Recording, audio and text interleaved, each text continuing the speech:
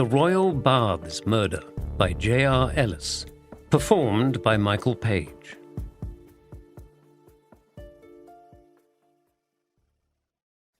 Prologue.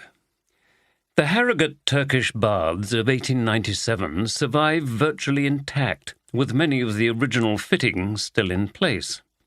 They have recently been refurbished. The baths have a Moorish design with Islamic arches and screens. The walls are of vibrant multicoloured glazed brick. The arabesque-painted ceilings, Italian mosaic floors, and polished hardwoods produce a period feel of luxurious colour and elegance. And so, ladies and gentlemen, we are delighted to welcome back to this year's festival the distinguished writer Damien Penrose. There was enthusiastic applause from the sellout audience in the White Swan Hotel. It was a pleasant summer evening in Harrogate, and the crime-writing festival was in full swing. Penrose, seated in an armchair on the stage that had been set up in the hotel's ballroom, accepted the applause with a haughty nod in the direction of the audience. He passed a hand through his hair, ruffling his long and greying locks. He was dressed in a corduroy jacket and wore a cravat. Penrose had had a long career as a successful best-selling crime writer and was rumoured to be worth several £1,000,000. He had also gained notoriety due to his tempestuous private life and his frequent barbed comments about other writers. The latter had led him to being dubbed Poison Pen, a title in which he revelled. Good writing was always assisted by bad behaviour, which created publicity and boosted sales. The title of the event was The Perfect Crime, Writing a Best-Selling Crime Novel, chaired by Ben Poole, a writer, journalist and presenter who was prominent on the circuit of local literary festivals. After Ben had interviewed Penrose, the session would be open to questions from the audience. "So," began Ben, "if I can ask you first of all, where's your starting place when you're writing a crime story?" Penrose relaxed back into his chair with an air of arrogant nonchalance. "Inspiration comes in many forms to the mind gifted with imagination. I can see something while I'm driving or walking down the street, or read about some trivial event in a newspaper, and suddenly a plot unfolds before me. It's quite an extraordinary process. And then it's a question of crafting those ideas into novel form."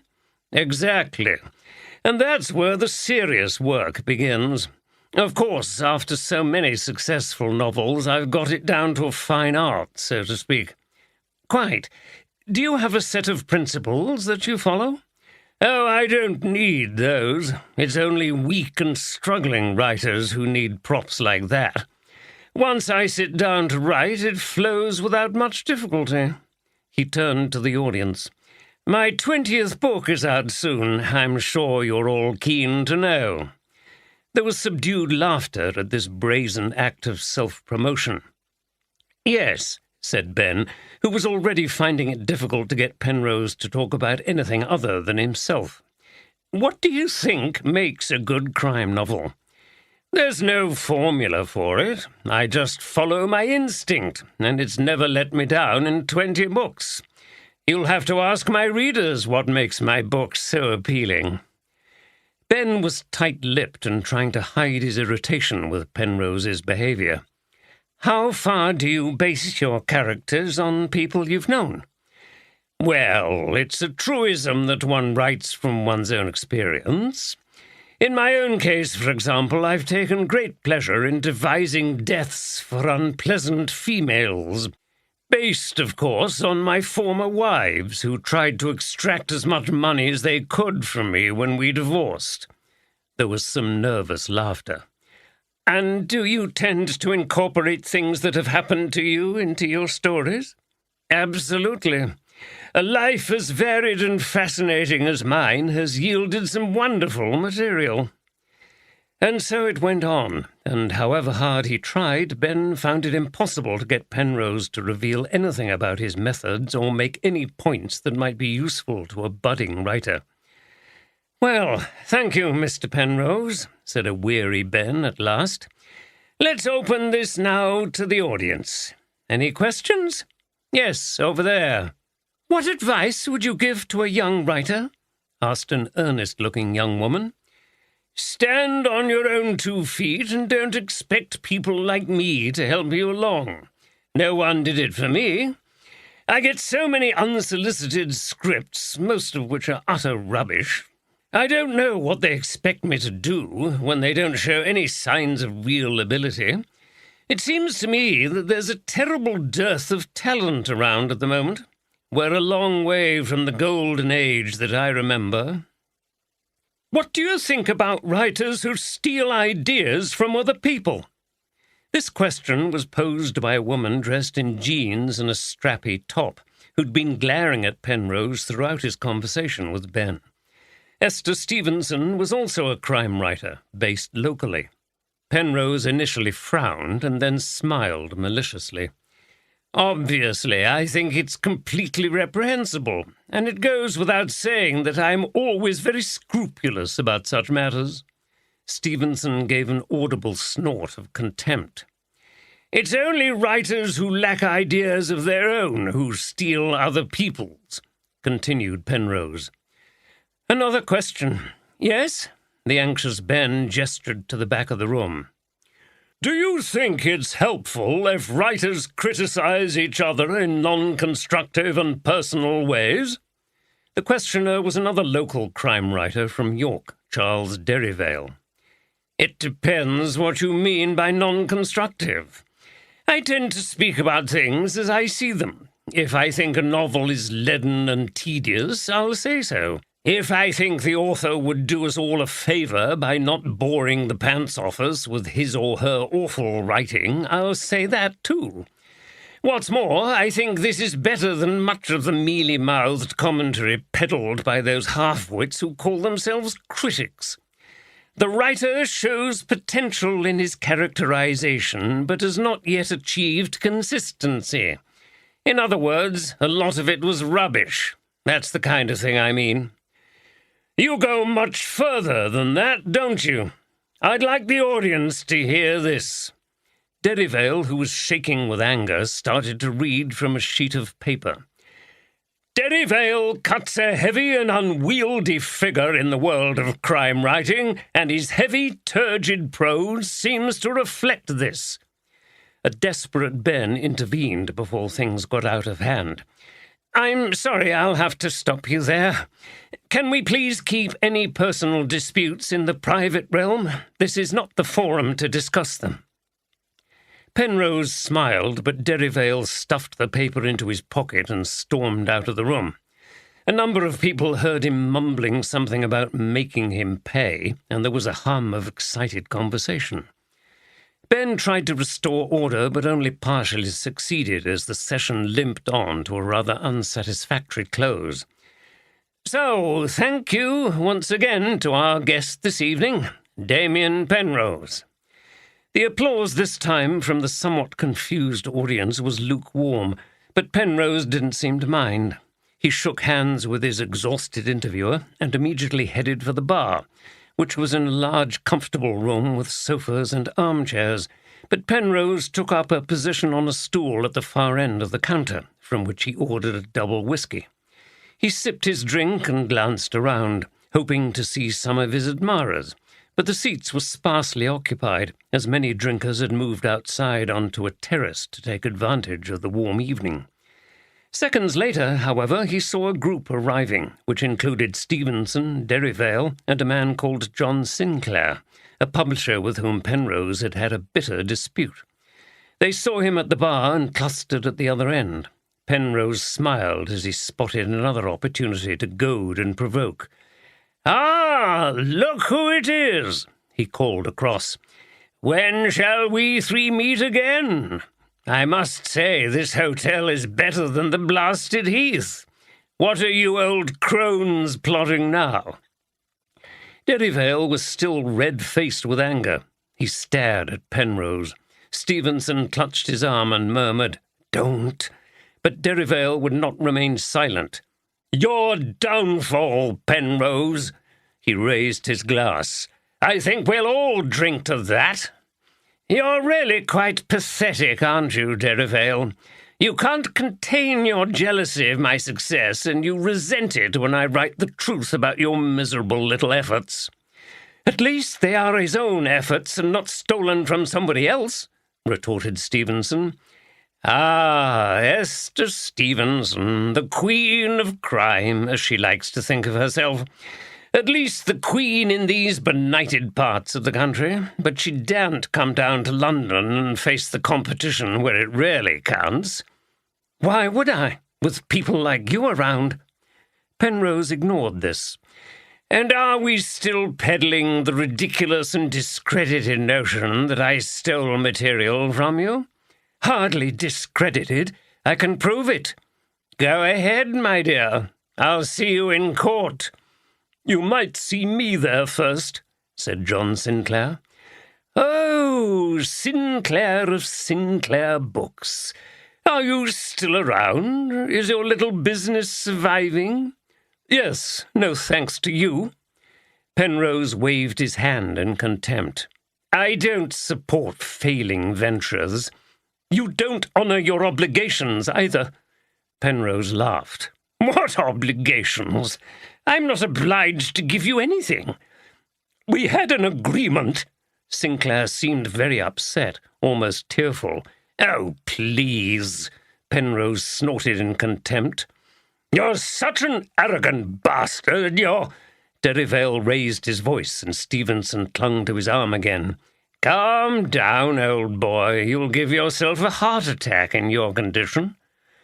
For a moment it looked as if Derivale was going to throw his glass at Penrose, but instead he gulped the rest of the contents down and stomped out of the bar, followed by his companions. Penrose chuckled to himself and ordered another whisky. A harassed-looking woman came into the bar and frowned when she saw Penrose. It was Patricia Hughes, the festival organizer. Damien, can I have a word? Oh, dear, it's Patricia. What have I done now? Let's sit over there, shall we? She indicated a table in the corner of the room that would offer some privacy. Very well. They sat in armchairs opposite each other. Can I get you a drink? Asked Penrose while he sipped his second whisky. No, thank you. Patricia leaned forward. Damien, I specifically asked you to focus on writing in that session with Ben, but he tells me that you got into a nasty slanging match with Esther Stevenson and Charles Derivale. Good Lord, I feel as if I'm in the headmistress's office. Ben Poole's telling lies, miss. I don't think so, Damien, and it doesn't help if you don't take it seriously.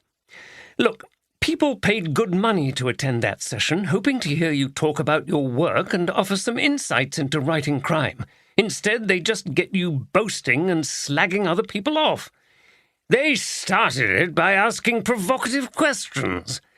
Oh, we really are in the playground now, aren't we? They started it.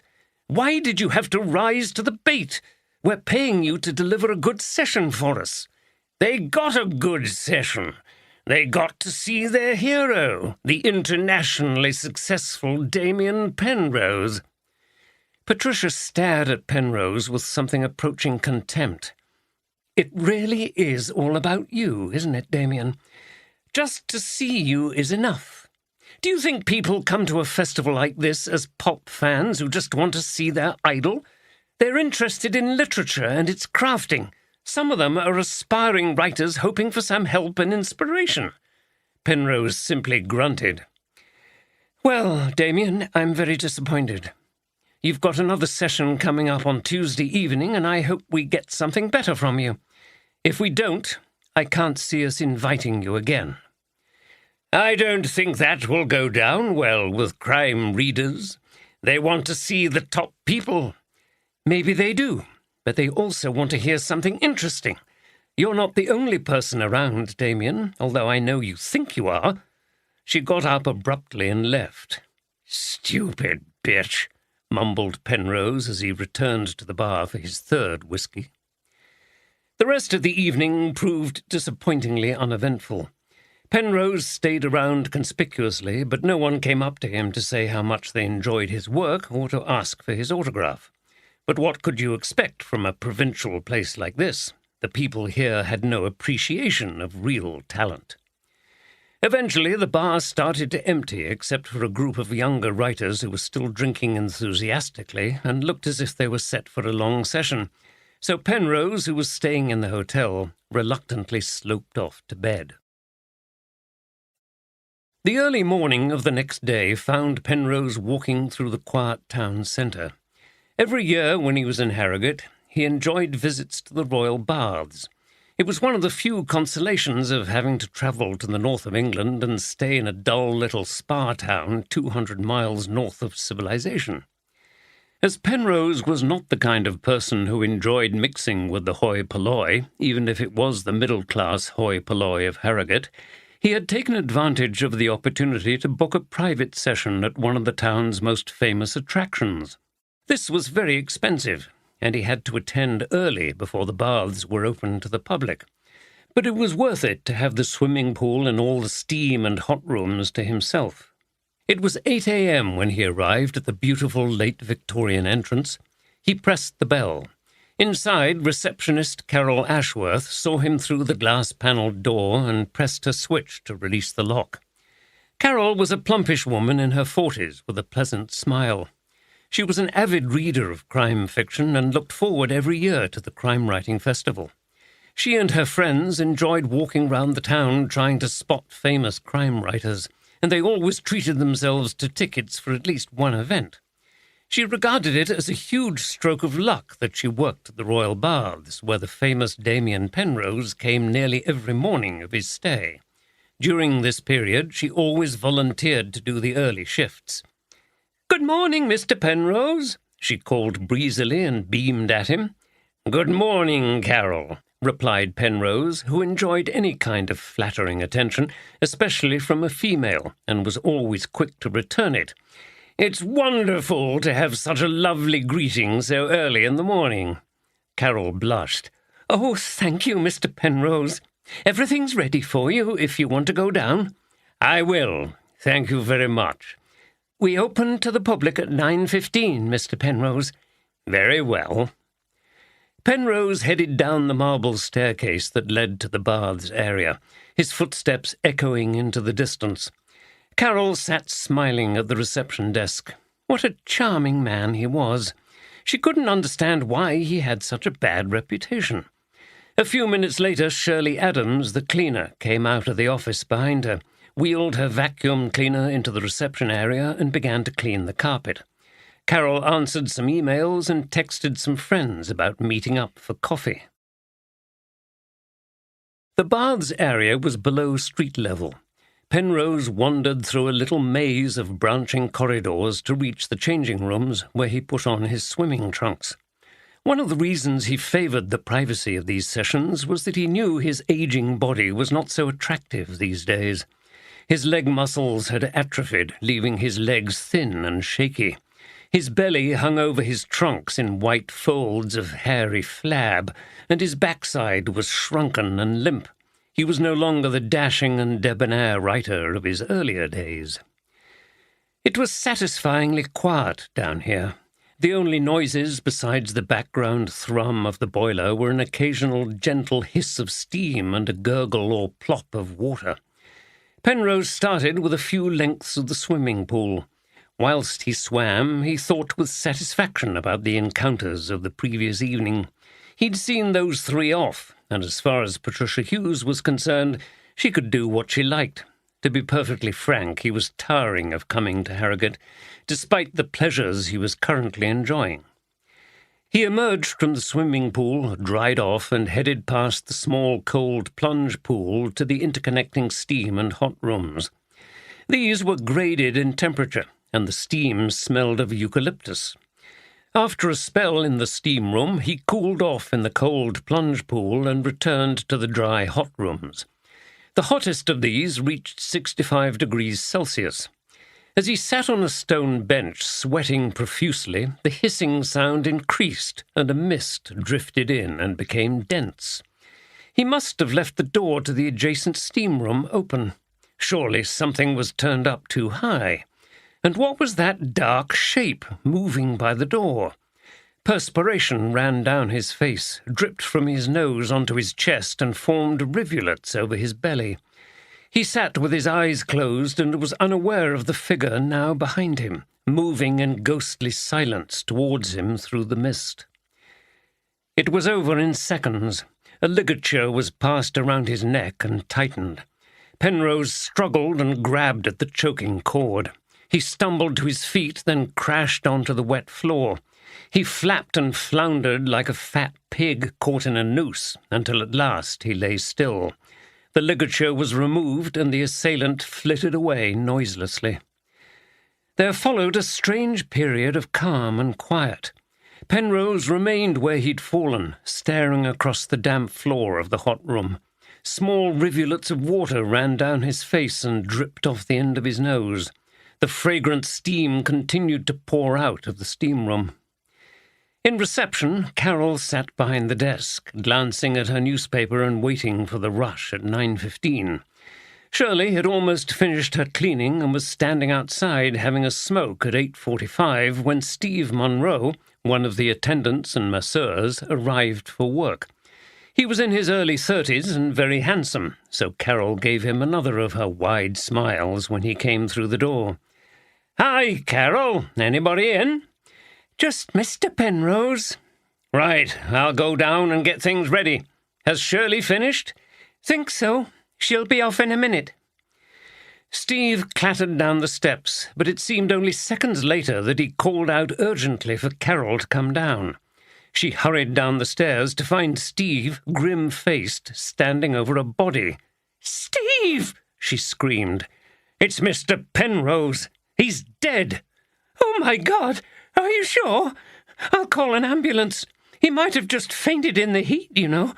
I've always said they have the heat turned up too high down here, and there's steam everywhere." "No, he's definitely dead. I tried to find his pulse. But, Carol..." Steve looked at the receptionist, puzzled and shocked. "He's been murdered. Strangled. Look, there's a horrible red line round his neck." "I'll call the police." "Did you let anyone else in?" "No, no one's been in except you and Mr. Penrose." "Has anyone come back up from here?" "No." "Then I don't know what's going on. I've looked absolutely everywhere, and the emergency exit hasn't been touched. There's no one else down here." 1. Harrogate is the queerest place with the strangest people in it, leading the oddest lives of dancing, newspaper reading, and dining. Charles Dickens, 1858.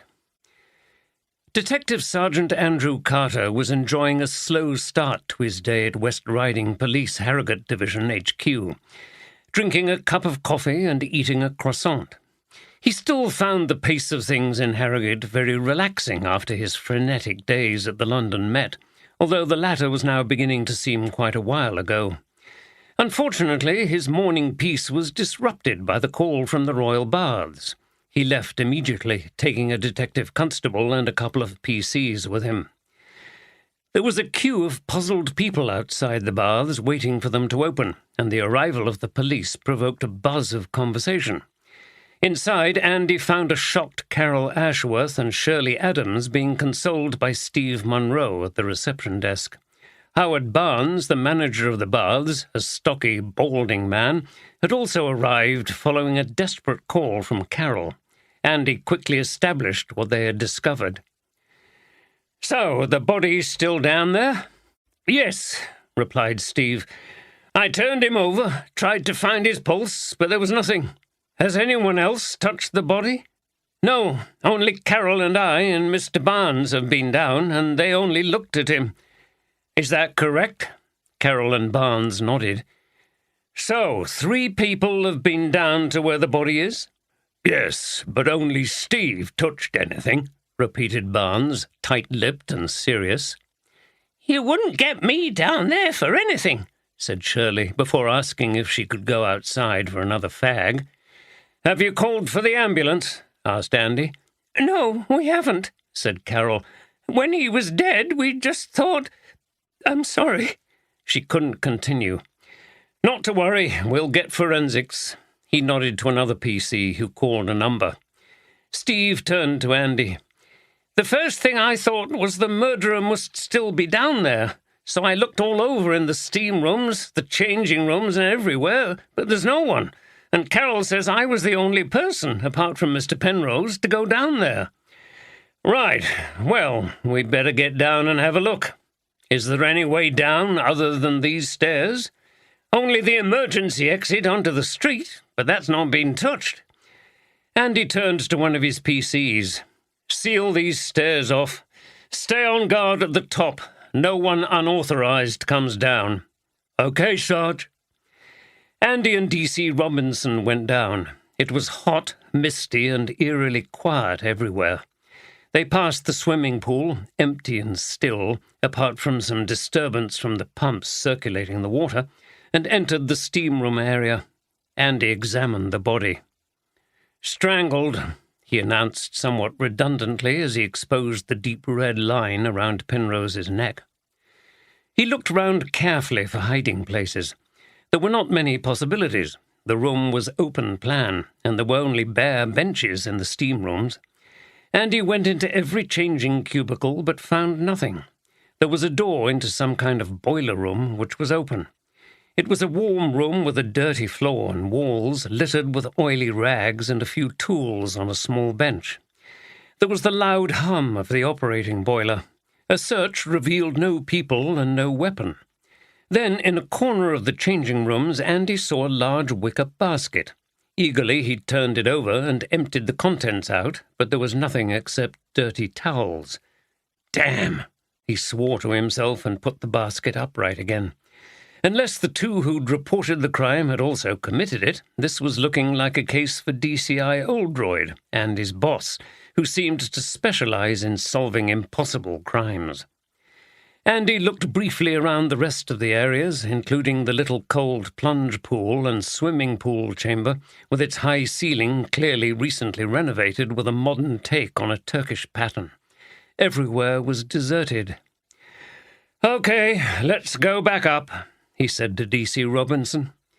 When he got back to reception, he called his boss. At 9:45 a.m., DCI Jim Oldroyd was standing in his underpants in front of the bathroom mirror and brushing his teeth when the call came from Andy Carter. It wasn't exactly an early start, but he tended to keep his own hours these days. He put in so much time on cases late at night that he indulged in the occasional lie-in without any feelings of guilt. "Yes?" "Andy Carter, sir. I'm at the Royal Baths. There's been a murder." "Good Lord, is nowhere sacred? That's supposed to be a place of calm and tranquility." "Not today, sir. There's a big bloke dead on the floor in one of those hot room things. Strangled, I think. It's bloody hot down there and stinks of menthol or something. Do people get high when they're down there?" "No, it's to clear the sinuses, you big ignoramus," joked Oldroyd, and Andy laughed. "Anyway, I've got them to turn everything off. He's got a great big red mark round his neck where the ligature was, and no rope here or anything, so it couldn't be self-inflicted. The Socos are here taking pictures, and Mr. Groves is on his way." Tim Groves was a forensic pathologist who had worked with Oldroyd for many years. "Good work, Andy," Oldroyd said. "I'll be there as soon as I can." "Okay, sir, but I might as well tell you it's not going to be straightforward, or I wouldn't have called you." "Things are never straightforward when you're working with me. You know that by now." "I do, sir." "So what's the problem?" "Well, he's definitely been murdered, but no sign of the murderer. He was down there by himself. He'd booked a private session. Damien Penrose, a crime writer, apparently." "There's irony for you." "Yes, the receptionist let him in. Then later on a bloke who works here went down and found the body. But they both say there was no one else in the building apart from the cleaner, who was upstairs near reception, and we can't find anybody. So unless the people who found the body are the murderers, it's another of those disappearing acts." "I see. Well, tell me more when I get there." Getting there was no more than a pleasant walk from his flat across the Stray, past Betty's tea rooms and down Parliament Street to the Royal Baths. He arrived to find that Andy had everything under control and accompanied the DC down to see the crime scene.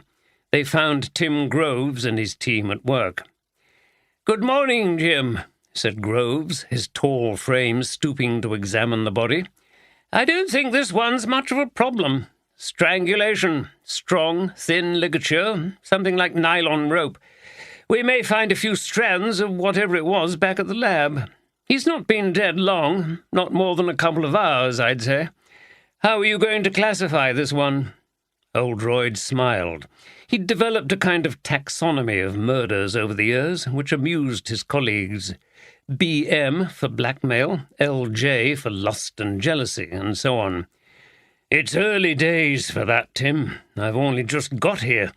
But I know he was a controversial figure in the world of crime writing.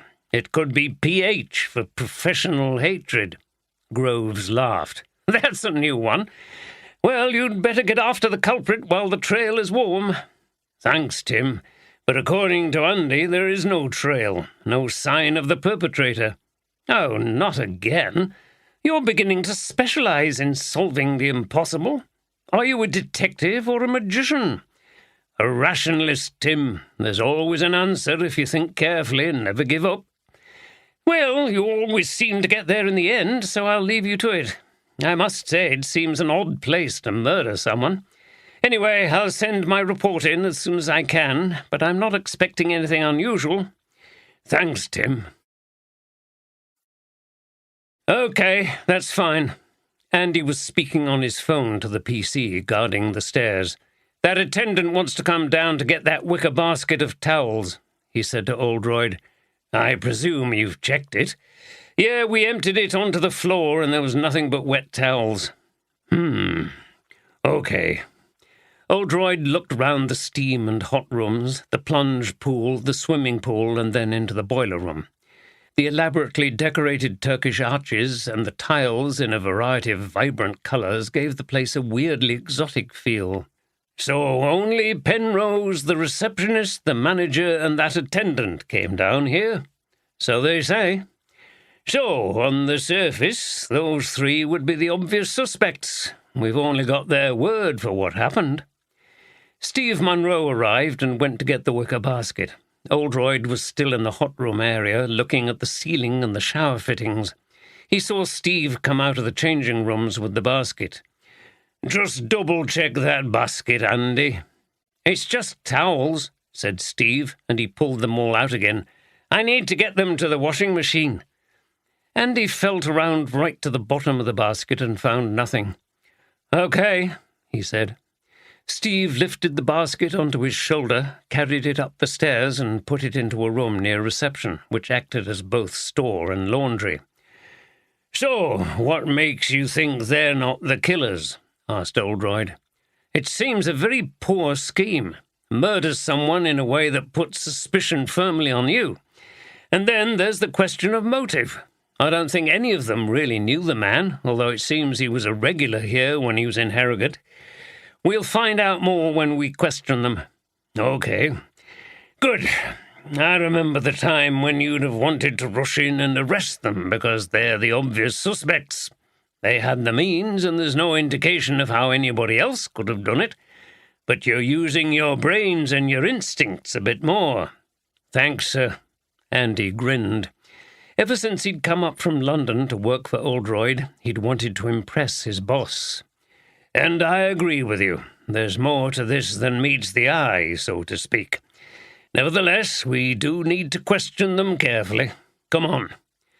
Back upstairs, Howard Barnes ushered the two detectives into his office. "Of course, I understand we have to close the baths for the foreseeable future." "That's right, I'm afraid, until we've done all the necessary tests and searches. Can you send the receptionist in? Carol, is it? And then the cleaner."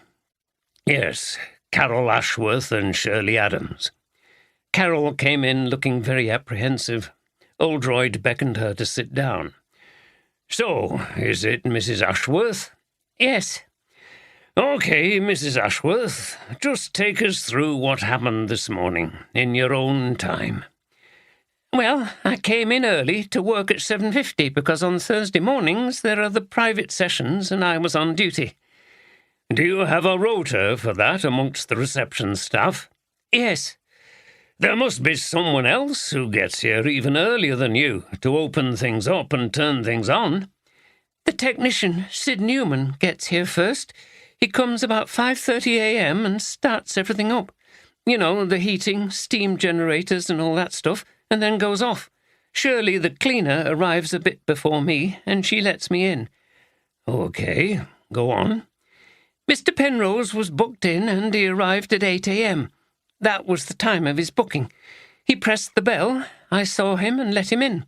We said good morning, and then he went straight down. So there's security on the door? Yes, when there's only one of us here. We only let people in who are authorized. I recognized Mr. Penrose. Did you notice anything unusual about him? Was he anxious or preoccupied or anything? No, he just seemed his normal, cheerful self. So he went down, and what happened then? Nothing. At least nothing strange. I sat here.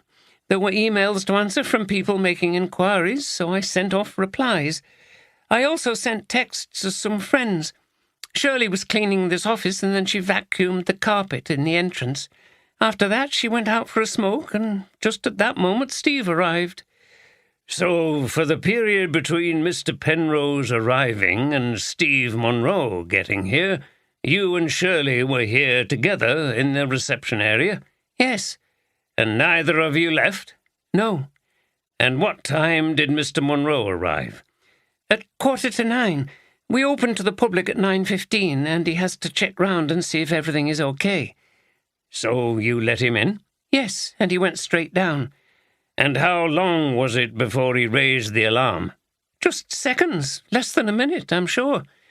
So he wouldn't have had time to kill the victim? Carol looked shocked. Steve? No, he wouldn't do anything like that. But he definitely wouldn't have had time anyway. Okay, and then you went down and he was there with the body? Yes. She winced. It was horrible seeing Mr. Penrose like that. Andy noticed a box of tissues on the desk and passed one to her. She dabbed her eyes. Thank you. You came back up here and phoned the police? Yes, I did. Oldroyd paused to let her recover. I take it you knew Mr. Penrose because he came here regularly? Yes, and I've read a lot of his books. They're very good, so it was nice to meet him, if you see what I mean. You didn't know him in any other context? No. Thank you, that's all for now. An officer will take a written statement from you. Then I think you should go home. I'm sure your manager will let you. Yes. When you go out, please ask Shirley Adams to come in here. Shirley was shaking and looked as if she already needed her next cigarette. Please try to be calm, said Oldroyd with a smile. We just want to know what happened this morning, so tell us everything you did. She looked anxiously from one detective to the other. Well, I got here at 7. I always do. I've got a key to let myself in at the side door, and I did all my jobs. Where's the side door? It's just over there in the room with the washing machine and stuff. It leads to a side street. That door's only for staff, and it's kept locked. There's a key at reception, but me and Sid Newman have our own, so we can get in early. I see. You can't get down to the baths from there? No, you have to pass reception. Okay, go on. I let Carol in at the front door, 10 to 8. She was here early because there was a private session. And you clean this office? Yes, and the staff toilets and the carpets by the door and up the stairs to the meeting rooms and in those. You don't go down to the baths? No, that's Steve's area. He does the cleaning down there.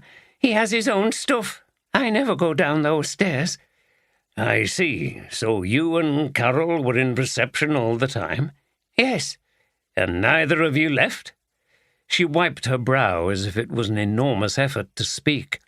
No, I heard someone ring the bell. It must have been about 8. Carol hadn't been here long.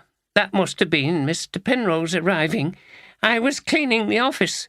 I vacuumed the carpets, and the next thing was Steve arriving. I'd just about done, and I was having a smoke outside. Then about a minute later there was a scream, and Carol came running back up the steps saying someone was dead. I couldn't do anything. I can't be doing with dead bodies and stuff. My sister's a nurse. She says I'm squeamish around blood.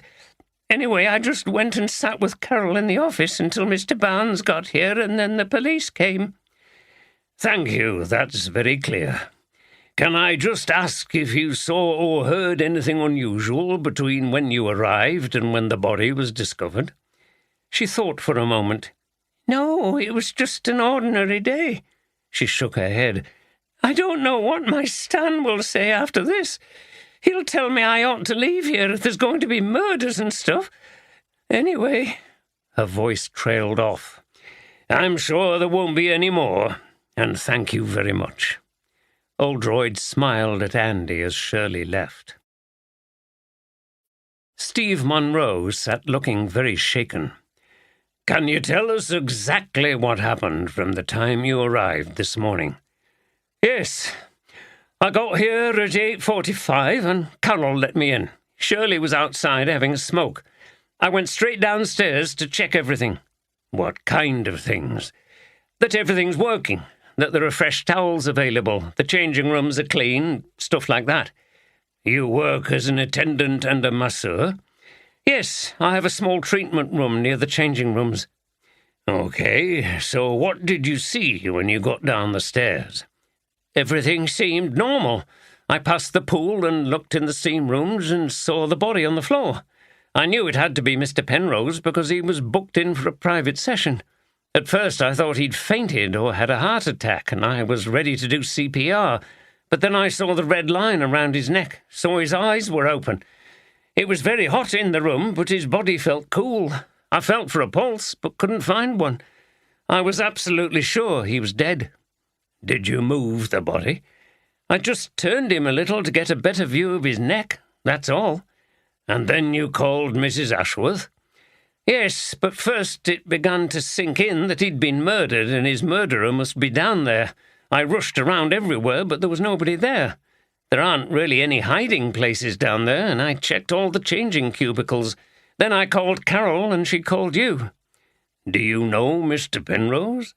No, except that I have seen him here before. He comes every year at festival time. Okay, thank you. It all seemed very plausible, thought Oldroyd, but could this man who found the body have had time to kill Penrose?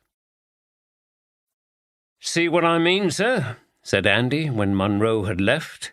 I do. It's a good 'un, isn't it? Murderer disappeared, but no way out. First, we must establish that what these three are telling us is true.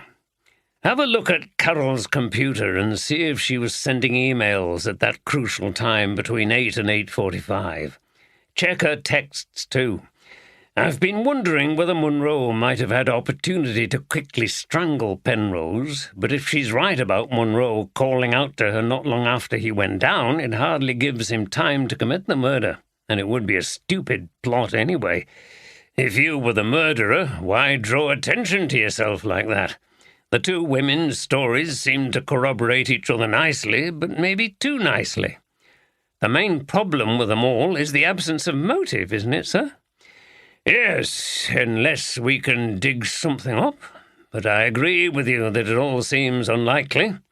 A crime writer murdered by 3 people, a receptionist, a cleaner, and an attendant, who all happened to work together at the baths.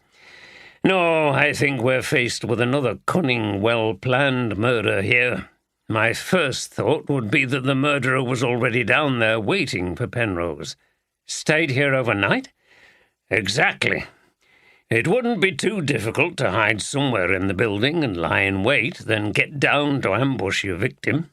The difficult thing to explain is how they escaped, given they were down there, and the only way out is past the receptionist's desk. We need to talk to that technician person she mentioned.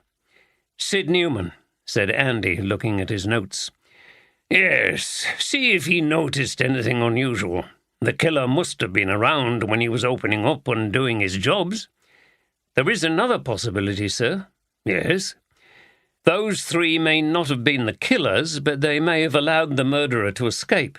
We've only their word that there was no one else down there and no one left the building by the front door. True, but I notice there is CCTV, so we should be able to check that. Also, double-check the emergency exit hasn't been tampered with. Yes, sir. There was a knock on the door. Howard Barnes, the manager, came tentatively into the room. Can I help at all, Chief Inspector?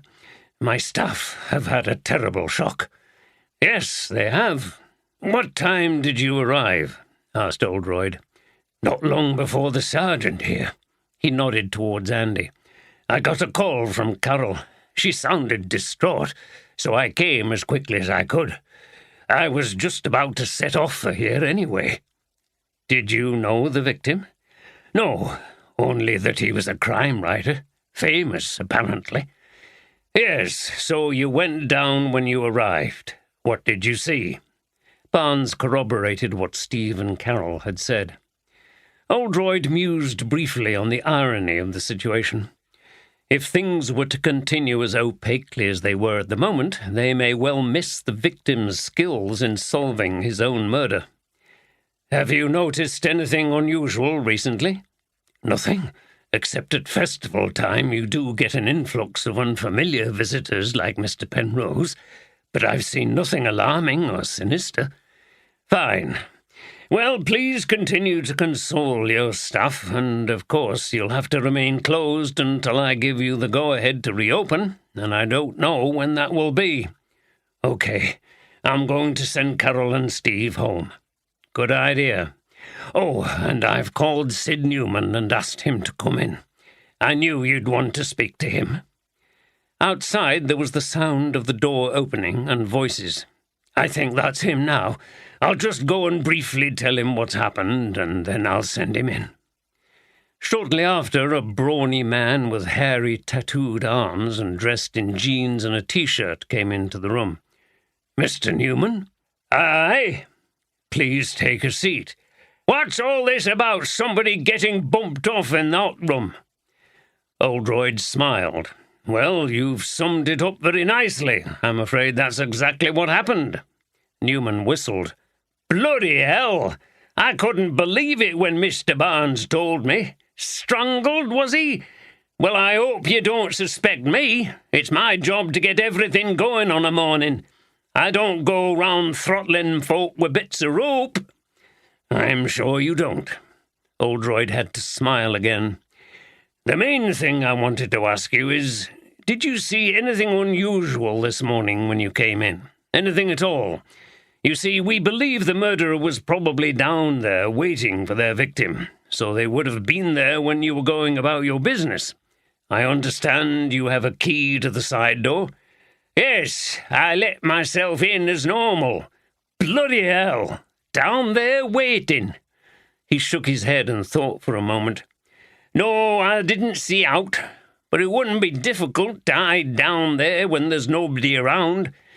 I don't look in all to changing cubicles, don't have time. I get to boiler and to steam generators going, and then sweep round a bit in there, and that's me done.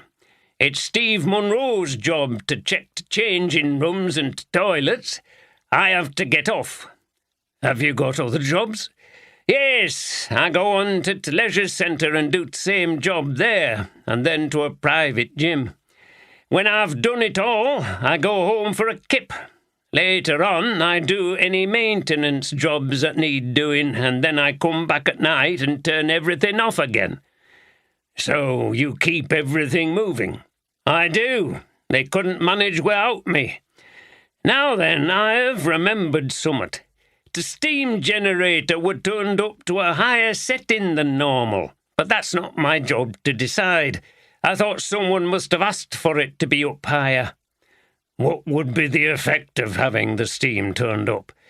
It'd create more steam, of course, and the place'd be so full of it you'd hardly be able to tell where you were, and... Shit! That's what the bloody murderer wanted, wasn't it? So that they wouldn't be seen. They must have turned it up. There's no lock on the door to boiler room. I think you've got it. You'll have to come and work for us. Aye. Right, Mr. Newman, that's all for now. Newman nodded and walked out.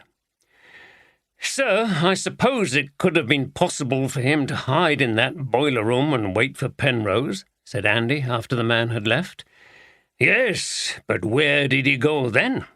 You have to pass reception even to go out through that side door. You didn't find him in that boiler room.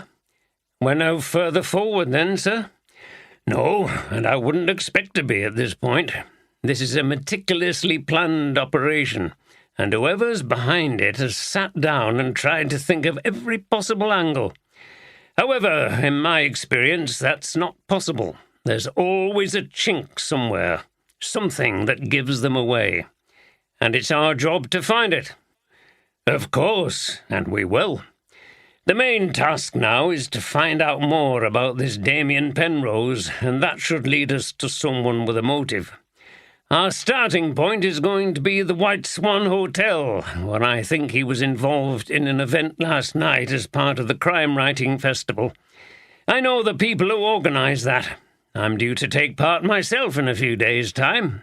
They'll be very upset. As the detectives were about to depart, Carol Ashworth came back in, looking excited. Chief Inspector, I've remembered something. I don't know whether it's important, but I knew what's happened reminded me of something. Yes, said Oldroyd. You know I told you that I read a lot of crime stories? Well, I read one recently, and someone was murdered in a Turkish baths like this, and he was strangled, just like Mr. Penrose. Her expression changed as she remembered the horror of the day. I see, said Oldroyd. And who wrote this book? It was Mr. Derryvale. He comes to the festival too. At the White Swan, preparations were underway for the day's events at the crime writing festival. There was to be a publishers' forum at 11 a.m., and then Abby Derham would be reading extracts from her new book in the bar over lunch. A panel of 4 writers was to discuss Scandi Noir in the afternoon, chaired by a prominent news broadcaster. In the evening, there would be a creative writing workshop. Patricia Hughes normally worked in the Harrogate Festival office in the town centre, but during the crime writing festival she operated from a temporary office at the White Swan near the hotel lobby. She sat at her desk and sighed. There was a demanding day ahead of her, and she was still furious about the previous night's debacle with Damien Penrose. Penrose was a big draw, and she didn't really want to lose him from future festivals. However, the line had to be drawn somewhere when it came to behaviour like that, so did she have to call it a day with him? Glancing at the programme, she saw that Penrose was actually due to do a book signing at 10:30 a.m. in the outside marquee. It was quite a relief to remember that her deputy, Amanda Rigby, was handling this event, so she could keep away from Penrose for the time being. As if on cue, however, Amanda came into the office looking worried. "Morning, Amanda. Anything wrong?" "I hope not. It's just that we've got Damien Penrose scheduled to do his book signing, and he seems to have disappeared." "What?" "Well, you know he's staying here?" "Yes." "I've been to the hotel reception and asked if I could speak to him on the phone to remind him. You know what he's like sometimes." "I do." "They called his room, but no answer, so I thought he must still be having breakfast. So I went to the dining room and they told me he hadn't been down, and that's very unusual for him." "Doesn't he sometimes go for early morning sessions at the baths?" "Yes, but he always comes back for his breakfast, and I've looked everywhere. I'm sure he's not in the hotel." Patricia shook her head. What more trouble would that man cause her? He'd probably forgotten about the book signing and gone to York for the day or something. He really was beyond the pale. "OK, well, maybe he's been delayed at the baths or something. She was interrupted by the sudden appearance of the hotel manager, Barry Evans, looking very pale and agitated. "Sorry to interrupt, Pat, but Damien Penrose..." He appeared to be struggling for words. "What about him? He's got a book signing at 10:30. The police have just rung. Penrose has been found dead at the Royal Baths." "What? They're on their way over here now." "But what happened? Apparently he was murdered. They wouldn't give any details." "No!" exclaimed Amanda.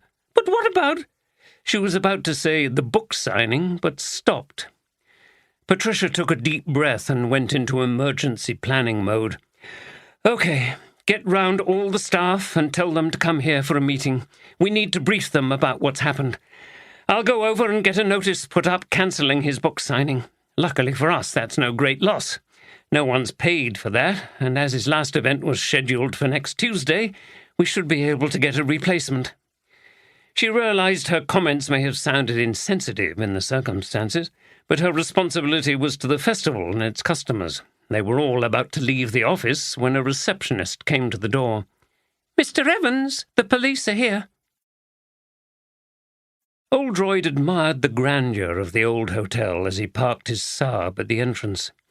It was one of several majestic hotels that had survived from the golden era of Harrogate's history as a spa and tourist destination, though some were now apartments. In front of the imposing building were extensive lawns, on one of which a large white marquee had been erected. In the entrance hall, people were wandering around, presumably waiting for the next event. There were a number of hushed conversations taking place, and Oldroyd wondered if rumour was already sweeping through the crime-writing festival venue that a real murder had taken place, and, irony of ironies, of a crime writer. Oldroyd and Andy went to reception, where Barry Evans came to take them into his office. The detective sat facing Evans, who took a seat behind his desk. "So, just to reiterate," began Oldroyd, "one of your guests, Damien Penrose, has been found dead at the Royal Baths, and not of natural causes. Consequently, this is a murder inquiry. We will need to speak to everyone who had contact with him." "I see," replied a still stunned Evans. "By all means, use this office to talk to people." "Thank you very much, sir, and we'll start with you, if that's okay." "Well, yes, by all means," said Evans. "What can you tell us about Mr. Penrose?" "Well, Evans was clearly struggling, having been suddenly plunged into this serious situation. "He's stayed here for a number of years now when the crime-writing festival is on. It's obviously very convenient for him, as we are also the venue for most of the events." "Quite. What was your impression of him? Were there ever any problems?" Evans shuffled uneasily. "Not particularly. He always paid his bills and stuff like that. But I can't say I found him a pleasant person. When he had dinner, he sometimes complained about the food or the choice of wines. He gave me the impression that he thought everything here was vastly inferior to what he was used to in hotels and restaurants in London." Oldroyd frowned at this, and Andy smiled, knowing how his boss reacted to any criticism of Yorkshire. "Did he treat the staff well?" "As far as I'm aware, no one complained about him, though I did see him flirting with waitresses and female bar staff at times." "Have you noticed anything unusual about his stay this year?" "In what way?" "Did he seem different in any way, worried or anything like that?" "No." "Did he have any visitors?" "I don't think so. He spent time with the festival people, of course, but other than that he seemed to be alone. He went on walks round Harrogate by himself, I think. I was not aware that he had any friends in the town, and nobody came with him from London, unless they stayed somewhere else." Oldroyd was beginning to form a picture of the victim. Penrose had not been a very pleasant person, but that was not unusual in well-planned murders of this kind. The number of suspects was likely to increase the further the investigation progressed. Evans continued. "Apparently there was an incident last night here in the bar." "Oh?" "I only know what a member of the bar staff told me. Penrose got into an argument with some other writers and people who'd been attending an event where he was being interviewed. Pat Hughes, the festival organizer, was here. She'll be able to tell you more about it." Patricia Hughes looked under stress, and no wonder, thought Oldroyd. This was all going to be very disruptive for her and the festival. "How's the festival going this year?" he asked, to try to calm her a little. "Very well until last night, and now this." "What happened last night?" Patricia sighed and looked exasperated. "That bloody man, Penrose? Yes, he was always causing me problems, but this time he was completely out of order." She laughed bitterly. "And he's still making life difficult for me now, isn't he?" "So tell me what happened." "He was doing a session with Ben Poole. He was being interviewed about his work. Then there were supposed to be questions from the audience. Trouble with Damien was that he wasn't interested in anything or anybody but himself. The idea was for him to talk about how he works and hopefully provide some helpful hints for new writers, but poor Ben Poole couldn't get him to say anything useful. It was basically, if you've got talent like me, you'll be successful, otherwise forget it." "I see." "But that wasn't the worst.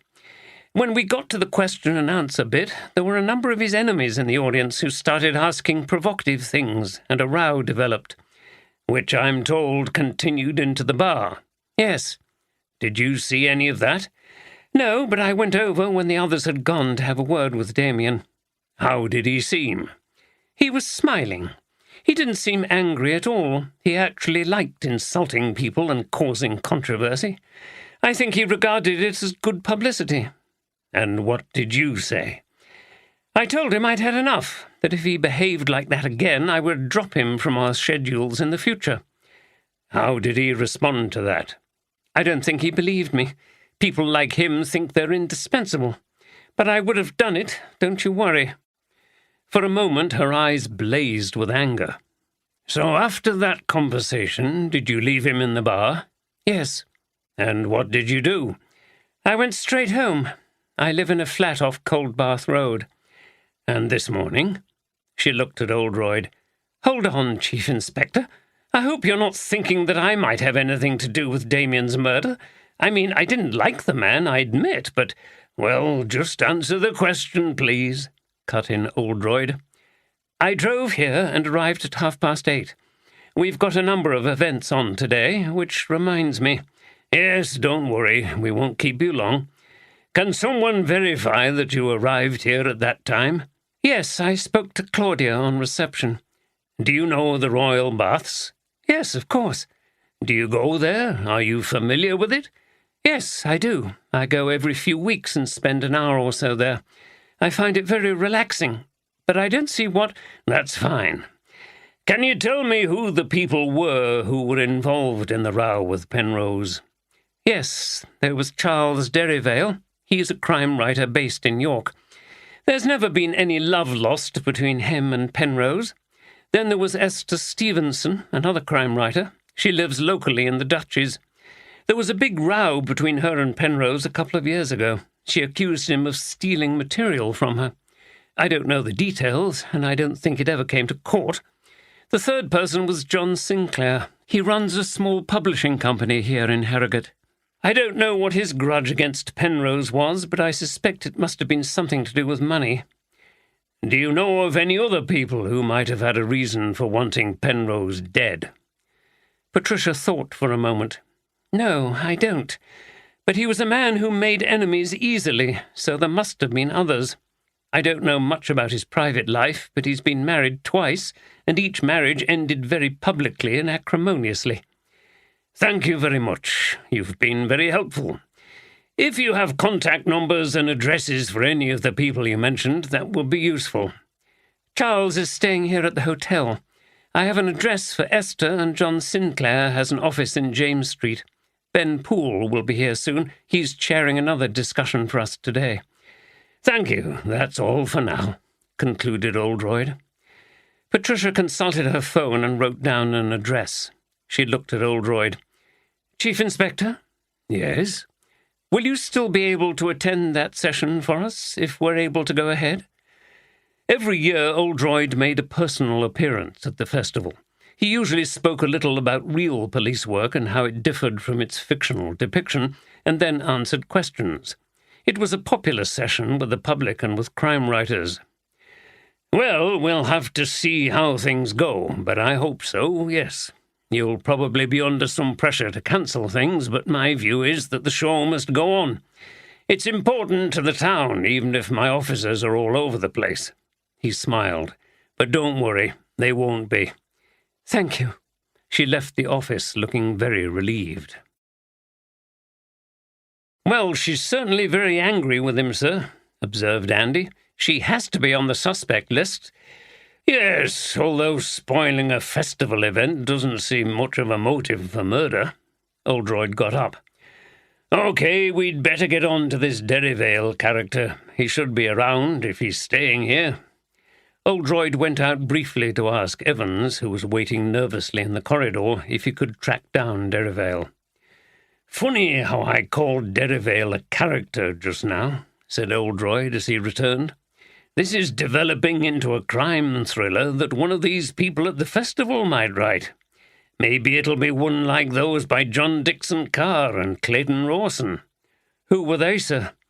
Oh, crime writers from the golden age of the impossible crime or the locked room mystery. Crimes that seemed to have no explanation. Some of them used to compete with each other back in the mid-20th century to see who could devise the most ingenious mystery. We've worked on some cases like that ourselves, sir. We have indeed, and this is shaping up to be another. Don't you think it's a bit creepy that the victim is a crime writer and he's been murdered during a crime-writing festival? It makes me think that whoever's behind it is making a point. Look, I can create a real mystery plot, and you won't be able to solve it. And what about the murder being like something from one of Derryvale's books? I don't know, sir, but you've taught me to be rational and keep plugging away until you get rational answers, which are always there if you look hard enough. Yes, Oldroyd smiled. I need to take my own advice. Evans knocked on the door and came in. Apparently Mr. Derryvale is still in his room, Chief Inspector. He never appears very early in the day. He says you're welcome to go up and talk to him. Oldroyd raised his eyebrows and glanced at Andy. Very well. If that's the way he wants to do it, we'll pay him a visit. The two detectives left the office and climbed up the wide carpeted staircase to the first floor, where Derryvale had a comfortable suite overlooking the front lawns. Andy knocked on the door. "Come in," proclaimed a confident voice. Inside, Derryvale was revealed, reclining on a large bed in a long striped dressing gown. He was wearing his reading glasses, and a book was propped on his ample belly. There was a cup of tea on a bedside table. He waved a hand languidly towards two chairs. "Please sit down." Oldroyd and Andy obliged. Derryvale closed the book. To his surprise, following the conversation he'd just had with Andy, Oldroyd saw it was a classic locked-room mystery by John Dixon Carr. "Well, a visit from the police to one's hotel room. Very intriguing. How can I help you?" "Have you been informed about what's happened to Mr. Penrose?" asked Oldroyd. "Well, the chappie just said that there's been an incident over at the baths and Penrose was involved. He was murdered." Derryvale whipped off his glasses. "Good God! You're not serious. Well, the old bugger's got his comeuppance in the end." He couldn't prevent himself from smiling. "I take it you and he were not close, sir?"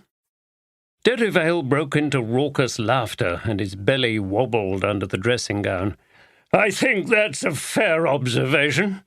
The fact is, we hated each other's guts. It was a race to see who could finish the other off first. It appears I won." Andy sat up in his chair, but Oldroyd shook his head. He knew the man wasn't serious. "Well, that confession makes our job easy, sir. If you'd like to come with us." Derryvale smiled. "And so ends the case. That plot would be about as interesting as the storyline in one of Penrose's books, wouldn't it? All style over substance. The lowest common denominator of the populist blockbuster." "So I take it you're not really confessing," said Oldroyd, intent on moving things forward. "Good Lord, no! I write about murder, Chief Inspector, but committing one is a different matter. Look at the state of me. I'd have a hard time pursuing my victim." "You have the kind of mind that could develop a scheme, though, haven't you? And I'm sure you could have persuaded other people to carry it out, given that Mr. Penrose wasn't exactly popular. Creating a real murder instead of a fictional one, with my arch-enemy as the victim? Wonderful!" Derryvale was in raptures over the prospect. "I could write about all this. It would be some kind of metafiction, as I think they call it." "Well, maybe you already have written about it. I understand that in one of your books a character is murdered in a Turkish baths." "Ah, yes, the incident at the Turkish baths. One of my best-selling crime mysteries. Maybe you used it as a template for the real thing?" Derryvale exploded into laughter again. "Chief Inspector, that's wonderful! Maybe you should try your hand at detective fiction. You have a vivid imagination. But I'm sure you've considered the obvious point. Why should I draw attention to myself like that if I was the murderer?" He rubbed his hands together. "Oh, but this is so exciting. I never thought I would be a suspect." "So maybe someone was trying to incriminate you? Can you think of anyone who might want to do that?" Derryvale laughed again. "No one at all, Chief Inspector, except maybe Penrose, and he's gone before me. I'm a harmless old buffer. Most people have a soft spot for me." Oldroyd turned to the events of the previous night. "You were seen in the bar here last night in the company of a number of other people, engaged in an acrimonious row with Mr. Penrose." "Correct. Can you tell me what happened and why there was so much animosity between yourself and Mr. Penrose?" Derryvale went quiet and serious for the first time since Oldroyd and Andy had entered his room, and his lip curled. "How long have you got, Chief Inspector? Look, before I continue, would you like a drink? I'm going to order coffee." The detectives accepted the offer, and Derryvale rang room service. "Penrose was a nasty piece of work," he said after hanging up the phone. "Make no mistake about it. He believed himself to be a far superior writer to anyone else, and he enjoyed insulting other writers, belittling and humiliating them. There was a definite streak of sadism in him. He could also be very unscrupulous. This never happened to me, but talk to people like Esther Stevenson and they'll tell you he stole material from them." "We will. Did anyone ever threaten him with legal action?" "These things can be difficult to prove. His insults were always carefully worded to be susceptible to different interpretations. Also, he's very wealthy and can afford the top lawyers." "So you tried to attack him through disrupting events he was involved in?" "Yes, a group of us. That's me and Esther and John Sinclair, who was let down by Penrose in some kind of business deal.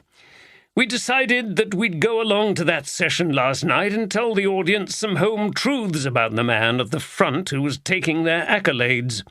If we can't get at him legally, we can at least damage his reputation." "And it got rather heated?" There was a knock on the door, and a waitress brought in a tray containing a coffee pot and 3 cups, which she placed on a table between Oldroyd and Andy. "Thank you very much, my dear," Derryvale said. The room service waitress left the room. "Would one of you like to be mother?" Oldroyd glanced at Andy, who got up, poured out the coffee, and handed round the cups. "Thank you," said Derryvale, who took a sip of coffee and then continued. "Yes, it did get rather heated. I'm afraid I find it difficult to contain myself when I encounter that man. He has a devilish, insidious way of getting under your skin. Was there anything in particular that annoyed you? He writes reviews that not only condemn the writing, but also contain subtle personal insults. He wrote about me being a heavy and unwieldy figure in the world of crime writing, which is clearly a reference to my size, and then he compared this to my heavy, turgid prose. Of course he gets away with it because you can't prove it's a personal insult, even if you had the money to take him or his publishers to court. They would argue that he was referring to my work as a whole, that my books are heavy, and figure refers to my presence as a writer, that it's nothing to do with my appearance, and so on. So this disagreement continued into the bar. It did, and I must admit that by the end I was apoplectic. I could have smashed him over the head with a bottle. Oldroyd drank his coffee as he listened to these incriminating remarks. What did you do when you left the bar? Came straight up here and went to bed. I was so angry I couldn't sleep for a long time, which is why I've lain in this morning. Can anyone verify that you've remained in this room since last night? I don't suppose so. I've made a few calls, but I could have been up at the baths finishing that bastard off. His eyes gleamed with relish at the prospect. Do you visit the baths? Yes, like Penrose, I go there to relax occasionally when I'm in Harrogate. But I steer clear when the festival is on. I've no desire to bump into him there. So you haven't been there recently? No. And you're based in York? Yes, I have a nice apartment overlooking the river. There's only me, Chief Inspector. Always lived a bachelor life. I'm married to my work, as they say. I don't think anyone would have me anyway. You never moved to London when you were younger then, like most writers do? Absolutely not. I may not sound like a true Yorkshireman. My parents were very middle-class York people, and in those days you were encouraged not to sound too broad, so they sent me to an obnoxious little private school in the south. But I've been campaigning for years to get more publishers up here in the north. At last, Oldroyd found something in the man that he could respond to positively. Okay, well, thank you for now, Mr. Derryvale. I'm sure you don't need me to tell you that you are a suspect with a clear motive for the crime, so we need you to stick around here for the time being. Derryvale smiled. Do you know, it's quite exciting being a suspect. I've written about such things so many times, and now I'm going to find out what it's really like. My writing's going to improve as a result. You're actually doing me a favour. By the way, said Oldroyd as he and Andy got up to leave, I notice you're reading John Dickson Carr? Oh, yes, Chief Inspector. Derryvale beamed. I just love the ingenuity of those plots, even though they strain credulity at times, and the atmosphere of the 1930s. I've read them all at least once, but I keep coming back. It's so delicious to enter that world again. Have you ever tried your hand at writing one like his? Oh, I don't know, Chief Inspector. I'm not sure they work in a modern setting, but who knows? I might have a go sometime. Oldroyd and Andy left the author on the bed in exactly the same position in which they'd found him. What do you make of him, then, sir? Laughed Andy as they were on their way back to reception. He's what you'd call a colourful character, I suppose. Very entertaining, but in my experience there's often a great deal of affectation with many people in the artists, actors and writers communities. They like to play the role of the eccentric with the outrageous personality. Darling! Oldroyd flung out his arms and struck a pose. You just have to ignore it and stay focused on the questioning. Andy smiled to himself. His boss was quite capable of indulging in dramatic gestures himself, as he'd witnessed on several occasions. Do you think he was involved? Quite possibly. He clearly couldn't have done the murder himself, but we've seen several times, haven't we, that carefully planned and executed murders like this involve more than one person. Yes, he would enjoy planning it from the comfort of his bed, laughed Andy. What do you make of this similarity between his book and the murder, sir? Not much at the moment. It's all a bit thin. Much more likely to be a coincidence. When they arrived at the desk, there was a man waiting for them. He had longish black hair and was wearing jeans and a leather jacket. He addressed the detectives rather nervously.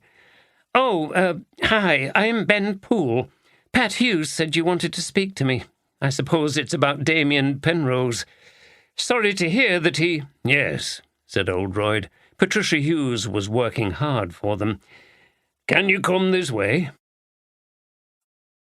After the detectives had left his room, Derivale reached for his phone. "Ah, Esther, have you heard?" "Yes, delightful, isn't it? The police have already been to see me. I interviewed them in my room." He burst into laughter. "Oh, yes, they'll be wanting to talk to you soon, and mind what you say to them. You know what the police are like. Well, of course you know what they're like. You write about them all the time." He guffawed again at his own joke. "Yes, let's meet up this evening to celebrate." "What do you mean that's bad taste? I haven't felt so pleased about anything in years, and don't tell me you don't feel the same. That obnoxious bastard." "Yes. Anyway, I'll see you tonight. Bye. Oh, and by the way, the police have spotted a similarity between one of my books and Penrose's death. I know, it's absolutely hilarious, isn't it?" "Oh, Esther. Well, I think it is. Bye again." He rested the phone on his belly, lay back on his pillow, and smiled. He found it impossible to think about Penrose's death in any way other than with pleasure. He began to sing to himself and eventually to contemplate that it might at last be time to emerge from his bed. Ben Poole sat stiff and upright on a chair in Barry Evans's office, looking as if he'd been called to the headmaster's study. "So I hear you had a difficult session with Damien Penrose last night," began Oldroyd. "Yes, Pat Hughes warned me about him, but I've chaired events with him before. He's always the same. He makes the whole thing about himself. Whatever I asked in the interview section, he simply brought it back to how good he was. It was supposed to be about him giving some insights into his craft in order to help aspiring writers. He didn't seem interested, just kept talking as if it's only all about natural talent. Either you've got it or you haven't, and of course he thinks he has." "You felt that was a bad attitude?" "Yes, it angers me when writers are so lacking in generosity to others. You can be sure they've been helped or given a break by someone at some time in their career, whatever they might say. All he wanted was to rubbish the opposition." "And then people started to throw contentious questions at him?" Ben shuddered a little at the memory. "They did. In a way, I can't blame them. He was so insufferably arrogant, but it got personal and I had to intervene. I tried to get the session back on course, but without much success. It just sort of fizzled out. I don't know what the audience thought, but I found it embarrassing." "So that wasn't your first encounter with him?" "No, I've encountered him several times." "But you didn't know him that well?" "No." "What did you do after that event?" "I left the hotel. I would normally go with the guest to the bar for a drink, but I didn't want to spend any more time with Penrose. I walked home. I stopped for a drink on the way back. I live out at Oatlands." "Okay, and what about this morning?" "I got up at 6, although I didn't sleep well after all that stress last night. I go to the gym early on Thursday mornings. Then I came here. I've got another event this morning, or I had. I don't know if it's going ahead." "Can anyone verify your movements?" "My wife, Geraldine. She's an artist and works from home. Also the people at the gym." "Have you had any dealings with Penrose, other than festival events?" Ben hesitated. "Not directly, but I do some work for John Sinclair. He has a publishing business. Penrose was involved with that, but it turned nasty." "What happened?" "I'm sure you'll be talking to John. He will explain. It was all about money. I think Penrose helped John to start up his business, but pulled out when it wasn't making as much money as he'd hoped." "I see. Did you ever hear John Sinclair threaten Penrose?" "John can be short-tempered. He's a passionate man, passionate about books. I've heard him say bad things about Penrose, but never that he would like to kill him or anything like that." "He was here last night, wasn't he?" "Yes, I understand he confronted Penrose in the bar along with a few others who'd been at the event." "He did, and it got unpleasant. Do you know the others? Esther Stevenson, Charles Derivale?" Yes, of course. They're local celebrities on the literary scene. Colourful characters as well. They also seem to have hated Penrose. Did you ever witness them threatening him? No, but Penrose was a very unpleasant character. I'm sure he had many enemies. Yes, I'm sure you're right, concluded Oldroyd thoughtfully. After Ben had left, the two detectives had their first case discussion. Barry Evans had arranged for coffee to be brought to the makeshift incident room, along with some tempting Danish pastries. Andy was tucking in while Oldroyd struggled hard to resist. "Well," began Oldroyd, sipping his coffee and trying not to look at the pastries, "it looks like we've got another puzzler on our hands. Plenty of people with motives, but no idea how the crime was committed. I remember promising you that life would be interesting here in Yorkshire when you first arrived, and I've not been wrong." Andy smiled and swallowed a mouthful of pastry. He vividly remembered his first day at West Riding Police, when Oldroyd had whipped him off to investigate an unusual case in the potholes of the Yorkshire Dales. Police work was very different here from what he'd known at the Met, but no less demanding. "Yes, sir. Well, they warned me that it would be challenging working for you, and they weren't wrong. No, I always seem to get the difficult ones, but it makes life interesting. Definitely, sir. I wouldn't have it any different." "Good man. So, what do you make of what we know so far?" Andy quickly downed the last piece of his pastry. "As far as the murder goes, someone got in and out of those baths. So are those people, the receptionist, the bloke who found the body, the cleaner, the maintenance chap, even the manager, lying? It could have been one of them or a group of them. Or they could be covering for someone else who came and left before they called us." "Yes, that seems the most likely scenario at the moment. The problem is that, although those people had the means and opportunity, they didn't have a motive. All the people with motives were far away from the baths, as far as we know." "We might find they had motives." "Absolutely. It's very early days. But at the moment, I can't see what a receptionist, a cleaner, and a masseur, and so on, would have had against Penrose that would make them want to kill him. The other problem is that we'd be talking about a conspiracy, and you know how suspicious I always am of those. At least some, if not all of them, would have to be working together, and that always complicates things." Oldroyd put his coffee cup down, broke off a small piece of pastry, and popped it into his mouth. "What do you think of the people we've seen here so far?"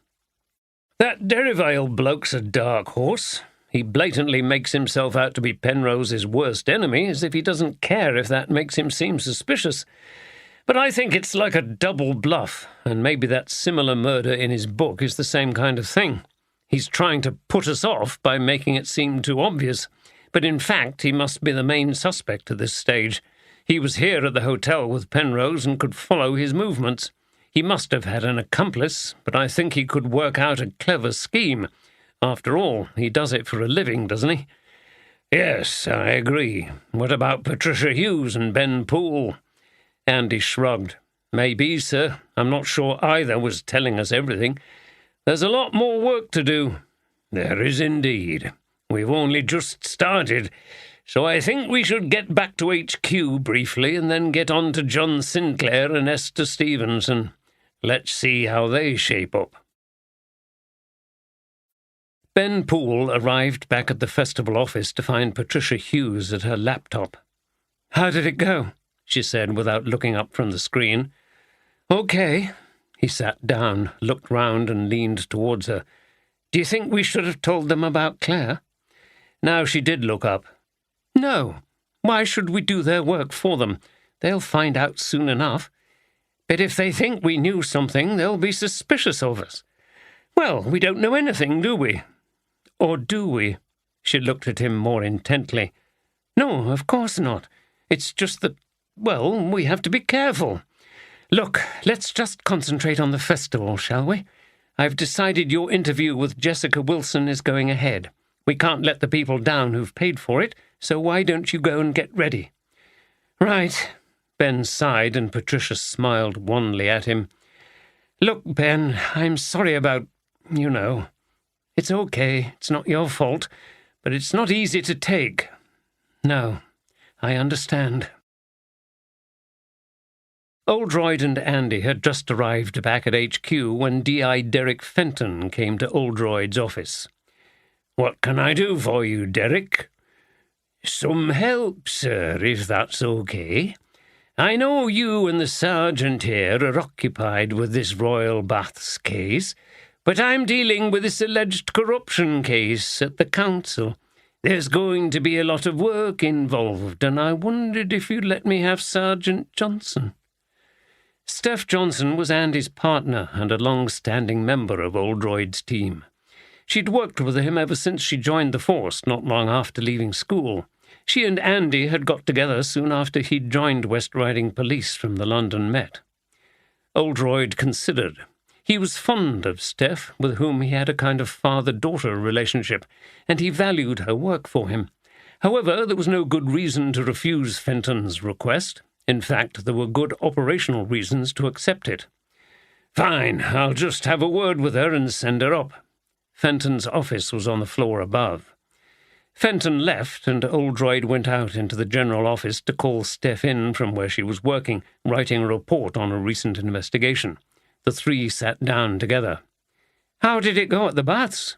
asked Steph. "Another puzzler," replied Andy. "A writer bloke with loads of enemies was strangled in a steam room, but apparently by nobody. The sort of case DCI Oldroyd and his team specialise in." He grinned at his boss. "At least it's never boring," Oldroyd replied. Steph's eyes brightened. She was looking forward to being involved in this. Oldroyd, however, delivered the unwelcome news. "Steph, Derek Fenton has just been in. He wants you on that council corruption case. I couldn't really refuse him. He needs support, and it would be greedy of me to keep both of you."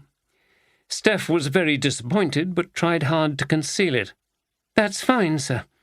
Shall I go up now?" "If you would." Steph left the office grim-faced. She had another reason for not wanting to work with Fenton. His behaviour towards her was unpleasant in a way that amounted to sexual harassment. He stood too close to her at the photocopier and often made comments about her appearance. When she'd tackled him about it, he'd turned hostile, pulled rank, and threatened to spread false rumours about her and Oldroyd. Since then, she'd tried to avoid him, but she knew he was still watching her, and it made her feel uncomfortable. When she arrived at Fenton's office, her heart sank further. Fenton was behind his desk, and lounging in nearby chairs were two male DCs who regularly worked with him, DC Hancock and DC Turnbull, or Cock and Bull, as they were widely known. They were notorious for their unreconstructed behaviour and had both been cautioned in the past for their smutty talk and sexist attitudes, but to no avail. They enjoyed Fenton's protection. Turnbull greeted Steph with a leering grin. "Oh, aren't we lucky, sir? The Chief Inspector's let us have his favourite sergeant to work with us." "Cut it out," said Steph firmly, attempting to nip things in the bud. "Sergeant," replied Fenton abruptly, "that's uncalled for. I expect everyone who works with me to be able to take a joke." Steph did not reply, and Turnbull smirked like a schoolboy who had got away with a prank. Her mood darkened still further as she contemplated the reality of working with these three. "Not to worry, sir. I expect Sarge is just a little nervous now she's away from the Chief Inspector and lover boy," said Hancock, who sat in a chair with his legs splayed apart, displaying his crotch towards Steph. At the insulting reference to Andy, Steph glared at Fenton. "OK, that's enough. Shut up, you dickhead," Fenton said to Hancock, but the two DCs just laughed. "Let's make a move," said Fenton. "The sergeant and I are going to do an interview on this corruption case. You two get on with writing the reports on that assault case at the Horse and Groom." "OK, sir. Enjoy yourself," said Turnbull with a revolting leer at Steph. The DCs left the office and Fenton turned to Steph with a nasty smile on his face. "At last," he declaimed dramatically. "Just the two of us. What I've been waiting for ever since you came here." Instinctively, Steph drew back and edged to the door. She didn't think he would try anything on now, but she was going to have to stay on the alert. Clearly, she was in for a difficult time. 2. There is the sulphur and stinking spore, not improperly termed for the smell being so very strong and offensive that I could not force my horse near the well. Celia Fiennes's visit to Harrogate, recorded in Journeys Through England on a Side Saddle in the time of William and Mary, 1685 to 1710. Unaware of Steph's ordeal, Oldroyd and Andy walked through Harrogate to James Street in order to find John Sinclair's office. James Street was a pleasant, arcaded thoroughfare lined with expensive shops. Between two of these shops, Andy found the number Patricia Hughes had given them. It was on a black door to which a square plate was fastened, announcing Sinclair Publications. Andy rang the bell. Immediately a buzzer sounded and the detectives entered. Steep steps rose in front of them. At the top, they knocked on a glass-panelled door. "Come in." Oldroyd opened the door to reveal a cramped office overlooking the street outside. Books covered tables and the floor in high and unsteady-looking piles. A young woman sat at a computer which was perched on a small table near a man sitting at a larger wooden desk. He was thin, with longish dark hair streaked with grey and a swarthy complexion. He looked towards the door over his reading glasses. "Yes, what can I do for you?" "Police," announced Oldroyd as he and Andy showed their IDs. "We're investigating the murder of Damien Penrose. I assume you're John Sinclair?" "What?" Sinclair was either genuinely shocked or a very good actor, thought Oldroyd. "But how? Where?" "He was strangled this morning at the Royal Baths." "Good God, yes, I am." He looked across to his assistant. "Amy, why don't you go for your lunch break now? I need to talk to these gentlemen in private." Without a word, the woman got up, slipped on a jacket, and left the office. Sinclair seemed too stunned to speak for a moment. Sit down." He pointed to two chairs at the side of his desk. The detective stepped gingerly between the piles of books to reach them. "Look," said Sinclair more directly, as if he'd decided what line he was going to take, "I'm sure you've got me down as a suspect. It was no secret that Damien and I had a bad relationship, and I expect you've already heard about last night. That arrogant man, he was absolutely intolerable, but I didn't kill him." Sounds from people walking in the street below drifted in through the open window. It was quite relaxing, but Oldroyd saw all around him the evidence of a struggling business. Hard graft went on in this room. "Can you tell us more about this bad relationship?" he began. Sinclair sighed and ran his fingers through his hair. "I've known Damien a long time. We were at school together down in Hertfordshire, a minor public school, bloody awful place. But we had a good time running a school mag when we were in the sixth form. We were always interested in books and writing. I enjoyed the organisation and printing. Damien was the writer, and that's just how things carried on. We lost touch for many years. It was all well before Facebook, but I watched the progress of his career as a crime writer with interest. I got into the publishing industry and worked for a number of companies in London. My family came from up here, and it was always my ambition to return to Yorkshire and establish my own business. I think it's wrong that the North has so few publishers." "I agree. Very laudable," said Oldroyd, pleased to hear this sentiment for the second time. He was keen to see northern writers being able to have their work published locally. "Anyway, around that time I bumped into Damien at the London Book Fair, and we re-established contact. It was all very pleasant for a while, reminiscing about the past." He shook his head. "I should have left it at that, but I told him about my plan to set up a business here. Damien didn't like the north of England. He thought it was the back of beyond, But when I explained that there might be money to be made publishing local writers, he became interested. Despite his image as the urbane literary type, he's always been very keen to make money. I think that was the main motivation for becoming a crime writer. He thought he could make money out of it, and I can't deny he was right about that. However, he said he would help me set up here in Harrogate.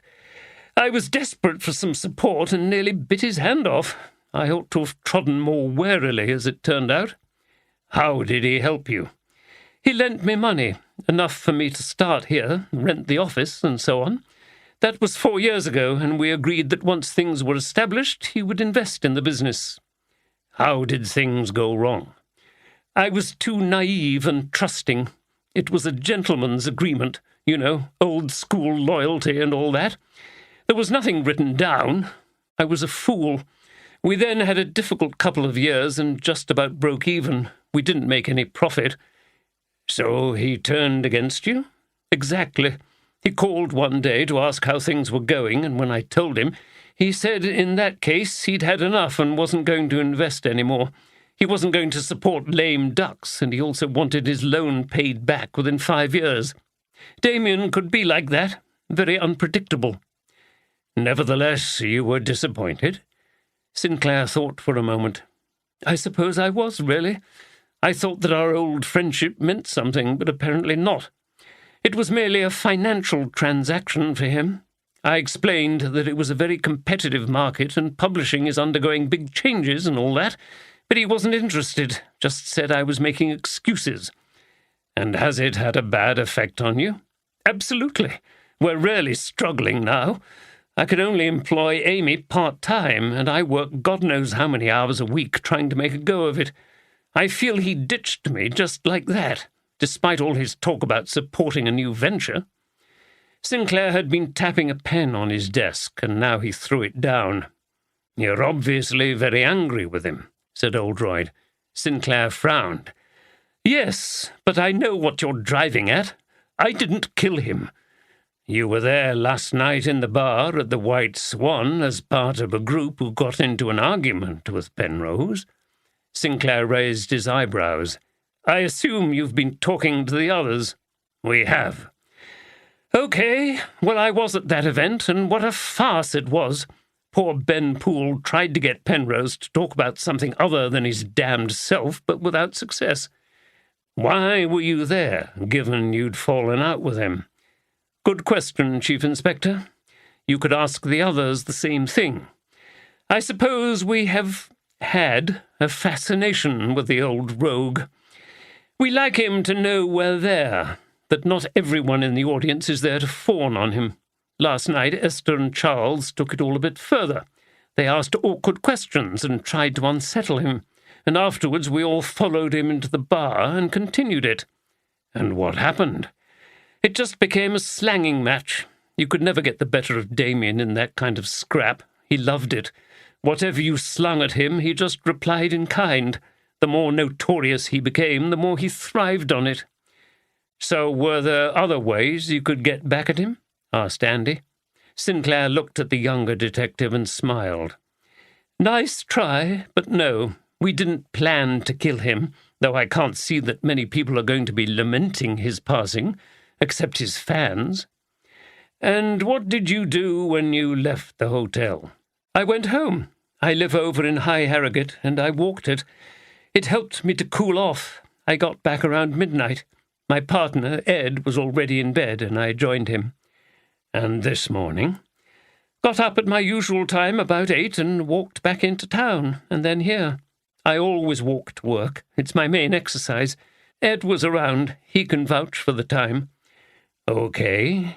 Do you go to the Royal Baths? Yes, occasionally. I think a lot of Harrogate people go now and again. They're such a feature of the town. Ed goes there quite regularly. So you're familiar with the layout and everything? Yes, but I'm afraid I didn't just pop in this morning on my way to work and bump him off. That would be too easy for you. We don't go in for easy cases, replied Oldroyd as he and Andy got up to leave.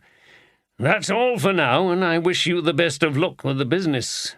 You're right, Yorkshire needs more publishing houses of its own. Thank you. Sinclair smiled and seemed genuinely grateful for Oldroyd's words of encouragement.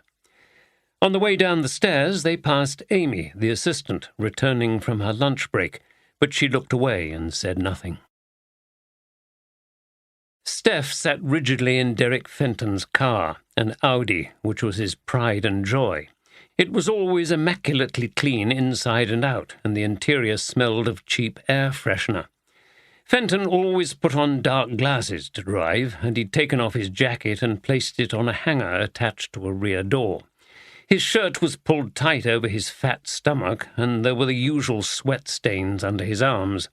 The strong smell of his aftershave, combined with the air freshener, made Steph feel sick. "Well, this is nice, isn't it?" He grinned at her in a knowing, lecherous way, which added to her nausea.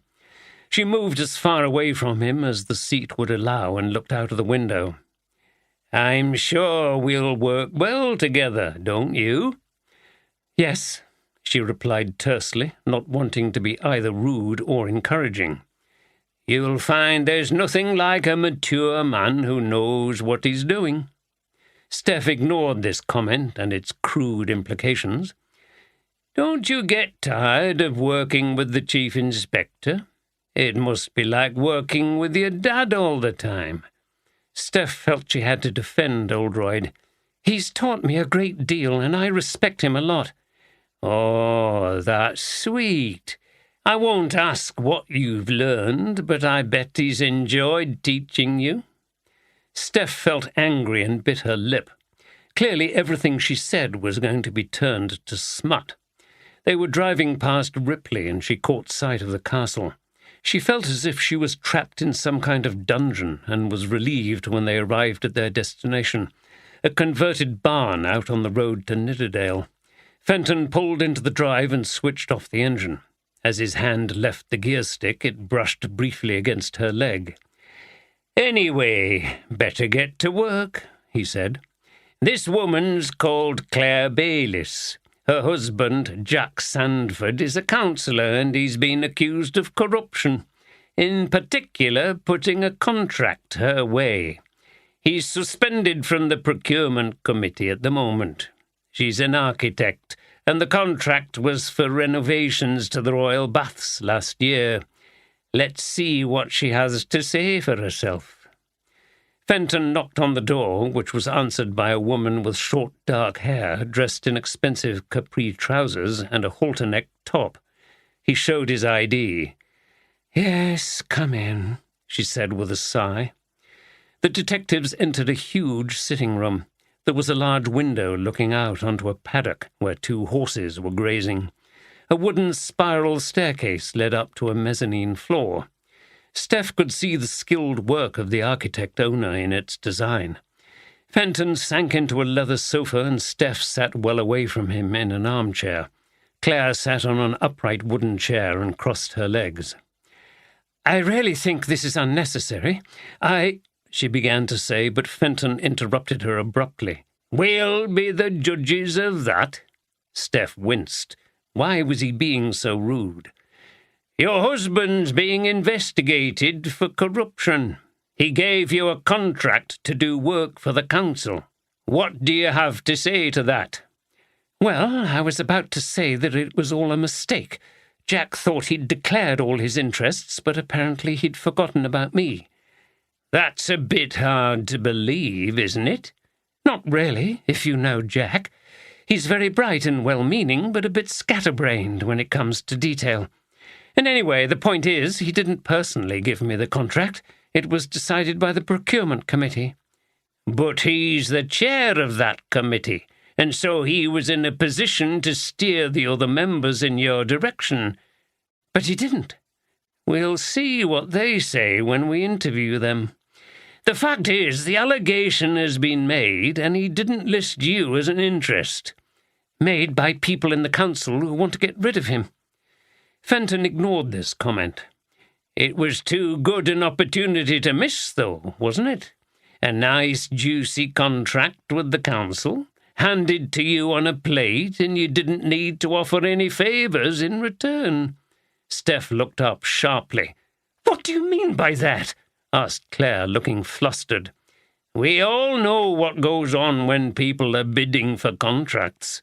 People like you use all the assets you have." He gave her one of his leering grins. Steph's cheeks went red with embarrassment, but she couldn't say anything. "Are you implying," said Claire. Fenton laughed, enjoying his dirty innuendo. "No, not me. I wouldn't imply anything. I'm just saying it was easy pickings, wasn't it?" "No." Claire looked angry and Steph sympathized. "I put in my bid and the committee decided it was the best. They know who I am and their discussions and decisions are all minuted. The only problem was Jack's oversight, which has been used maliciously by his enemies." Fenton continued with his cynical line of questioning, constantly verging on the sleazy and suggestive. He didn't appear to have much of an aim beyond making Claire uneasy. Steph felt angry and ashamed and wondered what he might have said to Claire had she not been with him. She sat silently in the car on the way back, considering how she could escape from working with Fenton. When they were out of the drive, he turned to her. "Well, you weren't much bloody good in there. You didn't say anything." "Did you want me to? I thought you were quite happy making the woman feel uncomfortable." He laughed. "That's the first rule in my book. Never mind putting them at their ease. Get control over them. Show them that you mean business." "Did you have to imply that she might sleep with people to get contracts?" "Ooh, who's got a dirty mind, then? Who says that's what I meant? Anyway, you're bloody naive if you think that kind of thing doesn't go on. And women are the worst." Steph said nothing. She didn't want to get into an argument with him. After a while, he said, "Maybe this'll get you talking." He opened the glove compartment with his left hand, took out an envelope and threw it at her. Startled, she looked at it on her lap. "Open it." She did, took out the contents, and gasped. There was a series of photographs showing a woman topless on a beach. It was her. For a moment she was bewildered, but then realized where they came from. It was several years ago, and she'd been in Mallorca with some rather rowdy friends. They'd all got drunk and then photographed each other with their bikini tops off and making lewd gestures. Someone had put them on Facebook, but that was a while ago. She thought they'd all been removed. How had he managed to get them? "Good, aren't they?" he said, and this time his smile was positively sinister. "Not pictures you'd want everyone to see, though, are they?" "Where did you get these?" "Never you mind." Then she remembered. Amelia, one of the friends, had sent her some prints of the images as a joke. She'd sent them to Steph at work with a note saying, "Dare you to hand these round the office. Quick promotion if you do." It was just like her. Steph had laughed, stuck them in a drawer in her desk, and, like an idiot, forgotten about them. The bastard must have been going through the drawers trying to find something he could use against her. He wouldn't have been able to believe his luck when he struck gold. She could kick herself for being lax about keeping those drawers locked. If only she'd remembered that this stuff was in there. "You've been going through my personal things." "Hey, be careful with your allegations. Anyway, it's a shame to keep such lovely pictures secret, don't you think? Or would you rather they weren't shown to your colleagues at work?" "Are you blackmailing me?" "Oh, that's such a nasty word." "Can you think of a better one?" He turned to her. "Whatever. Anyway, you should have thought about that when you were posing like a whore for those photographs. I don't think DCI Oldroyd would be impressed if these became public. Do you think you'd be taken seriously again by the powers above? And what about that Cockney boyfriend of yours? I don't think he'd want pictures of his girlfriend's tits being shown around HQ. It'll make you look like a real slapper." It took all Steph's self-control to stop herself from slapping him across the face. "But don't worry, there are ways we can stop that happening," Fenton continued. Steph said nothing. She didn't want to hear the revolting details. Nothing else was said until they arrived back at HQ. As he stopped the car, he put his hand on her leg. "Take your hand off me." No need to be so touchy. Think about what I've said. It would be a great pity if all those male officers suddenly saw you in a different light. Could you face them again once you knew they'd had a good look at your nipples in a photograph? Again she said nothing. She went straight inside, locked herself in a cubicle in the toilets, and sobbed. Esther Stevenson lived in a house in the Duchy estate, an area of handsome stone-built houses in various styles, many of which had elaborate and well-maintained gardens. Her house had pointed, tall gables and rooms on 3 stories, but was rather shabby in appearance, and the garden was somewhat overgrown at the front with leggy rhododendrons and rampant pink geraniums. Grass grew between the paving stones on the path. "Well, she's not a gardener," remarked Oldroyd as he knocked on the door. A dog barked in the hallway. "Too busy writing, I expect, sir." "Well, writing didn't stop Vita Sackville West creating one of the great gardens at Sissinghurst." "Absolutely, sir," said Andy facetiously. He'd worked with his boss long enough now to know that Oldroyd was fond of throwing in snippets of obscure information from his rather arcane interests in order to tease him. There was the sound of a muffled voice from within. "Just a minute, I'm on my way." The door was opened by Esther Stevenson, who was wearing purple dungarees. Sharp eyes behind round-rimmed glasses assessed the visitors. "Oh, you're the police. I can tell straight away. You'd better come in. Shut the door behind you. Be quiet, Toby." She turned and led them down a passageway where an Airedale terrier sniffed at them but decided they were okay. They went through a small conservatory and out into a similarly overgrown back garden where she'd been sitting and writing.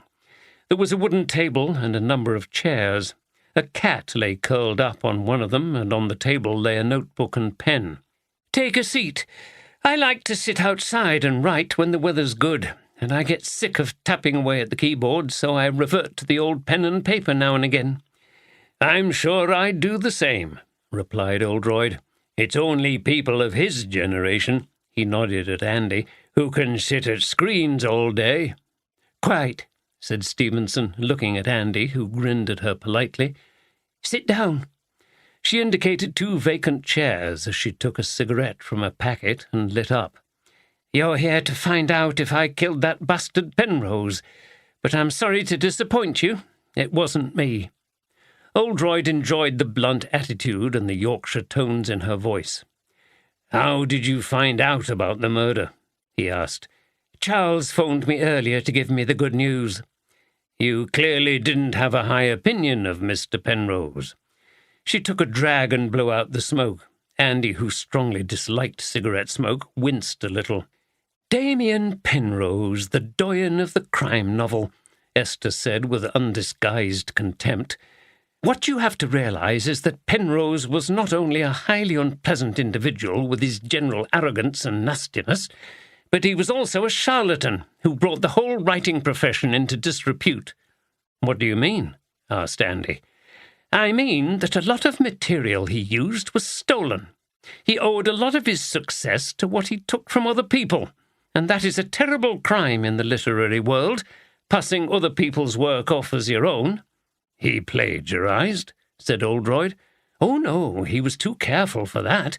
He never copied from stuff that was already in print. What he did was steal ideas." "How?" "When you attain a certain level of fame and popularity, as he did, you get a lot of aspiring writers sending in their writing, hoping that you will look at it." "I thought writers were too busy to do that. Isn't that what the agents are for?" "Yes, but Penrose was a devious bastard. He let it be known that his agent would pass on certain things for him to look at, and so lots of people sent things in the hope that they might get his help or his endorsement. He got his agent to do a kind of filter, and then he read some of the more promising efforts, not with any intention of helping anybody, but purely to see if there were any good ideas he might use himself. If there were, he would send a note back saying that the book wasn't very good, have another try, etc. The poor writer would probably abandon that project only to find that ideas from it popped up in Penrose's next novel. You say probably. What evidence do you have for any of this?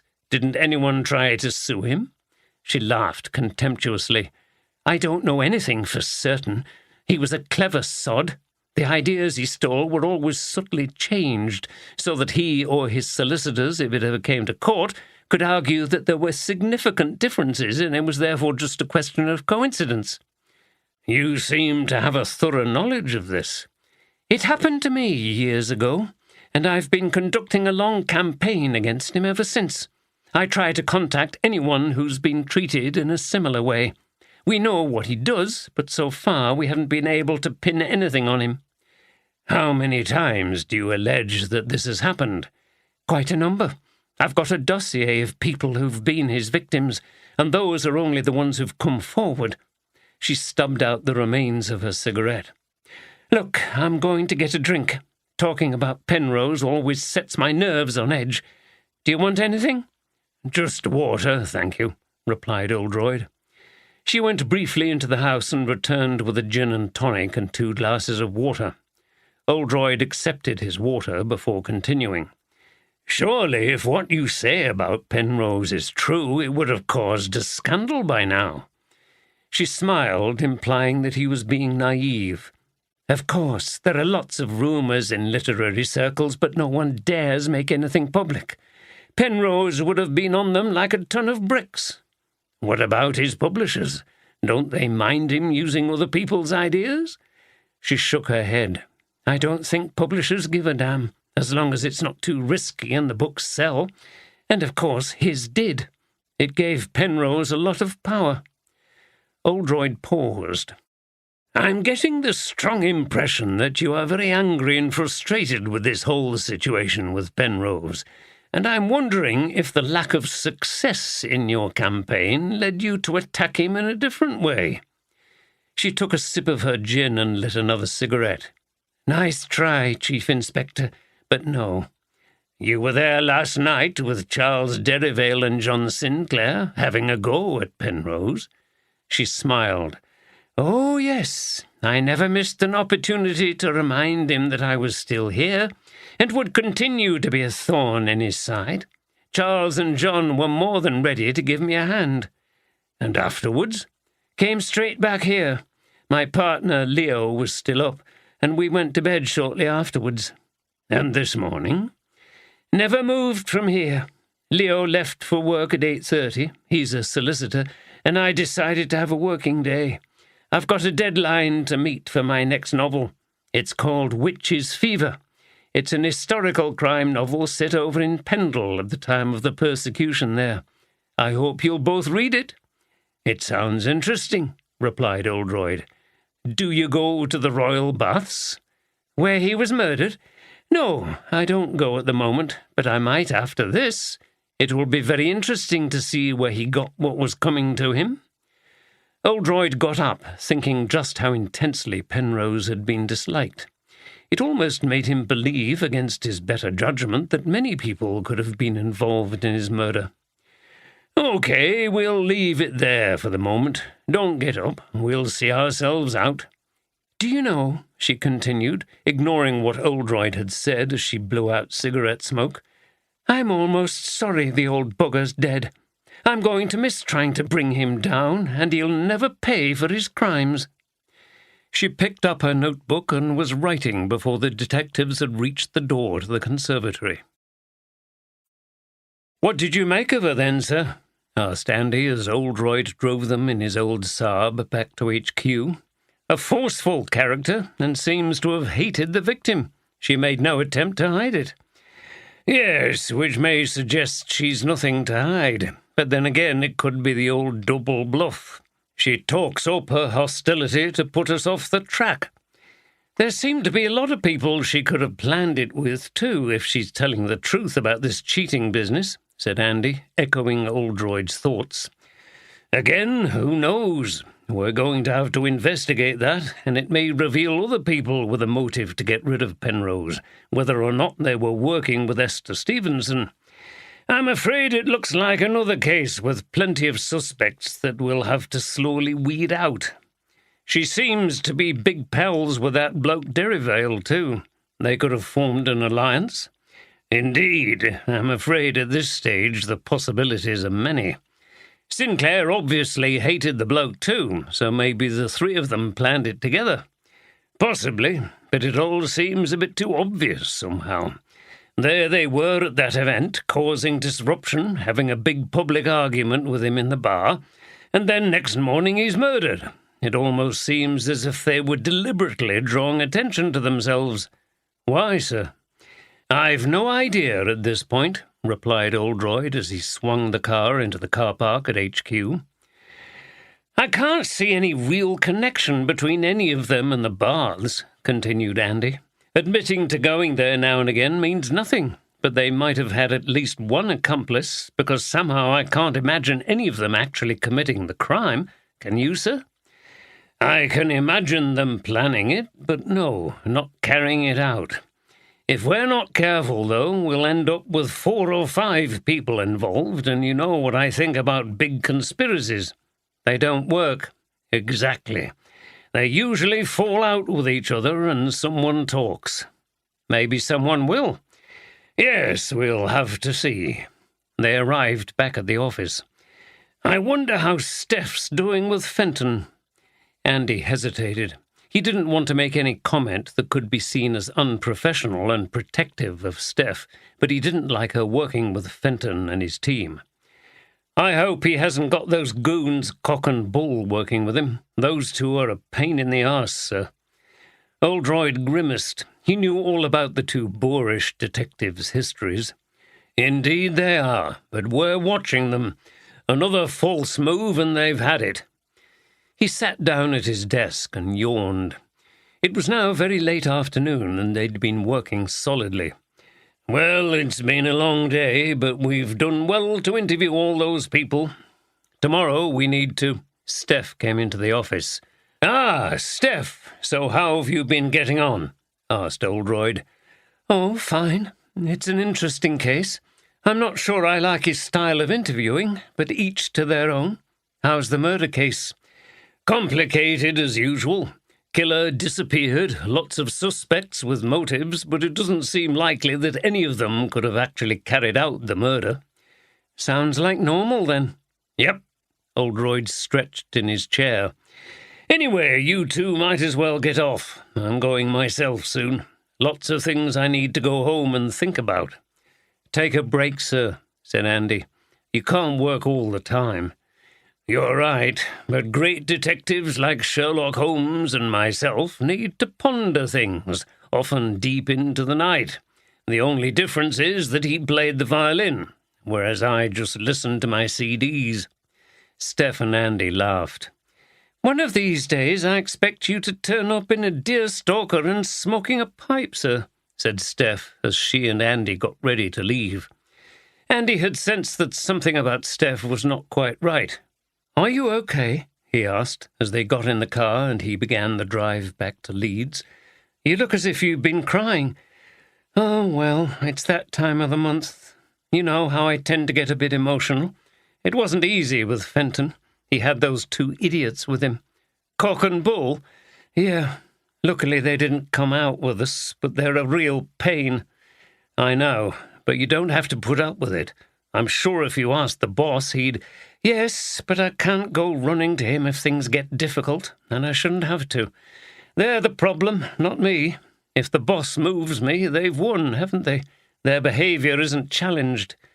You're right, but it can't be easy to deal with it by yourself. Do you want me to do anything?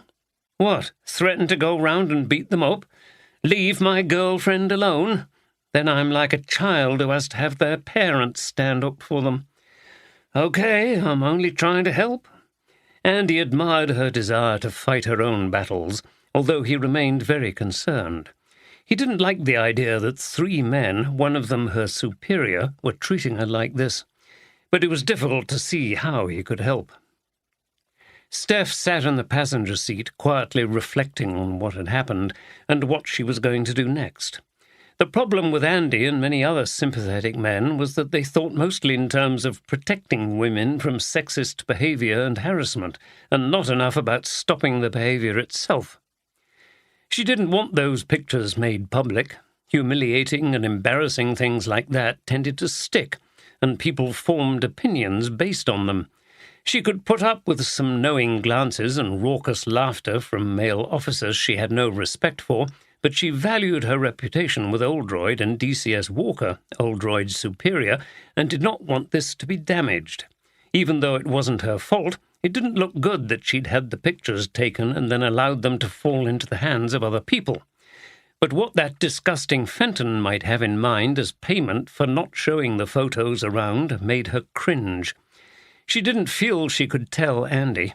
His response might be angry and violent, and she couldn't go to her boss because she didn't want Oldroyd to know about the photos. She was trapped in a bad situation, but she had to sort it out herself. Oldroyd was back in his flat overlooking the Stray. He'd lived alone since separating from his wife Julia several years ago. Julia taught in a sixth-form college in Leeds and lived in Chapel Allerton. Some time ago, she had told him that she would be considering a divorce if a new relationship she'd started with a colleague from the college worked out. That had been a year ago, but he'd heard no more about it since. He saw his wife occasionally to talk about their family, but she never discussed her private life. Oldroyd's daughter, Louise, had just graduated from Oxford with a first in history. She had no real idea what she wanted to do next, but she had funding to do a master's if she decided to go back to academia. She intended to take a year out first and was currently in London working in a women's refuge. When she was in Yorkshire, she tended to divide her time between her parents, and Oldroyd was missing having her around. At least he still had his sister Alison nearby. She was a vicar in the village of Kirkby-under-Side, between Harrogate and Leeds. He sat at his computer, a glass of red wine next to the mouse mat.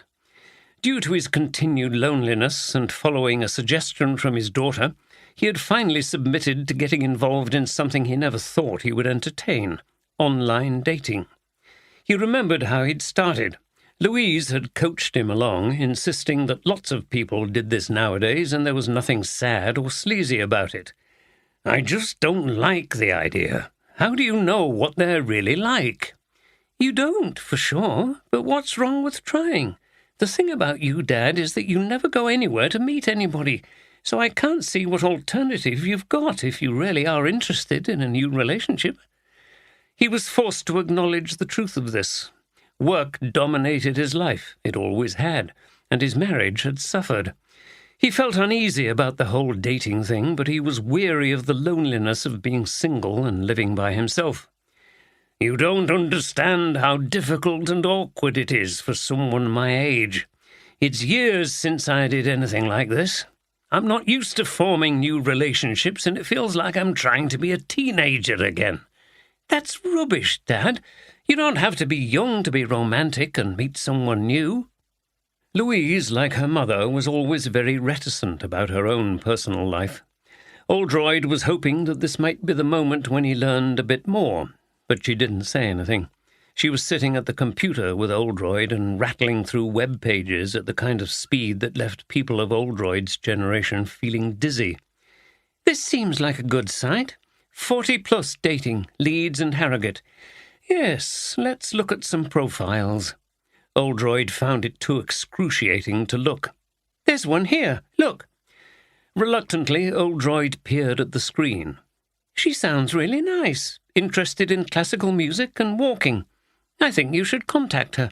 You'll have to send a photograph." "Whoa, hold on. I don't know if I'm ready for this yet." "And when will you be, Dad? You'll just put it off, and you'll still be moaning that you're by yourself. Just do it, okay?" Oldroyd shook his head at the memory. He'd followed Louise's advice and exchanged details with the woman, but he hadn't really found her attractive in the photograph and didn't take it any further. On the positive side, just getting that far had seemed to break the ice for him, and he now felt much more relaxed about contacting people online. However, he'd still not got to the point of actually arranging to meet anybody. He clicked through various profiles. What was he looking for? The perfect woman? The problem was that he'd always felt that he'd got that in Julia. He'd never wanted anyone else, and even now he still found it hard to accept that he'd lost her. And it was all his own fault. He shook his head. No good going down into self-criticism and self-pity again. The details kept coming up. 50-year-old professional woman, Leeds, enjoys country walking and eating in country pubs, loves dogs and cats. He sighed. It wasn't much to go on. The walking and dining sounded okay, but he wasn't much of a pet person. The whole business was much more difficult when you were older. It wasn't like being a teenager and playing the field. You were much choosier, and you didn't want to waste time seeing unsuitable people. He was quite relieved when the phone rang. "Hi, Jim. How are you?" It was his sister, Alison. They'd always been close, and she'd kept an eye on him since his separation from Julia. She knew the loneliness of the unwanted single life, having lost her husband, David, to cancer several years before. "Okay, just got going on an interesting case today. A murder at the Royal Baths. You like to go there, don't you?" "Well, I did," Alison laughed. "But it might feel contaminated now if there's been a dead body there. Anyway, typical of you. I ask you how you are, and you immediately start talking about work. I want to know how you are, not what West Riding police are up to." "Yes, all right, good point. Well, if you must know, I'm sitting at the computer looking at internet dating sites." There was a pause. "Oh, dear. Has it come to that?" "Ah, you're like I was. You think it's sad, but Louise showed me how to do it, and she said lots of people meet partners this way." It sounded like he was justifying himself. "Yes, I'm sure she's right. If it helps you find someone, it can't be bad. I don't suppose it's any different from those Lonely Hearts columns you used to get in newspapers and magazines. How does it work?" Oldroyd explained to her what Louise had explained earlier to him. "So you put your details and a picture in?" Alison said. "Sounds good. I think Louise is right. You should just get on with it. I can't see it'll do any harm. The worst that could happen is that you spend a whole evening with someone you don't fancy and who bores you to tears, or vice versa." Oldroyd had always felt that his daughter and sister had a lot in common in their good-hearted feistiness. He enjoyed having them around to tell him what to do. "Anyway," continued Alison, "I was wondering if you fancied a walk on Saturday. The forecast's good. We could go up Simon's Seat. And don't tell me you're too busy." "Fine, great idea. I'll pick you up. What time?" The walk was duly arranged, and Oldroyd returned to his desultory examination of the dating sites. Was it any wonder that, faced with the difficulty of personal relationships, he sought refuge and consolation in his work? After scanning through profiles for another half-hour, he sighed and shut down the site. He yawned and rubbed his eyes, and then his attention was caught by the screen. A big picture of a chameleon had come on as a screensaver. He looked at the strange creature with deep interest, marvelling how it could modify its colour to blend in with its surroundings. It gave him the beginning of an idea. On the next day, a Friday, Oldroyd and Andy returned to the Royal Baths. Carol Ashworth was back at work on reception, though under-occupied, as the baths were still closed to the public. She was spending most of her time answering telephone inquiries about when the baths would reopen. "Good morning, Chief Inspector. Sergeant," she said, and smiled at the two men as they made their way down to the baths area past the officer still on guard. Then the phone went again. Oldroyd paused at the bottom of the stairs. "Right, we need to have a really careful look around here. There must be something we've missed. The murderer got out of here somehow."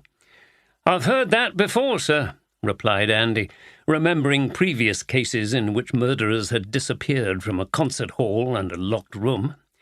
Anyway, at least it's not so hot down here today, now that everything's turned off, and you can see clearly." He was looking at the ornate mosaic floor. "This place must have cost a fortune to build, sir. Look at these floors. The Romans used to have these in their villas, didn't they? I remember learning about that at school. And then we made our own mosaic by cutting up bits of coloured paper and sticking them onto a piece of card." "Wonderful. Yes, they're very impressive. I think Italian craftsmen came to lay them." They began their second search in the hot room where Penrose had met his death. Apart from the stone benches at the side of the tiled floor, the room was bare. The steam room, devoid of steam today, and the adjoining cold plunge pool, with its greenish water, yielded nothing. They spent some time in the short corridors looking for any ways of getting out. The windows down here below ground level were high, and on the outside were at street level. Through the frosted glass, Oldroyd could see the occasional pedestrian passing by. It wouldn't have been easy for anyone to get up to those windows, let alone escape onto a busy street without being seen. That is, if any of them actually opened. They reached the changing rooms and examined all the lockers and cubicles. It was from just outside this room that Steve Munro had removed the wicker basket of towels. Suddenly a strange feeling passed over Oldroyd. He'd seen something the day before that wasn't right. He hadn't registered it properly because his mind was on other things. What was it? Frustratingly, the vague memory would not solidify into anything clear. He moved to the swimming pool and gazed at the still water and the blue tiles on the bottom. The pool was an original late Victorian feature. The thick, curved, white-tiled edges overhung the water. These were good for diving, but they made it difficult to get out of the pool. Exits from the water had to be made via one of the sets of metal steps that were attached to two sides of the pool. These were clearly a later addition, being made of shiny stainless steel with the usual curved tubular handles at each side. Oldroyd imagined that they would have originally been made of wood. It was all very unusual and interesting, but the search appeared to have revealed nothing about exits or hiding places. Andy joined him. "Any ideas?" Oldroyd asked. "No, sir. It's baffling. It's the second time I've looked round here, and it drives you mad. I've had another look at the emergency exit, but it's not been tampered with. There's just no way out of here except back up those stairs." "Right. Well, get a team down here to give it another thorough going over to see if they come up with anything. They might see something we've missed." It was beginning to sound desperate. Back at HQ, Oldroyd glanced through some of the newspaper coverage. The press were having a great time with the delicious ironies of a crime writer being murdered in the very town where a crime-writing festival was being held, and where Agatha Christie herself was discovered after she had disappeared from her home in the 1920s. "Poison pen meets grisly end in Agatha Christie spa town. You couldn't make it up. Real life trumps fiction at crime-writing festival. Author dies in plot worthy of his books. Did author plan own death as his last bow?" The last headline in one of the more lurid tabloids announced the ludicrous notion that Penrose, who was apparently either terminally ill or bankrupt, according to different accounts, had somehow arranged his suicide to look like murder and so have the last laugh over everyone. "And so he finally lived out one of his own mysteries," said Oldroyd aloud to himself, shaking his head.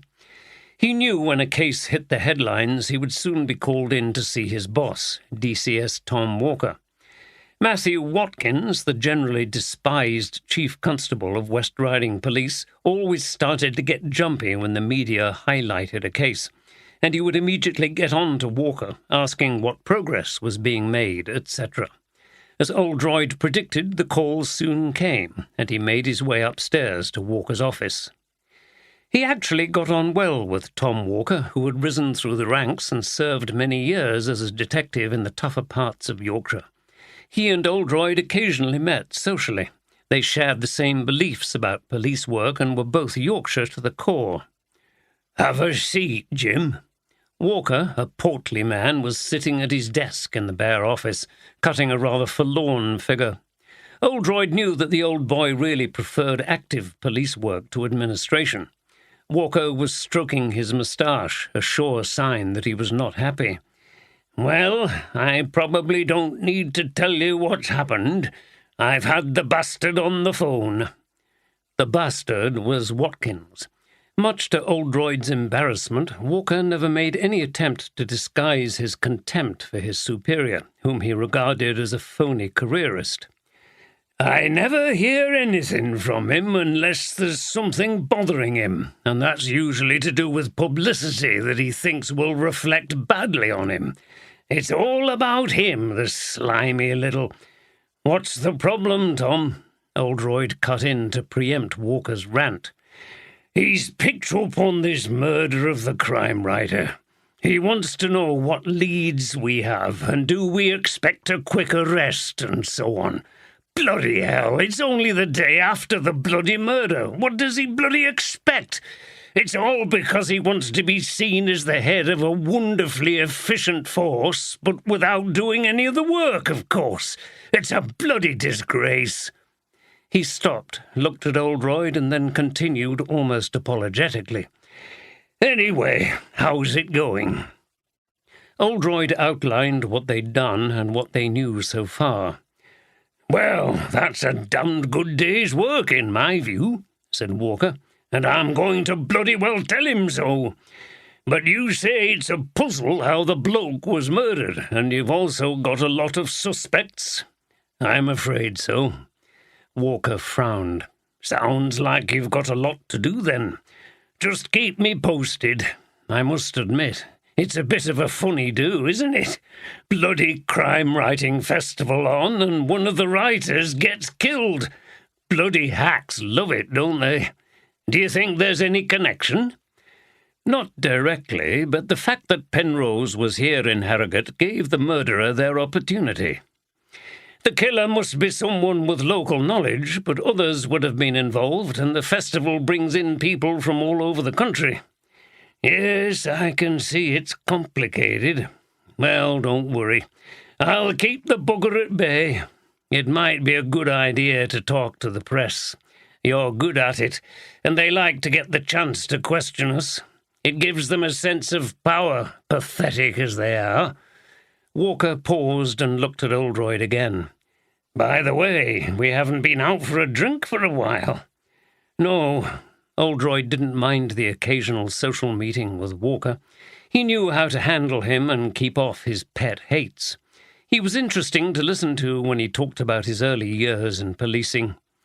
"How about next week sometime?" "Can't do that, I'm afraid. The mother-in-law's coming to stay. 96 and deaf as a post. But I need to be around all the time to help Gillian if her mother needs to be lifted or anything. Maybe the week after." An evening was arranged, and Oldroyd returned to the office feeling an increased sense of pressure.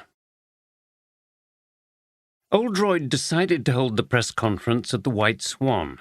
It satisfied his sense of drama and appropriateness, and no doubt that of the reporters, too. A table had been set up in the ballroom, and he sat behind it, flanked by Andy Carter and facing the ranks of reporters eager for succulent bits of information. Oldroyd quite enjoyed these press conferences. He played a game with the reporters, which he always won by adroitly staying a few steps ahead. They tried to extract things they could use in their sensationalized reports, and he cleverly frustrated them. He began, as usual, with an outline of what had happened and an appeal for any member of the public who had information to come forward. He then proceeded to questions. "This poison pen bloke, he must have had plenty of enemies to get a name like that. Could they all have got together to do him in? You know, like in Murder on the Orient Express?" "Well, I agree with your first point," replied Oldroyd, smiling contentedly as he enjoyed his control over the assembled reporters, and various recording devices were thrust in his direction. No more scribbling shorthand in notebooks these days. "Mr. Penrose was not a popular individual, and there are already a number of suspects in this investigation. However, I have to say that the idea of a large number of people taking part in a conspiracy to murder him is extremely unlikely. Murder on the Orient Express is a great story, an ingenious twist on the question of who among the suspects is the killer, but that is not how these things actually happen in my experience, although we do believe more than one person was involved. Maybe no one was involved, Chief Inspector. If Penrose was dying, as we've heard, then he could have arranged his own death to be like one of his stories, his final mystery. He could be having his last laugh at your expense and a final bit of posthumous limelight. Oldroyd raised his eyebrows. He was used to elaborate ideas like this from tabloid reporters who yearned for things to be as sensational as possible. "Well," he replied, "I have to congratulate you on your imagination. Maybe you should try your hand at writing crime fiction. I'm sure they'd welcome you at the festival. But unfortunately the answer is no. It's not possible that this was a suicide. It's very difficult to strangle yourself with a rope just using your hands, but even more difficult to dispose of the rope when you're dead." This brought some laughter, but the reporter was undeterred. "But could he have arranged for someone to kill him and then disappear, thus creating the mystery?" The reporter looked very pleased with himself. "I see," said Oldroyd. "Well, not impossible, I suppose, but maybe I could go philosophical for a moment. I'm sure you've heard of Occam's razor, yes?" The reporter was silent. "In essence," Oldroyd said, "it's the idea that when solving problems, simple solutions are generally to be preferred to complex ones. In this case, there doesn't seem to be any sound reason to prefer your fantastical notion of an outlandish death involving a disappearing accomplice who has now made themselves a murderer to the disappointingly mundane idea that somebody just did him in." Laughter again, and the reporter was silenced. "You mentioned the crime-writing festival, Chief Inspector. That will be getting a big publicity boost out of this, won't it?" asked another reporter. "Maybe," said Oldroyd cautiously. He wasn't sure what was coming next. These people could still surprise or shock him on occasions. "So, could someone have, Oldroyd realized what the man was driving at, that someone involved in the crime-writing festival had killed Penrose to gain publicity. It was outrageous, and he moved to quash it.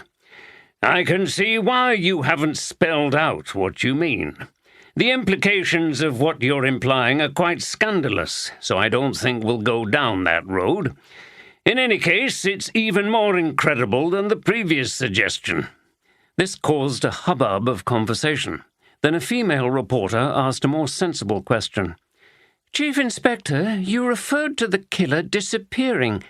Is it true, and do you have any leads on that?" "Okay.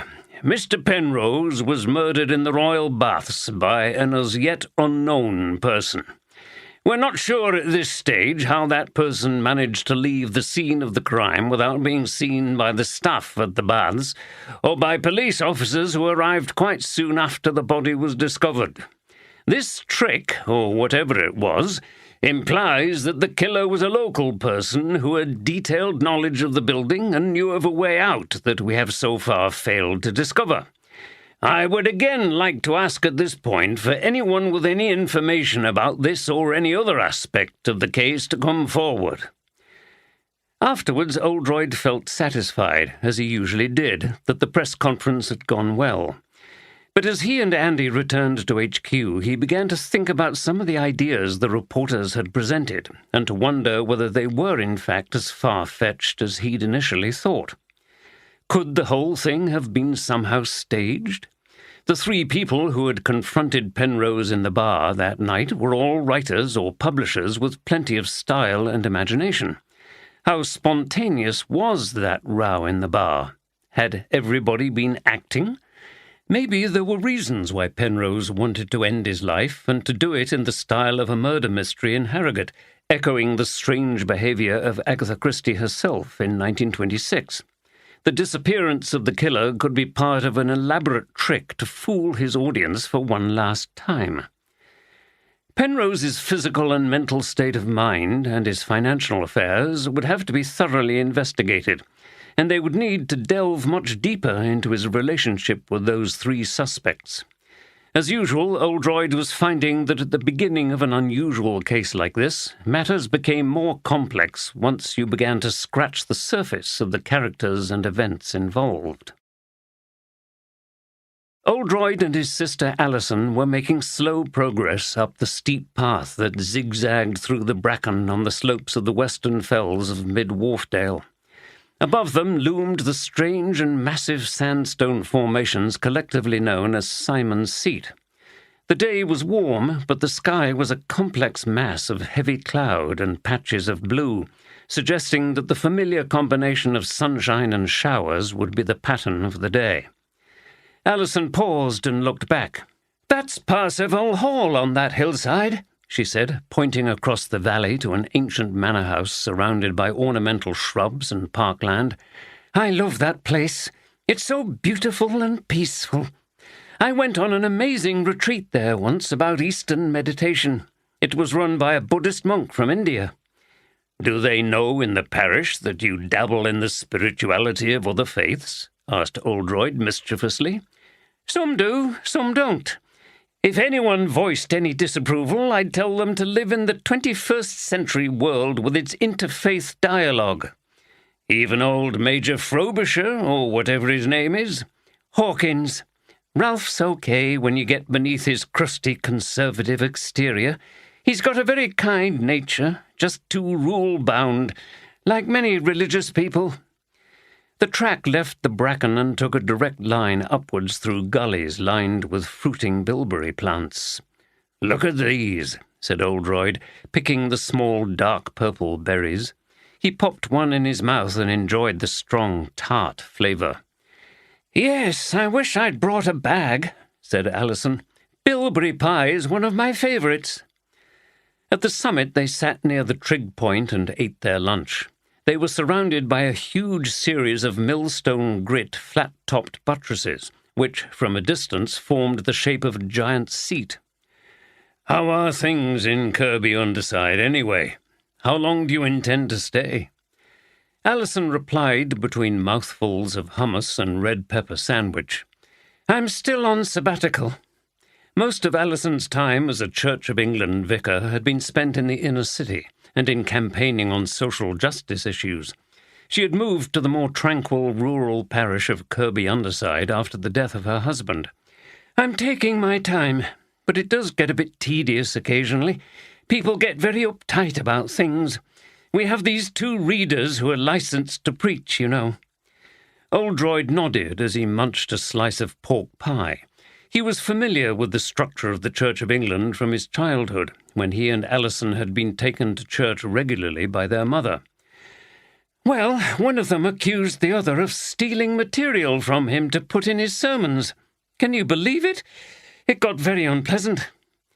Oldroyd poured out 2 cups of tea from a flask, took a drink from one and handed the other to Alison. "Actually, that kind of thing has cropped up in this case I'm working on. One suspect claims that Penrose, the victim, stole ideas from her and used them in his own stories. She made no bones about the fact that she hated the man. This stealing of ideas goes deep, doesn't it? People get more worked up about it than when objects are stolen." Alison drank her tea and offered Oldroyd a chocolate biscuit. "Yes, although I was making fun of those church readers, there is a serious aspect to it. People feel violated when ideas and written material are stolen and passed off by someone else as theirs. Something deeply personal has been taken from them." "And it's unfair, isn't it?" continued Oldroyd. "Like plagiarism in academic life. It's cheating and it's benefiting from somebody else's work and imagination." "Indeed, which makes the victim extremely angry." "And capable of violence?" "Yes, though I'm pleased to say that my readers have not come to blows as yet." Alison laughed as she got up. "Shall we move on? Look at that incredible view." Before they began their descent, they gazed out towards Upper Wharfdale and the distant fells of Great Whernside and Buckton Pike. The path passed across heather moorland, which would be purple in another month or so, and then came down through woodland to the River Wharfe. The last stretch of the route was a beautiful meander among woods beside the river back to Aptrick, where the car was parked.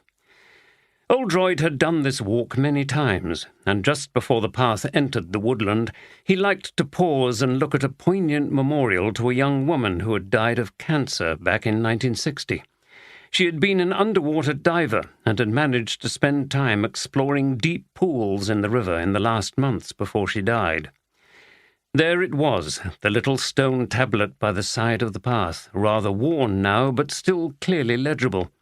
On this occasion, reading the words made him think. He was quiet and distracted for the remainder of the walk.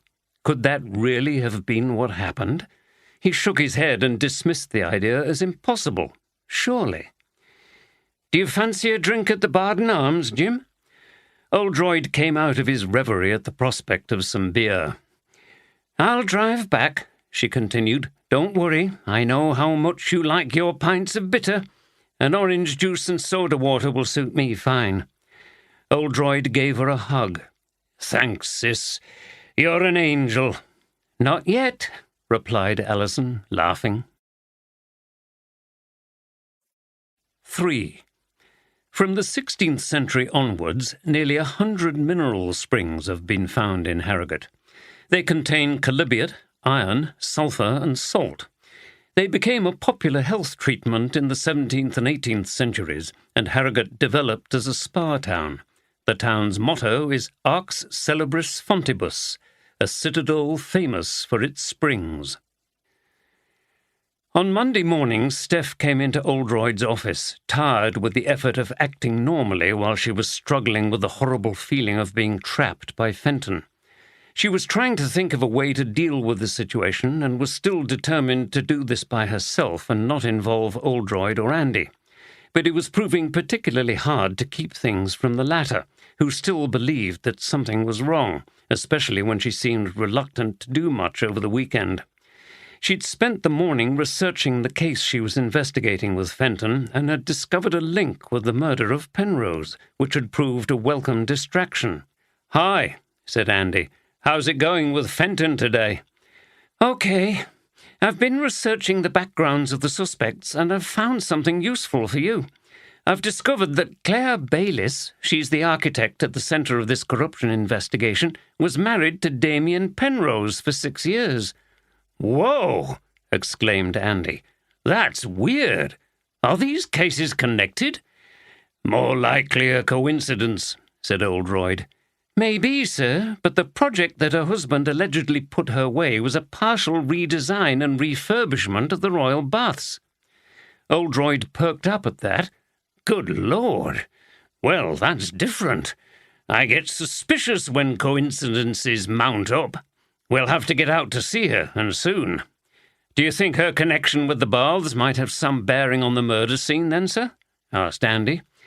"Well, as the architect, she will have been all over that building in great detail and may have discovered something." "You mean a secret way out or a hiding place? Is it likely that she found something that nobody else knew about?" "It doesn't sound likely, but neither is the total disappearance of the murderer from the baths. We've got to follow up every lead. Moreover, what if she had something built into the fabric that could help her in her revenge against her ex-husband?" "That sounds a bit far-fetched, sir," said a sceptical Andy. "Well, I'm not talking about anything as complicated as a custom-built hidey-hole, but here is a woman with a motive who's had access to the baths and knows the construction of the building. It's a lead we have to follow. Well done, Steph, and you're not even on the case." "Glad to be of use, sir," replied Steph, smiling. Andy thought her smile was forced. Her face looked drawn and tense. He'd noticed that when he'd asked about Fenton, she'd only commented on what she was doing and not said anything about how she was getting on with the detective inspector. Something was wrong. "No time like the present. Let's go. She lives out on the road up to Pateley Bridge, doesn't she?" Steph gave Oldroyd the address, and the two men left. Steph stayed and sat down in the chair she usually occupied in her boss's office. A huge, debilitating wave of anxiety washed over her. What the hell was she going to do? How could she prevent Andy from getting more and more suspicious that there was something wrong? She'd been sleeping badly and was starting to doze off in the chair when a knock at the door startled her. "Come in," she called. A young DC called Sharon Warner came in. "Hi, Sarge. I've brought these files in for DCI Oldroyd." "Okay, Sharon. Put them on his desk." Steph watched her leave and suddenly realized what the answer was. She was surely not the only one. Fenton would have approached and harassed other female officers. How many others had suffered in silence, afraid to say anything because of his rank and power as a detective inspector? It wouldn't be easy, but she needed to find out and then persuade them all to stand together and challenge him. She got up from the chair. Sharon was young and inexperienced and might be afraid of speaking out, but there were other officers who might be more forthcoming. But Steph knew exactly who she needed to speak to first. Claire Bayliss was shocked when she opened the door to find the police there again. "What's going on? I had an inspector and a sergeant here the other day. Don't you people talk to each other?" "We're not here about the council matter," said Oldroyd. "We're investigating the murder of Damien Penrose, your former husband, I understand." She sighed. "You'd better come in." She led Oldroyd and Andy into the same room in which Steph had recently sat very uncomfortably with Fenton. Claire sat in an armchair facing the two detectives on the sofa. "I suppose I knew this would come out at some point," she began. "I was just hoping against hope that you might overlook it. How did you find out? Was it Pat and Amanda at the crime writing festival?" "No, my colleague working on the corruption allegations made the connection. Why did you mention those people?" "Just because they know all about Damien and me. I met him when he was up here for the crime writing festival years ago. I was a volunteer in those days. I've always been an avid reader of crime fiction, and it was so exciting to meet writers. Damien was a particular favourite of mine." "It was like meeting your hero?" suggested Oldroyd. "Yes, I was dazzled by him, and when he showed an interest in me, it was so thrilling that—" She tailed off, looked away, and seemed lost in thought and memories. "So it was what you'd call a whirlwind romance?" "Yes, he swept me off my feet. Think of all the clichés you can. They all apply. I was quite young and not very experienced with men. I was studious. Architecture is a long and demanding course, and I've worked hard to get my degree and then to establish myself." "He must have been quite a bit older than you." "Yes, that was part of the fascination. This successful celebrity writer who was confident and knew about the world. I was infatuated. So he divorced his wife, and I married him and went off to London." "I see." "Yes, it was easy to get work there, although he didn't encourage me. He seemed to want me to stay at home and attend to all his needs. That was the first warning I had that things were not going to be as I'd expected." "What had you expected?" "I don't really know. I was very naive. I thought being married to a writer like him would be glamorous." "But it wasn't?" "No, it was actually very dull. He went out a lot without me to events and meetings with his publisher and so on. I felt quite lonely, and I realized that I didn't really know him. He turned out to be moody and bad-tempered, and he soon lost interest in me after he'd paraded me round to all his friends, boasting about his young wife. It wasn't long before I found out that he was seeing other women." "I presume that made you angry?" "Yes, but it also made me face up to the truth, that I'd been a fool, and I wasn't going to continue being one by putting up with his behaviour. I left him, came back to Harrogate, and filed for divorce. The whole business put me off men for quite some time, but eventually I met Jack." Oldroyd looked at her closely. "It all sounds like a very painful episode in your life." She shrugged. "It was.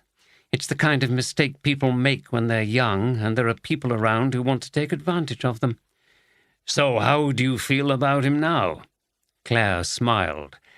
I didn't hate him enough to want to kill him, Chief Inspector, if that's what you're implying. In fact, I think he was a very sad person, completely locked into his own ego and relishing his image as the nasty writer. All that poison pen stuff. How did you feel about him coming up to Harrogate every year? I ignored him. Sadly, I don't go anywhere near the crime writing festival anymore, and funnily enough, I've gone off crime fiction. Not surprising in the circumstances. Can I ask you where you were on the day your ex-husband was murdered? I mostly work from home these days, so I would have been here. Anyone who can corroborate that? Jack leaves for work at about 8:15, so he saw me before he went. Other than him, I'm afraid not. You mentioned your work. Although we're not concerned with the issue of how you got the contract from the council, we are interested in your design for the royal baths. It was just a partial refurbishment and improvement. I put in a new roof light in the main staircase area, made it less gloomy and more like an atrium. I also redesigned the ceiling in the swimming pool area.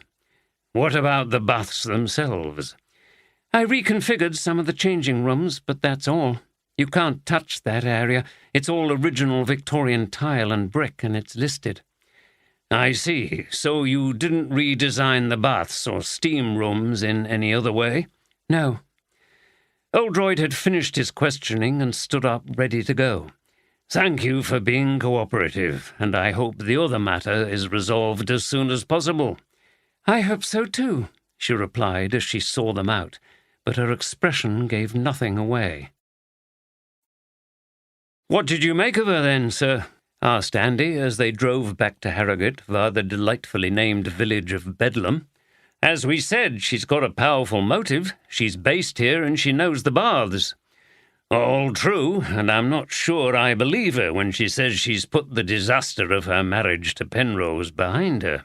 She was treated very badly by that man, and the scars must be deep.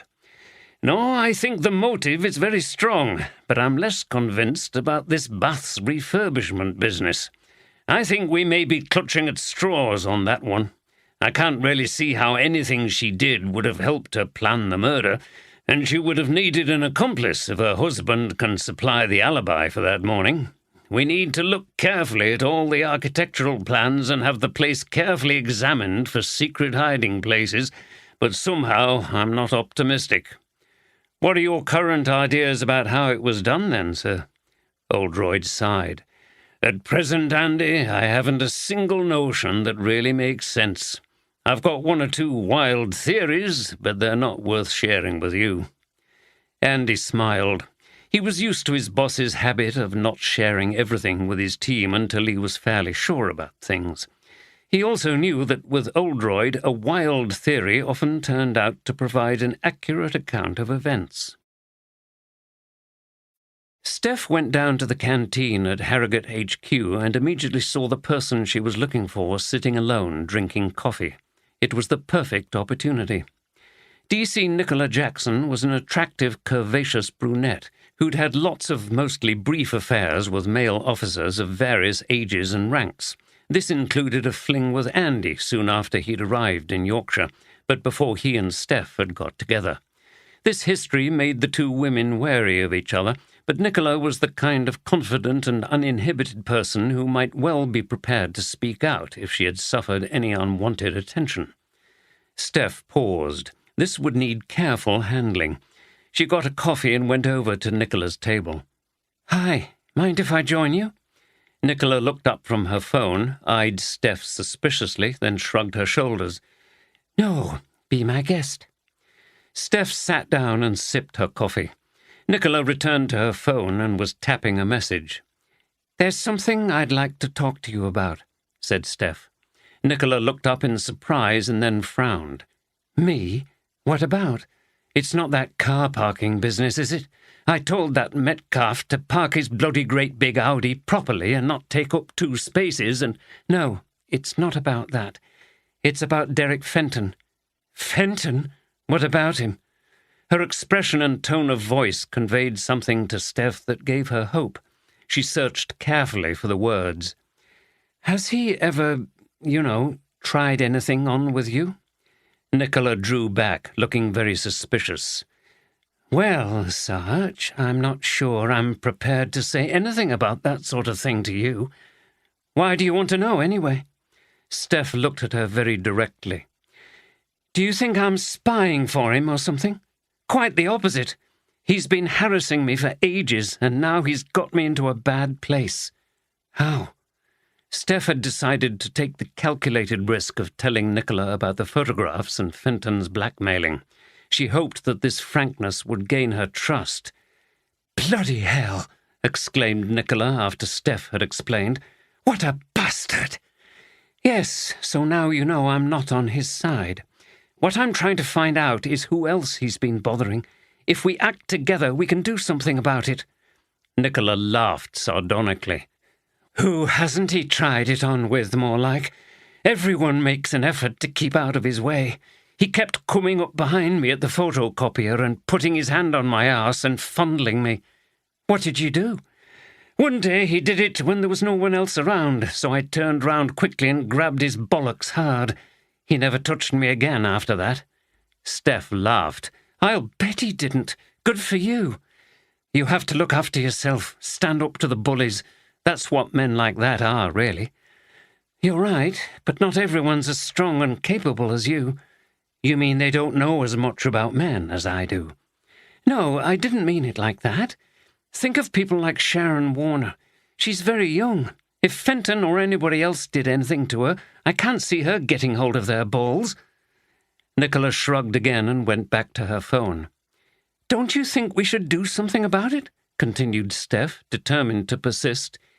"Yeah, maybe. But it's the old problem, isn't it? No one wants to speak out against people in authority." "But that makes it easier for them to carry on," said Steph.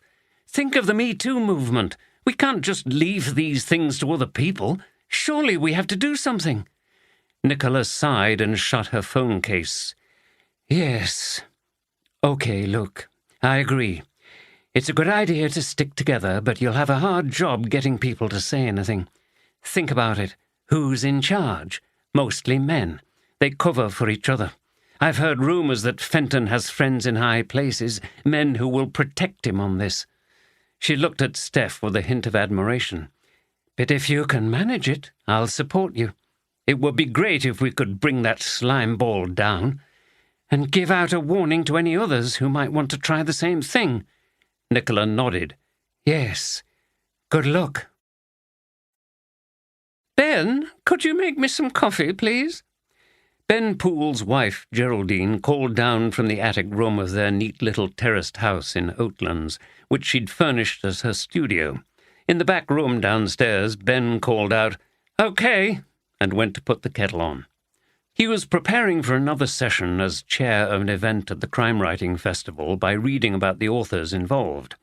The income from this was very welcome. Neither of them had regular employment.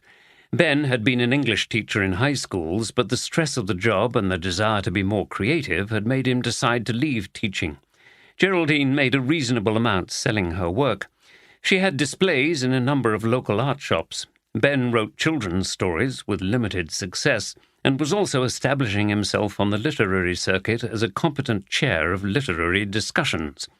He also did a little freelance journalism of the investigative type, and he had a few contacts in the newspaper world.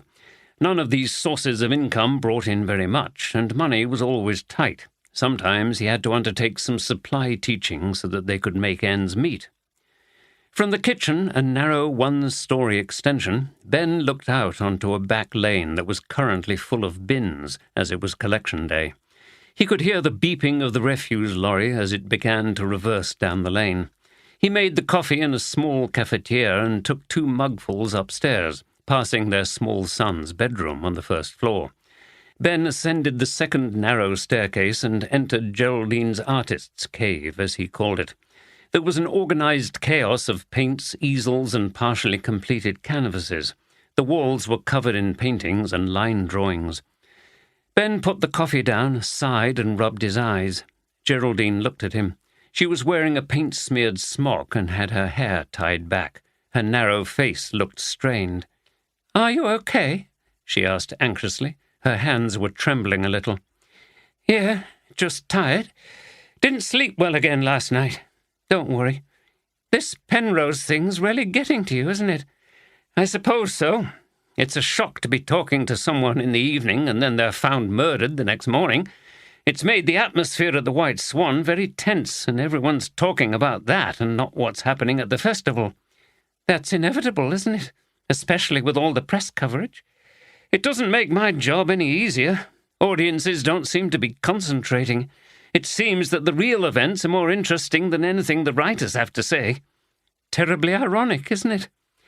"Oh, yes. The layers of irony are many. A crime writer murdered mysteriously at a crime-writing festival associated with Agatha Christie, leaving the police baffled. Is it real, or is it a gigantic publicity stunt? Maybe Penrose will reappear in a few days and he'll earn himself more wonderful press coverage. His next book will fly off the shelves and the postmodernist cultural observers will be salivating at the complex meanings to be disentangled." Geraldine laughed a little uneasily. "You don't mean that, do you?" "No, of course not. The police who interviewed me were real enough.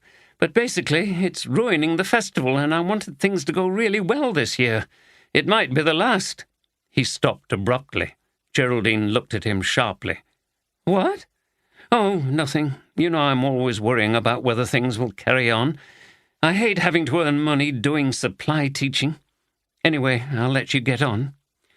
He went over, kissed her on the forehead, and went downstairs, leaving Geraldine very thoughtful.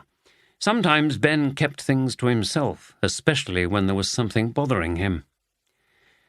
Half an hour later, he left to go into Harrogate. Geraldine went downstairs and rummaged through a pile of mail.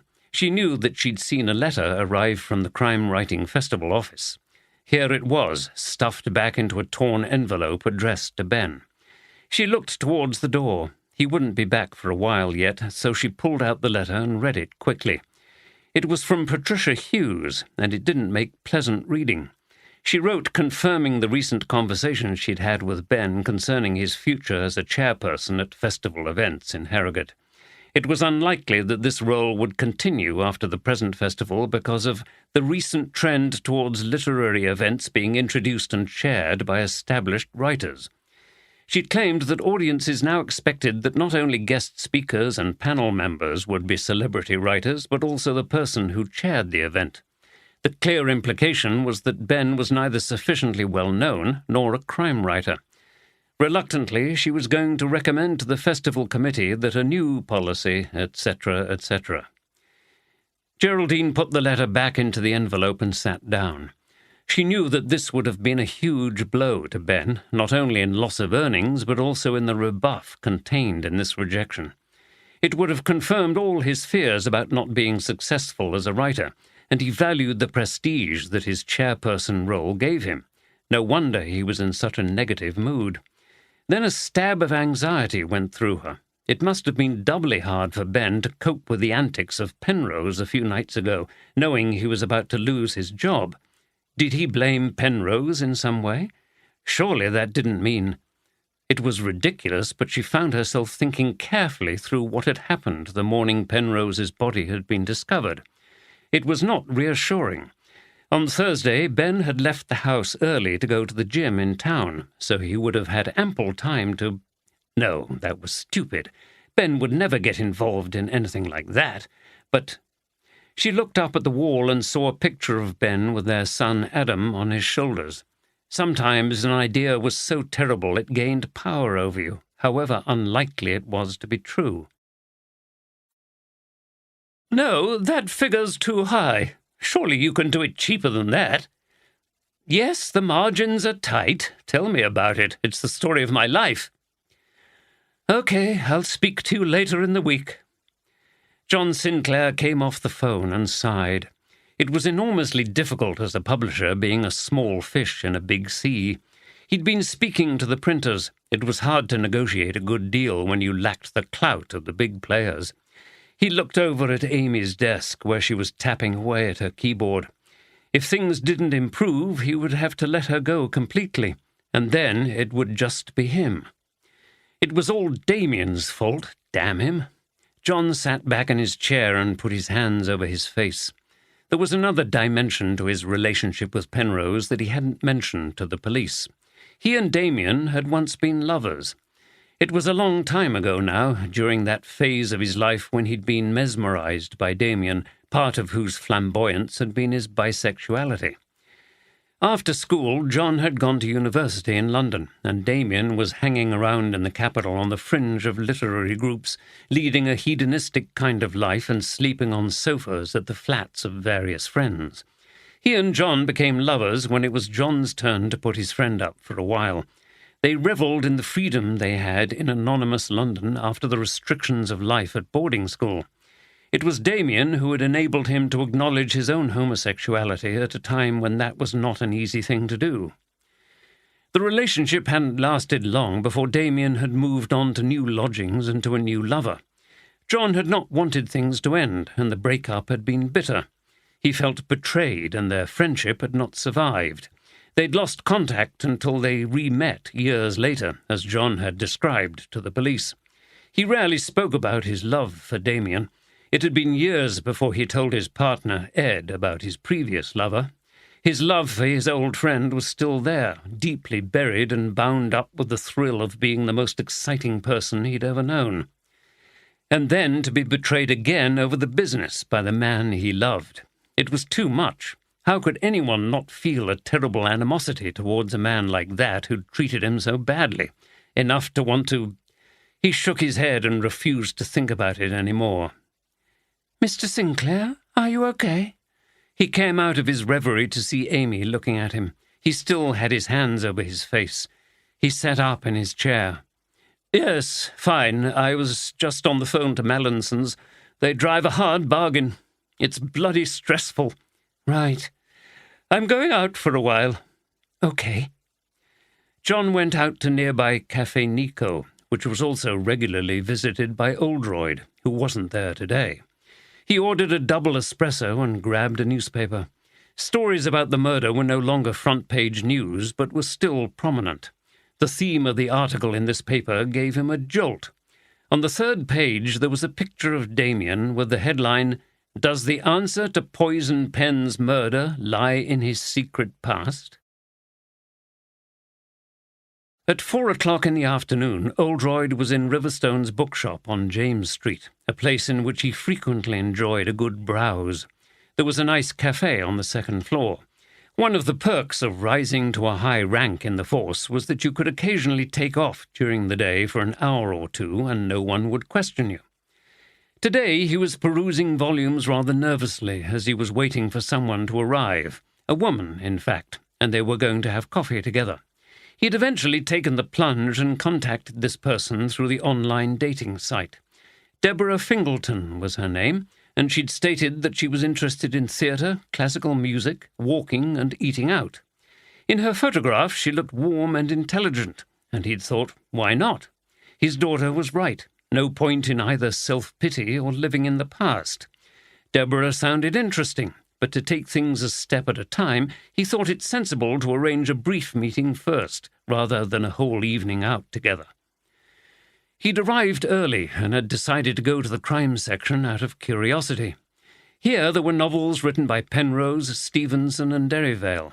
In fact, there was a separate display of their books as it was the crime writing festival, and some of them were local writers. It was rather spooky to see Penrose's books on a special cardboard display shelf in the centre of the room. It contained a large photograph of the recently murdered author behind the books. Oldroyd shook his head. The old rascal was dominating his rivals even in death. "Hello, you must be Jim." Oldroyd turned to see a smiling face he recognised from the website. She looked striking in a sleeveless red dress and espadrille sandals. "How did you know it was me?" he asked in a jocular manner. "You only saw me from behind." "Process of deduction. You are a police officer, and here you are looking at crime fiction. And now I can see that it is definitely you." "Well, with respect, that's not very convincing. Everyone knows that police officers wince when they read crime stories. They're never realistic when it comes to police work. said Oldroyd. "It's the same with all the professions. If you see a teacher in a drama on television, there are only about 10 people in the class instead of 30, and you don't even see people like me. We're far too threatening." Deborah was a psychotherapist in Harrogate, with her own practice. Oldroyd already liked her sense of humour and her wit, and they went upstairs to the cafe. A few minutes later, Oldroyd was sipping his usual cappuccino and watching as Deborah downed a double espresso. They sat near a window, and there was a brief silence as they both looked down into James Street. "So, who's supposed to talk first?" began Deborah, who seemed very relaxed about the situation. Oldroyd smiled. He liked her directness. "Why don't you tell me all about yourself first, and then you can hear about me?" he said. "Okay. I'm divorced and have a son in America. He's an academic, a scientist, and my daughter's in London, following in her mother's footsteps, studying psychology. It's all a bit gender stereotypical, I'm afraid, but there we are. I live in Knaresborough, and my practice is here in Harrogate. You don't want me to recite my interests again, do you, Jim?" Oldroyd was looking out of the window and turned quickly. "No, yes, I was listening. It's just that I noticed something down there which—" Deborah put her head on one side and looked at him quizzically. "You're working, aren't you?" she said. "What do you mean?" "I saw you on the telly. I thought how exciting to be meeting a celebrity. I know you're in charge of this case of the crime writer being murdered. I bet you saw something out there that gave you a clue, right?" Oldroyd was flabbergasted. "Well, yes, you're right, and I'm sorry.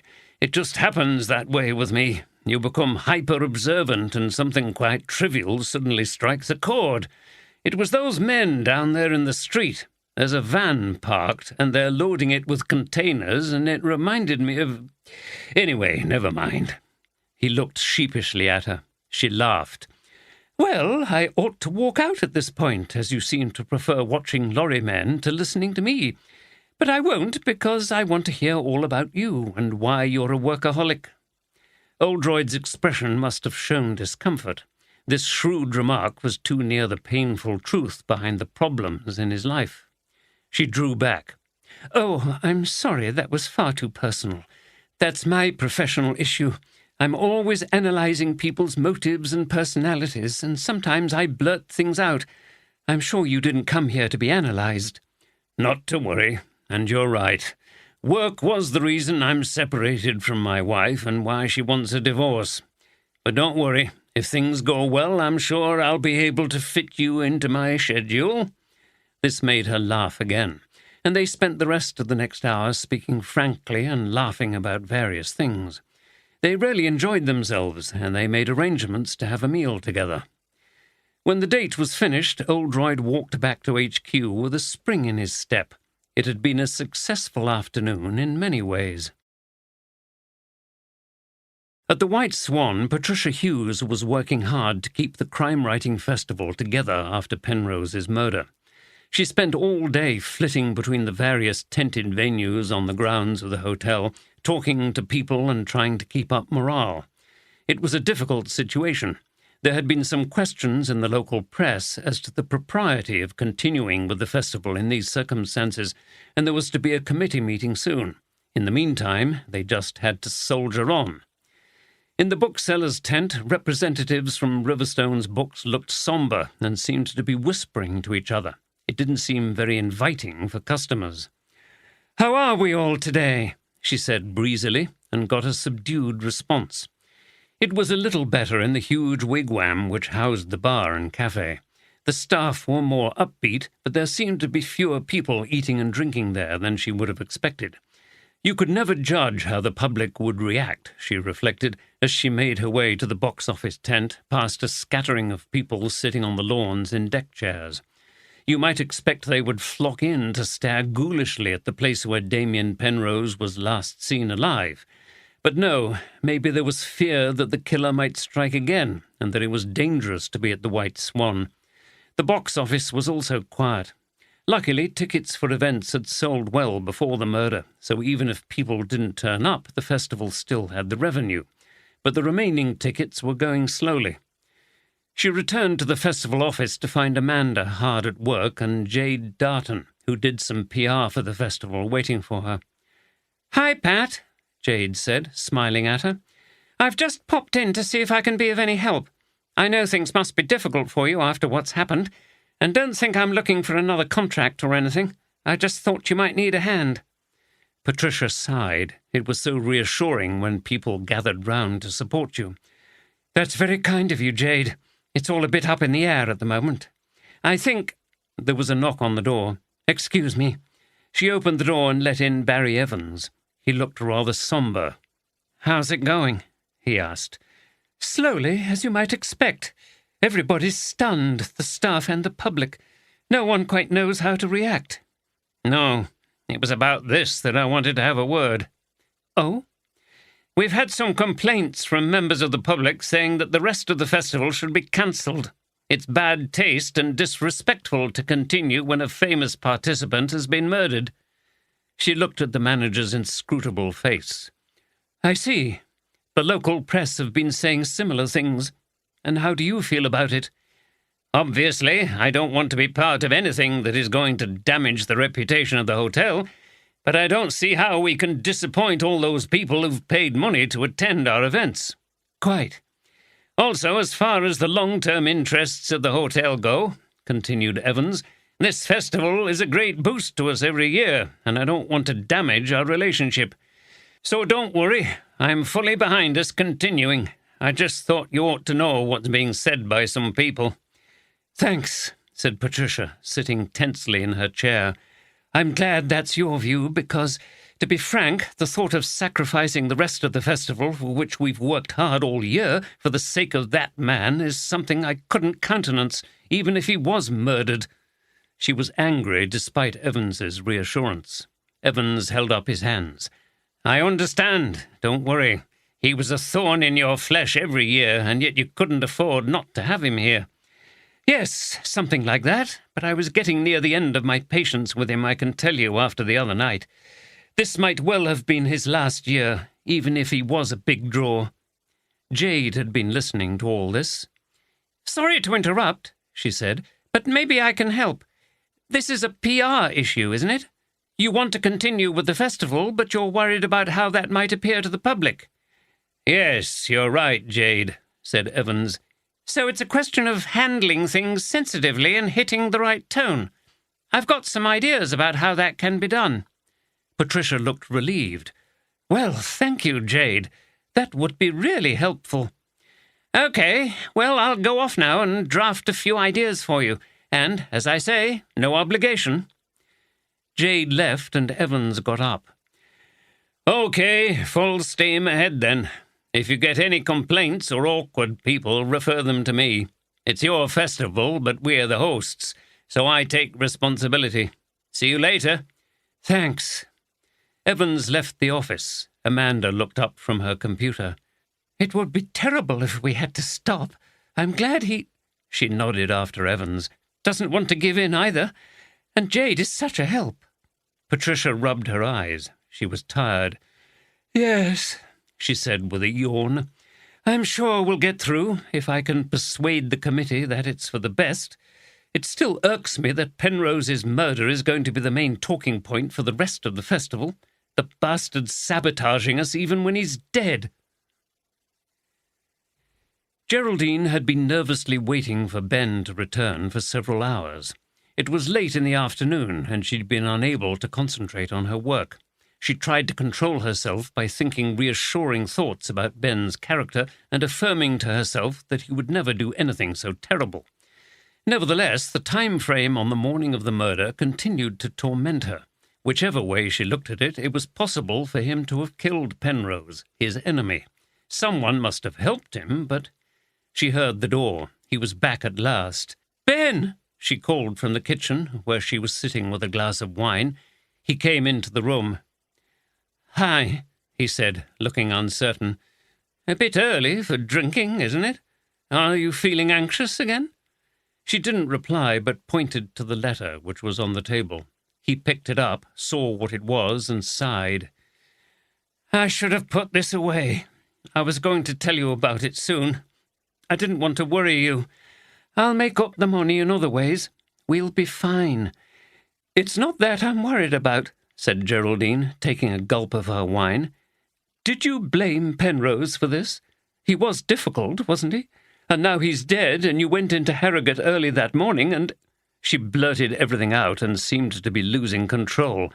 "Whoa, calm down. What on earth's going on?" He went over and put his arm around her shoulders. "You surely don't think I had anything to do with Penrose's murder?" She was weeping now. "Well, I don't know what to think sometimes. It's just that he's dead and you hated him, and I just don't want anything horrible to happen to us. If you're feeling this bad, maybe you should go back on the tablets. It's better than drinking. I'm not taking those again. The side effects were awful. Then you've got to be firm with yourself. These things are all in your mind." She put her hand on his arm. "I know, but you know what I'm like when I get an idea in my head." "I do, but everything's fine." He smiled, stroked her hair, and felt her become more relaxed. Then he saw the letter on the table, and his expression changed. Patricia Hughes sat in a corner of the lounge at the White Swan, nervously sipping at a gin and tonic. There was a raucous group of people at the bar getting steadily drunk as they discussed books and writers and tried to outdo each other in making deliberately outrageous and provocative comments. As she dealt with the repercussions of Penrose's murder, the one thing she'd not really given any thought to was who might be responsible. After all, that was the police's job. Until now. This evening, while she was still at the hotel on late duty stewarding one of the festival events, a jolting realization had suddenly hit her. Of course there was something she knew that might be relevant to Penrose's murder. Why had she not remembered before? She'd been too preoccupied with other things. It could be important. She went into the bar to sit down and consider what to do. The group at the bar were annoyingly loud, and she found it difficult to think. Should she contact the police? Maybe that was premature when she wasn't sure. There was someone she should ring first. She consulted her contacts folder, touched the screen, and waited. The noise from the bar would be quite useful in concealing her voice as she spoke on the phone. "Hello?" Her pulse raced, but she held her nerve in the conversation that followed. She explained her concerns and received reassurances. Then she made another mistake in addition to not contacting the police. The person she was calling remarked on the noisy background and asked her where she was. Patricia joked that she was in the bar at the White Swan, surrounded by drunks. She felt relieved at the end of the call. The outbursts of laughter from the group at the bar were becoming louder and more frequent, so when she'd finished her drink, she left the hotel to begin the walk home. It was a warm night, but the clouds that had covered the sun all day were now obscuring the moon and stars, so it was dark on the tree-lined avenue that led from the hotel towards the centre of Harrogate. Patricia passed the large model of a white swan on a wooden pole that formed part of the hotel sign. The swan creaked slightly in the gentle breeze, and she noticed for the first time that the heavy model was chained to the metal sides of the sign so that it couldn't be blown off. There was something creepy about this, and she shuddered as she left the grounds and the lights that illuminated the hotel. On the quiet avenue, swifts swerved and screeched around the solid stone buildings which were set back from the road. Unluckily for her, the street was also deserted. She could just hear the sound of music coming from the hotel behind her as the light faded away. There was a jazz evening in progress. Ahead, she could hear the soft sound of traffic in the town centre. But she never made it to the more open, better-lit streets near the Crown Hotel, because when she was halfway down the avenue, a figure emerged silently from behind a large plane tree and struck her a deadly blow on the back of the head. She fell onto the grass verge. The killer paused to check there was no one around, then stooped over the body, grabbed the victim's handbag, and ran off. Incident tape surrounded a section of the grass verge, and the crackles of police radio could be heard as Oldroyd and Andy arrived at the scene of Patricia Hughes's murder. Tim Groves was removing his rubber gloves as the body was stretchered into the ambulance. "Morning, Jim," he said in his usual urbane, unflappable manner. Our old friend, the blunt instrument to the back of the head. Been dead a good 10 hours, I'd say. Must have been attacked last night in the dark. Actually, I wasn't expecting to see you here. Does this mean she had something to do with that murder at the Royal Baths?" Oldroyd was looking at the ambulance as the doors were shut. It was a very ironic end for a person whose working life had been devoted to organizing events for the creators of fictional crime. He needed a new acronym for this demise. Maybe it could be TSTF, Truth Stranger Than Fiction. He turned to Tim Groves. "She was the organizer of the crime-writing festival and on our list of suspects in the Penrose murder." "I see. Well, the plot thickens, as it were." Groves chuckled to himself at his little joke. "I'll be off then, and I'll send you my report." He got into his car. Oldroyd turned to the DC who'd been called to the scene. "So the body was found by Amanda Rigby?" "Yes, sir. Her assistant, I understand." "What a terrible shock for her," thought Oldroyd. "Any sign of a struggle?" "No, sir. It was a vicious blow from behind. She must have been unconscious before she hit the ground." He glanced down to where blood stained the grass. "Her handbag's missing. It could have been an overzealous mugging." "Maybe. Okay, carry on." Oldroyd turned to Andy as the DC returned to supervising the crime scene. "Do you think that scenario's likely on a summer's night in genteel Harrogate?" "Not impossible, sir," said Andy. "No, but it's a bit of a coincidence, isn't it?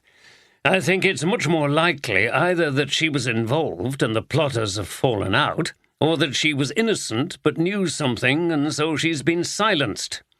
Come on, we'd better talk to her unfortunate assistant." The two detectives walked the short distance to the White Swan, where they found a distraught Amanda Rigby sitting in Barry Evans's office. As she drank from a cup of coffee, her hands were shaking. Her white face was tear-stained. Oldroyd gently asked her to tell them what had happened. "I was walking down Swan Avenue towards the hotel. We based ourselves here during the festival, and we always get here very early to start preparing for the day's events. I live out at Rossett. I get the bus into town, get off at the bottom of Cold Bath Road, and then walk up to here. I was halfway down when—" She stopped and looked as if she was about to cry. "Take your time," said Oldroyd. "It looked like a pile of clothes. Then I saw a leg, and I thought a homeless person was lying there under the tree. When I got close, I saw it was a woman, and there was blood. I managed to get a look at the face, and it was Pat." She burst into tears. Oldroyd and Andy waited. "I knew she was dead," Amanda continued through her sobs.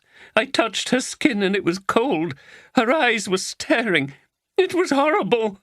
She covered her face with her hands. "So did you come straight into here?" asked Oldroyd. "Yes, I ran into Barry's office. I was nearly hysterical. He called the police and calmed me down. I don't know what happened after that. I've been in here all the time." She took a sip of her coffee. "I still can't believe it." "Was she okay yesterday? Did she seem her usual self?" "Yes. It was a busy day, as usual, during the festival. We don't get a lot of time to chat, but I didn't notice anything wrong. We take it in turns to stay for the evening sessions. There always needs to be someone on duty in case there are any problems. It was her turn, so I said goodbye to her at about 5:30, and that was the last—" She shook her head and couldn't carry on. "What time did the evening event end?" "It was scheduled to finish at 9:30, but you can't leave straight away. I know Pat often went to the bar for a drink to wind down before she went home." "What was that event about?" "It was a discussion about originality and the issue of plagiarism. A panel of 2 writers and a publisher." Oldroyd raised his eyebrows. The panel topic was certainly interesting in view of the controversy surrounding Penrose. "Did Pat have any enemies that you know of? Anyone who would want to do her harm?" "No. The only person I ever saw her really angry with was Damien Penrose, and it couldn't have been him, could it?" "No." "But that man always made her life difficult. I can't help thinking this is his fault somehow." "What do you mean?" She looked angry and desperate. "I don't know. He was a curse on the festival, and now it's ruined. This is what he wanted. What on earth are we going to do without Pat?" Charles Derivale and Esther Stevenson were indulging in afternoon tea at Betty's Tea Rooms, a local institution. They sat at a table overlooking Montpelier Hill and were served by waitresses in the traditional black and white uniform. A 3-tier tea stand in the centre of the table was laden with small sandwiches, scones, and cakes. Tea was served in a silver teapot, as it had been since 1919 when the café was founded by Frederick Belmont, a Swiss confectioner and baker. Derivale poured the tea with difficulty, his large, clumsy frame contrasting with the daintiness of everything else. "There we are. Oh dear, I'm very sorry." He apologized for spilling some tea from the cup he passed to his companion, but the minor mishap did not affect his jolly mood. He loaded his plate with the sandwiches and kept popping them whole into his mouth throughout the ensuing conversation. "Well, I must say, Esther, I've never enjoyed a crime-writing festival as much as this one, and you know why." He couldn't restrain himself from beaming at her. "Yes, I think I do," she replied. "I must admit it feels good not to have his baleful presence hovering over it all. Nasty man." She shuddered, took a sip of her tea and a nibble of her cucumber sandwich. Derivale used the sugar tongs to plop 3 sugar cubes into his tea. "Things have turned out extremely well. If they hadn't, I was half inclined to go back to York. But now there's such a frisson around here, such a fascinating atmosphere. I feel I could use it in a creative way. Imagine, here we are at the festival, and an actual murder has taken place, and not any murder, but that of a famous and infamous writer." He rubbed his hands together. They were slightly greasy with butter. "If you wrote a plot like that, they'd accuse you of being totally unrealistic. Anyway, I'm definitely going to stay at the hotel for the duration." He was already moving on to the scones. He scooped strawberry jam and clotted cream onto his plate. Stevenson continued to sip her black tea, but showed little interest in the food. "I must admit I do have this feeling of anticlimax," she said. "What do you mean?" "Well, I've spent so much time scheming and planning to bring the bastard down, and now that's all finished. There's nothing more I can do." "Oh, the Duncan is in his grave. Treason has done his worst. Nothing can touch him further, sort of thing?" "Maybe. I'm not sorry he's gone, but somehow I feel a bit cheated." "You'd like to have seen him publicly humiliated in the courts and forced to pay out large sums of money to the writers from whom he stole. That was never going to happen, was it?" "I don't suppose so." "I must say, these scones are excellent. Can I tempt you?" "No, Charles, go ahead. I might just manage another small sandwich." Derivale's greedy little eyes glistened as he helped himself to another scone. "Well, try to see the positive side," he said between mouthfuls. "Take my approach. You've got plenty of material to use. Your pursuit of Penrose and his subsequent demise could form the basis of a wonderful piece of crime fiction." She smiled for the first time. "That would be audacious, to say the least, in the present circumstances, don't you think?" Derivale had finished his second scone and was turning his attention to the delicious-looking cakes on the bottom tier of the tea-stand. He placed a small pink iced French fancy onto his plate and took up a little silver cake fork. "I think it would be marvellous poetic justice if you could make money out of him after he cheated so many people, including you." "Maybe," said Stevenson as she looked out to Montpelier Hill. "Oh, look, it's John." Derivale, who was sitting with his back to the window, turned to see John Sinclair looking through the tea-room window. He was waving and saying something to them that wasn't audible. Stevenson shook her head, and Sinclair pointed to the tea-room door and walked off. "Looks like he's going to join us," said Derivale. In a moment, Sinclair arrived at their table. "Well, that was fortuitous," he said. "I was about to ring you both." He paused, as if unsure how to continue. "It's just that Someone's told me that Patricia Hughes has been found dead on Swan Avenue." Derivale was arrested in the act of manoeuvring a slice of Victoria sponge onto his plate. "Good Lord," he said. "Intrigue upon intrigue." "Charles, really?" said Stevenson. At the Royal Baths, the atmosphere remained very strange and tense. The whole of the downstairs area, including the pool, steam rooms, changing rooms and massage facilities, was closed. There was a line of incident tape blocking off the stairs with a PC on guard at the top. The police were allowing rooms on the first floor to continue to be used for meetings, and a temporary space for massages had been established in one of these rooms.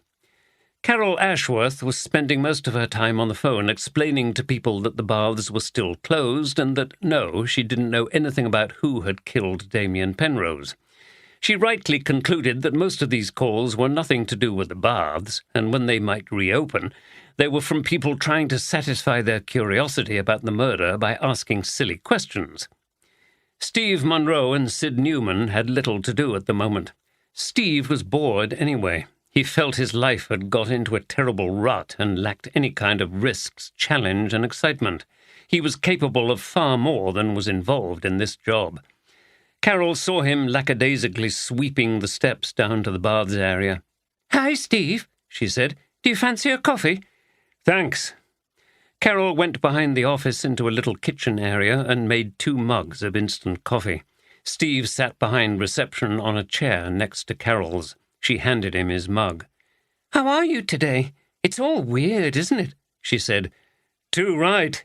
I haven't got enough to occupy me and keep my mind off finding that body." He shuddered and took a drink of his coffee. "That was such a shock, finding the body like that. I think you were very brave." He shook his head. "Thanks. I still can't believe there wasn't anybody else there." "No, and neither could the police. Look, you need a break. Have you got any leave coming up? How's Jade? You two need to go off on holiday together." Jade Darton, the PR freelancer, was Steve's girlfriend. "It's a good idea, but Jade's busy at the moment. She's doing a bit of work for the festival, and she's also got this contract with a hotel chain. She's spending quite a bit of time in London. Maybe later in the summer, if she can spare the time." "Yes, there might be some last-minute details. You can fly off to somewhere hot and relax." Steve grinned. "Thanks, Carol. You're very thoughtful. I'd like to get away from here, to be honest. It feels like a haunted mansion, and we've no idea when we can open again and get things back to normal, have we?" "No, I think the police are just as puzzled as we are, and they won't let the public in while down there's a crime scene, and one they can't explain." The phone rang again. Carol sighed and answered it. "Hello? Oh, hi, Shirley. I wasn't expecting—" "What? You're joking? No, that's terrible." "Yes, I will. Okay, I'll see you tomorrow." She put the phone down and looked at Steve with a shocked expression. "That was Shirley. She knows someone who works at the White Swan. There's been another murder." "What?" "Yes, a body was found this morning on Swan Avenue near the hotel. Apparently people were saying it's the woman who organises the crime-writing festival. Isn't that Patricia Hughes? It can't be her, surely. I've known her for years. If it is, that's 2 people to do with the festival who've been killed."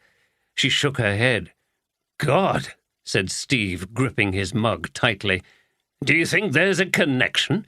If her body was found in the street, it sounds like a mugging to me." "Maybe it was. What's the world coming to when you can't walk the streets of Harrogate without someone attacking you?"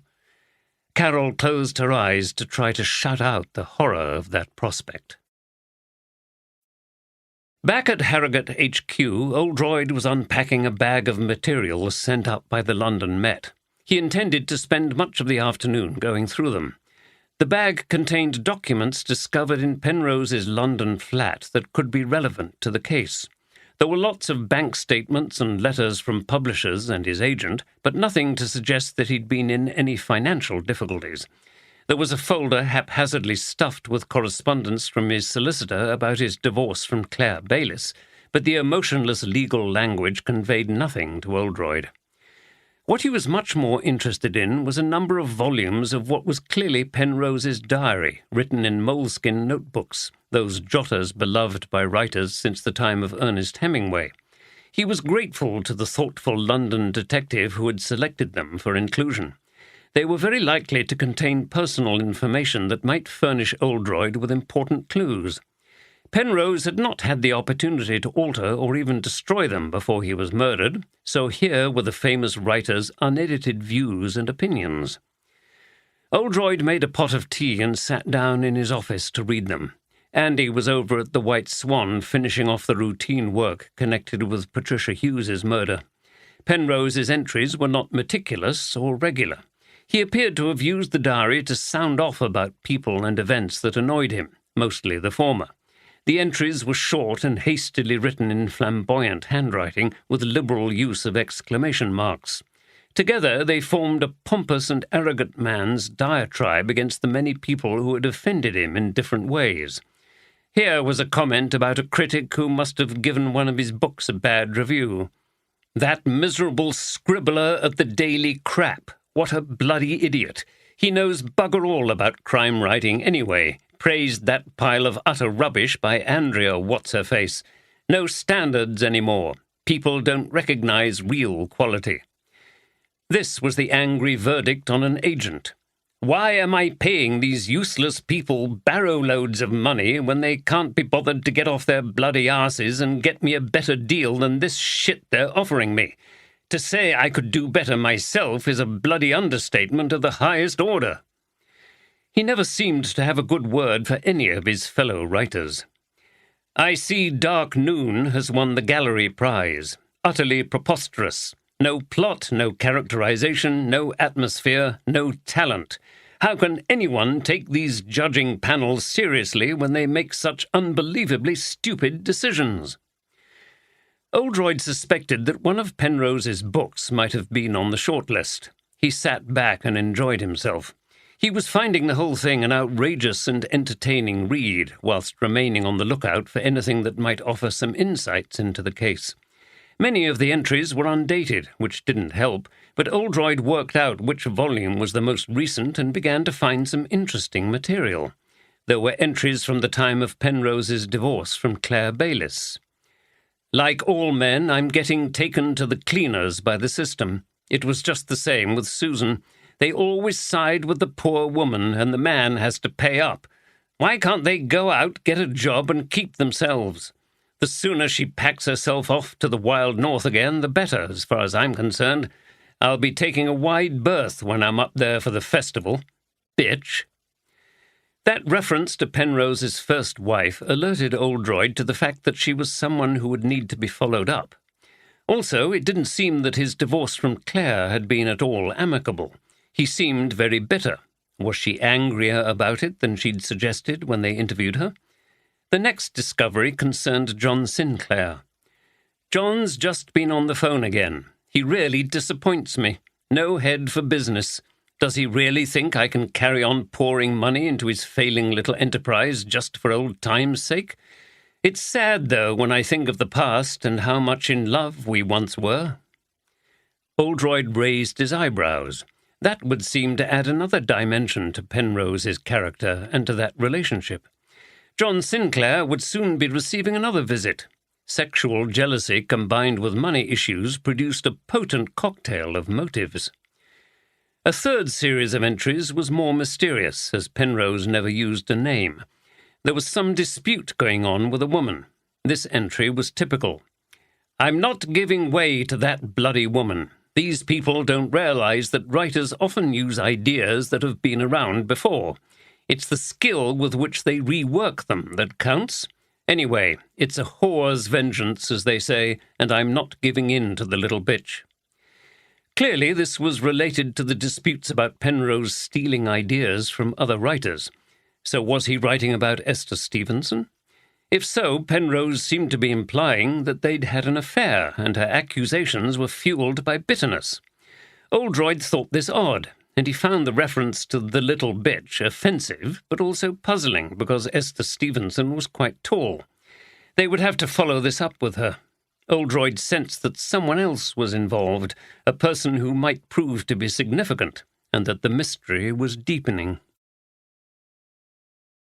The next day, Steph continued her difficult and delicate mission, to discover how many female officers had suffered from Derek Fenton's unwanted attentions, and to find this out without scaring or offending them. She tried to make a judgment about which women might have been his particular targets, though Nicola Jackson had implied that most women had been his victims at some point. She also needed to select women who were prepared to speak out. Cynthia Carey was a detective sergeant who had once worked with Fenton, but had been transferred to another detective inspector. Steph wondered whether that indicated there had been some problems.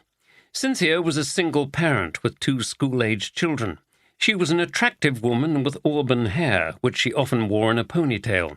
She ran a lot and kept herself very toned and physically fit. It seemed a fair assumption that Fenton would have paid her some unwelcome attention. Steph asked her to come into Oldroyd's office while he and Andy were out. "Well, this is very nice, Steph," said Cynthia, looking round the office. "You're lucky working with Oldroyd. He's very informal, isn't he? Doesn't pull rank all the time like some of them." "No, he's great, Cyn. He makes you feel part of his team. Sit down, will you? I wanted to talk to you about something personal." "Oh, okay." Cynthia sat down next to Steph.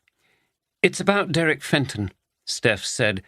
"I'm having problems with him, and I was hoping you could help." She described Fenton's behaviour and explained what had happened with the photographs. "Bloody hell! What a bastard!" said Cynthia, exactly echoing Nicola Jackson's response. "I know," replied Steph. "The thing is, though, I'm determined to do something about him, and I've already got Nicola Jackson on my side. He's harassed her, too. I wondered if you'd had any, what shall I say, experiences with him." Cynthia laughed. "Oh, yes," she said. "I thought everybody knew why I'd asked for a transfer, although it was never talked about. He's a sex pest. He wouldn't leave me alone. I don't know whether he thought I was easier game because I'm separated from Francis and I don't have a partner, but he was constantly making remarks, touching me, leering at my tits. It was impossible to work with him, and I was getting quite depressed about it. One evening, when it was dark and there was no one around, he followed me out to the car and got hold of me, trying to make me kiss him. Said he knew I wanted to, really. I pushed him off and got into the car. The next day I asked to be transferred, but I didn't mention what he'd done." "Why didn't you ask for help?" "Why don't you?" replied Cynthia directly. "It's not easy, is it? Men in power, you always feel they'll cover for each other. Maybe not Oldroyd, but there aren't many like him. When I asked DCI Morton for the transfer, he agreed without asking me why. I got the feeling that he knew what Fenton was like, but he turned a blind eye. He just moved me so things didn't get out of hand. Nicola said the same about this male conspiracy of watching each other's backs, but my argument is if we don't do something, it'll get worse, and I talked her round." "How about you?" Cynthia frowned. "What do you have in mind?" "If there are enough of us, we can confront him and threaten to go to the authorities, right up to Chief Superintendent Walker if necessary. He's a bit of an old buffer, isn't he? I can't see him doing much about it. He wouldn't have any choice in this day and age if there are a number of us and we stick together. Fenton might call our bluff and just dare us to report him. If we went to the top, none of the bosses could ignore sexual harassment like that after we'd called it out. It's staying quiet that's the problem." Cynthia went thoughtful for a few moments, and then she nodded and said, "Yes, you're right. We need to call time on the Fentons of this world. I'm with you all the way." 4. Agatha Christie went missing on 3 December 1926 from her home in Berkshire. Her disappearance caused an outcry amongst the public, and thousands of police officers and volunteers searched for her. On 14 December, she was found at the Swan Hydropathic Hotel in Harrogate, now called the Old Swan, registered as Mrs. Teresa Neal. Neal was the surname of her husband's lover. At the White Swan, Oldroyd and Andy were holding their second press conference. It was now almost a week since Penrose's murder and 1 day since Patricia Hughes's body had been found. Progress was slow, and Tom Walker was getting twitchy. He wanted Oldroyd to keep the buggers at bay so that idiot Watkins doesn't get on our backs. Policing at that level, mused Oldroyd, seemed to be almost entirely about PR. Here we go again, he thought, as he stared at the ranks of reporters and their expensive-looking cameras. He suddenly remembered Agatha Christie and her strange sojourn in the town. He didn't remember her sleuths having to deal with media like this, and as for Sherlock Holmes, the great man would have considered it far beneath his dignity. Of course, they were private detectives who didn't have to deal with the day-to-day stresses of the job. 2 victims now, Chief Inspector. Are you sure they're related? Quite a sensible start for once, thought Oldroyd. That's a good question. We can't be sure that they are, and the second victim, Patricia Hughes, could have been attacked by a mugger who stole her handbag.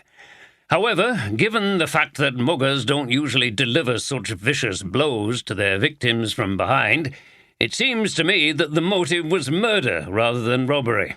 Patricia was also the organizer of the crime-writing festival and knew the first victim, so we are working on the assumption that it is likely there is a link, although at present we don't know what that is. If any member of the public saw anything in this hotel or on Swan Avenue at around 10:30 on Monday night, I urge them to come forward. It's a bit weird, isn't it, Chief Inspector? These murders at a crime-writing festival? I think we've all registered the irony of that, remarked Oldroyd. But what do you think is going on? The reporter from a prominent tabloid continued. He had designer stubble, an earring, and a tight T-shirt over his beer belly. The faded logo on the shirt seemed to include a profile of Freddie Mercury. Is someone acting out a crime story instead of writing one? Some crazed lunatic who couldn't get his works published, so he's taking it out on a successful writer and someone involved in the book world? Well, it sounds as if you'd match him for lurid imagination, replied Oldroyd. We had a number of these, how shall I describe them, imaginative schemes presented at the last press conference, and I said then that it's much more profitable to begin with the simpler explanations. At the moment, we are concentrating on establishing motives for both murders, and we are still working on how the first murder was carried out. Do you think more people are at risk? This from a bespectacled female reporter who looked very serious. Oldroyd paused. This was always a very tricky issue. Say no, and if there's another killing, they roast you. Say yes, and the headlines create panic in the neighbourhood. I cannot say for certain that there isn't any further risk, and clearly everyone should remain alert. But neither do I think we have a random killer at large. What I suspect is, given the clever way in which the first murder was planned, that this is really about Damien Penrose, and that maybe Patricia Hughes knew something that could have led us to the murderer. So she was silenced? Probably, but we don't know for sure. I ask again for anyone with any information, however trivial they think it is, to come forward. Do you think the answer lies in Penrose's past? We've found out some interesting things about him. He wasn't exactly popular, was he? Been through 2 marriages, rumours that he pinched all his ideas from other people, must have had lots of enemies. Oldroyd winced. This was exactly the kind of press attitude he detested. The arrogance in presenting themselves as detectives, implying the police weren't doing a very good job, followed by the lazy, imprecise and exaggerated way that allegations against Penrose were made. He had a murky past, didn't he, Chief Inspector? Concluded the reporter. Don't we all? Replied Oldroyd, not willing to speculate about Penrose's private life. Yes, we are pursuing leads concerning relationships and events in Damien Penrose's past, but I would have thought it was obvious that all cases of this kind have their origins in the past lives of people, so I'm not sure about the relevance of your point. This put-down caused some smiles and murmurings, and the reporter remained silent. After the conference was finished, Oldroyd and Andy returned to HQ on foot. Oldroyd had started to insist that they did more walking around Harrogate for the health benefits, and also because it was greener. Andy was sceptical. He liked his cars. "That should keep everyone happy, at least for a short while," said Oldroyd, puffing a bit as they arrived back at his office. Andy, who was showing fewer signs of exertion, put on the coffee. "It's time we sat down and reviewed the evidence. Let's go through the suspects." Andy took out his notebook. It was a quaint habit of his to keep notes on everything in the old-fashioned way. He said that writing things down helped him to think. "Okay, sir, so his fellow writers," he began, "Derryvale and Stevenson. Alibis confirmed for the night before the first murder, but they both hated him. Derryvale was insulted and Stevenson had a big grudge about this pinching ideas business. Like all the suspects, they would have had to have help. Yes, they clearly had motives and the imagination for a murder plot, which they would have enjoyed devising. It would have appealed to their sense of irony. A crime writer murdered by other crime writers in an impossible crime scenario." He poured out the coffee, opened the tin that contained their favourite chocolate digestives, and offered it to Andy, who took a couple for now but worked nearly all the way through the tin as they were talking. "The ex-wife, Claire Bayliss," continued Andy between mouthfuls of the crumbly biscuit. "An ex-partner is always good suspect material. Her alibi is not confirmed, as she was working from home. She knows the baths really well, having designed a refurbishment, and she may have more bitterness against her ex-husband than she lets on. Now, at the festival, we've got Ben Poole and Patricia Hughes, both of whom also hated Penrose. Ben Poole was definitely at the gym, as he said. The fact that Hughes is now dead means that she knew something, always assuming that the two murders are connected. This means that either she was involved herself and was disposed of by her partners, or that she'd worked out who the murderer was, and that person found out. Remember, her phone was stolen, Oldroyd said. There was a reason for that. I think she'd been in contact with her killer not long before she was murdered.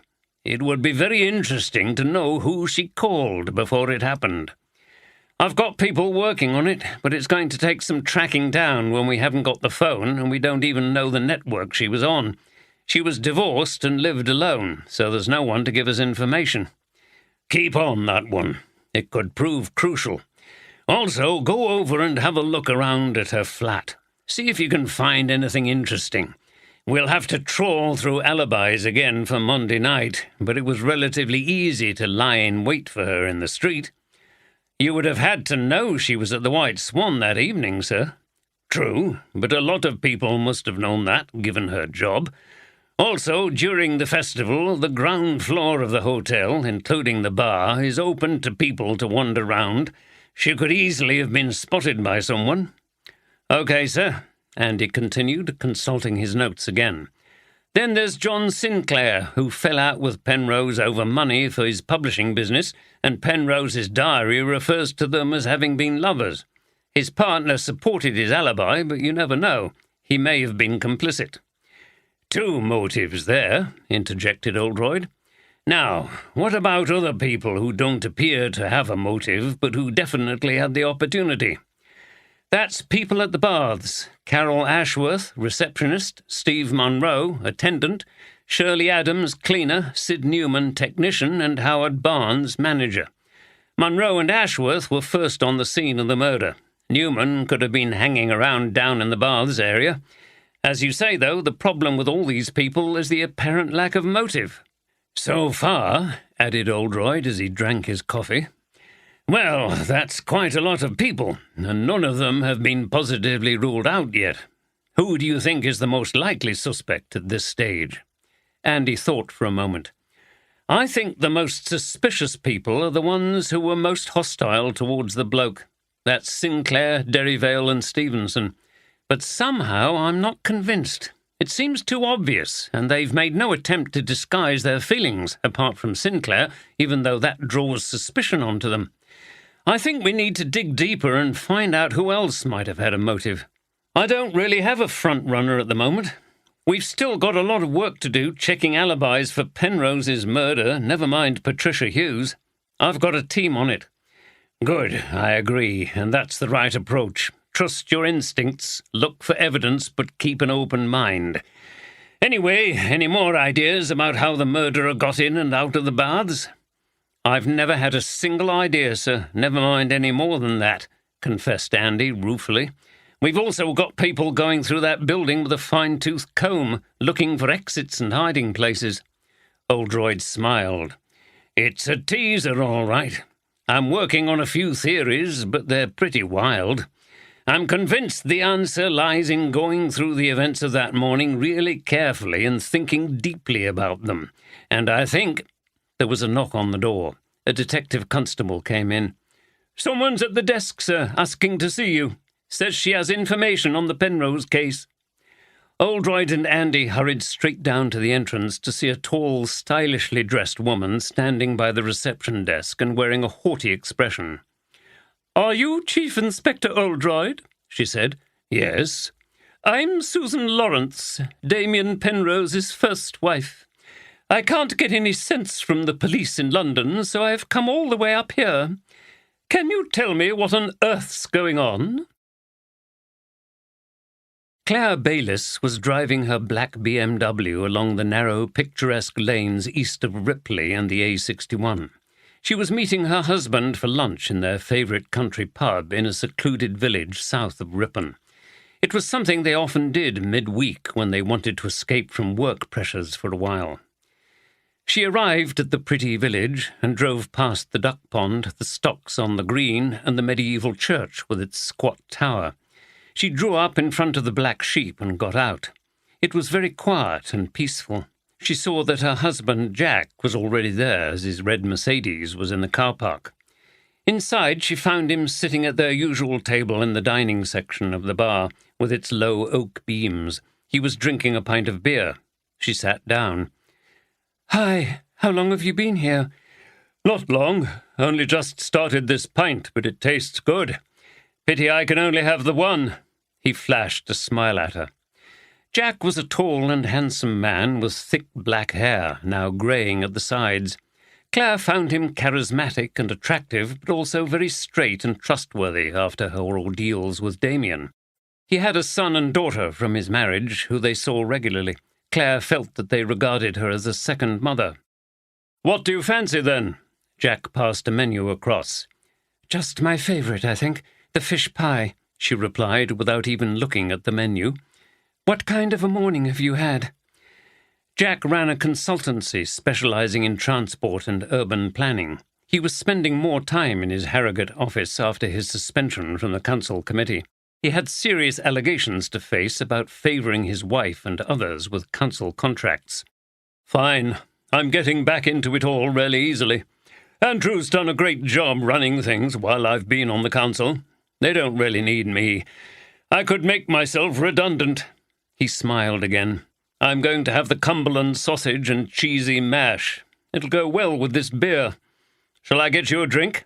"Just a tonic water." "Okay." He went to the bar to make the order. Claire watched him go. He always maintained a cheery demeanour, but she knew he was feeling the stress of recent events. She'd woken a number of times in the middle of the night recently to hear him downstairs watching television. He returned from the bar. "Have you heard anything?" asked Claire. "No, things move slowly on the council. Goodness knows when they'll get round to making a decision." "It's all your own fault," said Claire, sipping at her tonic water. "You're good at ideas, but you've always been slack on detail. In my job, if you don't get the detail right, it can have serious consequences." "It was just an oversight." "Yes, so you keep saying, but an oversight that gave your enemies on the council material to use against you." Jack took another drink of beer. "I don't know why they had to involve the police at this stage. The enemies you referred to are clearly still at work." "They are, and I've an idea who might be receiving information and causing mischief," said Claire. "Who?" "Never mind. Leave it to me. There's something I think I can put a stop to. Anyway," she changed the subject, "that Inspector Fenton behaved in a nasty way. He had a sergeant with him. I think she was embarrassed by some of the things he said. Probably, but she won't be able to say anything if she's on a lower rank, and the police always protect one another. Anyway, you don't need to worry about him. You must have really had enough of the police with that Chief Inspector coming round later about Damien. Yes, but he was very nice. Jack smiled again, but not quite as pleasantly as before. They're wasting their time on that one. I'm glad that bastard's gone. Claire glanced quickly round the room. Keep your voice down. Who cares? It's going to be much better for everyone with him out of the way, especially for you. I hate thinking about the pain and humiliation he caused you. No need to be so brutal about it and broadcast it to the world. You never know who might be listening and getting ideas. We're in enough trouble as it is. At least you are. Relax, darling. They can't pin anything on me.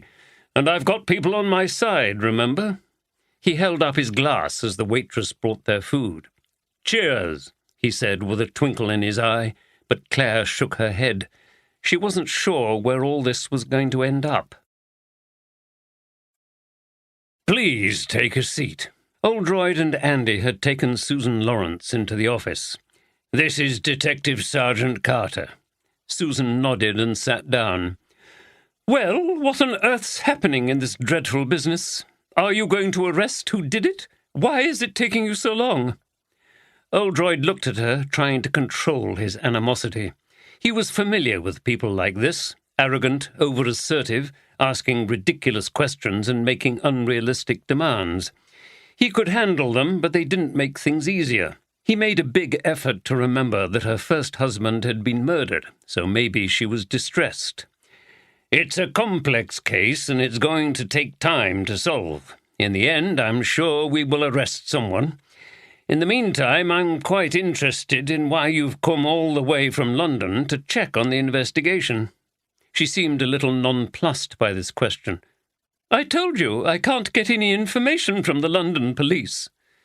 Oldroyd had to smile at the audacity of rocking up at a police station belonging to a force that wasn't even conducting the murder inquiry and expecting to be told details of an investigation taking place elsewhere, even if you were an ex-wife of the deceased. Is that all?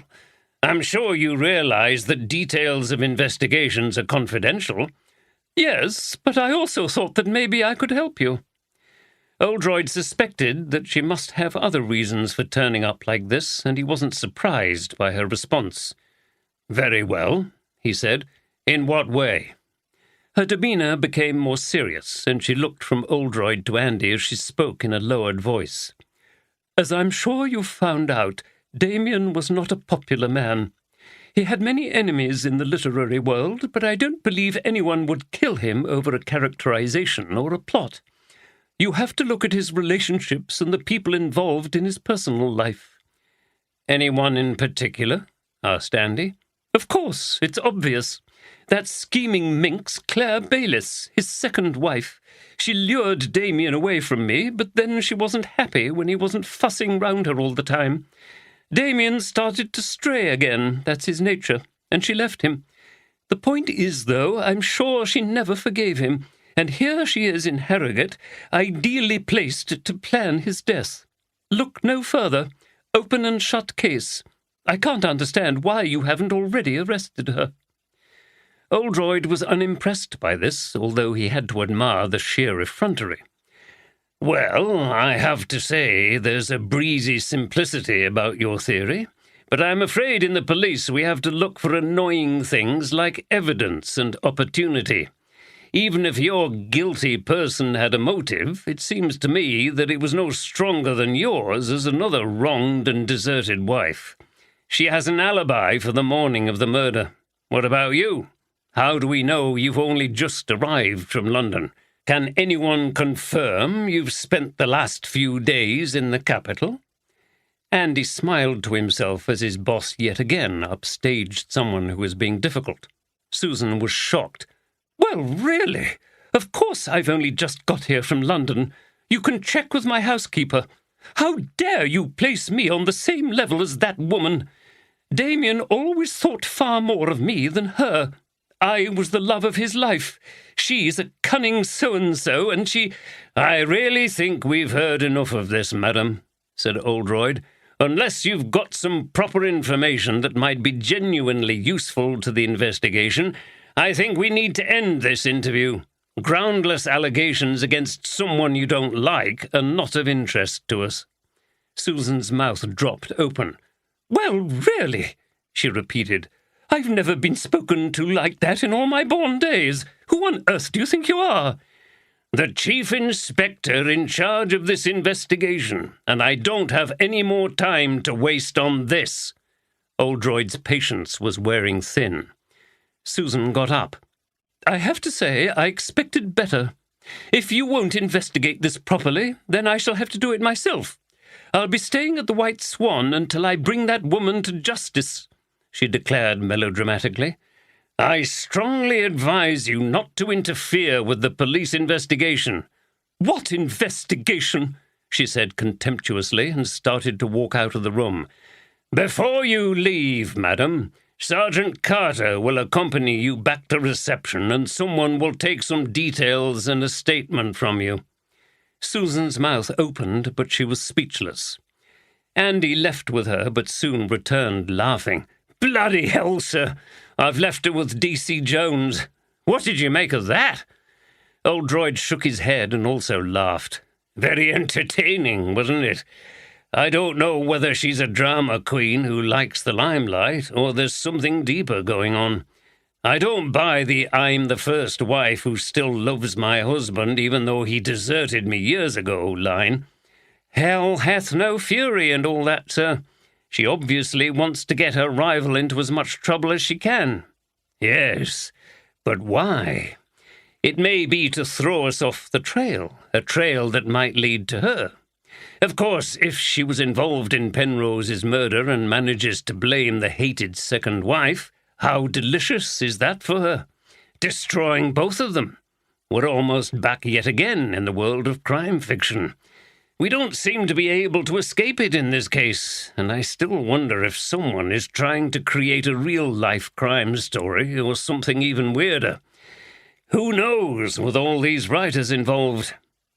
If she was really intent on incriminating Claire Bayliss, though, sir," said Andy, "surely she'd have some actual evidence for us, even if it was fabricated." "True, but let's see what happens. Contact the Met and get them to find out as much as they can about her and check whatever alibi she gives. That will show we're serious and that we're not going to take any more nonsense and insults. However, I don't think we've heard the last of her. It's going to be very intriguing while she's staying at the White Swan. Meanwhile, we'd better get back to John Sinclair and see what he has to say about his romance with Penrose." They were about to leave when the detective constable came back. "Yes, Jones," Oldroyd said. "Some important information, sir. We've been out checking all the alibis for the morning of Mr. Penrose's murder. There's this chap," he looked at his notes, "Sid Newman. He's a technician at the baths. He claims he was there early to switch everything on and then went on to the leisure centre, where he has a similar job. We've checked at the leisure centre and he never came that morning. His son Terry came instead. Apparently he covers for his father if he has any problems. So that means his whereabouts for the time of the murder are unaccounted for." "I see," said Oldroyd. "Thank you." He turned to Andy. "Well, it's been a very interesting morning. We'd better go and see Mr. Newman and leave Mr. Sinclair until later." In her house in the Duchies, Esther Stevenson was suffering from writer's block. She sat with her laptop in her upstairs study, then moved downstairs to the kitchen table. She drank several cups of coffee, but was still unable to write anything. Finally, in a bad temper, she slammed the laptop lid down and took her notebook, pen and phone outside into the garden, where she had been when the detectives called. Maybe another change of venue and technology would do the trick. The garden was peaceful, but contained many things to distract her. There were always jobs to be done, and she found gardening a chore.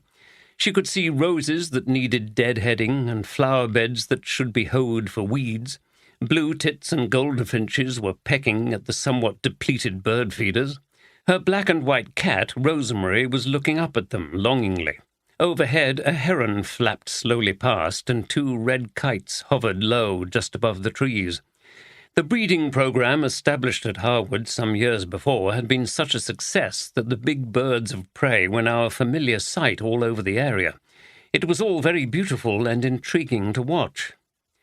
The life of a writer was not so glamorous and free as it was generally considered to be, Stevenson reflected ruefully as she sat doodling aimlessly in her notebook.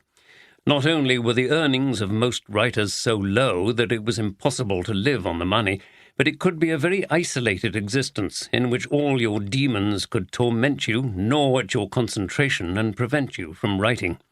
She had been lucky as far as the income side of things went. Her partner earned a good salary, but she struggled with the process of creative composition, and it often caused her to be depressed and moody. This, in turn, affected her relationship.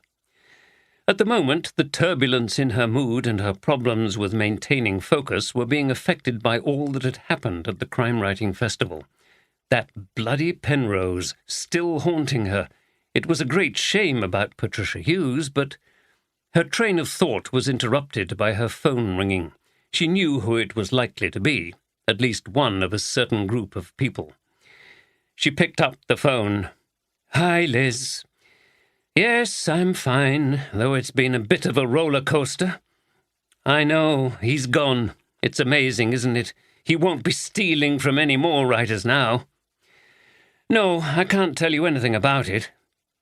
I know, it's a great pity. She did a great job running the festival. Leo's fine, thanks. Well, that will be great. Give me a call when you're coming up. Okay, bye." Liz Simpson was part of the group of writers she had brought together over the years. They'd all been badly treated by Penrose. She lived in London and had suffered a great deal of sexual harassment from him before he stole the main idea from what would have been her first crime novel. Esther was getting a series of calls from them all, and the content was always the same, relief that Penrose was out of the way. No one seemed interested in what had actually happened. They were just glad to see the back of him. It felt different to her being on the ground, as it were, in Harrogate, having to live through the trauma of constant questioning by the police. However, when she heard the relief and positive pleasure in people's voices as they celebrated the fact that the old scoundrel was gone, she felt it had all been worth it. She yawned. She was not sleeping well at the moment. She reached for her pen in order to have another try at writing, but hesitated. She remembered the festival and the fact that Patricia Hughes was no longer there to run things. How on earth would Amanda Rigby cope? It was in all their interests that the festival was a success. Maybe she should call Amanda and offer to help. She put down her pen and took up her phone again. Sid Newman lived in an outer suburb of Harrogate, on a large estate of social housing. Oldroyd and Andy drove through the dull, run-down streets of standard council houses built between the 1930s and 50s. Andy was surprised. "Well, sir, I didn't think there were any poor areas in Harrogate. I thought it was all pretty well off and genteel," he said, noticing a down-at-heel group of people waiting at the bus stop. "There are poor areas everywhere in this country, Andy. They're just hidden away from view. Anyway, this is it." He stopped outside a house with overgrown privet hedges. The scraggy bottoms of the shrubs were stuffed with litter. The detectives walked down the crumbling concrete path and knocked on the door. Immediately there was the sound of a dog barking and a woman shouting, "Lexi, shut up! Quiet!" Then there were footsteps and the voice shouted again, "Just a minute!" Andy frowned at Oldroyd. "Sounds like we might get savaged here, sir. I'm not a great dog lover. Been attacked too many times by Rottweilers and Alsatians at some of the places we had to bust when I was in the Met." "That's the problem," replied Oldroyd. "Dogs know if you don't like them. They can sense it. Maybe, sir, but I've met a few that were clearly trained to go for coppers." Oldroyd laughed. They heard footsteps, and the door was opened by a woman holding back a growling staffy. Her short-sleeved T-shirt revealed muscular, tattooed arms. "Yes, what do you want?" "We're police officers and—" began Oldroyd. Then, looking down the entrance hall, he caught sight of Sid Newman's head peering round the kitchen door. "Oh, shit!" exclaimed Newman. Then he slammed the door. Oldroyd turned to Andy. "Better get after him. He's making a run for it." Without a word, Andy rushed past the woman and shot through the house, following Newman through the back door into a scrubby garden. "Hey, what the bloody hell do you think you're doing? You can't just barge in like this," the woman said. "I think we can, madam," said Oldroyd, brandishing his ID. "We're detectives investigating 2 murders, and we need to ask Mr. Newman some questions." "Why? He hasn't done nothing." She stood defiantly in the doorway. "Then can you explain why he made a run for it when he saw us? I think you need to let me in." Suddenly she stood aside, shut the dog in the living room, and followed Oldroyd back into the kitchen, from where muffled barks and occasional scratchings on the door to the living room could be heard. Andy was ushering Newman back into the house. "Got him as he was trying to climb over the fence at the back, sir." "Yeah, and you've torn me bloody shirt," said Newman as he sat down at the orange pine table and examined the torn sleeve. Oldroyd and Andy also sat at the table, while the woman remained standing by the door. "Running away from the police is never a good idea," said Oldroyd. "It suggests to us that you have something to hide." Newman seemed deflated. He shook his head. "I haven't. It's just that I panicked when I saw you. I've had a few run-ins with police over the years, and I get a bit, edgy." "Maybe that was because you didn't tell them the truth. And here you are, still at it, because you told us that you went straight to the leisure centre from the Royal Baths on the morning of Damien Penrose's murder, and that wasn't true, was it? Your son went to the leisure centre, not you." "Don't get our Terry into this. He just helps his dad out," said the woman. Oldroyd turned to her. "Into what, exactly?" "Just keep quiet, Irene," said Newman. "You're making it worse." He turned to Oldroyd. "Okay. Terry covers for me occasionally because I get some work doing other stuff." "Moonlighting?" "I suppose so." "What kind of stuff?" "Just labouring work. A bloke I know has a business laying paths and patios, and I do a bit of work for him now and again. Cash in hand, no tax, no paperwork. That's a bit naughty when you should be at your regular job, isn't it?" Newman shrugged. "So that's where you were that morning, and not murdering Damien Penrose?" "Course I wasn't. I was down at Builders Merchants helping him load up his van for today." "And what about Monday night? I'm sure you know there was another murder near the White Swan late in the evening." Newman thought for a moment. "I was at pub, Bilton Arms, till late. Lots of people saw me." Oldroyd glanced at Andy and then got up. "Okay, we'll be checking those alibis, otherwise we'll leave it there for the moment. I say again, don't lie to the police. All you do is get yourself into more trouble. If you'd come clean with us at the beginning, we wouldn't have had to waste all this time." Newman said nothing. Oldroyd and Andy went back to the front door. The barking and scratching reached a crescendo as they passed the living room. "Waste of time then, sir, as you said," said Andy, as Oldroyd drove back to HQ. "I think so. You'd better get his alibi checked out, and then I'm inclined to leave it at that. What he's up to is a bit dodgy, isn't it, though?" "Yes, but that's how poor people survive in our society, on their wits. I'm not about to shop him to his employer or the tax people, not when the rich bankers and multinationals are avoiding taxes on an industrial scale and getting away with it." Andy thought about his friend, Jason Harris, who worked in the city and openly admitted that the system was like a gigantic casino, except you played with other people's cash. Jason made a packet of money, and how many of his practices were strictly legal. It wasn't easy when you were a policeman charged with upholding the rule of law. but he tended to agree with his boss. "Oh, good afternoon, Sarge. It's very nice to see you, as always." D.C. Hancock welcomed Steph into Fenton's office in the usual leering manner.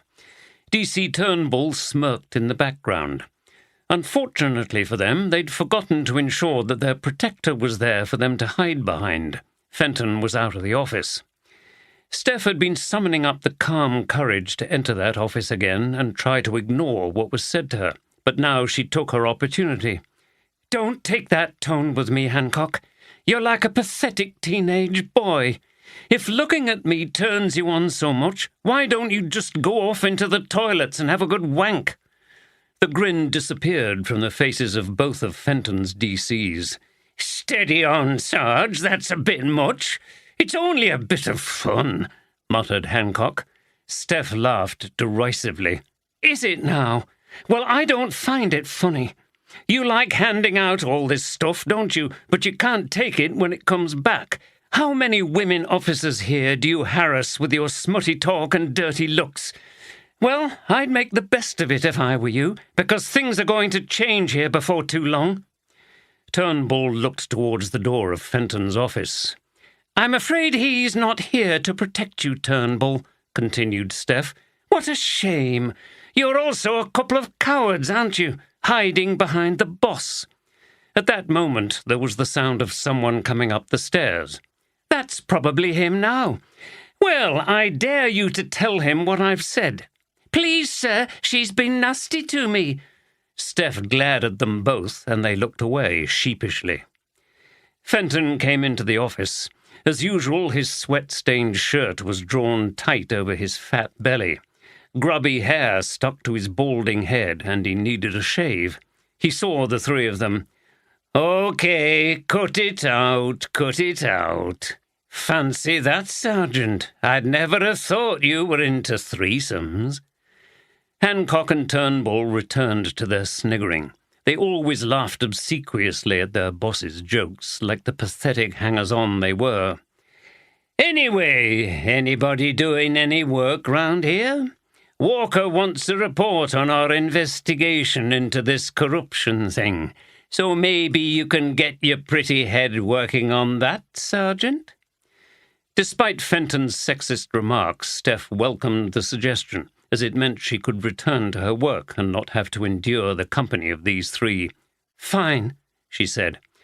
"You two," continued Fenton, "we're going to that warehouse off the Leeds Road. There's been a big robbery, and there'll be plenty of statements to take."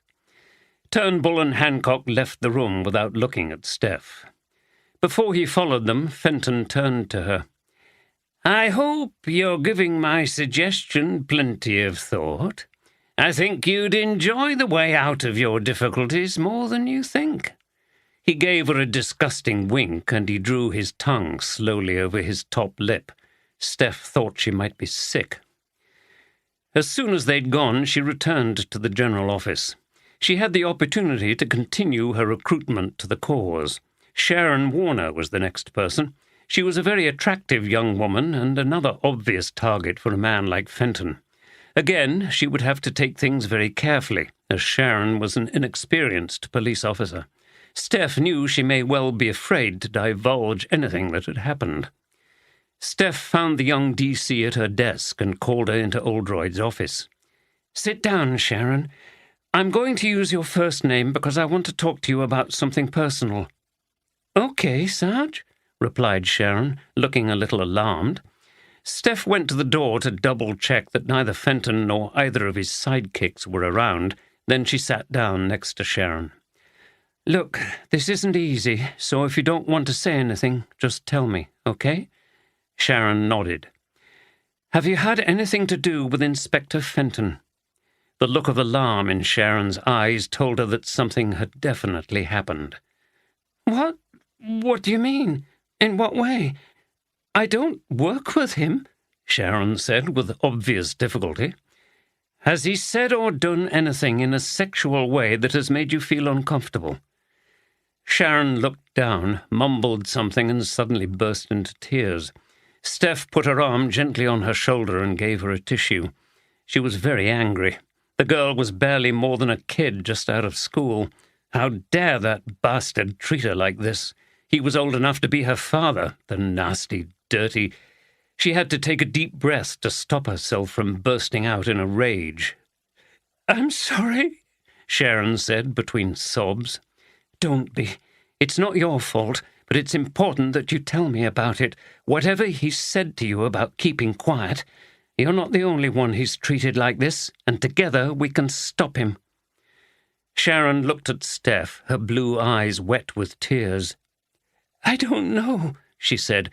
"My dad said not to say anything. It would be held against me." She put her hands up to her face. "Oh, God, I sound pathetic, telling my parents about things." "Why? It's natural to go to them for help when you're not very experienced and not sure of yourself. I used to talk to my mom all the time about what was going on here when I first started, who I liked, who I didn't, what I found hard. But I have to say I don't agree with your father on this. As I said, keeping quiet makes it easier for people like Fenton, and worse for you and the rest of us. It's bullying and the rule of fear." Sharon's hands were nervously working the tissue. "I'm just frightened, I suppose. He's an inspector, and who would listen to me?" "That's exactly what he wants you to feel. These things are worse in an organization like the police because there are all these ranks, and we have to obey our superiors. It's a perfect place for these predators to flourish. The power over us is part of the kick he gets out of it. He wouldn't try it on with a woman who's the same rank." "What will you do if I tell you? You won't say anything to him?" "No, I won't do anything straight away. I'm talking to a number of women who've had the same kind of experience with him. If we stay together, I think we can do something about it." Sharon took a deep breath. "Okay. Well, it began almost as soon as I started here." "How long is that now?" 6 months. He complimented me on my first day here, and at first I just thought, oh, that's nice and friendly. But then he carried on. Every day he was saying something about my appearance and asking if I had a boyfriend. I tried to laugh it off, but it made me feel uncomfortable. I didn't think I could say anything to him because he's an inspector." "Understandable," said Steph. "He started stalking me. He always seemed to pop up when there was nobody else around, and he would come up too close to me and sort of leer at me and say things like, had I thought how much better older men were as lovers." Steph nodded. Somehow the fact that he obviously used the same cliched line with all his victims seemed to make Fenton doubly pathetic. "I wondered if I'd said or done something to encourage him. Was it my fault? No, you mustn't think that. You are the victim here. You're not responsible for the way he's treated you." "I'm glad you've said that, because I just didn't know what to make of it all. Then there are those 2 men who work with him," continued Sharon. "Hancock and Turnbull. Yes, I know them. A couple of immature idiots who just feed off Fenton. Well, they started to say stuff as well, and—" Sharon started to cry again as the memories returned. "It really upset me. I got to the point where I dreaded coming into work." "That's awful." "It was then I told Mum and Dad. They were sympathetic, but Dad said there was nothing I could do. I would just have to put up with it and not let it get to me. No one would listen to a junior person like me over a senior man like him." "Right," said Steph. "You've told me enough, and thank you. I know it's been hard. I promise I won't say anything until I have asked for your permission, and that won't be until we're ready to act together." Sharon dabbed her eyes. "Thanks. I feel better now I've told someone." "I'm sure you do.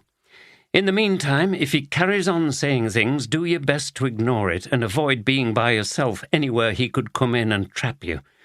As for those goons, Hancock and Turnbull, again, just steer clear. I've given them a piece of my mind today, so they might be a bit more subdued." "Well done, Sarge." Sharon smiled for the first time. "If Fenton tries to get you working for him in his office, tell me. I'll have a discreet word with DCI Oldroyd, and we can stop it without giving too much away to anyone. Okay?" Sharon nodded. "I'll let you know what's happening," Steph said, "and you can always come and talk to me if there's anything else you want to go through or you're upset about anything. And remember, this is not your fault. You are the victim, and you are not weak." She smiled at the young DC, who got up to leave. "Thank you, Sarge," Sharon said as she left.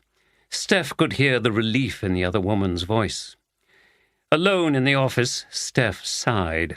What she'd heard from Sharon had made her all the more determined to do something about Fenton. John Sinclair found being interviewed for the second time by Oldroyd and Andy much more challenging than the first. He descended the stairs from his office on his way out and opened the door onto the street to find the detectives barring his way. "I'm glad we caught you, sir," said Oldroyd, formally but genially. His grey eyes were cold. "If we can just go back up to your office, we need to ask you some more questions." Sinclair looked at Andy, but the DS's serious expression offered no support. "Very well," Sinclair said, turning round reluctantly and ascending the stairs down which he'd just come. "What can I do for you?" he asked rather lamely when the three of them were sitting in the office. "I think it would have been wise," began Oldroyd, "if you'd told us about your romantic involvement with Damien Penrose." Sinclair frowned. "It's my private life, and I didn't think it was relevant." Oldroyd laughed. "Even though it gives you a second motive for his murder?"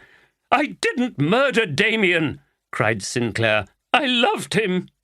He covered his face with his hands and appeared to be weeping. Oldroyd paused before continuing. "Unfortunately, you don't need me to tell you that the two things are by no means incompatible. Otherwise, we wouldn't have the whole business of the crime passionnel, as the French put it, would we?" Sinclair said nothing. "I can see this is traumatic for you," Oldroyd said. "Please take your time." Sinclair picked up a tissue and wiped his eyes. "How did you find out about it?" Oldroyd told him about the diary. "I see," Sinclair said. "I didn't even know Damien kept a diary." "You must understand," he said in a voice that kept breaking, "another reason I don't talk about my time with Damien is that I haven't said much to my partner about it. Maybe that was a mistake, but it was a long time ago, and I don't want it to affect my relationship with Ed. He knows I had a relationship with Damien, but not how intense it was, and how I still had some feelings for him. If anything came out now, things could be difficult." "Yes," replied Oldroyd, "we understand. Nothing will be revealed unless that proves necessary." "You mean if you decide I'm involved in Damien's death?" "Indeed." "In that case, I'm not worried. My conscience is clear." Oldroyd pressed on, despite Sinclair's protestations of innocence. "When did you develop the relationship with Penrose, and how long did it last?" "Oh, it was something that went right back to our time at school together. We were close friends in the sixth form, and we met up again in London." He sighed. "I always found Damien an exciting character. I was quieter and less confident. I suppose it started out as hero worship. The romance developed later in the freedom of London." Sinclair was speaking more calmly now. He seemed to be welcoming the chance to talk about his troubled feelings. "The thing is, I knew I was gay from an early age, but it was Damien who enabled me to acknowledge it. That was a difficult thing to do in those days." He paused and seemed momentarily lost in memories. "But I was never really sure about Damien and his bisexuality, whether it was genuine or just part of his image as the bohemian writer with an unconventional lifestyle." "But the relationship clearly meant a lot to you," said Andy. "Yes, it did. I was in love with him. It was very painful for me when we broke up. He moved on to another partner, a woman, and they eventually married." "Was that Susan Lawrence?" asked Oldroyd. "Yes, I was angry and bitter. It made me feel as if his relationship with me had just been a form of dalliance, an amusement. His real self required a female partner." So there was history between you before all those problems with money? Sinclair sighed. Yes. It didn't make it any easier, and after our rows about money, our relationship deteriorated to the point where he seemed to despise me. That night before he was killed, he said such cutting things in the bar about my business being a failing venture. He was so contemptuous and cruel, I couldn't believe it was the same person I'd been close to for all those years. He shook his head. You obviously felt very sad and angry, said Oldroyd. Sinclair looked at him. Yes, but I think you can see that deep down I still cared for him, despite everything. I could never have killed him, he repeated. I was just hoping to keep all this personal history out of the picture. Not wise. We usually get there in the end, observed Oldroyd. Yes, I appreciate that now. But on Monday I was afraid the press were getting on to something. There was a headline about Damien's past holding the key to his death or something. The last thing I want is anything in the press about all this, especially if it's implying my guilt. I wouldn't worry too much about that, said Oldroyd. The press are always claiming sensational breakthroughs and discoveries in high-profile cases that they've managed to achieve without the police. It almost always ends in nothing. If they had anything substantial, they would have published it by now. Sinclair nodded. To tell you the truth, although I didn't kill him, I'm glad everything's over with Damien. It was all too painful and over too many years of my life. Oldroyd nodded back, while still considering whether Sinclair could have taken steps to rid himself of the man about whom he had such powerful and ambivalent feelings. Susan Lawrence was making herself comfortable in her room at the White Swan. It was a pleasant evening, overcast but warm. She prepared herself a gin and tonic from the minibar and sat by the high windows looking out over the hotel gardens and down the avenue where Patricia Hughes had met her end. Festival-goers were still moving in and out of the marquees, and from one of these in the distance she could hear the intermittent sound of an amplified voice and periodic applause. Clearly there was some kind of awards ceremony in progress. She sipped her drink, smiled, and thought about the clever lies she'd told the police. She wasn't here to find out who'd killed her husband. She was here to protect her interests by doing everything she could to pin the blame on that slut Claire Bayliss, the woman who'd taken Damien from her. It was reassuring to know that the police had her on their list of suspects, and who knew? Maybe she actually did it. That would make things a lot easier. Unfortunately, the police didn't appear to think Claire was a prime suspect, and now 2 people were dead, which complicated Susan's plans. She didn't know what was in Damien's will. He may well have died intestate, but she calculated that there was a good chance he would have left some of his estate to his ex-wives, maybe as compensation for the awful way he'd treated them. Damien was capable of the occasional gentlemanly gesture like that. It was his public schoolboy code. Treat women as you like, but don't be a complete cad. See they're all right in the end. If that was the case, then Claire would likely forfeit any inheritance from Damien if she was convicted of killing him. Susan would get her solicitors to argue that she should then receive more. It was all a huge and rather desperate gamble, but the stakes were high. Now that Damien was dead, the generous maintenance allowance that her solicitors had screwed out of him would dry up, and her very comfortable standard of living would take a serious hit. She might even have to look for a job. Her lip curled. Perish the thought. She finished her drink and went to change her clothes for dinner. Detective work was new to her, but she fancied herself as an amateur sleuth, especially one who was trying to build a case against a particular suspect.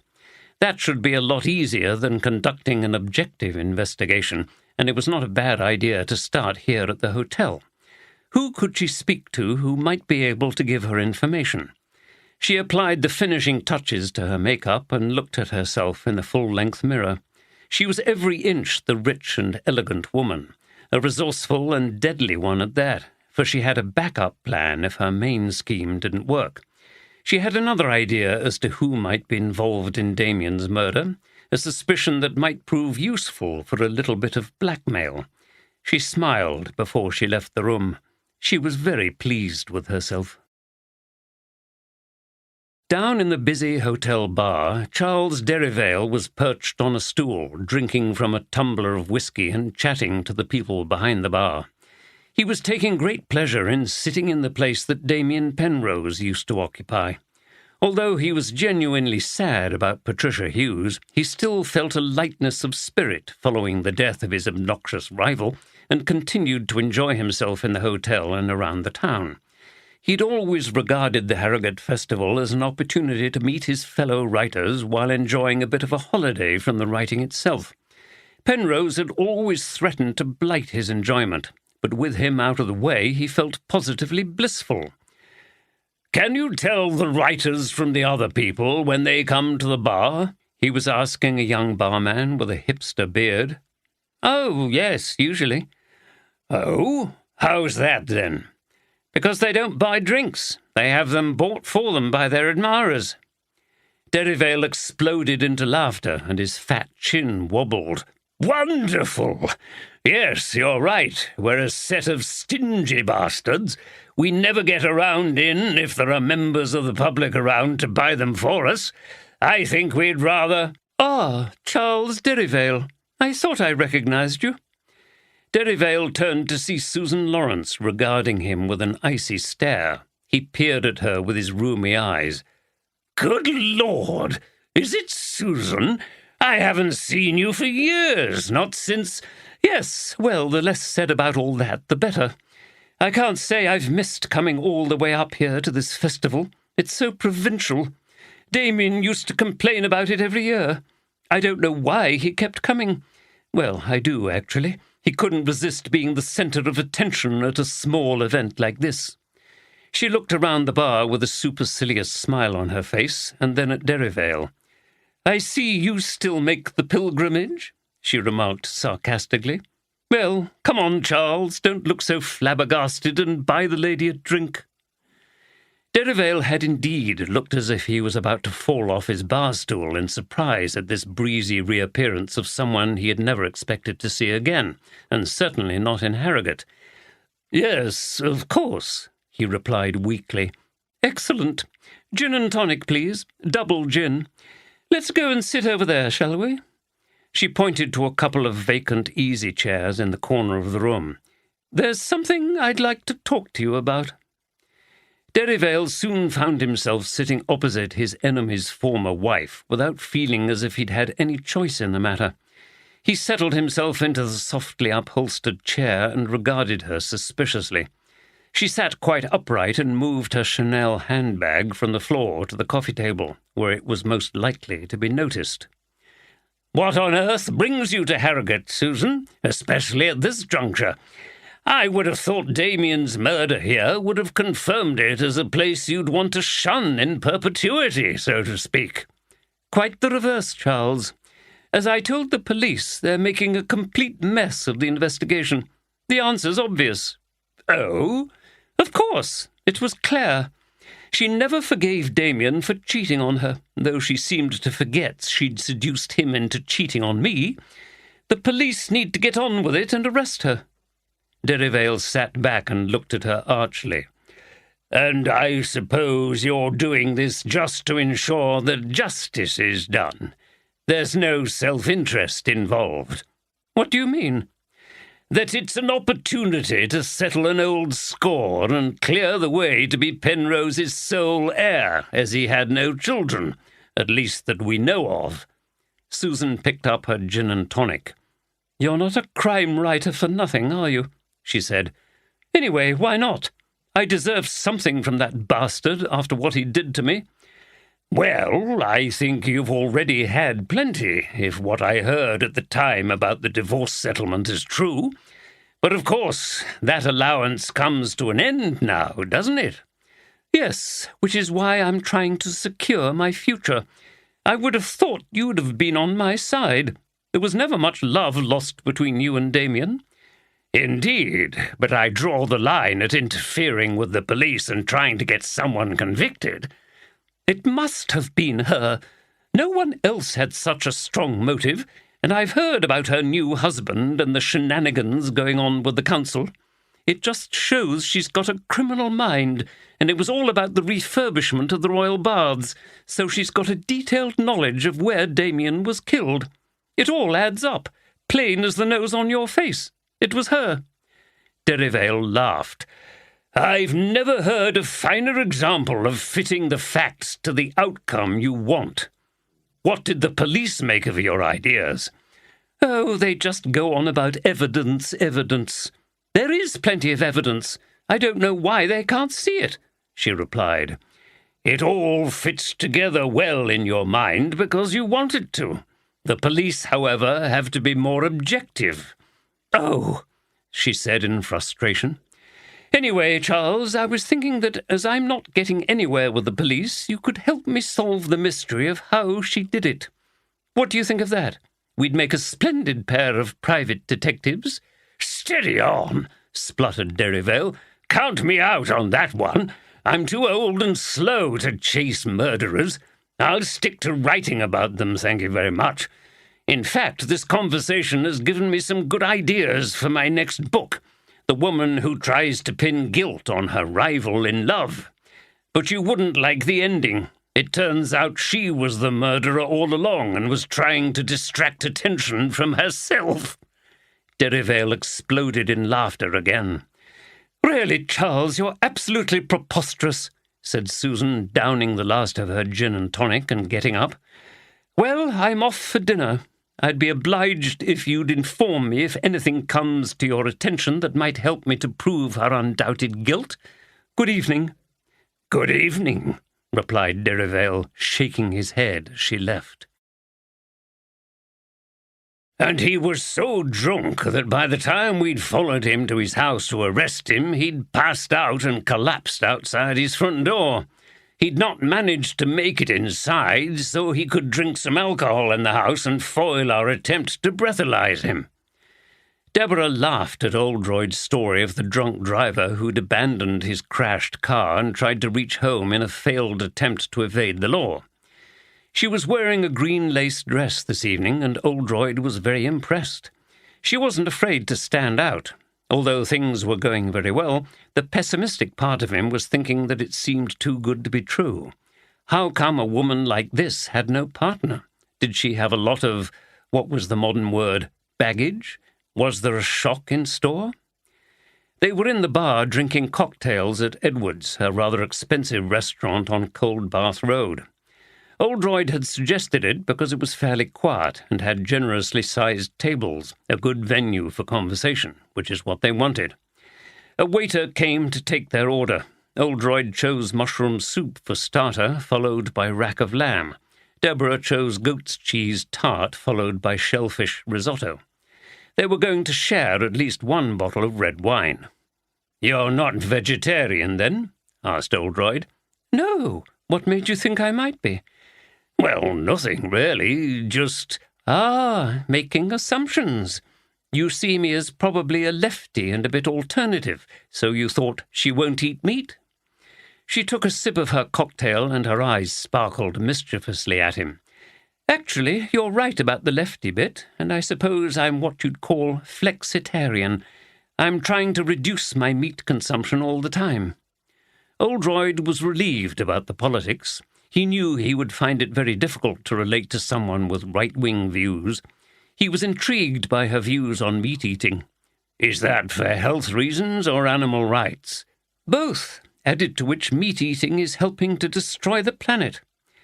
As the waiter came to take them to their table, they were conducting a lengthy discussion about issues to do with vegetarianism and veganism. "I can't disagree with you," conceded Oldroyd. "But my problem is that having been brought up to eat meat and eaten it for over 50 years, it's very difficult to change. Maybe we should be bringing up all children as vegan." "It wouldn't be a bad idea, but it's never too late to change, Jim. You can't use that as an excuse." "No, I suppose not," replied Oldroyd with a smile. "Look at you. What a model of good practice you are for me." She laughed again. They were both enjoying this banter. Anyway, I'll try my best to eat my lamb without feeling too guilty." "I'm sure you'll manage it." The conversation continued in this easy manner throughout the meal. Oldroyd felt that he'd known her for years. She was interested in why he'd become a detective. "You don't strike me as the type of person who would enter the police force." "Ah, who's making assumptions now? Policemen are macho and tough. They don't go in for literature and classical music. Apart from Morse, of course, but he's fictional." "Okay, I stand corrected. But I'm still interested in why. You seem a very independent sort of character, not someone who would conform easily to the authority structure of an organization like the police." "Well, talk to the unfortunate people who've been my superiors over the years, and they'll tell you I'm a bit of a maverick and don't always follow the rules." "Ooh, I thought that sort of carry-on only happened in television dramas." She sipped her wine and looked at him teasingly. "No, sometimes you have to bend the rules to get results. My present chief superintendent, Tom Walker, is fine. We've known each other a long time, and he's very pragmatic. He lets me alone to get on with things and doesn't ask too many questions." "You're lucky there. When I worked in the NHS, it was the managers who always got in the way and ground you down. But you haven't answered my question." The waiter had removed the starter plates and brought the main courses. Oldroyd looked at his substantial portion of lamb with dauphinoise potatoes. "Wow, this looks good." He picked up his knife and fork, attacked the lamb, and proceeded to speak between mouthfuls as Deborah picked more delicately at her risotto. "For me, the attraction of the job is that you're clearly performing a public service by catching dangerous people and bringing them to justice. But at the same time, you're solving a puzzle. I've always loved a good mystery and wanted to know the answer. I used to watch magic shows as a kid and wonder how the tricks were done, and I was fascinated by the Loch Ness Monster and whether it existed or not. I got books out of the library and looked at all the old photographs. It was the same when I was a bit older with the assassination of President Kennedy and other conspiracy theories. I loved reading about them." "Do you believe in any of it now?" "No, I became more and more skeptical over the years. The more elaborate a mystery is, and the longer it persists without any conclusive evidence, the more likely it is that there's no basis to it. In my case, it's just a desire to crack the puzzles, but I came to realize that other people seem to have a lot invested in a theory and spend their whole lives trying to prove something in which they really seem to believe. This is where you come in." He pointed his fork at Deborah. "What do you make of it in psychological terms?" "Yes, I don't think there's one explanation. Some people have a need to believe in otherworldly things, whether it's monsters, fairies, or UFOs. Maybe they're uncomfortable with the limits that rational thinking places on the world. Other people morbidly distrust governments and politicians, so they will always believe that they are not being told the truth, whether it's Kennedy or the Twin Towers or the moon landings." She took another sip of wine and looked at him again with her head on one side. "In your case, my diagnosis is that you find it difficult to deal with uncertainty, and so you need an explanation for everything." Oldroyd drank his wine and nodded his head. "Actually, I think you're right. But it's a quality that stood me in good stead in the job. I can't give up on a case until I've solved it, and sometimes the obvious answer doesn't seem right, and I have to dig deeper. I'm like a terrier once I get involved." "And that's where your obsessive work ethic comes from. It gets personal, doesn't it? You have to prove to yourself that you can find the answer." "Bloody hell, this is getting deep," laughed Oldroyd. "I didn't know I was going to get psychoanalyzed so soon in our relationship." "You see, I'm a bit like you," replied Deborah. "I'm always thinking about what people say and do and wondering about their reasons why. Maybe all professionals are the same. We can't just leave our work at the workplace. It's part of our identity." Oldroyd put down his knife and fork for a moment and reflected. "You're right, but in my case it went to extremes and ruined my marriage." "You were always working?" "Yes, it was all my fault. He sighed. He hadn't expected to be talking about such personal things so quickly with her, but she seemed so easy to talk to and so perceptive. It seemed right. He felt he could ask her things, too. "What happened to your marriage?" "Much simpler. He was a cheating bastard and did it once too often. I'd already forgiven him for straying, stupid, gullible woman that I was, and he promised he would never do it again. Turned out he was also a lying so-and-so." For the first time, Oldroyd saw a serious expression as her eyes flashed with anger. "That's awful. At least that was never an issue between me and Julia. Our separation was amicable." "And you've been hoping to get back together with her?" Another perceptive remark, thought Oldroyd. "Yes, until recently. She's met somebody else. My daughter helped me to realize that I needed to move on." "She sounds as if she's got her head screwed on the right way." "She certainly has. Wise beyond her years." The conversation moved on to children and what they were all doing. It was interesting to compare notes on how you related to your offspring when they were living at a distance. It wasn't until they got to the coffee that things went a little quieter. Oldroyd sat back in his chair. "Well, thank you for a lovely evening. I've really enjoyed myself," he said. "Me too. It just so happens that there are some things coming up in the next few days that you might be interested in. I'm appearing at an event at the Crime Writing Festival tomorrow night, and we could meet in the bar afterwards for a drink. Then on Friday there's an outdoor performance of A Midsummer Night's Dream at Ripley Castle, followed by the murder mystery evening at the White Swan on Saturday." "Okay. Well, I'm busy early on tomorrow evening, but I'll pop down later to meet you. As for the other two, I wouldn't want to miss either. I love drama and theatre, and I've always wanted to go to one of those crime mystery things. Lucky for you, I'd nothing planned for this weekend." "That's settled, then. We'll know whether we want to continue to see each other after all that, but—" He looked at her. "I think I already know." "I see," replied Deborah, returning his gaze. "We'll have to see, won't we?" As they were leaving, Oldroyd turned to her. "There was one thing I wanted to ask you," he said. "Ah, this is the work bit, isn't it?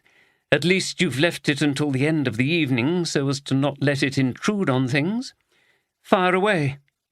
Oldroyd gave her a wry smile. By God, she was sharp. "Penrose, the first victim, was a plagiarist. He stole ideas from other writers, mostly women. I just wonder what you think of that as a motive for doing him harm." "I think it would cause great anger because he's stolen something that was someone else's creation, and in some ways that's worse than stealing a possession. Part of themselves went into that. Even worse if they were women. I expect they would feel violated by this powerful man who's cheated them, but they might find it difficult to get back at him. I expect the world of publishing is as male-dominated as every other walk of life." Oldroyd told her about Esther Stevenson and her long and persistent campaign against Penrose. "I can understand it. But did they get anywhere? I can imagine pent-up anger and frustration boiling over into violence. So yes, I do consider it a powerful enough motive for murder." "Thanks," replied Oldroyd. "Very interesting." He'd ended this lovely evening with plenty to think about on both a professional and a personal level. 5. Brimham Rocks is a collection of bizarre rock formations on a hillside in Nidderdale. They were caused by millstone grit being weathered by water, wind, and glaciation. The shapes have suggested names for the rocks, such as the dancing bear, the sphinx, the watchdog, the camel, and the turtle. It was early on Thursday morning before Andy got a chance to go to Patricia Hughes's flat. He took D.C. Robinson with him. The flat was up the hill out of the centre of the town, off Coldbath Road. It was a section of a Victorian villa that had been split up into separate dwellings. As he was opening the door, there was the noise of loud meowing. "I think we've got a hungry cat in here who hasn't been fed for a while." "Sounds like it, Sarge." Inside, a black and white cat, not expecting strangers, backed away and looked at them cautiously, but then continued to plead in the most urgent manner. Andy picked up a few pieces of mail and they went through to the kitchen. D.C. Robinson found a bag of dried cat food and fed the poor animal while Andy looked around. There were all the usual sad signs that the person who lived here had expected to return soon, though now they never would. He'd seen it many times before. Fridge full of food, little reminder notes and a shopping list left on the table, washing drying on a rack, a pair of glasses on the arm of a chair, and a book with a bookmark in it. Quite a few dirty cups and plates by the sink ready to be washed up, and the cooker hob rather dirty. She'd been very busy right up to her death with the festival, and domestic chores had suffered. Funny how death can happen so suddenly, isn't it? And when you don't expect it. Robinson looked over at him. "Steady on, Sarge. That's a bit deep. You sound like the gaffer. It's just like him to come out with stuff like that." "True. Perhaps I've worked with him long enough to start getting like him. Actually, I think I'd rather go like that myself. You know, quickly, over and done with before you know anything about it. Better than lying in hospital for ages in pain, don't you think?" "I don't really think about it, Sarge. Can't see the point. We're all going to go and we can't do anything about it. If you start thinking too much, you just make yourself miserable." This was very philosophical for D.C. Robinson. Andy was impressed by his sensible practicality. "I think you're right. Let's get on with the job. Are we looking for anything in particular, Sarge? Any clues as to what she might have known that led someone to kill her?" They wandered through the flat with its eerie stillness. The cat had gorged itself and disappeared through a cat flap. Arrangements would have to be made to find it a new home. Andy paid particular interest to a small room that had obviously been Hughes's study and library. There were shelves lined with books, a PC, and a handwritten phone book containing lists of numbers. He'd once had one like it and found himself pondering on life again, this time on how rapidly technological change overtakes you. He shook his head. This was becoming serious. Was he getting middle-aged or something? He took the phone book and the PC for analysis by the techies. One shelf contained some neatly stacked ring binders, all labelled. These were clearly records of the crime-writing festival from the time before everything was stored digitally. They went back to the early 1990s. He leafed through a few and saw that they were all similarly organised, planning notes, details of events, venues, writers who were appearing, etc., and lists of staff involved, including volunteers. This last item could be useful. They might be able to identify someone significant from these lists. He'd brought some bags and began filling them with the files. D.C. Robinson joined him. "Can't see anything unusual, sir. Seems like a pretty ordinary flat to me." "No, I don't think there's much here, apart from all these records and the PC. The answer to these crimes often lies in the past, and there's a good chance that somewhere amongst all this she's written something that could help us." "Be my guest. Never let it be said that I have no manners towards ladies." Fenton had opened the front door of his Audi and, in an elaborate show of gallantry, was beckoning Steph to take a seat. She would rather have boarded a council lorry going to Harrogate's sewage works, but she knew she had to get in. She moved sharply and kept facing him as long as she could to avoid giving him an opportunity to pinch or smack her bottom. "Oh, aren't we prim and proper today?" mocked Fenton as he went round to get in at the driver's side. "Wouldn't it be awful if I caught sight of a bit of leg?" "Where are we going?" said Steph, abruptly getting him off the subject and sitting well away from the brake and gear stick. "Council offices, to see what Baylis's other half has to say." He drove off at high speed and remained silent for the duration of the short journey.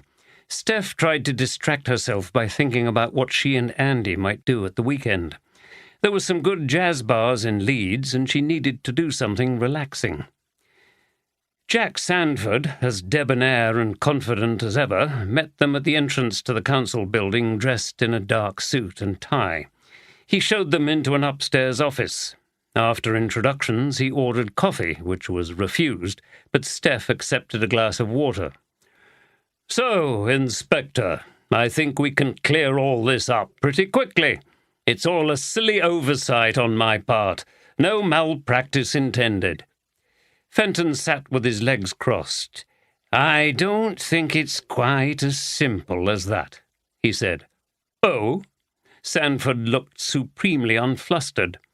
"No, it looks extremely suspicious, doesn't it?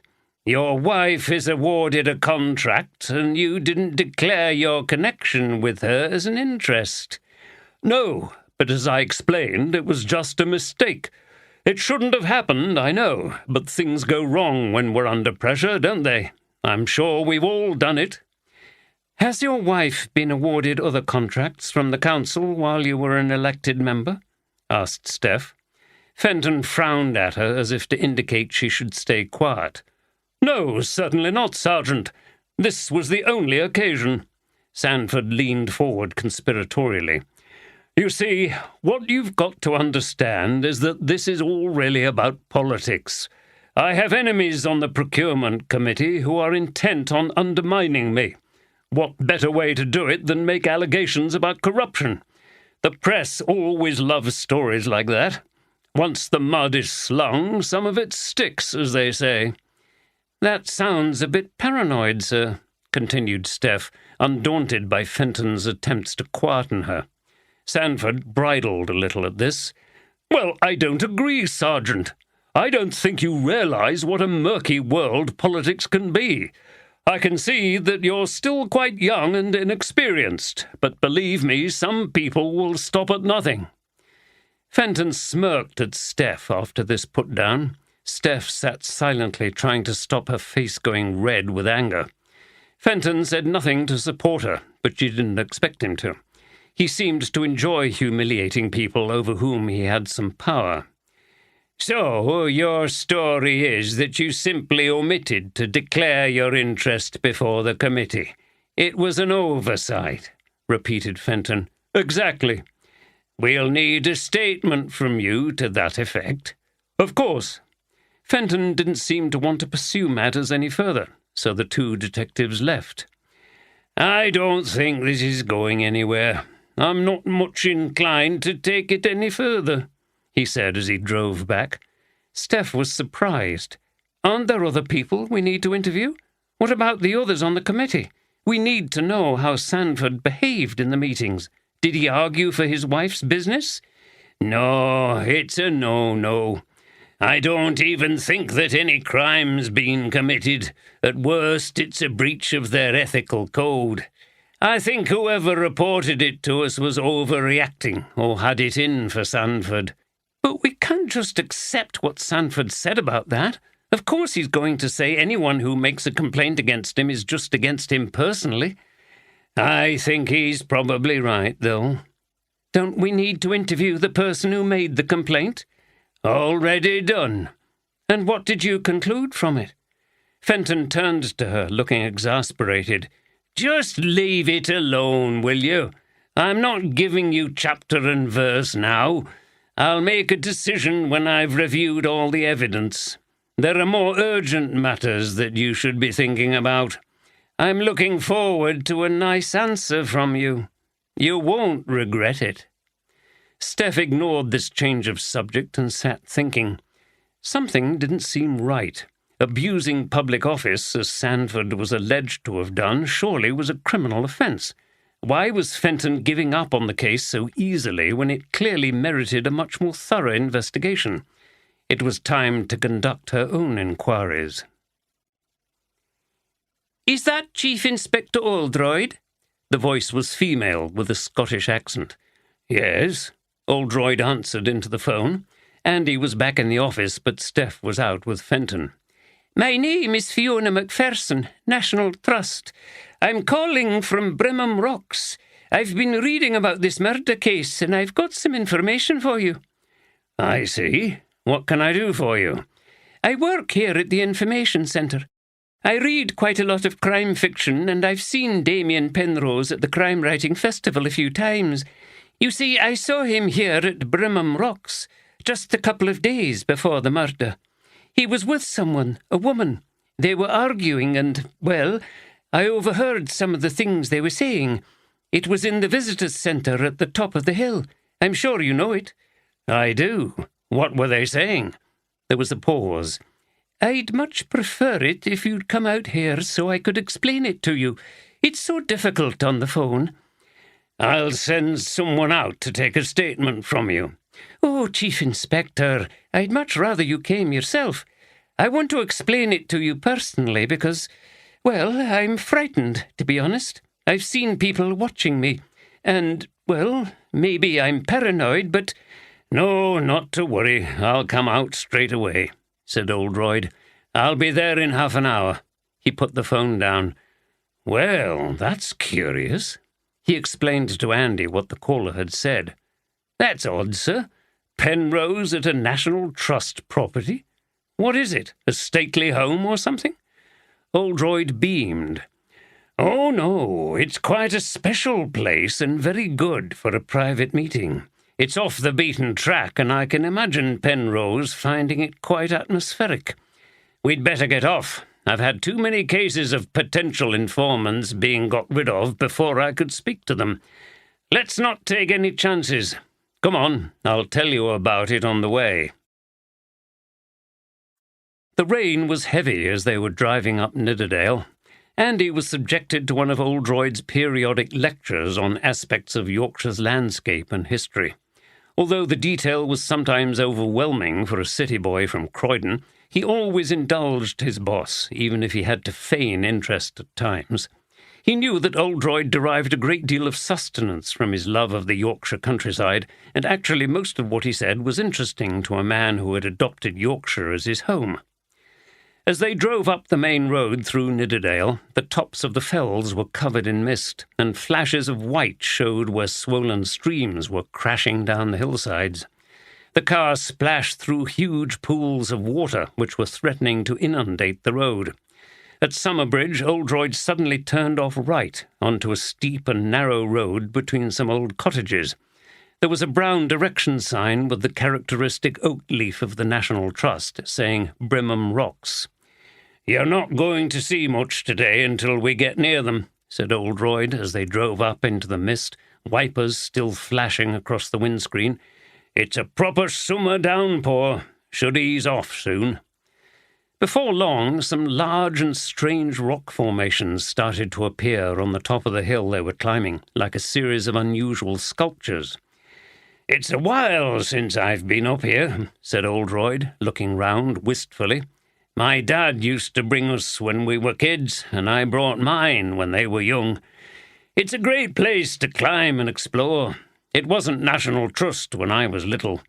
There were cars parked all over the place, and a funny old bloke in +4s used to go round trying to get people to pay an admission fee. We used to call him Baggy Pants. Oldroyd laughed and shook his head at the memory. Now there's a car park here, and cars can't go in among the rocks. He parked the car and they got out and put on waterproof jackets. Andy looked around at the impressive rock formations, some as much as 30 feet high, dark, gritty structures thrusting up from the hillside like giant fungal growths. Some were jagged, others rounded. There were some crazy structures of enormous boulders supported on slender pedestals and huge blocks with holes worn through standing on platforms.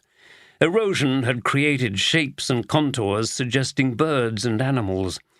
There was something weirdly prehistoric about the overall effect. Andy would not have been surprised if a brontosaurus had lumbered into view, striding between the massive structures.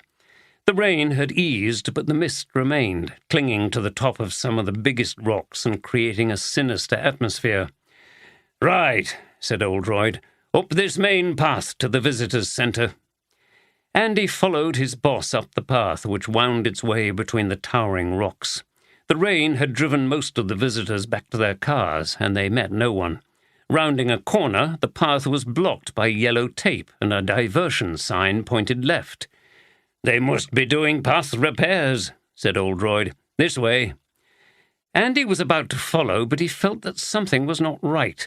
There was no real path in the direction of the arrow. Oldroyd's enthusiasm was dulling his instinct for danger.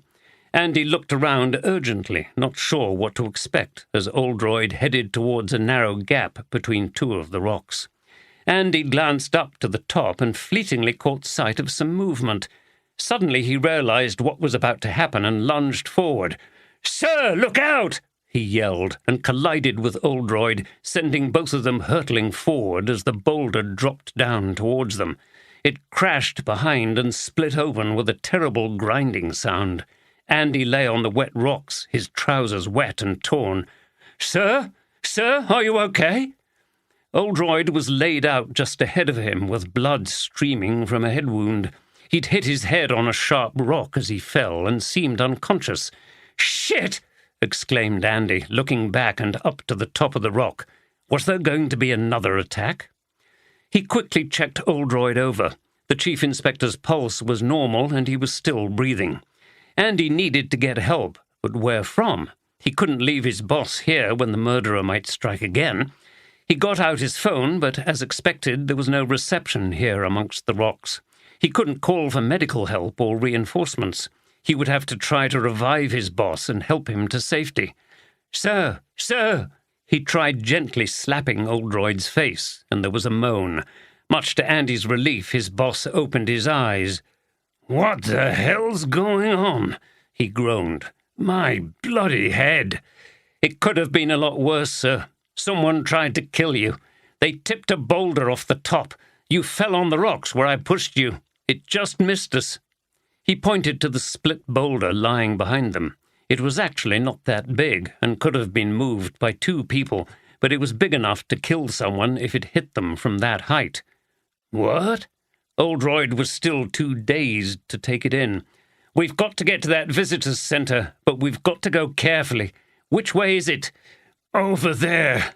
Keep going up to the top of the hill. It's right at the top." His voice was weak. He put his hand up to his head and saw the blood. "Bloody hell! Can you make it if I help you?" "Yes. Let's get moving. They might have another go. That's what I'm afraid of." Andy got to his feet carefully and found that he'd twisted his knee. He helped his boss to stand up, rather uncertainly to begin with. Then he put his arm around Oldroyd's shoulder, and the two men limped and staggered out of the gully. Looking back, Andy thought he had a brief glimpse of a figure watching them from high up on one of the tallest rocks, but it quickly disappeared from view. Andy had no idea where they were, but he knew they must stay in the open and not walk between the rocks to avoid further things being thrown at them from above. He thought it unlikely that anyone would attack on the open ground, but he still had to find his way to the elusive visitors' centre. Luckily, the mist had come down further and was thick enough to confuse their pursuer. He picked up a chunky piece of stone to use on anyone who pounced on them. They stumbled along, trying to head for the high ground. There was nobody about. Where were the public when you needed them? Andy was sure they'd passed the same place at least twice. Were they going round in circles? They were floundering in the eerie quiet of the mist, in which huge rocks kept looming up in front of them. "I think this is wrong," mumbled Oldroyd as they continued through the mist, desperate to find the main path. "Too far to the left. Watch out for—" "Stop!" He pulled Andy back. They were on a stone platform near the edge of a precipice with a drop of 100 feet. "God! Well, thanks for returning the favour, sir. That would have been the end of us if we'd fallen down there. We haven't been in so much danger since we went down those pothole things. At least you don't get this mist down there. But I think this place is what they call the Huntsman's Leap, and at last I think I know where we are. Let's follow this track." He pointed to a path that ascended and curved to the right, and they continued along, passing outlandish rock formations until suddenly some light broke through and the mist began to melt away. "Good. We must be near the top. Yes, I can see it. Over there." And it could see a solid low building made of the same millstone grit as the rock formations. It too seemed to grow out of the landscape. They made it to the door and stumbled through. Safety and help were rapidly provided, and it didn't take long to establish, as the two detectives now fully expected, that there was no such person as Fiona Macpherson working for the National Trust at Brimham Rocks. Ben Poole sat in a corner of an old pub in the centre of Harrogate. The dark wood-panelled bar had retained its original gas lights, including one on the counter by the beer pumps. It was an atmospheric, half-lit place and perfect for a clandestine meeting. There was another reason he wasn't sleeping well at the moment that he hadn't shared with Geraldine, in order to protect her from anxiety. In his role as a freelance journalist, he was involved in a secret investigation into Harrogate Council, which was on the brink of revealing the existence of corrupt practices. He'd arranged to meet his contact in the council at this venue, where it was possible to hide from public view. He had a drink of his beer, looked at his watch, and checked that there was no one he knew in the pub. He shook his head. Fancy arranging such clandestine meetings in Harrogate, of all places. He almost laughed out loud as he thought of himself as an agent in Berlin during the Cold War. Nevertheless, there was a real sense of danger in confronting powerful people. You never knew to what lengths they might go to defend themselves. "Hi," whispered the figure who had entered from a door at the rear of the pub and had shuffled quietly into a seat opposite Ben. He was wearing dark glasses and a coat with the collar up. This was more than ever like a spy story. Ben spoke in a low voice. "How's it going? Do you want a drink?" "Thanks, I'll have a whiskey. It's nerve-wracking. I'm having to be really careful. I don't think anyone suspects anything yet." Ben went to the bar and returned with the drink. He had another look around the pub, which was almost empty. "Have you managed to get anything solid? Any evidence of what's going on that we can use?" he asked. "It's difficult. He covers his tracks. I blew the whistle when he forgot to declare his interest in that Royal Baths contract. That was very careless of him." "You mean his wife's business?" "Exactly. The problem is, I've heard the police have dropped the case. Lack of evidence. I find that very dubious." "What do you mean?" He downed the whiskey in one gulp, looked around, then leaned forward to Ben. "I think he's being protected by the police." Ben whistled. "Wow. You mean someone in the police is in on it?" "Yes. That's how these things work, isn't it?" "Bloody hell. Bent coppers. This thing's getting bigger." "Yes, which is why I'm getting nervous. We could bring a lot of people down here if they don't get to us first." "Steady on, we're not talking about the mafia. I don't think you'll be found in the stream in the Valley Gardens with your throat cut." "Maybe not, but there's a murderer on the loose in Harrogate, isn't there?" "Yes, but that business has nothing to do with Sandford, has it?" "Don't be too sure. You know that Claire Bayliss was Penrose's second wife?" Ben was surprised for the second time. "God, no, I didn't know that." "I think it was a bit before your time. He met her here at the crime writing festival several years ago. She went off to London with him, but the marriage didn't last, and apparently it all ended bitterly." "Do you mean she could have bumped him off?" The man shook his head. "I don't know. It's doubtful, but we may well be dealing with some ruthless people capable of violence, and they may be getting more desperate. Sandford is effectively involved in 2 police investigations. This is serious stuff. It might not be just my job and your reputation at stake if we get this wrong." "So what's the next move?" Ben could scarcely disguise his excitement. This was what brave investigative reporting was all about. Geraldine would have to be kept entirely in the dark. "We need to find out more about who's protecting him. We've got a lead. The detective inspector who came to interview him was called Fenton. He had a female sergeant with him. If he decided not to continue with the case, he could be the one." "I see. I'll talk to my contacts in the police, see if I can find out anything." "It might also be worth doing some tracking. You know, see if we can catch him meeting a police officer." "Okay. Well, he doesn't know me, so I'll see if I can follow him. It'll take some time. And it won't be easy. Jack Sandford's a devious bugger, I can tell you, so take care.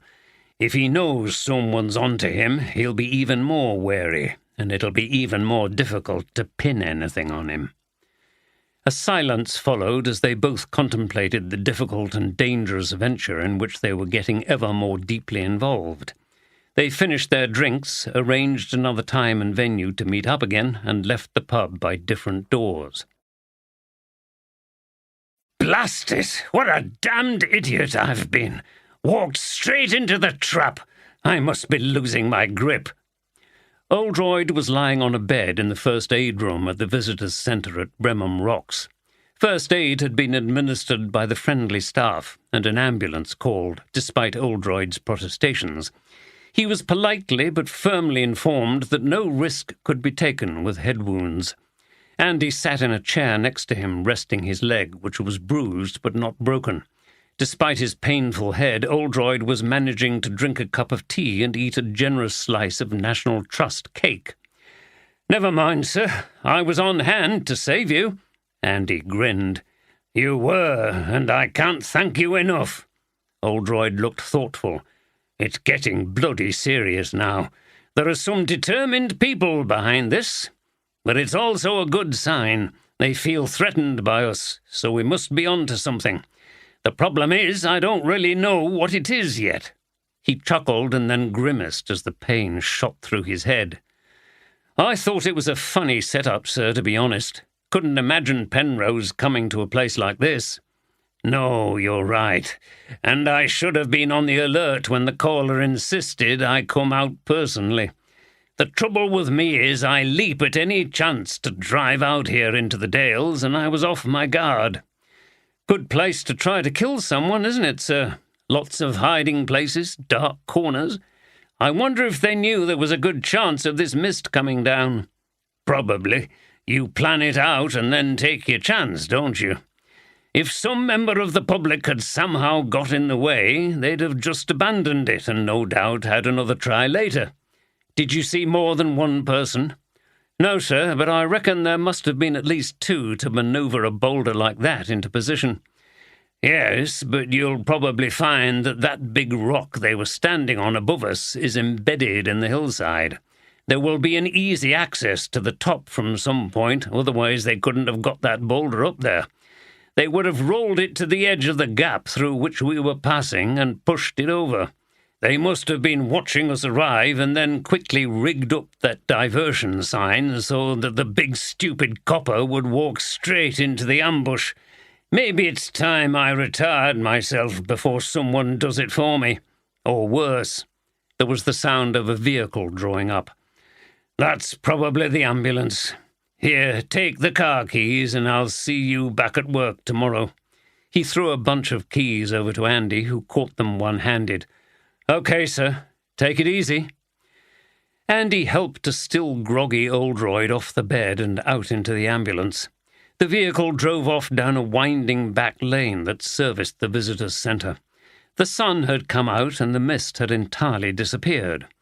Andy looked back down the hill and over the weird rocks, which were massed together like a gathering of ancient giants turned to stone in a Tolkien story. He tried to pick out the one from which they'd been attacked and the gully they were walking through when it happened. Which route had they taken to the top of the hill? Where was the huntsman's leap? He couldn't make out anything. Down there amongst the complex of paths and gullies, it must be quite easy to get lost even when the weather was clear, but covered in mist it became a sinister maze of entrapment where it was near impossible to get your bearings. The perfect place for a murder. "Bremham Rocks? What on earth were you doing there? You look wrecked." Steph was in the office when Andy limped in, covered in mud, with his trousers torn. "We were lured out there." He told her what had happened. "I thought it was strange, but the boss was keen to get out there. He was off his guard and someone outwitted him." "The boss outwitted? That's a collector's item." "I know, but bloody hell, you were lucky to escape," said Steph as she made Andy a mug of tea. "Are you okay?" She gave him a hug, even though physical contact was frowned upon while they were at work. "Yeah, I've just strained the ligaments a bit," he replied as he massaged his knee. "The boss fell heavily and cracked his head on a rock. He's gone for a check-up, but I don't think there's any damage done. There was a knock on the door, and Fenton walked straight in. "Oh, sorry, I'm not interrupting anything, am I?" He looked from one to the other and smiled lecherously. "No," replied Steph. "Sergeant Carter's been attacked and hurt." "Oh, dear," said Fenton, showing no interest in what had happened. "He'll need some care and attention, then. Lucky man. Anyway, just come up to my office. I need to brief you about something." Steph followed him out, glancing at Andy and casting her eyes upwards. Upstairs, she sat down in Fenton's office, relieved that Hancock and Turnbull were not around. Fenton sat behind his desk, looking at some papers, but he didn't appear to be reading them. "I've decided that we don't need to take any further action in this council case. There's insufficient evidence to continue." Steph had been half expecting this since his comments on the way back from interviewing Sanford, so she didn't argue with him. "Does that mean you don't need me anymore?" "Well, of course, I need you really badly, but not in the way you suggest. No, you can toddle off back to the DCI, but remember, I'm getting impatient." Steph ignored his salacious comments and promptly left the office. Something was definitely wrong. Why was he abandoning the case so abruptly? She didn't believe that he'd really investigated it thoroughly, unless the thought suddenly struck her. Was he involved himself? He was just the kind of sleazy police officer who could be involved in dodgy stuff. It would be worth keeping a discreet watch on his movements. There might yet be material of a different kind that could be used against him. Oldroyd sat resting in his flat after his ordeal at Brimham Rocks. It was a pleasant early evening, and he had the window open. The mowers had been out on the stray that afternoon, and the smell of the newly mown grass wafted into the room. He drank a mug of tea and tried to rest. His head was still sore, and there was a large plaster over the cut he had received earlier. He knew he ought to stay in and have an early night, but he was due to appear at the crime-writing festival later on, and then he and Deborah were meeting in the bar at the White Swan. He didn't want to cancel these engagements, so he decided to lie down for a while when he'd finished his tea and try to regain his strength. In the meantime, he knew he ought to contact Chief Superintendent Tom Walker and report on what had happened. Although it was late, the old boy would still be at work. Oldroyd suspected that Walker's home life was not particularly good. He seemed to spend his time divided between his office and the golf course. Sure enough, the gruff Yorkshire voice answered the phone.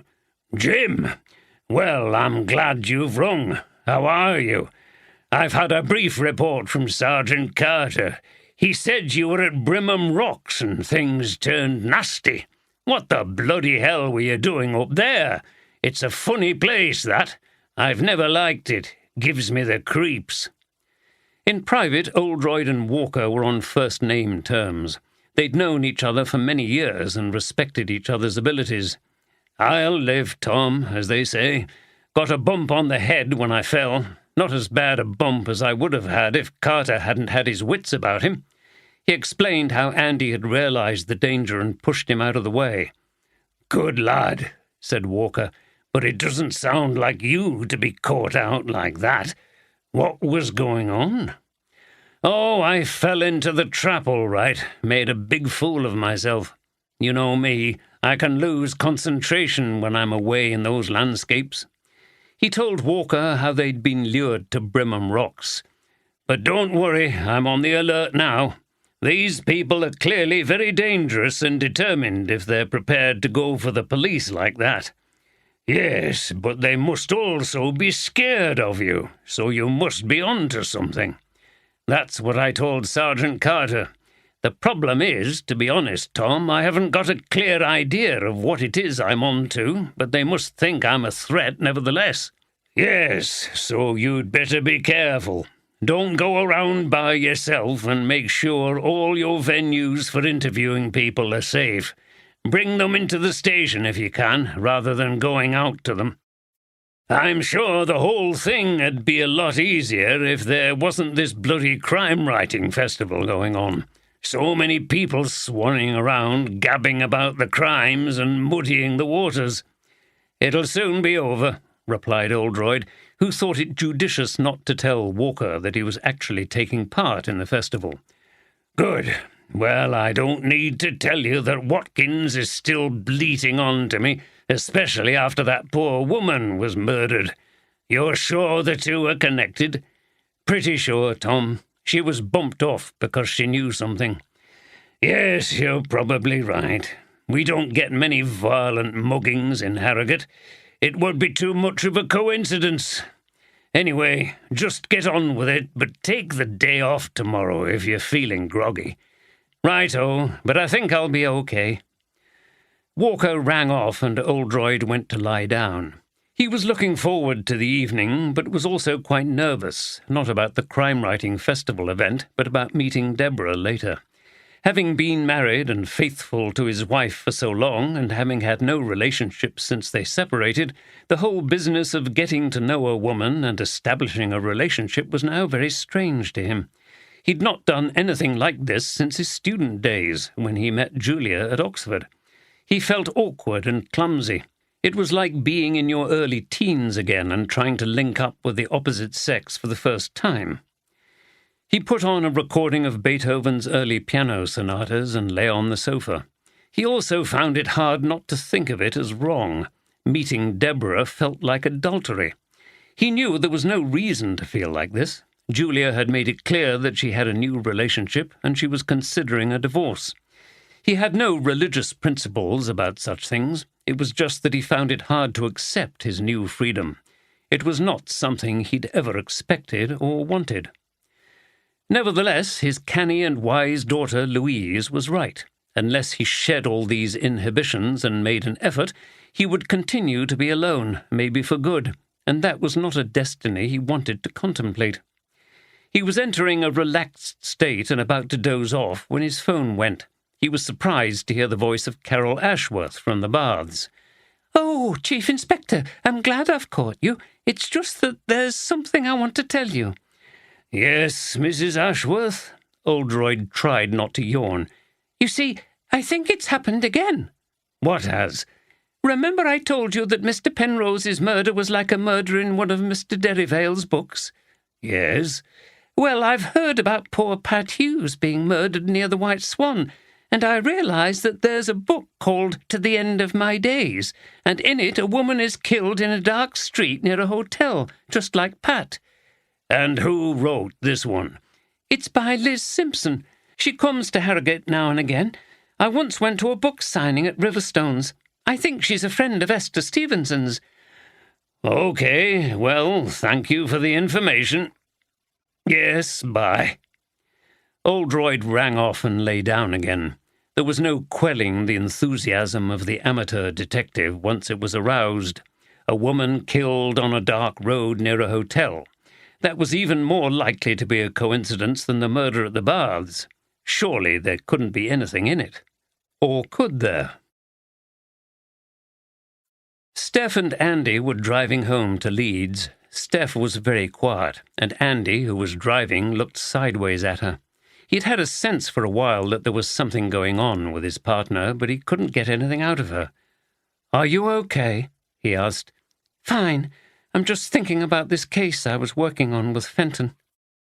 Andy slowed down as they reached the narrow crossing of the wharf at Harwood Bridge and gave way to a 36 bus on its way to Ripon. "I thought it was over." "That's what he said. It's a relief not to be working with him and those two clowns." "Too right. The thing is, though, there are still things that puzzle me." "Oh?" "Yes, he's dropped the case very quickly and prematurely, in my view." "Why do you think that?" "Well, this bloke at the council, Jack Sandford, his explanation of what happened was a bit weak. He just claims it was an oversight, that he didn't declare his interest, But you'd think Fenton would want us to interview other people at the council who knew him or were involved to check his story and the background and so on. Well, didn't you? No, we only spoke to Sandford and his wife. When I asked Fenton about it, he said he'd spoken himself to all the other relevant people at the council, and there wasn't enough evidence to proceed. The thing is, I don't believe him. I don't think he's interviewed anybody else. Why would he lie to you about it? That's what I'm wondering. He got very edgy when I pursued him on it. Don't you think it's odd? Maybe, but he's an experienced detective inspector, even if he is a bit of an arse on the personal level. You know the saying, ours is not to reason why. If that's what he's decided, then you'll have to accept it. At least you've got away from him. They were crossing the last section of open countryside before the urban area of Leeds began. The blue water of Eccup Reservoir lay to their right amongst the patchwork of fields and hedges. It was looking very beautiful as the sun set in the west behind it. Steph was tempted to tell Andy more about her suspicions concerning Fenton's involvement with Sandford, but decided not to. She badly wanted to confide in someone, but she needed firmer evidence before she could involve anyone else. Also, sorting out Fenton was still something she wanted to undertake herself. She felt it was her mission. Andy was wrong. She hadn't got away from Fenton. In fact, she was increasingly locked in a struggle with him that was becoming deadlier as time went on. The man was not only a sex pest, but most likely a bent copper, too, and that had serious consequences for the force. It was now her duty to bring him to justice. At the Royal Baths, life was slowly returning to normal. After numerous searches of every corner of the building, the police had finally allowed the baths to reopen to the public. The final customers of the day had departed as Steve Munro cleaned the floors of the sauna room with his squeegee. The baths were booked up solid for several days ahead. People were being turned away at the doors. There was clearly a grim element of wanting to see where the murder had taken place. Steve found it obnoxious. He felt like putting up a notice. This is the murder room. Take care.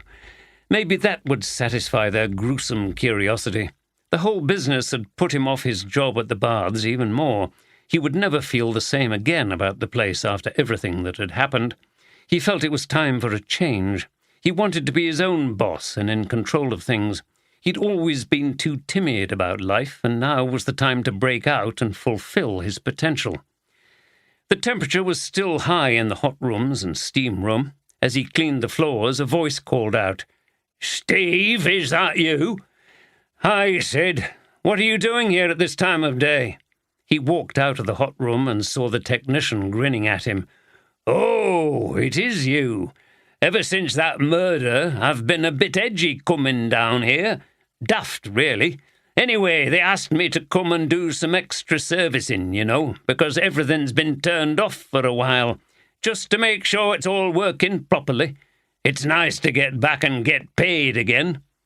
Don't you get a regular wage here? Oh, no, casual contract, mate.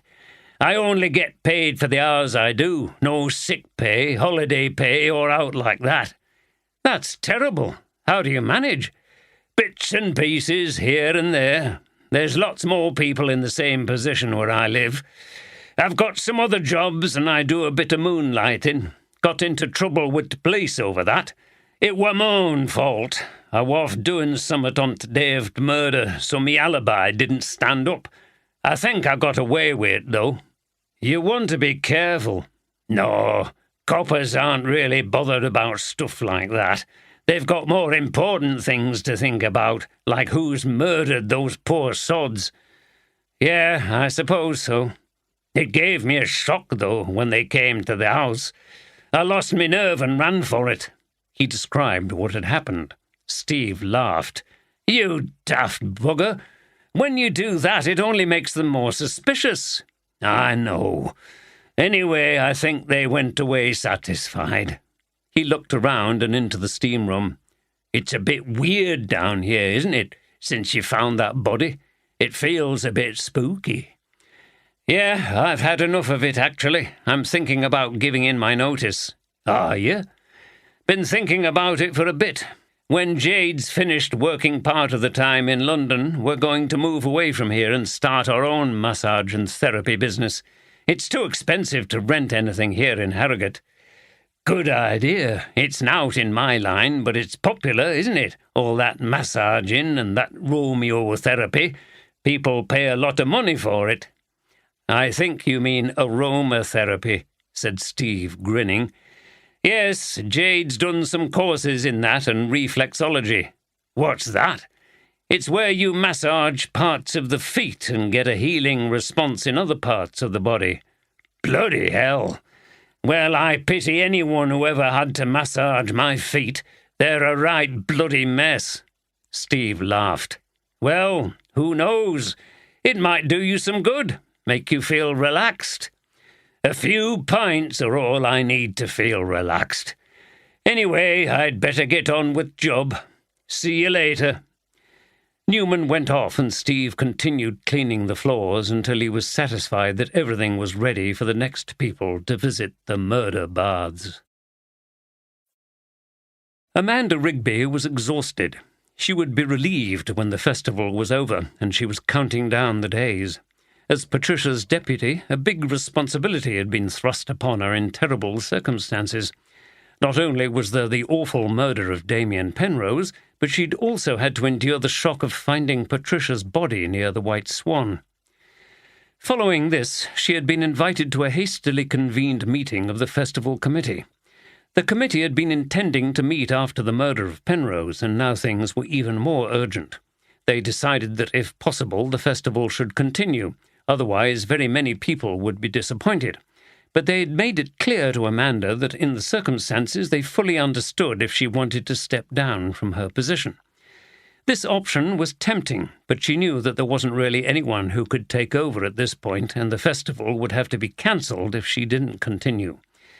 She felt strongly that this was not what Patricia would have wanted, so she insisted that she was capable of carrying on. She saw the relief on the faces of the committee members when she said this. She returned to the festival's temporary HQ at the hotel and occupied Patricia's desk. To be honest, she wasn't just doing this for Patricia's sake. It was a big opportunity to take responsibility for a major festival, and she wasn't going to miss it.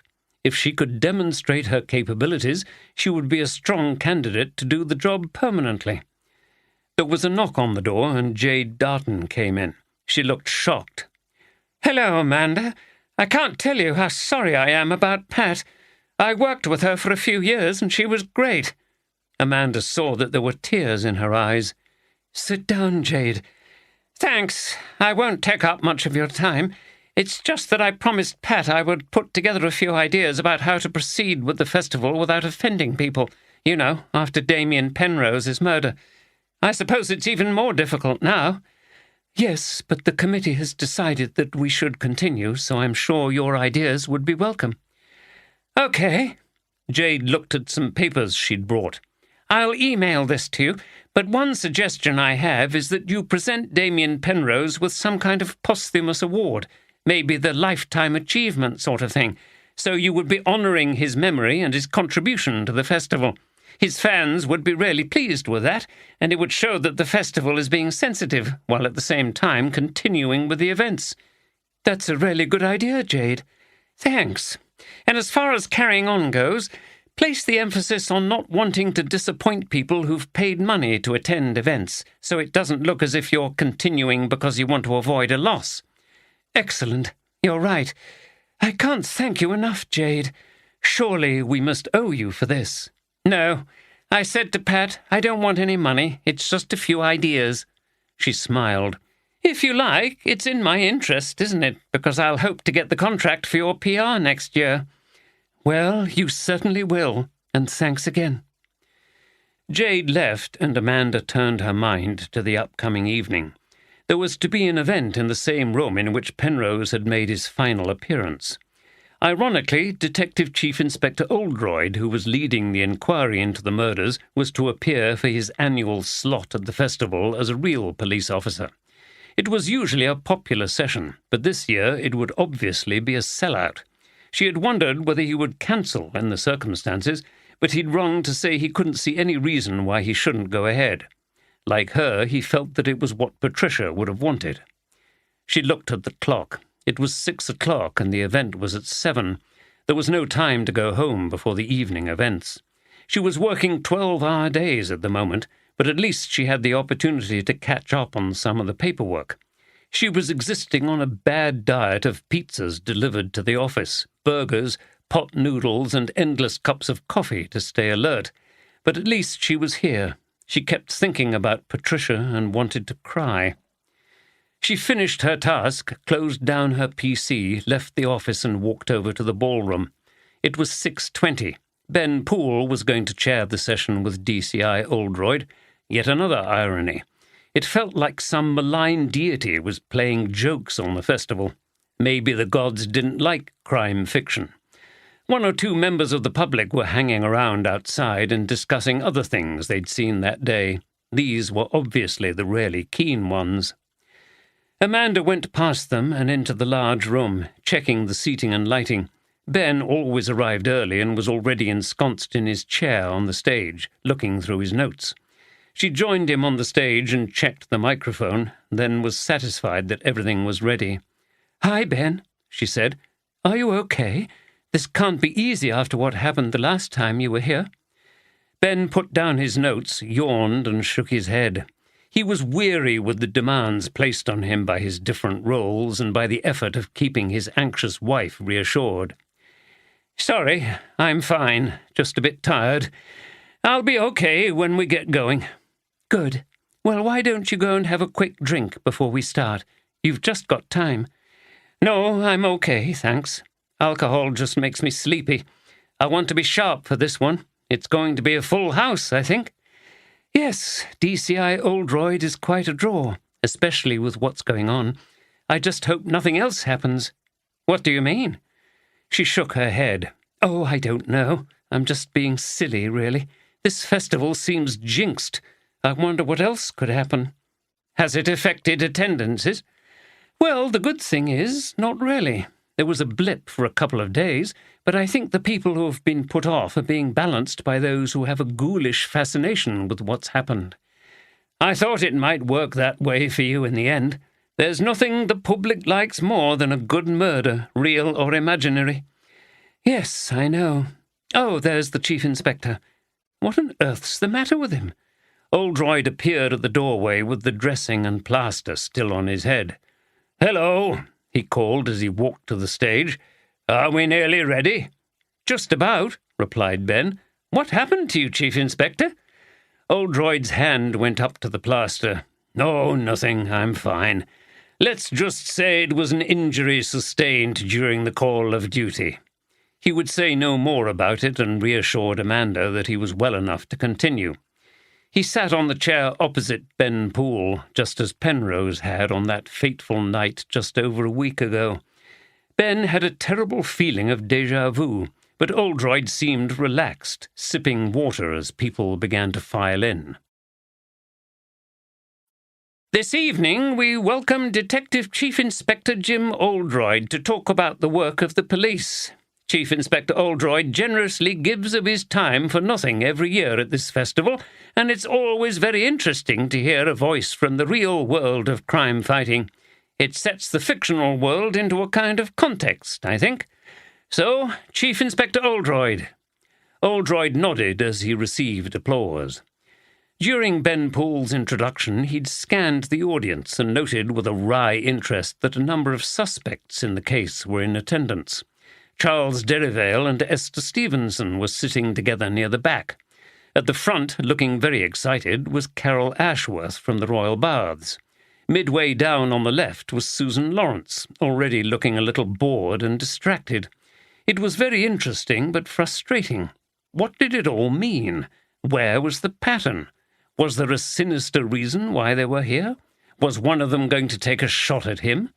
Surely not. 2 attempts on his life in one day would be excessive.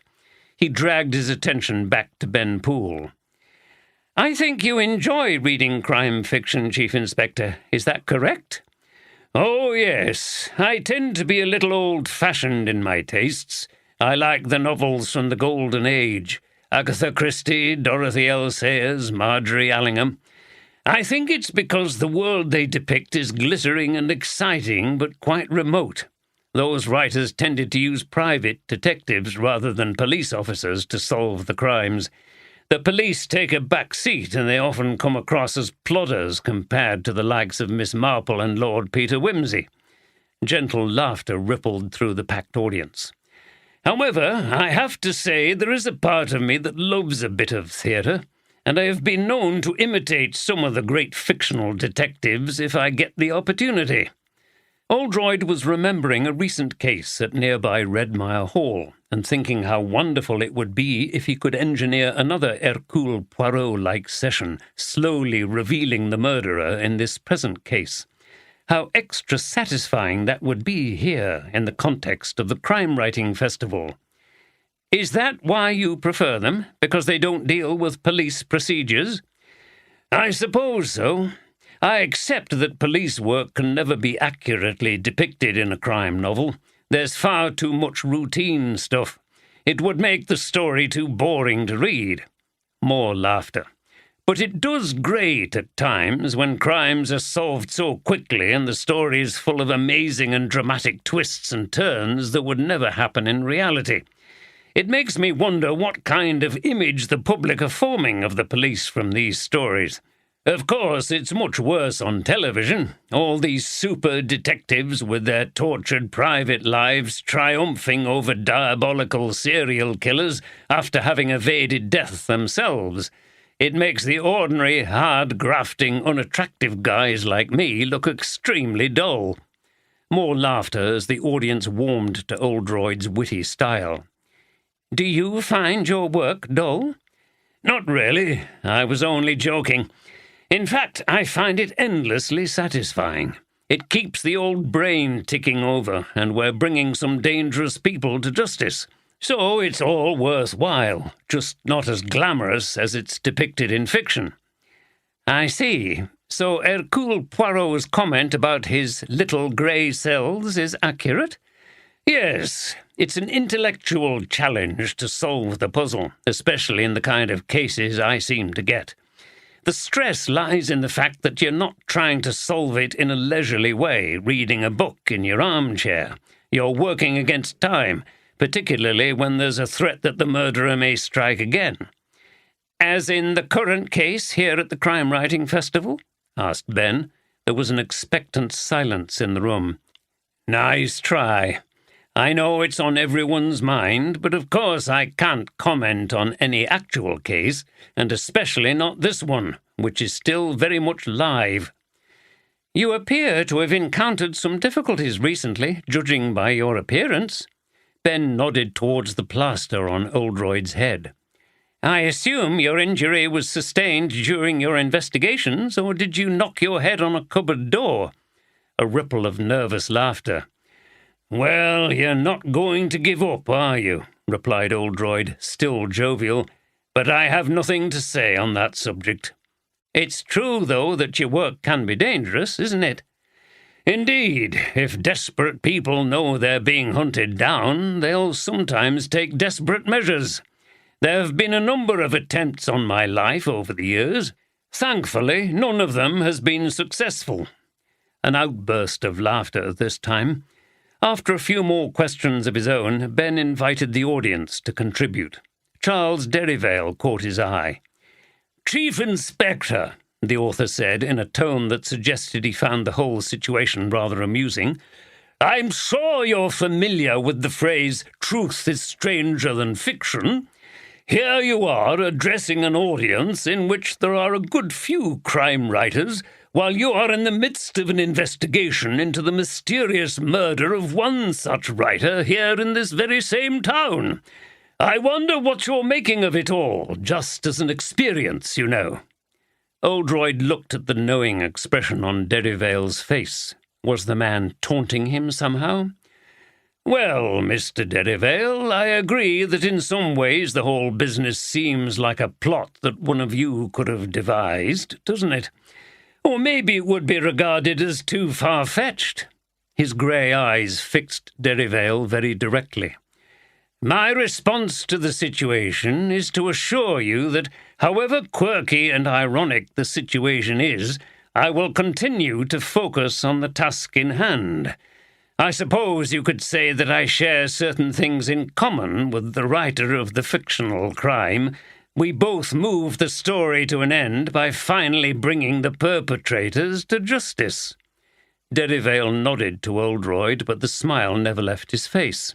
There was a spatter of applause from the audience. A few questions later, Esther Stevenson raised her hand. "Chief Inspector, I understand that when undertaking an investigation like the one you are involved in at the moment, you act as a team with your subordinate officers." "Correct. Does that mean you always acknowledge the contributions of the members of the team?" "Of course." "You would never pass off their ideas as your own and take credit for them?" "No, certainly not. That would be unfair and would destroy the important relationships I have established with the 2 detective sergeants who regularly work with me. Good teamwork is absolutely essential." Oldroyd had a continuing sense of the oddness of the situation. It was bizarre to be questioned by people he'd already questioned himself as part of the investigation, and again he couldn't fathom what the questioner was really driving at. Was she still on her hobby horse of deploring plagiarism with this reference to stealing other people's ideas, or was she making some other point? It was all very disconcerting. Esther Stevenson nodded and looked around the audience with a satisfied expression on her face. Susan Lawrence raised a languid hand. "Don't you think you'd be better off working on the case than wasting your time here? I mean, never mind truth is stranger than fiction. Truth is more important than fiction, I say." A buzz of conversation began at this point, and she had to raise her voice to be heard. "You know what you need to do, so why don't you just get on with it? It's outrageous that—" Ben Poole intervened. "I'm sorry, I'll have to stop you. That's not a relevant question. The Chief Inspector has made it clear that he cannot answer questions on an actual case." Susan Lawrence got up, made a gesture of contempt, and strode out of the hall. The audience continued discussing this unexpected interruption in loud voices. Ben leaned over to Oldroyd. "Do you know who she is?" he asked quietly. "Her name's Susan Lawrence. She was Damien Penrose's first wife. She thinks she knows who killed him and that I should just get on and arrest them. I think she's had a few drinks." Ben frowned. "More than a few. Strange woman. Well, we'd better carry on." He raised his voice. "Ladies and gentlemen, if we could continue, please." Carol Ashworth was eager to ask a question. She beamed up at Oldroyd. "Thank you for coming tonight, Chief Inspector, especially as you must have had a nasty accident. I just wondered, has there ever been a case you couldn't solve?" Oldroyd was feeling hot, and the voices seemed far away. His head had started to ache again. Maybe it had been a mistake to come here this evening. He should have stayed at home and rested. He drank from a glass of water. "Well, none of us are infallible, are we? Again, I can't comment on actual examples, but I have been involved in cases that have remained unsolved. The main reason for this is lack of evidence. If there is a single crime, the trail can go cold, and then we have to wait, sometimes for years, before fresh evidence becomes available. I'm sure you've all seen cases reported in the press that have been solved years after the initial crime. This can happen where a murderer has committed a number of crimes and then stops, but very often where a killer is on the loose and carries out a series of attacks, they eventually make mistakes, which lead us to catch them." He felt he was rambling. "I hope that answers your question." "Yes, thank you." Carol seemed very pleased. Surely her question had not had any kind of hidden intent. Oldroyd had had enough and was glad when Ben wound up the proceedings. He received an enthusiastic round of applause and was then able to escape to the bar. Deborah was waiting for him, sitting at a table and drinking a glass of wine. "Oh, look at you!" she exclaimed, immediately noticing the plaster on his head. "You have been in the wars. How very exciting! I'm seeing a man who risks his life in the cause of bringing people to justice." Oldroyd had called her to explain what had happened at Brimham Rocks, but he hadn't told her how close he'd been to being killed. If she'd known the truth, she might not have been so jocular about it. Being less than frank about the dangers he sometimes faced was habitual with him. He'd never told Julia when he'd been under threat. Why worry people unnecessarily? "I'm glad you appreciate the sacrifice. I have to say, my head's still thumping." "You need a drink. What do you want?" "A pint of bitter would be great." Deborah got up and went to the bar. Oldroyd sat quietly until she returned with his glass and another wine for herself. He was too tired to think about anything. Oldroyd took a long drink of the beer, sat back in his chair and sighed. "I have to say that session didn't help." "Why was that? I was just going to ask you about it." "I don't know. Maybe it's because I'm under the weather, but it all seemed a bit weird.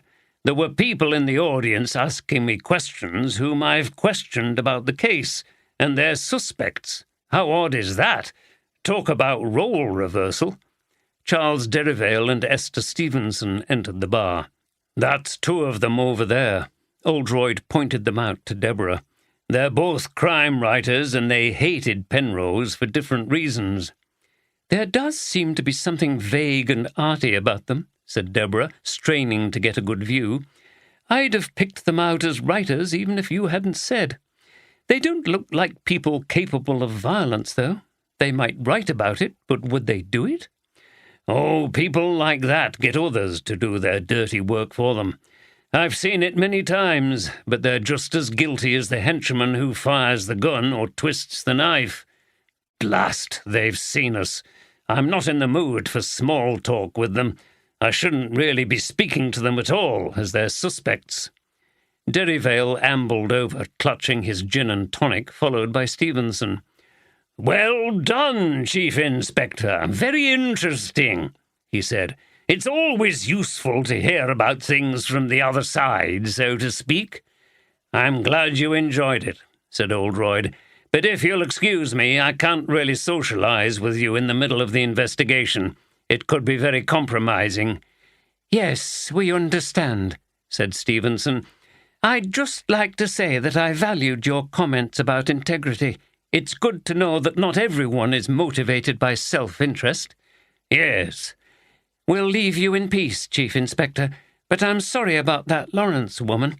Fancy making a scene like that. What on earth was she playing at? Very odd." "Indeed." The two writers went off to another part of the bar, talking as they went. Oldroyd rubbed his head. "Who was he talking about?" asked Deborah. "Oh, Penrose's first wife, who turned up yesterday telling us whom to arrest for the murder. Surprise, surprise, she believes it was Penrose's second wife." Deborah laughed. "No ulterior motive there, then. Just a simple desire to see justice done." "Yes," laughed Oldroyd. He liked her wry sense of irony and humour. She reminded him of his daughter. They would get on well together. "Then she turned up tonight and started haranguing me for wasting time and not getting on with the case." His hand went to his head again. "Look, I hope you don't mind, but I don't think I can stay long tonight. It's been a long and difficult day, and I'm exhausted." "Oh, don't worry. I think it would be good for you to stay here a little while to wind down, though. If you go back too early, your mind will be full of stuff and you'll not sleep. I'm having a fascinating time people-watching. It's a very colourful range of characters compared to your average psychology conference, where everybody looks extremely well-informed and worthy." "Good. I'm glad you're enjoying yourself." "It's very exciting to think that there may be a murderer here, sort of hiding in plain sight. They're there, but somehow you don't notice them." "Jim?" "Oh, not again." Oldroyd was distracted. Even when he was tired out and his head hurt, that part of his brain which was working on a case somehow continued to be on the alert and ready to receive a flash of insight. "Sorry, something you just said made me think." "You don't say," replied Deborah archly as she finished her glass of wine. Susan Lawrence had indeed had plenty to drink. After she flounced out of the ballroom, she staggered up the stairs to her room, got another drink from the minibar, and lay sulking on the bed. Things were not going according to plan. She'd spent the whole day trying to find out as much as she could about Damien's murder and whether there was anything she could use to incriminate Claire. At the Royal Baths, where the old rogue had met his end, she had felt no emotion except a grim satisfaction that he'd got what was coming to him, and her visit had yielded no clues.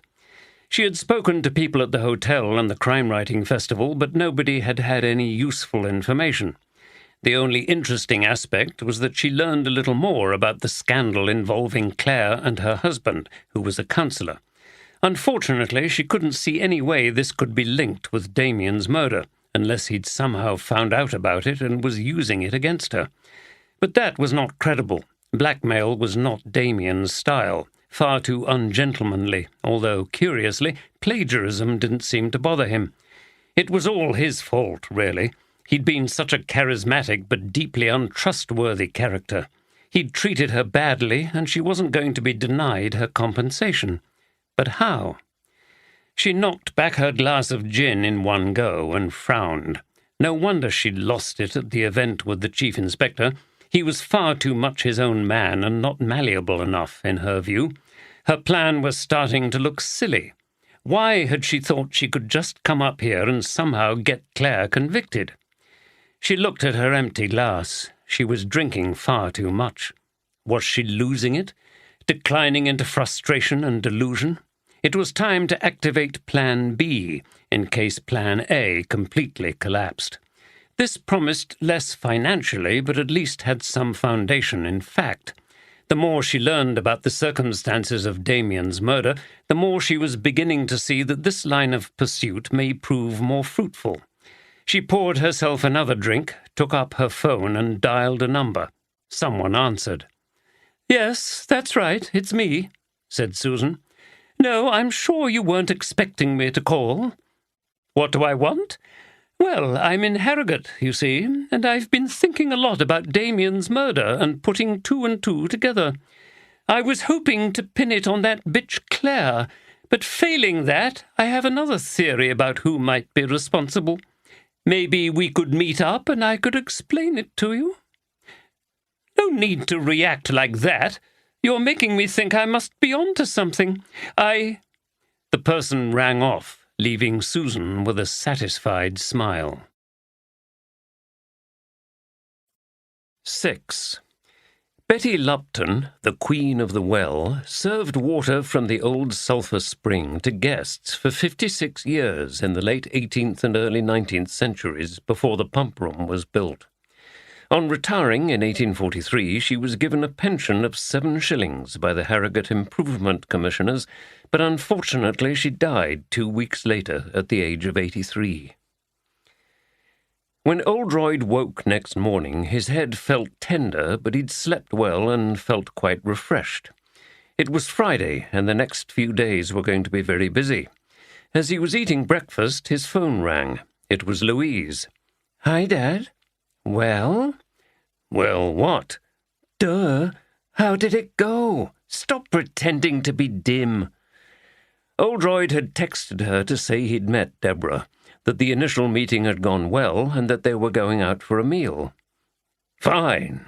It was fine," he repeated. "Did you go out for a meal?" "Yes, we went to Edward's." "Ooh, that's posh. I'll bet she was impressed." "And?"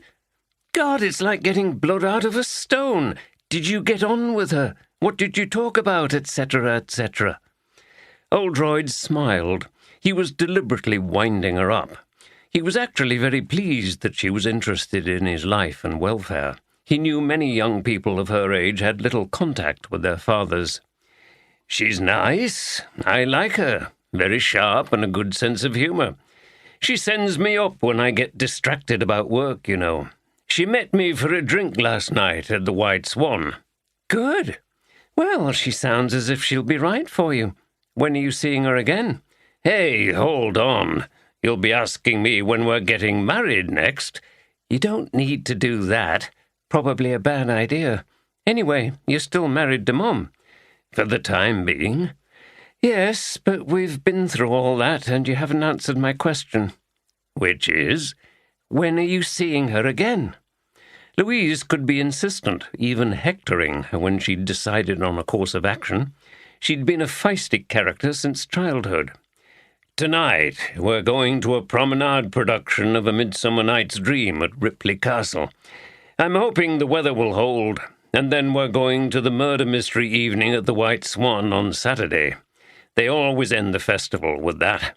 I've never been. It always sounded too much like work, but Deborah fancies it, so why not? Wow, that's great. That's nearly every day this week you're seeing her. I know, but it just so happens that these things are on now and we don't want to miss them. Great. Well, she's really getting you out and doing things. Much better than mouldering away by herself in the flat. I can't wait to meet her when I come up. Hey, slow down. I've only just met her myself. Oh, shut up, Dad. I can tell it's going well. Your voice is completely different. You sound much more upbeat, and you've not even mentioned work. Oldroyd laughed. Good. Well, we'll see how it goes. I think you'll get on well together. She's partly vegetarian, flexitarian, I think it's called, and she likes making fun of me, so you've got a lot in common. Good for her. By the way, have you heard from Mum? He could never resist pumping Louise for information about his wife. Not recently. Her and Peter are still together, I think. But you know what Mum's like. She never says much about stuff like that. She's been on holiday to France. That's all I know. But anyway, you need to stop tracking her. You've got another relationship to focus on now. I know, but it seems strange. I'm not used to it. You know, after all this time. No, I can understand that. You were with Mum for a long time, and you've obsessed about work so much that you're out of practice with people. I suppose so. You'll be fine. Just relax and enjoy it. Anyway, have to dash. I'm working with some difficult clients today, women who've been badly abused and knocked about by their partners, and they're in here with their little children who've witnessed it. Bastard men, eh? So, if you think you've got problems, bye. Bye. Oldroyd put the phone down, smiled and shook his head as he felt the familiar sense of role reversal that he often experienced with his daughter. Derek Fenton walked purposefully through the back ways of Harrogate town centre, keeping away from the main streets and looking around constantly to see if there was anyone he knew. He paused behind the Royal Baths and consulted his phone. As he read a text, a figure leaned gingerly around the corner of the building behind him and checked that he was still there. Fenton stuffed the phone in his pocket and headed off through a ginnel behind the Winter Gardens. Steph followed at a careful distance, feeling sure that Fenton was on his way to the council offices in Crescent Gardens. This could be interesting. She'd seen Fenton leave the station and, on a hunch, followed him. Unexpectedly, he hadn't got into his car, but had headed for the town centre on foot. She saw that he was a bit edgy and was looking ahead and to the side for people who might recognize him. He didn't look behind, however. He didn't expect anyone to be following him. Fenton crossed the Winter Gardens with their ornate bedding, and with a last look round increased his speed and disappeared round the council building and into Swan Lane. Steph was some distance behind due to the lack of hiding places, but she crossed the road quickly and headed up a steep bank. At the top was a clump of trees, from which it was possible to see down Swan Lane while hiding behind the foliage. She crouched behind the gnarled old trunk of a sycamore tree and peered towards the building. Fenton was waiting outside one of the rear entrances, but concealed behind a wall.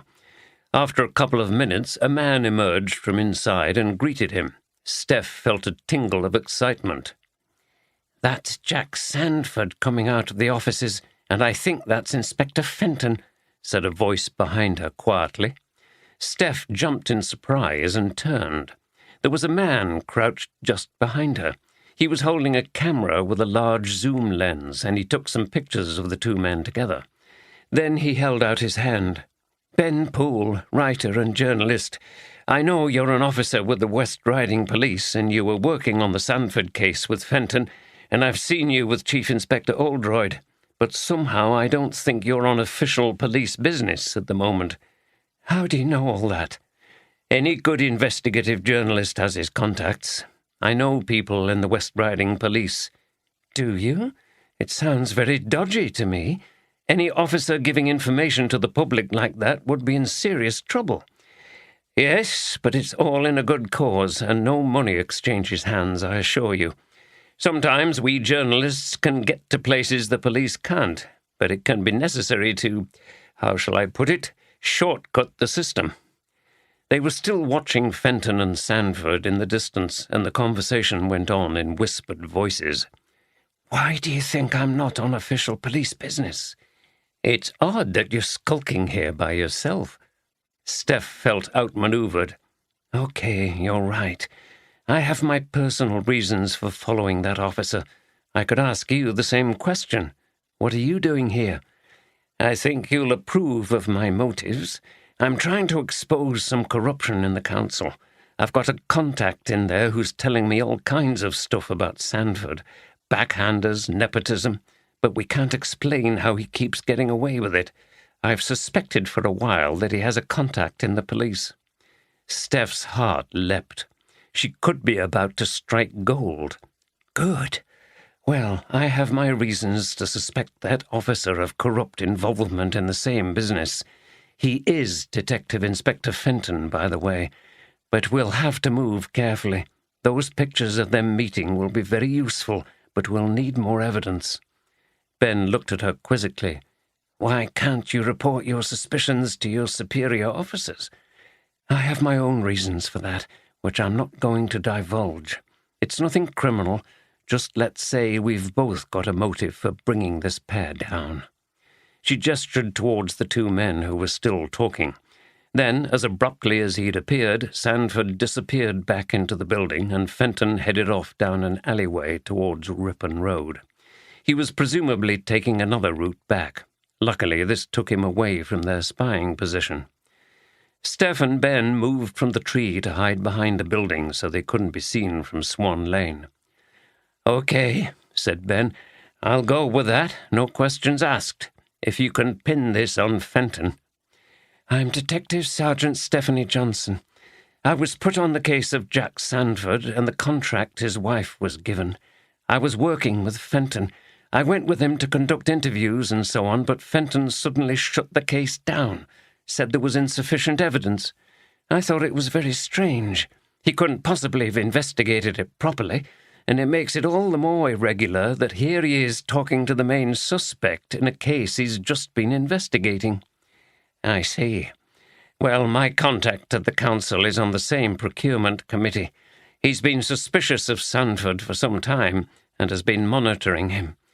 Now we've identified his police contact, we need to try to track their meetings and get as many photographs of them together as we can." "I can find out more about Fenton back at the station." She looked at Ben. "So, do we have a deal? We're going to work together on this without involving anyone else. You can't tell anyone about me, even your contact at the council." "Fine," replied Ben, smiling but still a little puzzled. "Aren't you taking a big risk? If it ever got out that you've been investigating on your own like this, you'd be in real trouble, wouldn't you?" "That's my problem. You just keep to your side of the bargain. Anyway," she looked round, "we should move on. Don't want to be seen together by the wrong people. Let's exchange numbers, and I'll be in touch." Esther Stevenson enjoyed walking her dog, Toby. He was an Airedale Terrier and very lively. Her favourite venue for dog walks was the Valley Gardens and up into the pine woods. Today she parked at the edge of the gardens near the top entrance by the children's playground. It was a pleasant morning, with the sun and fast-moving clouds forming changing patterns of light and shade on the wide areas of grass.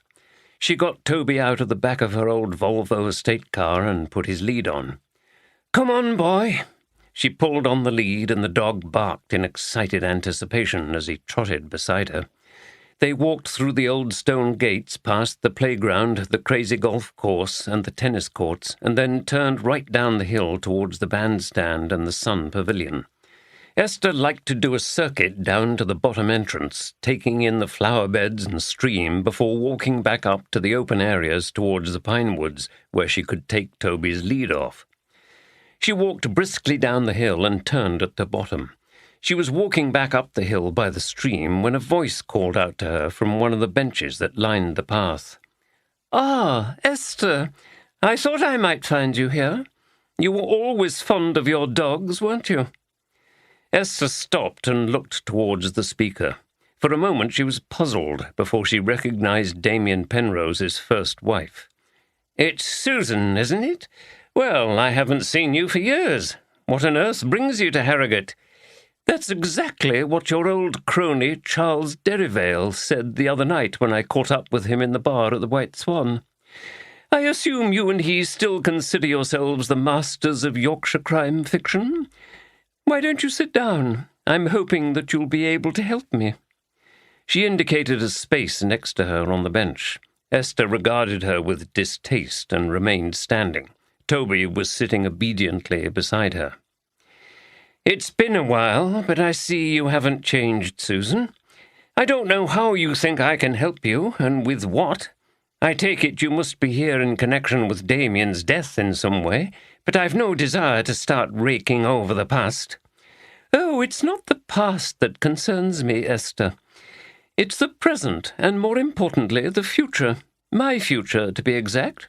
We all know who's responsible for Damien's murder, don't we?" "Do we?" "Of course. It has to be Claire. She had the most to gain, and we know she planned the Royal Baths refurbishment. It's obvious. She had the motive and the means. She must have created some secret entrance to those baths, and then she or her accomplice went in and killed Damien. I've told the police and Derivale, but they won't listen. You and I could investigate the matter. I thought it might appeal to you as a crime writer." Esther was forced to laugh at the absurdity of what she'd heard. "I'm not surprised they didn't listen. Don't you think that's all very far-fetched? What actual evidence have you got? If I wrote a novel with a flimsy plot like that, no publisher would go anywhere near it. It sounds like wishful thinking to me. What do you mean?" "I presume if Claire were to be convicted of murder, that might leave you to gain more from Damien's estate." "Well, what if it did? I deserve it anyway. She stole him away from me, remember?" "Yes," replied Esther, looking closely at Susan. "Maybe there's more to it than that. This could be an attempt to divert suspicion away from you, the real killer." "What? Preposterous!" exclaimed Susan, and Esther laughed. "Well, I wasn't serious, but who knows? Your reaction seems to indicate a guilty conscience. Maybe I should investigate you." "I'm not staying here to be insulted, but I'll say this. I have other fish to fry in this matter. One way or another, I'm going to benefit from that man's murder. What he did to me in life, he will pay for in death, or at least someone will." With this melodramatic announcement, she got up from the bench and strode off haughtily back up the path towards the pavilion. Esther looked down at the dog, still sitting obediently on the path. "What did you think of all that, then, Toby?" Toby growled in the direction of Susan Lawrence and then barked excitedly at Esther. He knew it was nearly time for his run over the fields.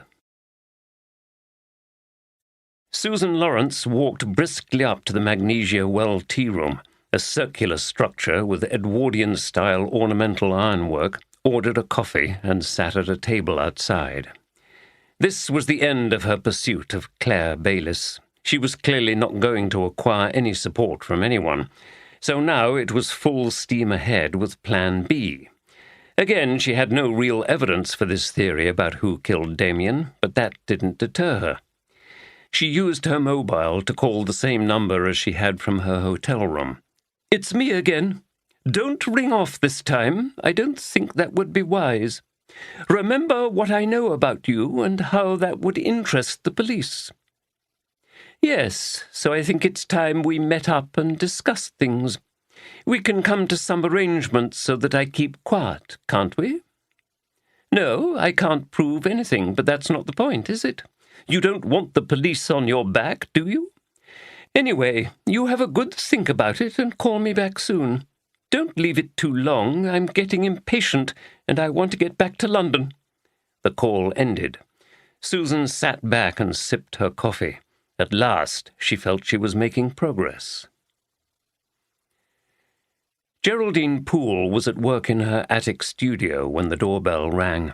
She went swiftly down the 2 flights of stairs and reached the hall as the bell sounded for a second time. "Coming!" she shouted. She opened the door. It was Claire Bayliss, smartly dressed as usual, but looking very severe. "Claire! Well, what a surprise! Come in." Some years previously, Geraldine had started a degree in architecture at the University of Leeds and had done a work placement with Claire. She'd dropped out of the course after 2 years due to her poor mental health and done a diploma in art at a nearby art school instead. She hadn't seen Claire since that time. Claire walked in, looking very serious. She followed Geraldine through to the kitchen and sat at the table. "Can I get you some coffee?" asked Geraldine, rather nervously. There was something about Claire's demeanour that she didn't like. "No, thank you. I can't stay long." "How are you? Have things worked out for you?" "Fine, thanks. I've never regretted my decision, though I know you wanted me to stay on. We do okay, Ben and I. Ben with his journalism and stuff, and me with my paintings. We've got a little boy now, Adam. He's asleep at the moment. Yes, I heard you'd had a baby. Congratulations." Claire's tone changed to signal she was putting an end to the small talk. "Look, it's your husband I've really come to see. Is he here? Ben? Yes. No, he's out at work doing his research. Yes, poking his nose into other people's business." "What?" The abruptness shocked Geraldine. Claire gave her a hard stare. "I'm sorry to say this to you, Geraldine, but I know he fancies himself as Harrogate's heroic investigative reporter. I'm afraid I'm here to warn him to stay away from my husband and his affairs." "What do you mean?" "Don't tell me you haven't heard about the accusations that my husband persuaded a council committee to award me the contract to redesign and refurbish the royal baths. It's rubbish, of course, but we don't want any tittle-tattle to get into the local rags, and that's where your husband comes in." "But he hasn't done anything." "Good. Well, let's keep it that way. Tell him to steer clear. We don't want things to get nasty." "Nasty? What do you mean?" "I'll leave that to your imagination, Geraldine. Now, I'm afraid I have to leave. I have work to be getting on with. Sorry I can't spare any time to reminisce about when we worked together." She smiled icily at Geraldine. "I hope things continue to go well for you." Geraldine shut the door behind Claire with a trembling hand. Saying she would leave that to your imagination had had exactly the effect on Geraldine's anxious personality that Claire had presumably intended. She sat down at the table and fumbled in her pocket for her phone. It was a shock. She'd never seen Claire behave like that. She'd always been so kind and helpful. Anxious thoughts raced through her mind. Could Ben get into trouble? Might he lose his income from his journalism? How would they manage then? By the time she'd rung his number, she'd worked herself up into a panic, but unfortunately he did not reply, and all she got was the request to leave a message. "How are you then, sir? Have you recovered?" asked Andy. Oldroyd and Andy were walking down to the White Swan to interview Susan Lawrence, the strange loose cannon in this case. The Met inquiry had not come up with anything significant about her, but Oldroyd wanted to press her for more information about Penrose's past. "I'm fine, thanks." Oldroyd was feeling much better and was in one of his mischievous moods. As they entered Crown Place, Oldroyd stopped by the Royal Pump Room. "Have you ever been in there, Andy?" he said, pointing to the elegant 19th-century stone rotunda. "No, sir. What is it?" "Oh, it's an important part of Harrogate's history. You know this town grew up as a spa where people came to drink the mineral waters? Well, this was built over one of the most important springs, so the water could be served to people. Let's go in and have a quick look." They went in through the Edwardian glazed extension with its copper roof and had a brief glance at the museum exhibits. They stood by a wooden bar with pumps like those in a pub. "So all the rich people with their gout and ulcers came here to drink this stuff, thinking it would cure them?" "That's right, and they pumped it up like beer. I prefer beer in the National Health Service." "No doubt." There was a glint in Oldroyd's eye. "But why don't you try some? Here, drink this." There were some glasses of the mineral water to sample. He picked up a glassful and handed it to Andy. "It can't do you any harm." Andy shrugged and downed the contents of the glass. His face contorted. "Oh, my God, sir, that's disgusting. It tastes like rotten eggs." "That's because it's sulphur water, and there's lots of sulphur in eggs." "Bloody hell," continued Andy, clutching his stomach. "And they drank that to improve their health? It seems more like the murder weapon in one of our cases." Oldroyd was in fits of laughter. "Thousands of glasses of it were drunk every day. There was a woman called Betty Lupton who spent 60 years dispensing the stuff in the early 19th century. There was a hospital, too, where people went for what they called hydropathic treatments, bathing in the water, massages and stuff." "It reminds me of those treatments we learned about at school in history," said Andy, who was still grimacing. "You know, bloodletting and putting leeches on you and stuff like that. The cures probably killed more people than the diseases." "I'm sure you're right," said Oldroyd. "Anyway, we'd better be off. I want to catch this woman and ask her some questions before she causes any more trouble." As they left the pump room, Oldroyd chuckled to himself. He hadn't told Andy that in the now-defunct Royal Baths Hospital the toilets had had extractor fans fitted. Such were the foul smells produced by the people who had imbibed the waters. They found Susan Lawrence drinking coffee in the guest lounge at the White Swan after having lunch in the dining room. She was elegantly dressed as usual in linen trousers and a silk shirt, and wore her customary haughty expression. The detective sat on a sofa opposite her armchair. "Oh, Chief Inspector and Sergeant's sidekick," she said. "What a pleasure. I take it you haven't made any progress in bringing that woman to justice?" Oldroyd shook his head. "So you're still on with that? Take my advice and leave it. You can't make a person guilty just because you want them to be." "But she's—" "No, I don't want to listen to any more," said Oldroyd firmly. "And if you go around causing any more trouble, you might end up getting arrested yourself. I didn't appreciate your petulant performance last night." His steely grey eyes fixed her. "Well, I'm sorry about that. I'd had a few drinks and lost control a bit." "Maybe you should be careful what you drink, then. Anyway, I want to ask you about your ex-husband." "What about him?" "You knew him for quite some time. Did he have any enemies? Anybody who would want to harm him?" He raised a finger. "And don't even think about mentioning his second wife." She paused before answering. "No one except the people you know. Charles Derivale, Esther Stevenson. Writers seem to hate each other." "What about John Sinclair?" "Yes, well, I knew Damien was bisexual. He'd known John since their school days. Their affair was all very complicated and ended badly. Also, I think there was trouble later about money, but that was after Damien and I had divorced." "Your husband had a reputation for plagiarism, didn't he?" "So I understand. I didn't take much interest in his work. Damien wanted me for, how shall I put it, intimate relations, and to look glamorous. He liked to show me off." She frowned. "When I got a bit older, he traded me in for the newer model, as they say. That woman who—" She stopped herself. "It's Esther Stevenson you want to question about that stealing ideas business. She's collected a group of writers around her who claim Damien abused them." Oldroyd continued to look at her very directly. "And what about you? You've just told us how bitter you are about your husband dumping you. Did you decide to get your revenge?"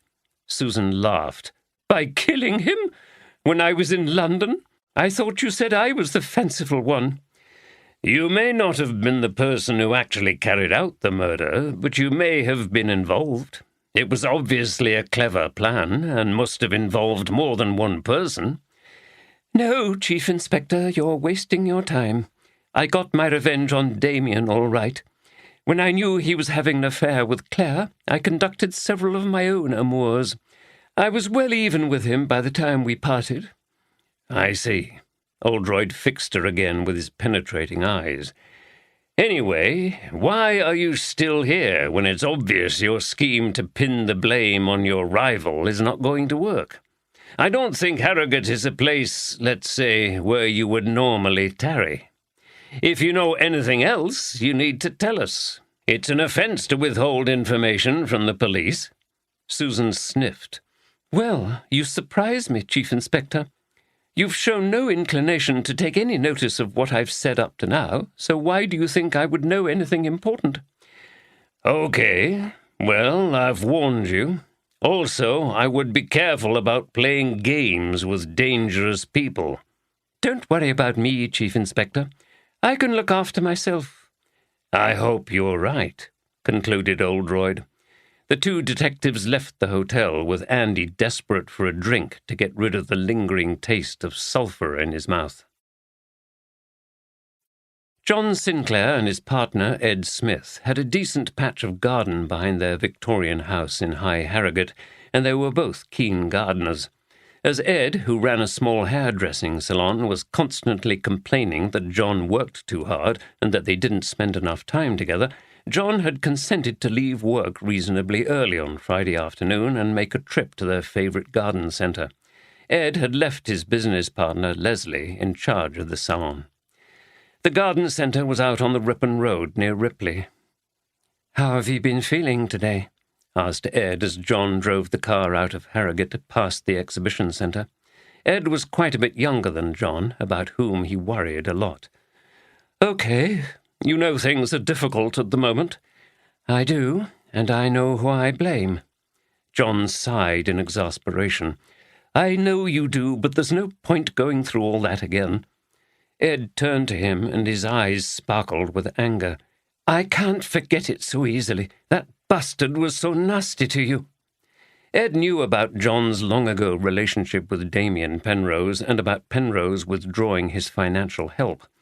John was not sure which of these caused Ed more anguish, but he suspected there was a strong element of sexual jealousy in his hostility towards Penrose. "If it wasn't for him, you'd be flourishing now. He withdrew his support just at the most critical time." "Maybe, but the publishing world is tough. I knew that when I went into it. It's not surprising that people are reluctant to put money in." "Sounds like you're making excuses for him." "No, he went back on his word and let me down, but I can see why. He just thought it was too risky." "Why are you so keen to defend him when he treated you badly before that, too?" "I'm not. It's just that we should be fair and not blame him for everything." Ed went silent and sullen until they arrived at the garden centre. John knew that Ed suspected him of still harbouring feelings for Damien. Was he right? Damien would always be someone who reminded him of the excitement of his youth, when they were both rebellious, carefree, and later in love with each other. But it was all so long ago. How could he convince Ed, who had a jealous temperament, that it had all been over between him and Damien many years ago? John drove along the garden centre entrance road, which was lined at either side with ornamental shrubs and areas of immaculate summer bedding. It still styled itself in the traditional manner as Ripley Nurseries. They parked, got out, and wandered up and down the neat rows of herbaceous plants, roses, fruit trees, and shrubs arranged in alphabetical order. There was always so much that was tempting to buy. The problem was that their garden was already so full of plants that it was difficult to fit anything else in. "I think we need a little more colour for the autumn," said Ed. "I've always fancied a hibiscus. Look at this one. It's coming into bud. Beautiful mauve flowers, according to the picture on the label. He examined the palmate and coarsely toothed leaves with his sensitive hands. It looks beautiful. There's a space for it in the pinks and whites section near the hydrangea, replied John. What about one of these Bishop of Llandaff dahlias? Look at that chocolate foliage and those single red flowers. Absolutely gorgeous. It'll go next to that Catina's Cogigria, royal purple. By the time they'd finished, they'd loaded a trolley with various pots, large and small, including rockery perennials. They laughed at the absurdity of it, but they'd had a really enjoyable time. "Where are we going to put all this stuff?" asked John. "Oh, never mind. We'll put some more stuff in pots if necessary. There's always room for another pot on the patio." The total price came to a ridiculous amount, but they just shrugged it off and loaded it all into their capacious estate car. On the way back, the atmosphere in the car was much pleasanter, both men having been calmed by their contact with flowers. "Sorry I went on about Damien on the way here," said Ed. "That's fine. He's dead now, so we can forget all about him." "Yes." John thought how he would always remember Damien with some measure of affection, but he decided not to share this with Ed. He drove on, looking forward to a restful weekend together, planting their acquisitions. Back at Police HQ, Oldroyd and Andy were conducting another case meeting. There was the usual cafetiere of coffee and chocolate biscuits on the desk. Andy, trying to show restraint after Steph had told him he was getting chubby around the waist, picked up just one of the biscuits and nibbled at it slowly throughout the meeting. Oldroyd sat behind his desk, leaning back in his comfortable but battered old chair. Midway through an investigation, he liked to get Andy or Steph to recap what they knew about a case while he thought about it, sometimes with his eyes closed and his hands behind his head. "So, what further progress have we made, Andy? By the way, where's Steph? I haven't seen her for a while." "She said she's got some paperwork to do for Derek Fenton, so I assume she's up there with him. You know, sir, I'm a bit worried about her, to be honest." Oldroyd looked up. "Why?" "Ever since she started working with Fenton, she's not been right. She looked worried. Sometimes in the night I know she's got up, which is unusual for her. She usually sleeps like a log." "She hasn't said anything?" "No." "Well, she's probably fed up working with him and his DCs. I can't imagine they're a bundle of laughs. But that's the way it is, I'm afraid. You can't work with who you want all the time in this job. I used to work for a DCI who was the most miserable bugger imaginable. He used to shout at you if you made the slightest error. I wouldn't worry about her. She's pretty tough."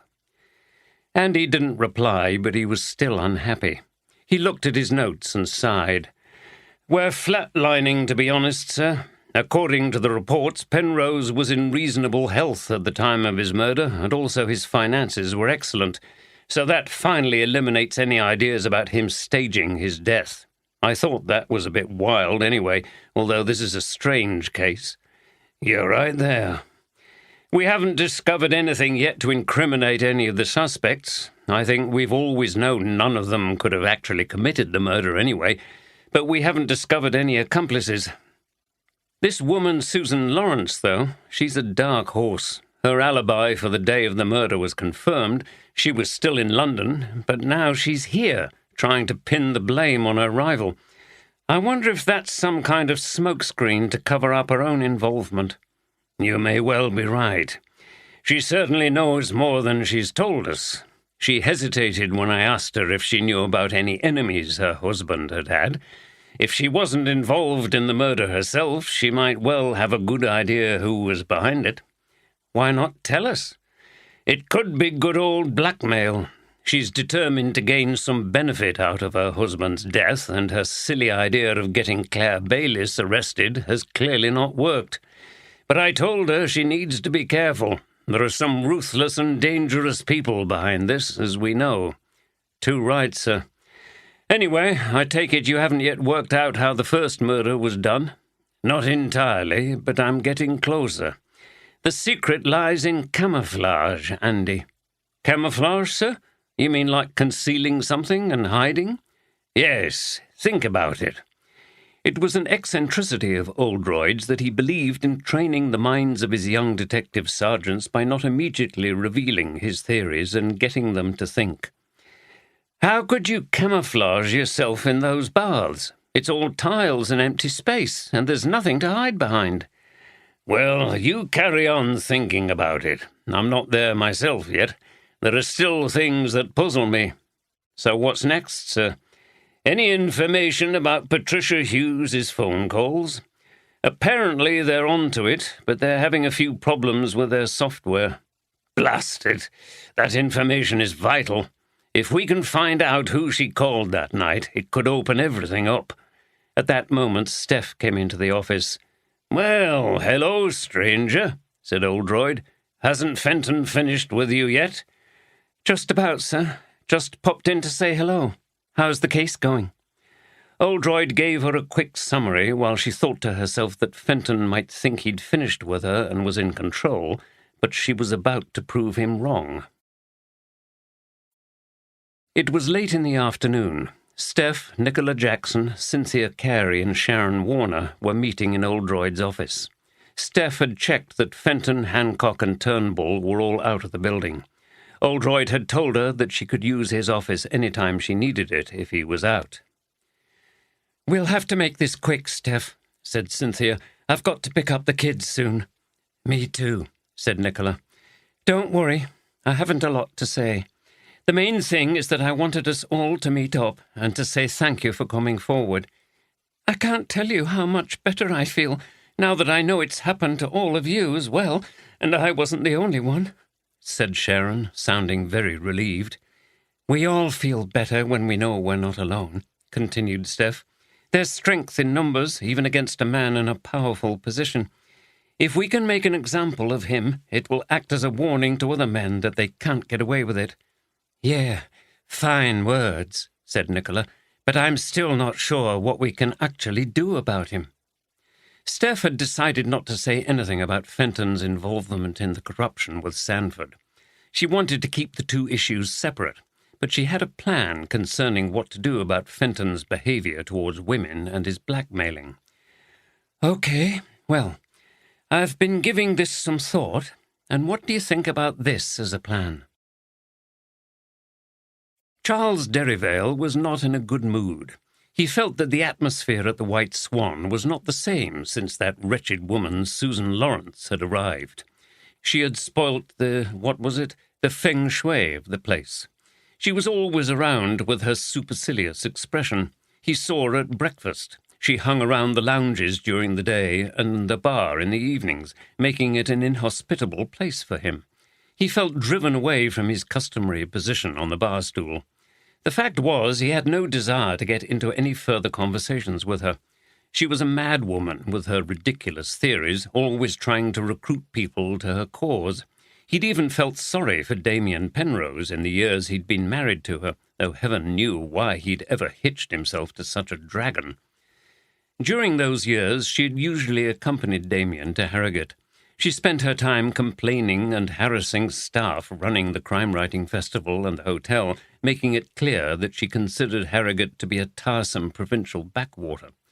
Derrivale stayed in a different hotel during the festival in that period in order to get away from them both. No wonder Penrose had started his affair with Claire during one of the festivals, and it wasn't the only time he dallied with women while he was in Harrogate, usually young and vulnerable ones. Disgusting man. Derrivale was at a bit of a loose end. After lunch at the hotel, he had an empty afternoon ahead of him. He'd done all his appearances at the festival and his book signings, but he always stayed until the very end of the festival in order to attend the murder mystery evening, an event that he enjoyed. It appealed to his sense of humour. He regarded it as a wonderful bit of knockabout entertainment. Also, the White Swan put on an excellent dinner. The food there was always very good, which was why he'd returned to stay there in recent years, even though Penrose still commanded the same suite every year. Penrose himself had been just about tolerable. Penrose and his obnoxious first wife were not. There was one more day to go before the murder mystery evening. He thought about doing some writing, but he never found the festival atmosphere conducive to that. He was a writer who had to be in his regular writing place in order to be creative. In Derryvale's case, this was in the room he called his study in his flat in York, overlooking the River Ouse. As it was a fine day, he decided to wander into the town and take a walk in the Valley Gardens, keeping a lookout for Susan Lawrence. He didn't want to be surprised by her again, as he had been a couple of nights ago in the bar. He ambled around the stream gardens and past the ornamental dahlia display where the plants were just starting to bloom. He admired the variety of colours and shapes for a while, and then sat on a bench and reflected. People were active on the tennis courts behind him, and he could hear the thwack of balls being hit by rackets. Penrose was gone at last. Everything seemed calm, and it was such a relief not to have to worry about that malevolent force creating discord wherever it went. Obviously things were not calm for the police or for the family of Patricia Hughes. He was sorry about her. Poor Amanda was having a hard time too. However, he could not disguise his satisfaction that he had won the unofficial bet he'd had with Penrose and survived him, although, and he smiled sardonically to himself, in a curious way he was going to miss the old villain. Already things seemed rather flat, calm, but flat. It had been exciting to plan ways to undermine Penrose with Esther, John, and other enemies of the old boy. He'd enjoyed the intrigue. Suddenly he had an idea. He took a small notebook out of his jacket pocket. No end of people, including himself, had been making witty comments about the merging of fiction and fact, the murder of a crime writer, and so on. But maybe there really was a way to use what had happened in his writing. He'd had an idea for a most unusual and quirky crime story. After a while, he got up and walked back through the gardens and along to the Mercer Gallery, where he spent some time wandering through its varied collection of artworks. There was an exhibition about the relationship between painting and photography, which he found especially interesting. After this, he found his way back to the White Swan. Near the hotel entrance, he saw that some of Penrose's fans had erected a kind of makeshift memorial, and people were leaving messages. He couldn't bear to read any, so he went to have a final wander through the publishers' and booksellers' stands, which were housed in various tents. He sniffed in disgust to see how Penrose's publisher was still making a big feature out of the dead man's books. He would probably sell even more now that he'd died in such dramatic and intriguing circumstances. Dying had been a good career move for Penrose, thought Derryvale, and chuckled to himself at the black humour. He chatted for a while to various reps on the stands, including his own publisher, and then saw Amanda Rigby talking to a woman at the entrance to the tent. For a moment he thought it was Esther, but when she turned round he saw that it was Catherine Burnett, who wrote historical crime mysteries set in 19th-century England. He'd never understood why anyone would want to do that. It was difficult enough to think of the plots and characters without also having to recreate some historical era in an authentic manner. Amanda spotted him, excused herself, and came over. "Charles, how are you today?" "Oh, fine. I'm just lazing around as usual. I can never get any work done when I'm here at the festival. There's always too much going on, especially this year. It's different for you, of course. You must be exhausted with what's happened and having to take over from Patricia and all that." "Oh, well," she said jauntily and smiled, but there was no disguising the strain on her face. "Not long to go now. I thought I'd just remind you that we're starting the awards in a few minutes. It's going to be in that tent at the side of the hotel." She pointed. "The bigger the audience, the better, and," she added slyly, "there'll be some nibbles and glasses of Prosecco." "Ah, well, thank you for reminding me. I'll toddle over in a few minutes. I take it I haven't been nominated for anything this year, or I would have been informed." "Not this year, Charles, unfortunately. We're concentrating on awards for young writers, women writers, and writers from ethnic minorities." "Oh, I see. Well, I certainly don't fit into any of those categories, but I'm sure it's all very worthy, and I shall come along to clap them. I believe in encouraging other writers, not undermining them, unlike someone else I could mention." "Good. Amanda looked at her watch. "Well, I'd better be getting over there." As she left the tent, she called over her shoulder, "By the way, Simon Jones from BBC Radio 4 is presenting the awards, so it should be fun." "Oh, really? Well, that is interesting." Simon Jones presented an arts programme on Radio 4, and Derivale was an avid listener. He followed Amanda over to the tent to find that it was already very crowded, and he had to stand at the back. He saw that Esther Stevenson was sitting down to one side, and he waved to her. A stage with microphones had been erected, and it wasn't long before Amanda went up, welcomed everybody, and introduced Simon Jones. He thanked the organisers for inviting him and made a few humorous comments, which established a jocular and informal atmosphere. There followed a series of awards of the type Amanda had described, and Derivale had to admit that it was heartening to see young writers and people from different backgrounds rewarded and encouraged. He clapped with enthusiasm for each one, and then Amanda announced some special awards. "This year, as you are aware, ladies and gentlemen, we have lost 2 people in tragic circumstances who were very important to us here at the Crime Writing Festival. First of all, Patricia Hughes." Amanda's voice appeared to crack, and she took a moment before she continued. "We have so much to thank Pat for. She was the force behind this festival and its success for so many years, and I feel privileged to have worked with her.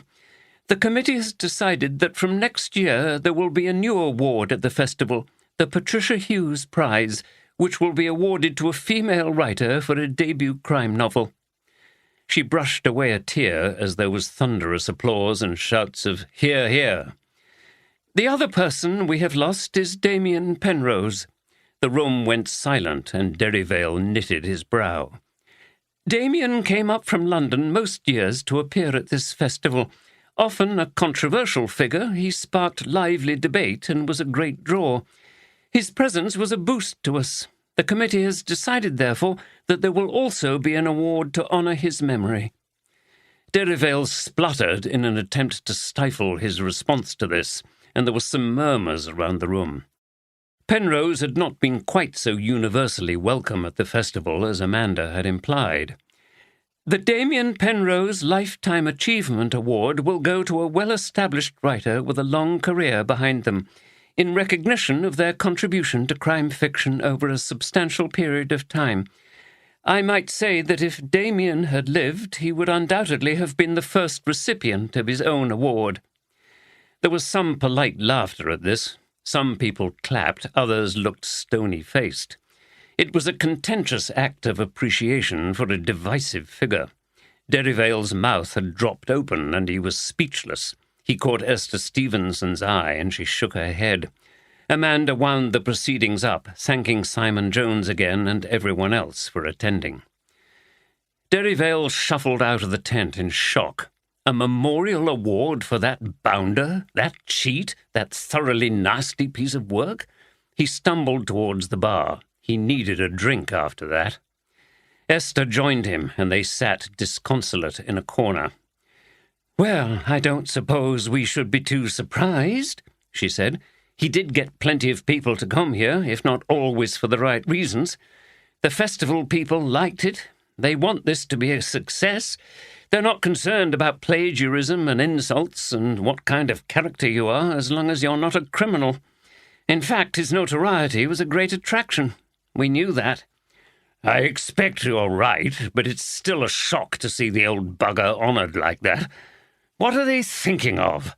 Esther leaned forward and lowered her voice. "I don't think this would have happened if Pat had still been in charge." "Oh?" "No, she had no time for Penrose and his behaviour. I'm sure she was on the verge of dropping him from the programme in future. Amanda, though, well—" "What are you implying?" asked Derivale, leaning forward conspiratorially. "It makes you wonder what kind of relationship there was between her and Penrose, doesn't it? All those kind words, and I'm sure she's been the impetus behind this award. I'm sure it didn't come from anyone on the committee. I'll bet she suggested it. And how did she feel about Pat's hostility to her, what shall we say, lover?" "I see. How intriguing. replied Derrivale, who was already considering this further ramification in the real crime story of this year's festival and wondering how he might use it. When Ben Poole arrived home in the evening, he found Geraldine in a very anxious state. She'd been crying. Adam was crawling around on the floor and playing with Duplo, but his mother seemed to be taking little notice of him. She was lying on the sofa. It took Ben a while to get her to tell him what had happened. "I've never seen her like that before. She was horrible. Ben, what if they get you into trouble and then you lose your journalism job? We won't have enough money to live on and—" "Hey, calm down," urged Ben. Her catastrophic thinking had got her worked up into a panic again. "They can't do anything. They're the ones who are going to be in trouble. At least the husband is." Geraldine looked at him sharply. "Then you are investigating him? You've never told me. Please don't, Ben. Can't you stick to stuff like reporting on local events?" "House fires, road accidents, burglaries, births, deaths, and marriages. Do you want me to die of boredom? No one pays much for that kind of stuff these days, but a nice juicy scandal at the local council, well, that's different." His tone was light-hearted, but she was not reassured. "It's too risky. I don't want you to do it. Promise me you won't," she pleaded. "Look, I won't do anything that could get me into trouble, okay?" She looked at him skeptically. "What does that mean?" "What I say. Yes, Claire Baylis's husband is under investigation, but not just by me. You mustn't say anything to anybody, but the police are involved." He saw that Geraldine was reassured by this. "And if I get the story first, that's going to be a big bonus.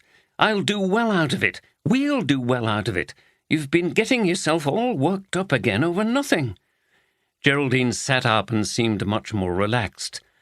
"Okay, if you promise it won't be dangerous." Ben went over, drew her head into his chest and kissed her hair. "I promise," he said, but he didn't look her in the face. And he couldn't tell her that the police, in the form of Steph, were only involved unofficially in an unauthorized investigation, which could spell trouble for them both if it went wrong. All day, Oldroyd had been hoping that the fine weather which had characterized the day would hold. He'd been constantly clicking on the Met Office app on his smartphone and updating the page. The forecast was promising. Fine and warm weather was set to continue into the evening and after dark. There was no threat of rain. This was quite a relief because he'd invited Deborah to an open-air promenade performance of A Midsummer Night's Dream in the grounds of Ripley Castle. The playgoers were encouraged to bring a picnic to be enjoyed on one of the large lawns before the play began. Oldroyd, who had uncharacteristically spent some considerable time deciding what to wear, had decided on chinos and an Oxford shirt that Louise had bought him for Christmas. Deborah looked cool and immaculate in her white linen trousers and black sleeveless top, so he was glad he'd made the effort with his own attire, especially when she complimented him. As Oldroyd drove the old Saab on the short journey from Harrogate to Ripley, Deborah was as relaxed and talkative as ever, which he welcomed. He was still finding the business of establishing a new relationship quite challenging. "Well, I'm really looking forward to this. I enjoyed Shakespeare at school. We had a good teacher. I did English Lit for A-level. We studied Hamlet and Measure for Measure. I think we did Romeo and Juliet for O-level." "Probably. They often do that or Macbeth. The plots are simple and they think kids like the romance or the violence," replied Oldroyd. "Yes, well, Romeo and Juliet's got both, hasn't it?" She laughed. "Romance turns to tragedy. Well, not always, I hope." She gave him an arch little smile. "I don't know the comedies, though. Enlighten me." She already knew that Oldroyd had studied English literature at Oxford. "I love them. They're subtle and elegant and humorous at different levels. There's plenty of knockabout humour and the bard's witty language and sharp observations of people. Lots to make you think, too, or it wouldn't be Shakespeare.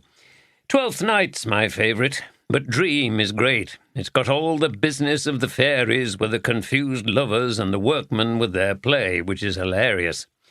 "You're very enthusiastic. Did you ever think about going into teaching? You could have really motivated the kids. Not me. Haven't got the patience for it.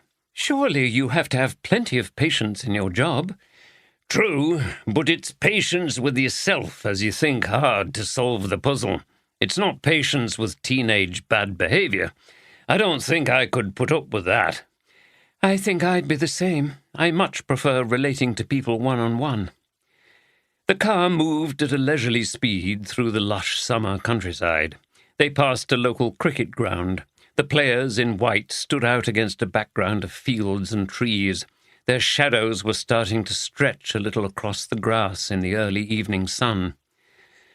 The car turned off the main road to Ripon and entered Ripley, one of Oldroyd's favourite pieces of Yorkshire eccentricity. It and the castle had been owned for generations by the Ingleby family, and in the 19th century the Ingleby of that time had demolished the village and had it rebuilt in the French style, complete with an hôtel de ville.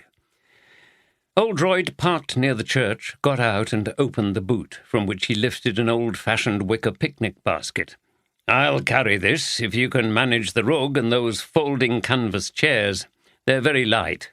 "No problem," replied Deborah, and off they went towards the entrance to the castle and grounds, joining a steady stream of people carrying hampers, chairs, and bottles of wine. The lake in front of the castle reflected the evening sky, and deer in the parkland beyond stood still and watched the arriving visitors with curiosity. The picnickers were settling down on a large area of lawn bordered by beds of perennials and flanked by 2 ancient orangeries. Oldroyd looked at his watch. "We've got a good hour yet," he said. "Let's have a drink." He opened a bottle of Prosecco, which immediately spumed over the side and down onto his trousers and shoes. "Blast it!" he cursed as Deborah laughed. "You should have known it would have been lively after carrying it all this way." "Never mind." Oldroyd smiled as he poured 2 glasses and wiped his trousers with a tea towel. "Cheers."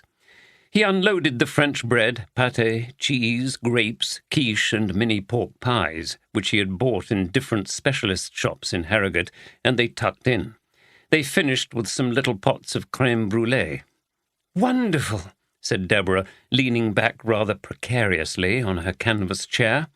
"All I need now is a cup of coffee, but never mind." "What do you mean? We've got everything here. In fact, we're short a nowt we've got, as my grandad used to say."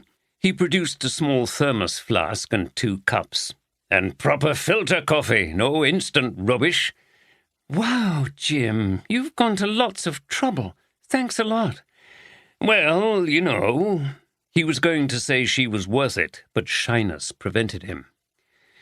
It was soon time for the play to begin. As the sun slowly went down, Shakespeare's magical play of comic spells, dreams, and confusion was played out in various locations within the garden and woodlands that adjoined it, the audience following the actors around in promenade fashion. Never had Oldroyd experienced the night woodland scenes of the central part of the play in such a realistic setting.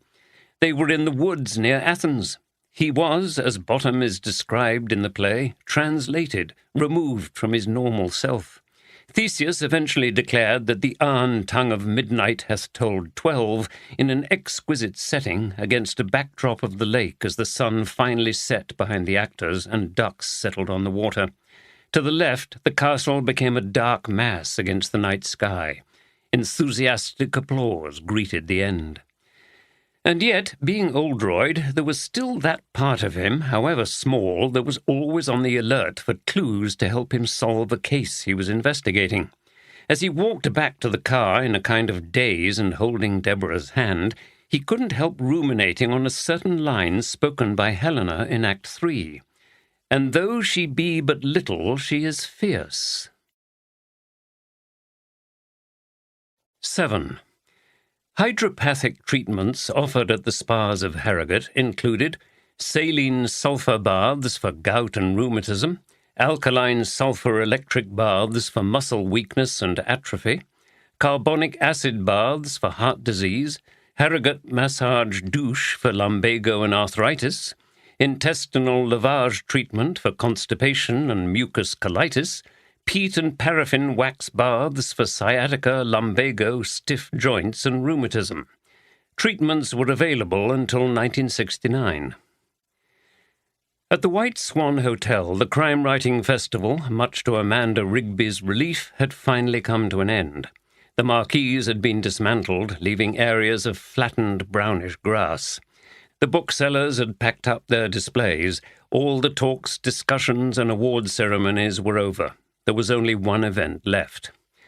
The traditional finale of the Harrogate Crime Writing Festival was a murder mystery evening at the White Swan. This was quite a swanky event, with a champagne reception followed by a grand dinner and dancing in the ballroom. It was always a good fundraiser for the hotel and the festival. A professional company was employed each year to play out scenes throughout the evening. The guests had to look at their program notes and observe the action for clues as to the identity of the murderer. There were prizes for people who correctly identified the culprit. The sombre atmosphere that had descended on the festival after the murders of Damien Penrose and Patricia Hughes had dissipated a little, as there had been no further unpleasant incidents and attendances at events had continued to pick up. The good weather that had lasted for most of the festival, except for the day of Oldroyd and Andy's adventures at Brimham Rocks, had now broken, and it was a rainy evening. A steady stream of guests arrived at the hotel after walking through the wet Harrogate streets, huddled under umbrellas to protect their smart clothes from the rain. Formally dressed, Amanda Rigby and Barry Evans greeted them at the entrance and directed them to the bar for the champagne. This was another tradition. The festival organizer and the hotel manager did the honours to signify the end of the festival and to personally thank people. Amanda performed her role with some sadness, remembering that Patricia Hughes should have been in her place. In the bar, waiters were ready with trays of champagne glasses. Each guest was given a program sheet which contained information about the characters in the mystery drama shortly to be performed and some advice about paying attention for clues. An element of realism was attained through some of the actors mingling with the guests. There were also some mystery characters not listed on the cast sheet, so who knew who was an actor and who was real? It all made for an interesting evening. Oldroyd and Deborah arrived in good time. Deborah was excited at the prospect of the murder mystery dinner and thought it would be great fun.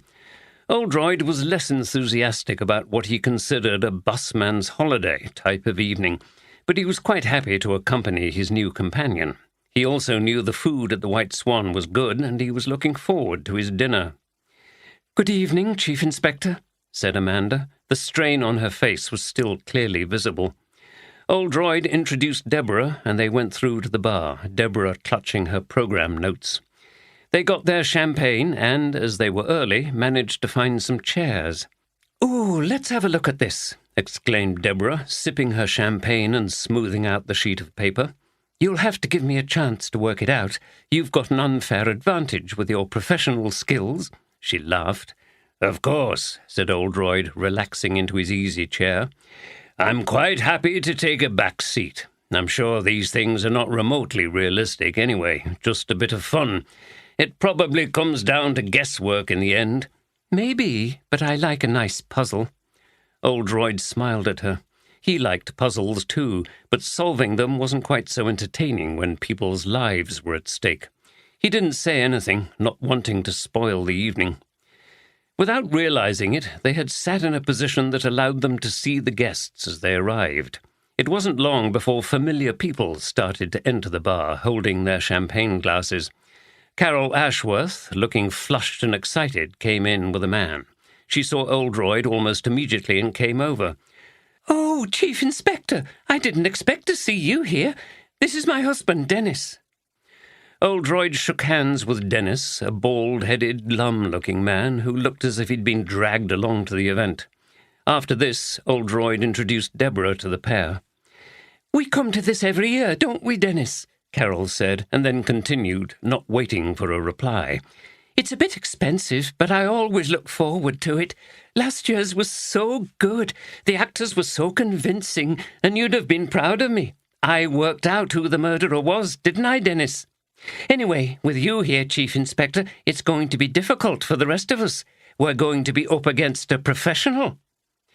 "I'm sure you'll do fine," said Oldroyd, smiling and hoping that the couple would quickly move on. "Well, we won't hog you, Chief Inspector. I'm sure other people will want to talk to you, but no giving out advice. That would be cheating." She wagged her finger at him and laughed. "Come on, Dennis. We've got to read through the notes. Oh, I'm so looking forward to it all." They went off to the far end of the bar, where there were still seats available. "I think we should move," said Oldroyd, "or I'm going to get collared by everyone who comes through the door. How about over there?" He indicated 2 seats in a corner with a little table, which were not visible from the bar entrance. "Okay," replied Deborah, "as long as you point out anyone interesting. This is so odd. Here you are taking time out from working on a real case, and some of the actual suspects are also here watching a piece of crime drama, and some of them are crime writers themselves. Fact and fiction overlapping. I'm sure some cultural studies student could write a thesis on the ramifications." "I'm sure they could, but that little encounter has made me all the more determined to keep a low profile. She works at the baths, by the way. She was there when the body was discovered." Oldroyd was beginning to have the same weird, confusing feeling he'd had during his appearance at the festival, and he was beginning to be weary of it. How disturbingly odd it was to have all these people who were suspects in the real murder case around a festival about crime fiction. It was even worse tonight, as a fictional murder was to be acted out. He shook his head to dispel the disorientating complexities and sipped his champagne. When they were ensconced in their new seats, Deborah began to consult the program notes. There were short descriptions of the characters, with a photograph alongside. "So the drama's called Who Killed Lord Willoughby?" "It's always the butler, isn't it?" quipped Oldroyd. "Shut up. How many times have you arrested a butler?" Oldroyd laughed and had to admit that he'd never even met a butler, never mind arrested one. "Apparently he'd had affairs with his solicitor's wife and the woman who ran the estate riding stables, and his wife knew about it. Now there's Lady Willoughby. She returned the favour by having an affair with her brother-in-law. Catherine Willoughby, the daughter, has a boyfriend her father doesn't like, and he's threatened to disinherit her if she doesn't dump him. Then—" "Wait there a moment," interrupted Oldroyd. "This big bloke is Charles Derivale, one of Penrose's enemies. By the way, you're sworn to secrecy about anything I tell you about these people or the case, okay?" "Yes, Chief Inspector. I don't want you to arrest me," said Deborah with mock seriousness. Derivale lumbered into the bar, flamboyantly dressed in a top hat, with a black cape over his dinner jacket and carrying a black cane. The cape was wet and glistening. Luckily, he saw someone at the bar and went straight over, twirling his champagne glass. He didn't notice Oldroyd, who watched him arrive at the bar and heard him say, "Filthy night, Roger. I'm ready for a drink. Fancy something a bit stronger than this champers?" He looked deprecatingly at the champagne glass and downed the contents in one gulp. "Never been a fan myself." He remained at the bar, his loud voice and laughter audible throughout the room. "He looks like something from a stagey 1930s thriller," said Deborah. "Are you sure he's not one of the actors?" "I think he's one of those people who are acting all the time. Hello, here comes another. This woman's conducted a long campaign against Penrose's alleged plagiarism of other writers' ideas. She goes on about it all the time. She can scarcely talk about anything else." Esther Stevenson entered, embellishments galore on her Art Deco dress. She was accompanied by a tall, bespectacled, and immaculately dressed man, who was presumably her partner Leo, the solicitor. What a strange couple they made, thought Oldroyd. He looked extremely conventional compared to her general air of artiness. "Excellent charity shop by there," whispered Deborah, winking at Oldroyd. "They look odd together," she said, echoing Oldroyd's thought. "There's no accounting for who gets off with whom, is there? Sometimes it's the most unexpected, the old attraction of opposites." "Like us, you mean?" teased Oldroyd. "Oh, no, we've a lot in common.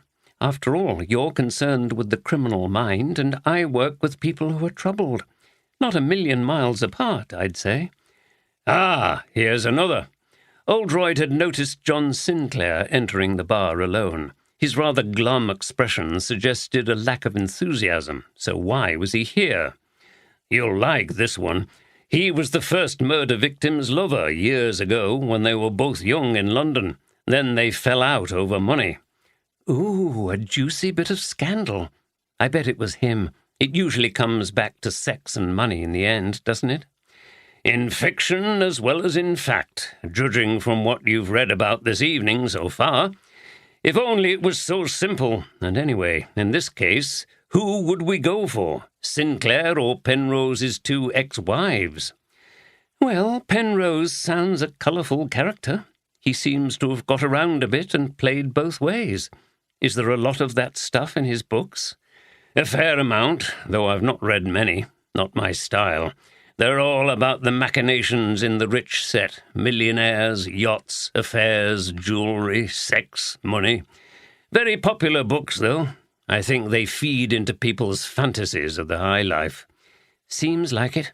He was obviously into those fantasies himself, by the sounds of it." "He certainly rubbed a lot of people up the wrong way and seemed to enjoy doing it.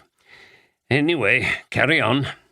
"Right, so Elizabeth Merrifield runs the estate riding stables, but it's not doing well, and Lord Willoughby had been threatening to close it down, even though she had a brief affair with him.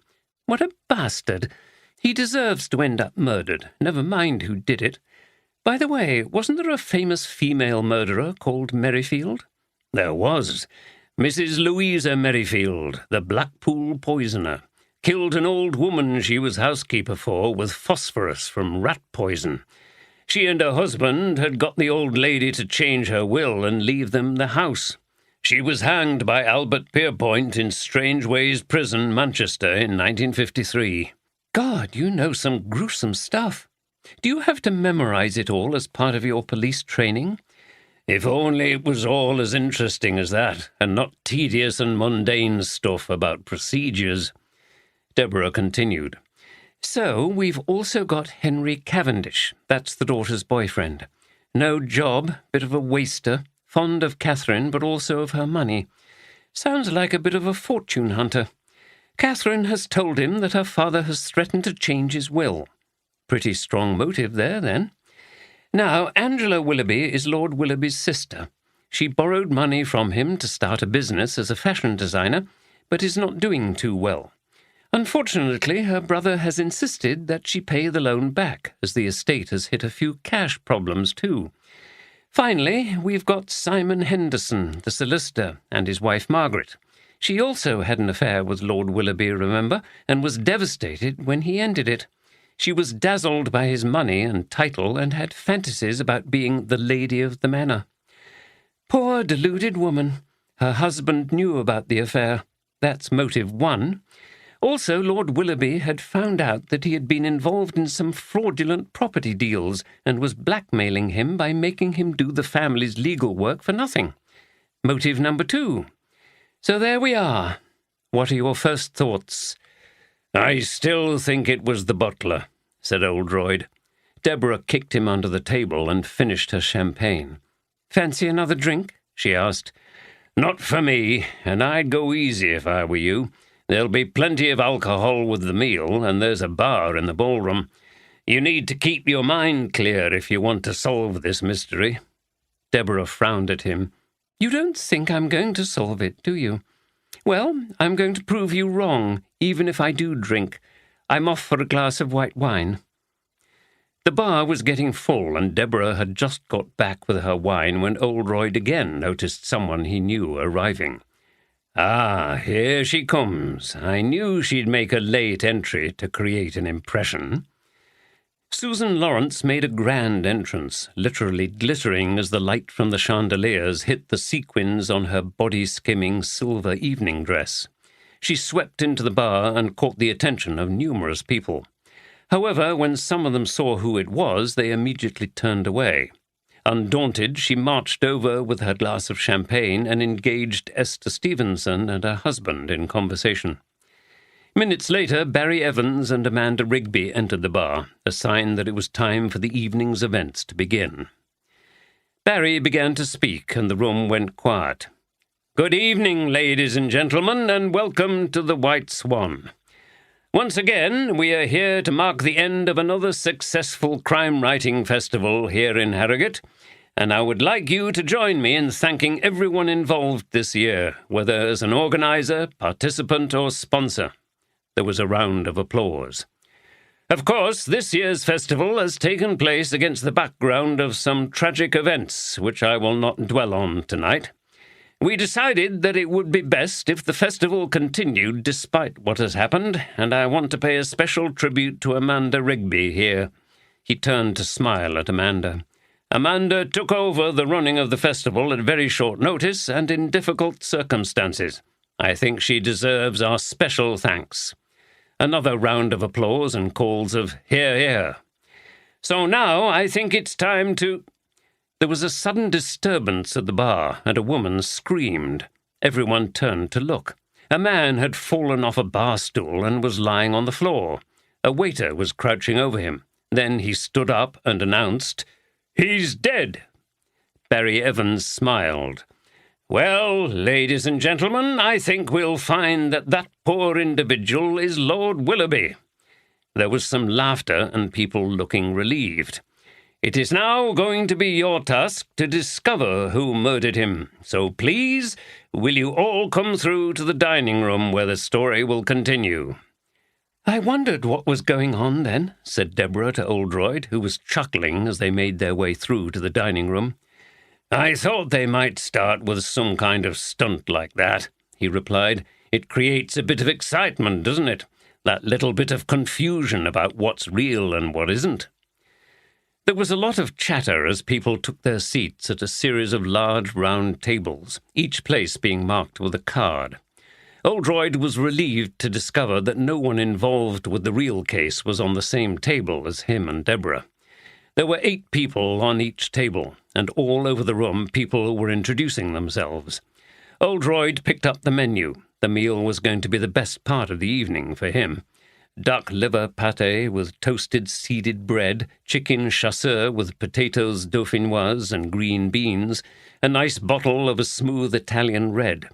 Deborah chose French onion soup and a goat's cheese parcel with red pepper salad and fries, all too lightweight for his liking. As soon as orders had been taken, an actor dressed in a smart suit and trilby took the empty area in the centre of the room. "Ladies and gentlemen, allow me to introduce myself. I'm Inspector Drake, and I have been called here this evening because a murder has taken place. Lord Willoughby collapsed in the bar and was pronounced dead. We now know that he was poisoned." Here there was some cries of "ooh" as people began to enter into the spirit of the evening. "In order to solve this murder," continued the detective, "I am calling on you all to assist me in the investigation. After all, however many brains we have here tonight, they're better than one." Here a ripple of laughter went round the room. "I think you all have a copy of this briefing." He held up the program notes, "which tells you a little about the suspects. And now I'm going to introduce them to you and ask each a few questions. Think carefully about what they say and what you've been told about each one." "I could pull rank on him and take charge of the investigation," Oldroyd whispered to Deborah, "but that would be greedy, as I've already got one to be getting on with." "Shut up and listen," she whispered back. The inspector proceeded to call out the characters in turn. They had all been sitting at different tables with the unsuspecting guests, which caused another frisson of excitement. The inspector confirmed the identity of each and interrogated them about their relationships in the family and about their motives. After this, the starters were brought out and the actors toured the tables, answering any questions from the guests. Oldroyd ignored all this and started on his pâté. Deborah had written down a list of questions on the back of the notes and neglected her soup while she listened carefully to everything that was said. "You're wasting your time," said Oldroyd between mouthfuls, affecting a superior disdain. There won't be enough information to clearly incriminate any particular suspect. You'll have to go on your gut instinct in the end and make an informed guess." "Is that how you work, then, spoilsport?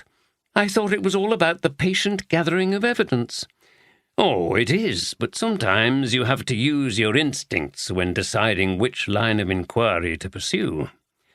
Deborah shook her head, put down her notes, and made a more determined attempt to eat her soup. She looked at Oldroyd's plate and decided to get her own back by reigniting their discussion about meat-eating. "You shouldn't be eating that. Producing pâté is cruel." "I thought that was only foie gras, where they force-feed the birds." "That's the worst, but imagine all the poor ducks slaughtered for their livers." "Well, the rest of the bird is eaten too, isn't it?" "Does that make it any better?" Oldroyd smiled at her. "Nice try, but you're not going to make me feel guilty tonight. I'm enjoying myself," he said, and popped a piece of toast smothered with pâté into his mouth. Deborah stuck out her tongue at him. The rest of the meal was eaten amidst a hubbub of whispered conversations as couples who were engaged in solving the mystery tried to discuss their ideas without giving anything away to the others on their table. Oldroyd was glad that Deborah was keen to do this without his specialized help, as it gave him the chance to relax his mind and savor the meal and the wine. It wasn't possible to forget the case completely, as he kept catching the eye of the suspects. Directly across from Oldroyd's table, Charles Derrivale smiled and waved a languid hand at him. Sinclair, on the next table, greeted Oldroyd cursorily and then turned away, seemingly embarrassed. Susan Lawrence, on a table in the corner, gave him nothing but a frown. Only Esther Stevenson came over briefly to introduce her partner and say that she was pleased to see Oldroyd here. "Well, what do you think of this, then?" asked Deborah. Having finished her goat's cheese parcel, she was writing notes. "My chief suspect so far is the sister, Angela. I thought she was very shifty when the inspector asked her questions. I don't think she was close to her brother, and her business would have been at stake if he'd called in her debt. I think we're being pushed towards suspecting the solicitor, who came over as a nasty piece of work, and he had a double motive, but I think that's too obvious. What do you think?" "Do you really want to know?" "Yes, but don't you dare say the butler again." "Well, I'm not telling you yet. I often play this game with my detective sergeants. It makes them think for themselves instead of relying on me." "Don't give me that. I don't think you've been listening to what's been said at all. Too busy eating and drinking." Oldroyd twirled his wineglass cheekily. "Don't worry. I'll tell you what I think towards the end." Desserts were brought in, and Oldroyd treated himself to a lemon and sultana cheesecake. Deborah declared herself too full for anything else, but was persuaded to have a raspberry sorbet. "Do you always eat like this?" asked Deborah. "Well, not really, but I enjoy treating myself on special occasions." "No wonder you're a bit on the chubby side." "I beg your pardon," said Oldroyd good-humouredly. "It's time you started working out a bit. I'll bet you don't go to the gym or anything." "I do plenty of walking." "Yes, at a leisurely pace around the Stray, I'll bet, and then you go into the pub to recover." "Are you going to take me in hand, then?" "I might do. We could go running together." Oldroyd grimaced. "I'm not sure about that," he said as he finished his cheesecake, and Deborah laughed. "You're afraid I'll beat you." "I know you will. I'm not fit enough for that." "Not yet. We'll see." When the tables had finally been cleared and coffee served, the inspector reappeared. "Ladies and gentlemen, I hope you have enjoyed your meal. We are now ready to progress, and I need your assistance. Each of the suspects will appear in turn, and you can ask them any questions you want. It is your chance to pursue your ideas and find out a bit more about which of these characters you think is a murderer. You will be helping me to bring them to justice." The inspector placed a chair in the centre of the room, and, as promised, each character in turn sat in the chair and was questioned by the guests. Oldroyd listened but didn't ask anything. He noticed that none of the real suspects did either, apart from Carol Ashworth, who took part enthusiastically. Was it because some of them were writers and found all this a little crude, or did they find it all rather weird, as he did himself, to be observing this piece of fiction when they were involved in a real case? Instead of listening to the actors, he looked around at the expressions on various familiar faces. Were any looking uncomfortable because of a guilty conscience?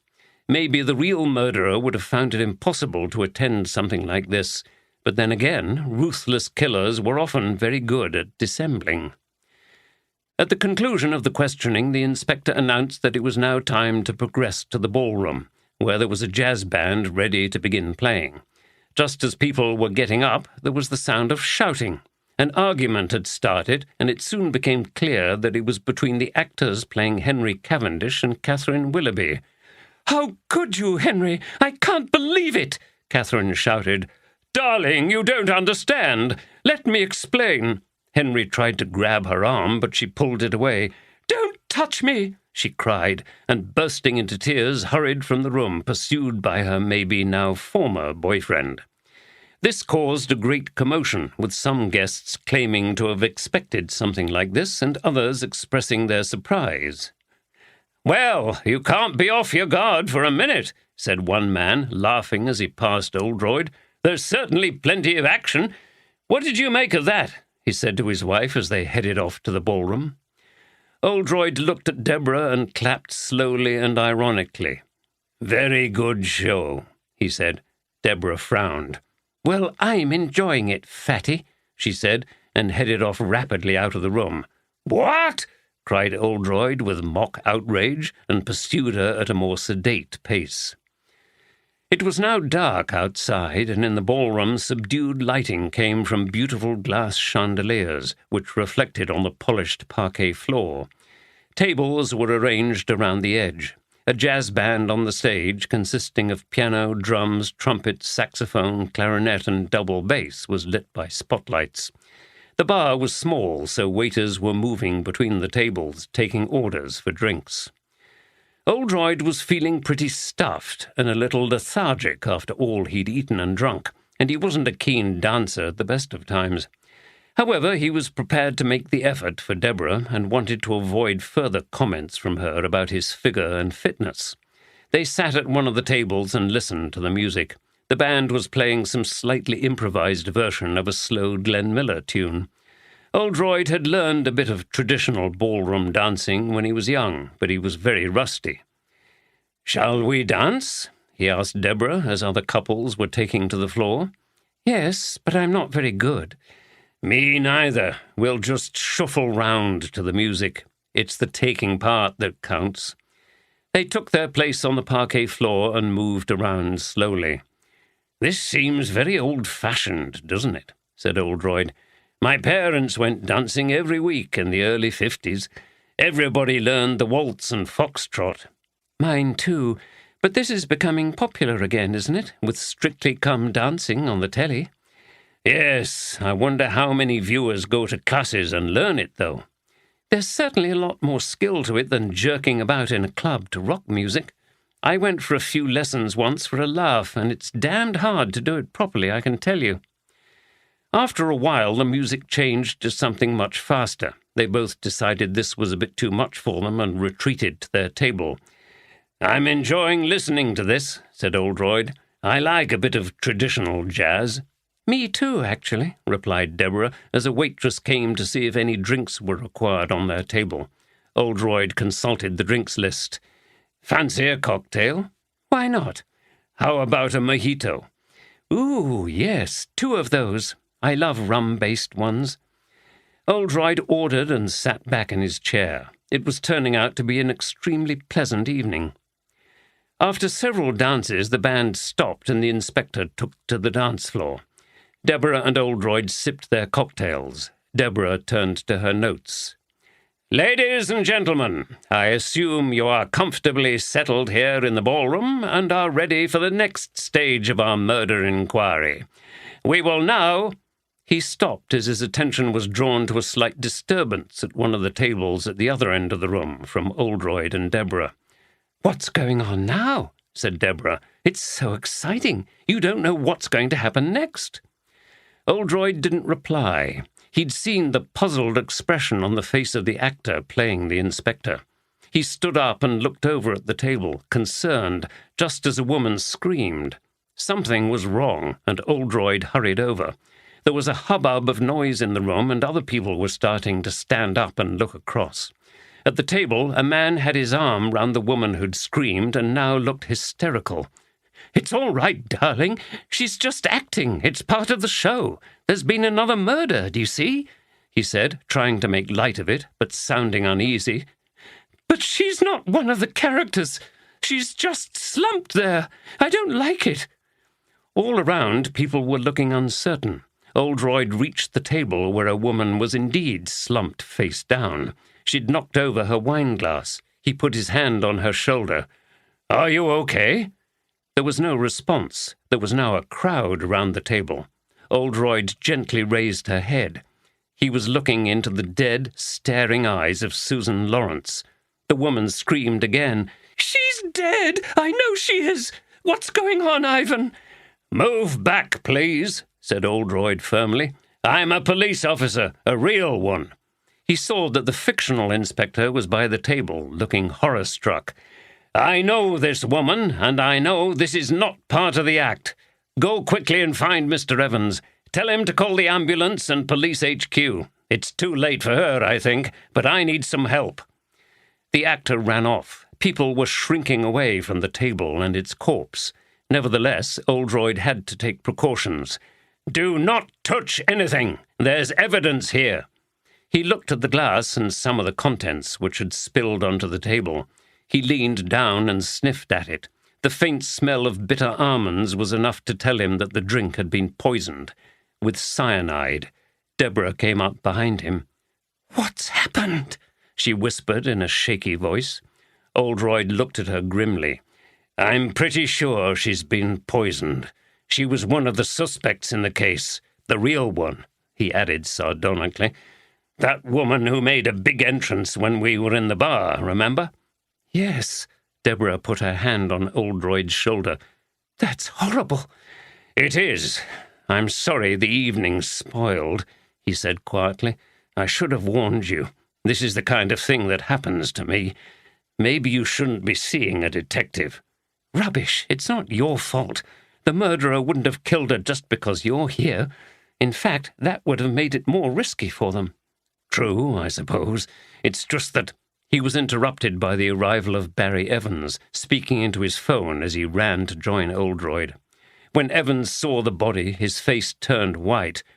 "As quick as you can," he said into the phone, and then put it into his pocket. "Good God, is she really dead?" "I'm afraid so. I'm sorry to say you'll have to bring the evening's entertainment to an end, but everyone will have to stay until we've questioned them.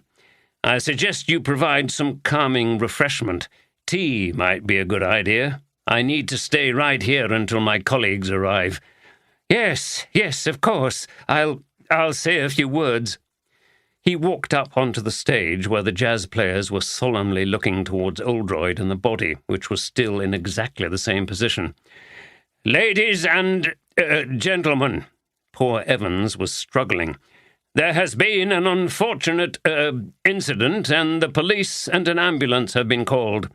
Chief Inspector Oldroyd here," he indicated Oldroyd, "is of the view that foul play may have occurred."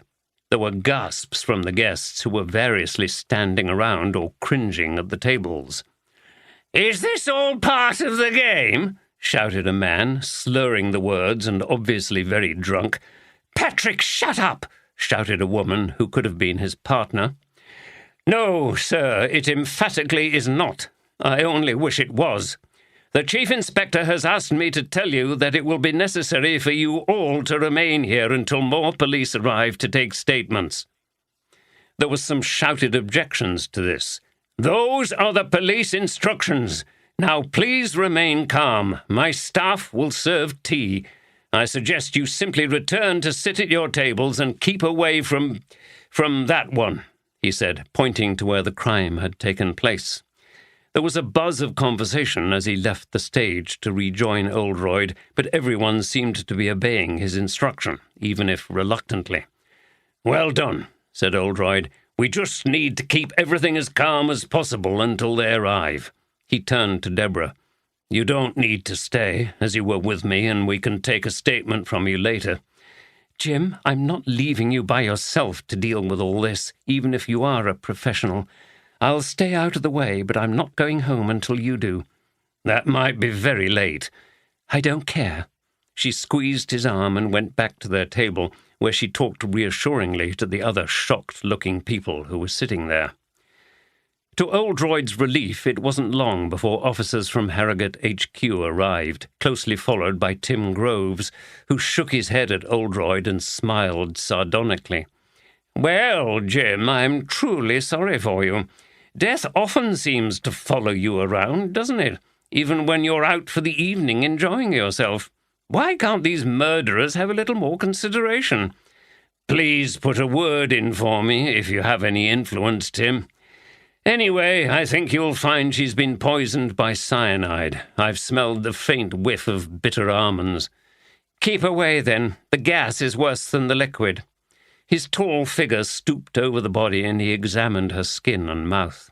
Then he picked up the glass and smelled it. He turned to Oldroyd. "You're probably right, Jim. She's a bit pink and I can smell the almonds too. This drink, whatever it was probably poisoned, and by a pretty hefty dose, I should think.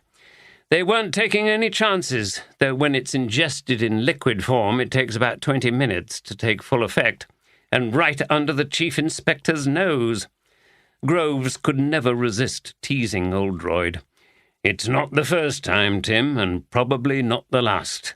Maybe it's the thrill of the extra challenge." Groves smiled. "Okay, well, we'll get her back and do the full post-mortem. I'll report to you as soon as I can." "Cheers, Tim." Oldroyd left the removal of the body to the forensics team. Some officers were slowly working their way through the guests, taking names and brief statements. Oldroyd turned his attention to the other guests on Susan Lawrence's table. They were sitting some distance back from the table, as if fearing contamination. "So tell me what happened." He tried to be as gentle and encouraging as possible.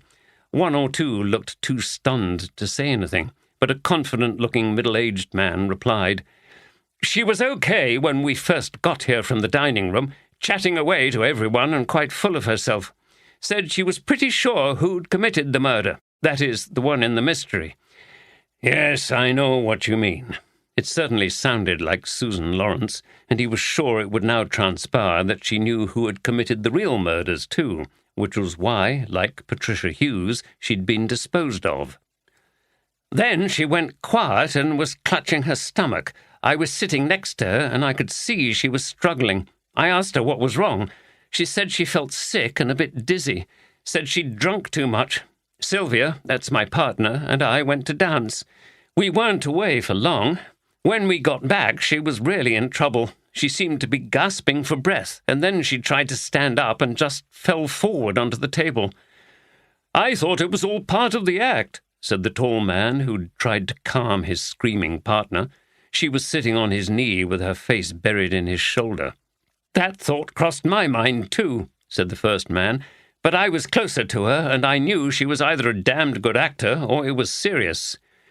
"Where did she get this drink from?" Oldroyd indicated the glass, which would shortly be removed as evidence. "One of the waitresses who was serving our table. She took orders and brought the drinks over." "Any idea what the victim ordered?" "It was a cocktail, a whiskey sour, I think."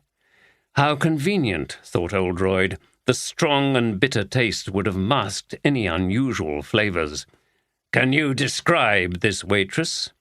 "She was quite small, dark hair, wearing the same uniform as the others, and glasses with quite thick, dark frames," said a woman. "Her accent was a bit Geordie, wasn't it? Oh, and she had a birthmark on the side of her neck." She pointed to the spot and looked for confirmation from others around the table. People nodded. "And it was definitely her who brought the drinks back?" "Yes," replied the first man. "She brought me a beer, and you had a glass of white wine, didn't you?" He spoke to another woman in the group. "Yes," she confirmed in a weak voice. She looked very pale. "Oh, my God, we could all have been killed." "I don't think so," said Oldroyd reassuringly. "Unless you swapped drinks with her, of course. She was targeted. There's no random maniac poisoner on the loose, so don't worry. Can you all confirm that the victim didn't leave the table after the drink was brought?" "No, she didn't." "And she definitely drank it?" "Yes, there wasn't much left when she knocked the glass over. No one else drank any, thank goodness." "Okay, thank you for your help. A police officer will take a statement from you all shortly." Oldroyd joined Deborah at their table and sat down, looking grim. He'd been outwitted again, but at least the reference to the size of the mysterious waitress gave further confirmation to an idea he'd been considering for some time. He'd been thinking that the murderer was a small female. He wouldn't have been at all surprised to learn that she'd been wearing very high heels to conceal her true height. But who was this person? He turned to Deborah. "I just need to get Andy Carter over here and then talk to the manager and the staff who were on duty. After that, we can probably head off. I can leave the rest to the others once Andy arrives to take charge. There's nothing more I can do tonight." "Fine," said Deborah, and gave him a comforting smile. Oldroyd got out his phone and rang Andy's number. "Sir," answered a sleepy-sounding voice. "I'm sorry to wake you and everything when you're off duty, but you're going to have to come over. I'm at the White Swan, and there's been another murder. It's definitely part of the series. Susan Lawrence. I knew she was keeping something from us. It's cost her her life. She obviously didn't listen to my warnings. Bloody hell. Yes, and I want you to take charge. Clear up. Something crucial might turn up. Right, sir. I'll be over as soon as possible." Oldroyd put his phone away and went to find Barry Evans, who was standing in the corridor outside the ballroom, looking agitated. "Chief Inspector!" "Mr. Evans, you and your staff are doing fine. Don't worry. But I have to ask you about the waitresses who were serving in the ballroom tonight." "Yes, what about them?" "I need a list of all their names, please, and I want you to get all the waiters and waitresses together and the bar staff. I need to speak to them." Evans looked surprised. "Why?" "I'm afraid it's fairly clear that the victim was poisoned by a drink that was brought to her table by a waitress." "Good God! But couldn't the poison have been put in later when the drink was on the table?" "Well, that can't be ruled out, but it's very unlikely if you think about it. It would be very difficult to lace someone's drink right in front of them. The other people sitting with her confirmed that she never left the table after the drink was brought to her, and I've no reason to suspect any of them at the moment. It's possible the drink could have been poisoned by the person who prepared it, but again, unlikely. How could you make sure that it got to the right person?" Barry Evans got out a handkerchief and wiped his brow with a shaky hand. "Right, Chief Inspector. The problem is that on a big occasion like this, we obviously need to employ extra waiting staff, and we get them from agencies. It's the job of Neil Andrews, one of my deputies, to organize that, and he's not here tonight. It means that we don't necessarily know all the people if they're here on a casual basis." "Yes, I understand. The list will do tomorrow, but I need to see the staff now." "Very well." He went away to gather them together, and Oldroyd followed them into a smaller room nearby. They looked very subdued and somber. Oldroyd introduced himself and then said, "Okay, just to confirm what's happened. A person has been murdered here tonight. Not a fictional murder, a real one.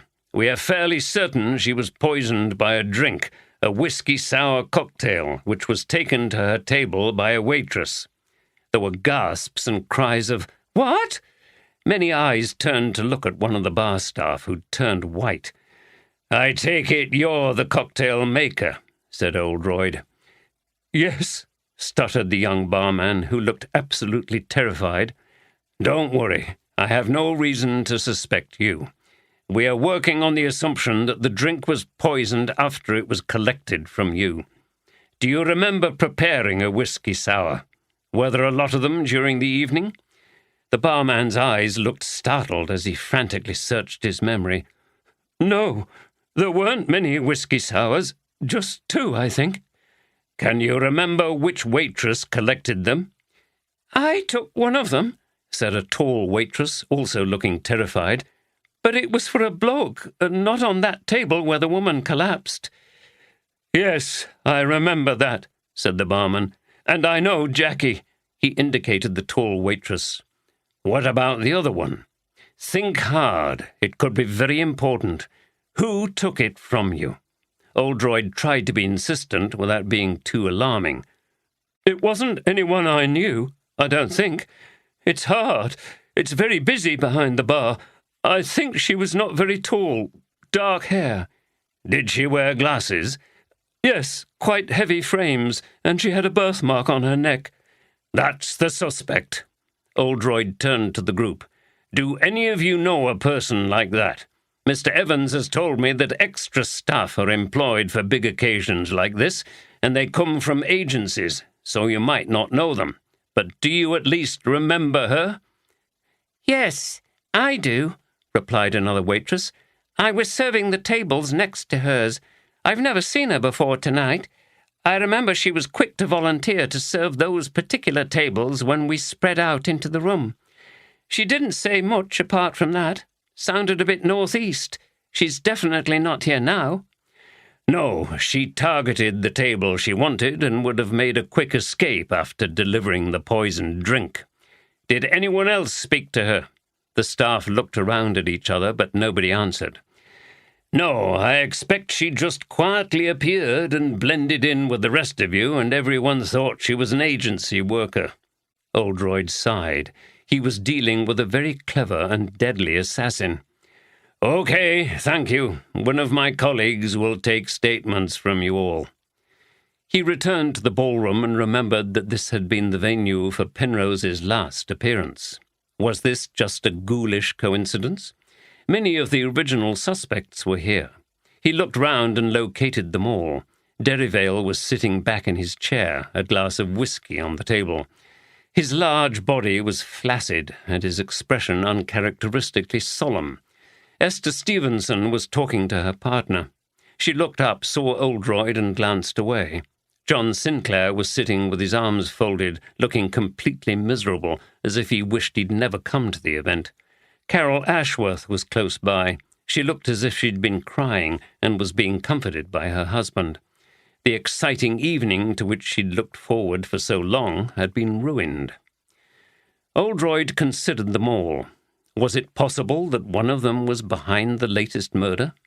Had they arranged for an accomplice to deliver the poisoned drink? He was increasingly questioning many aspects of the case. The people who had seemed the most obvious suspects to begin with now seemed less likely to be guilty. Nevertheless, he needed to speak to Esther Stevenson about something.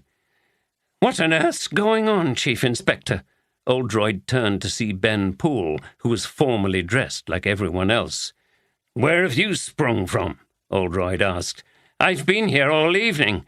"Have you? It's the first time I've noticed you." "I've seen you a number of times. I was on a table behind you in the dining room and in that far corner in here." "No wife?" "No, Geraldine doesn't like events like this. She finds crowds difficult." Oldroyd nodded. "The answer to your question is that we definitely have another murder on our hands." "Related to the other ones?" "I would think so. The victim was Susan Lawrence, Damien Penrose's first wife." "Do you think she knew something?" "In all probability. By the way, I'm telling you all this because you're a local journalist and not a nasty so-and-so from one of the tabloids, but you can't print anything yet, not until the formal announcements have been made. At least you'll have a head start on the others." Ben smiled. "Thank you, Chief Inspector." Oldroyd went over to Esther Stevenson and took her aside. She looked as shocked as everyone else. "I was about to call round to interview you again," began Oldroyd. "In the light of what's happened, it's become more urgent. We're pretty sure that the murderer this evening was a small woman disguised as a waitress, and she had a birthmark on her neck. Now we have Damien Penrose's diaries in our possession, and he refers to a little bitch at one point, and not giving in to her, whatever that means. He never uses her name, but this is all in the context of a row about stealing ideas, so I need to ask you, does that description fit anyone in your group of women who were Penrose's victims? Esther listened to him very intently. She thought for a moment. No, Chief Inspector, I can't honestly say that it does. No one in the group could be described as small. You're sure? It's very important. Yes, I understand, but the answer is no, apart from the fact that I'm sure none of us would resort to violence. We did our best to harass him and make him realize we were monitoring him, but that's all. Okay, but I warn you, be careful. This person is highly dangerous, and if they think anyone knows anything about them, that person is in peril. If you remember anything else, let me know immediately. Yes, Chief Inspector, I understand. Oldroyd turned away, but Esther continued. Chief Inspector, there is something you ought to know. Charles told me you'd mentioned that Penrose's murder had some similarities with something in one of his novels. I wrote a crime novel called The Mystery of Murder, and in that story one of the female characters is killed at a murder mystery evening in a hotel like this, though I had her shot, not poisoned. I see, replied Oldroyd, and he told her what Carol Ashworth had said about Liz Simpson's book and Patricia Hughes's murder. Esther put her hand to her mouth.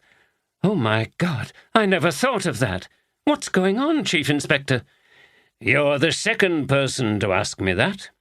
I'm not sure. At first I thought if there was a connection, someone was trying to implicate all you writers who were Penrose's enemies. Now I'm not sure. It seems as if someone is just enjoying the ghoulishness of it all.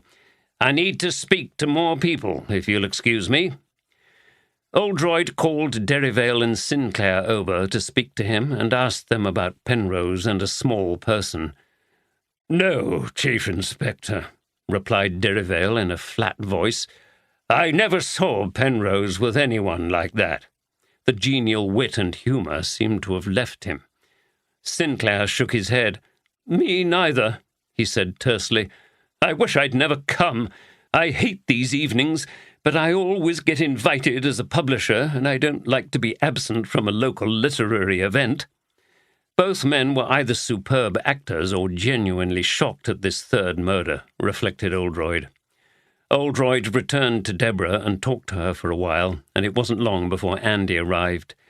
Well done, said Oldroyd. I hope you managed to get away without waking Steph. Andy looked at his boss rather ruefully. Actually, sir, I was sleeping in the spare room. Steph banned me from our bed because I was making such a stink. It's your fault for getting me to drink that foul water. Oldroyd laughed and made an exaggerated move away from Andy. He was grateful for a moment of comic relief. Oh dear, I'm sorry, but those mineral waters do often have that effect. Too much sulphur. Never mind, hopefully it'll have passed through you by tomorrow. He explained to Andy what had happened. So I want you to supervise the statement-taking and check out the backgrounds of the waitresses and the barman who mixed the cocktails. I don't think you'll find anything, but we have to make sure. Ask the guests if they saw this mystery waitress or saw anything else suspicious. Then you can let them all go home. Right, sir, said Andy, yawning and not relishing getting to work at this time of night. Are you getting off then, sir? Yes, I can't do anything else, and to be honest, I've had enough for one evening. I also need to take my companion home. Andy grinned. Right, sir. Well, that's fine. He was amused to see his boss a little self-conscious. Yes, I'll see you tomorrow, said Oldroyd, and got out his phone to ring for a taxi. Deborah was still waiting and talking to the now exhausted-looking people at their table. Thanks for staying, said Oldroyd as they walked to the hotel entrance and waited for the taxi. I really appreciate it. Are you feeling okay? I'm fine, and you're welcome. Anyway, I'm a nosy old so-and-so. I was interested in seeing what happened. Nothing else exciting is going to happen now. Just the slog of getting statements and checking on what people saw. It's nice to be in the senior position and be able to leave all that graft to the lower ranks, but I've done plenty of it in my time. I see. You're the brain worker now, is that it? He laughed, loving the way she made fun of him and punctured any tendency to self-importance. Not only brain work, as you've seen. I have to take practical charge sometimes when things get dramatic. I was very impressed.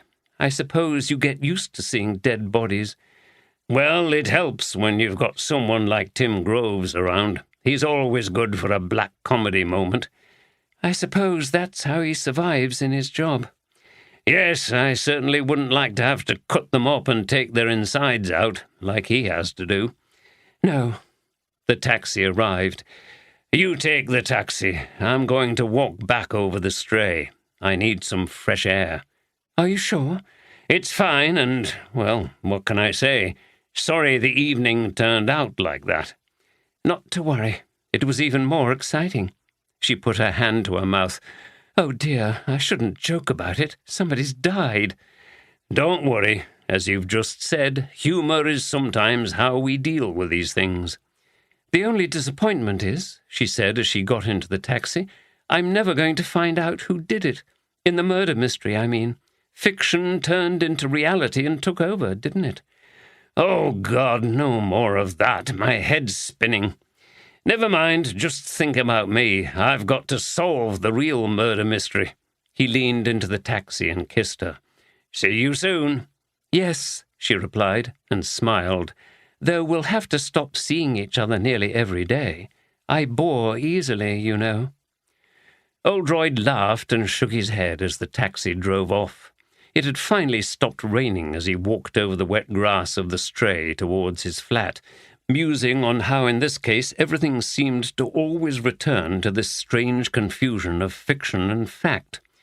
They still seemed some way from solving the case, but nevertheless he had a spring in his step and a lightness of heart. The relationship had already surpassed all his expectations, and he was looking forward to seeing her again. As he walked along, he started to sing patter songs from Gilbert and Sullivan, and a late-night dog walker gave him a wide berth and a funny look.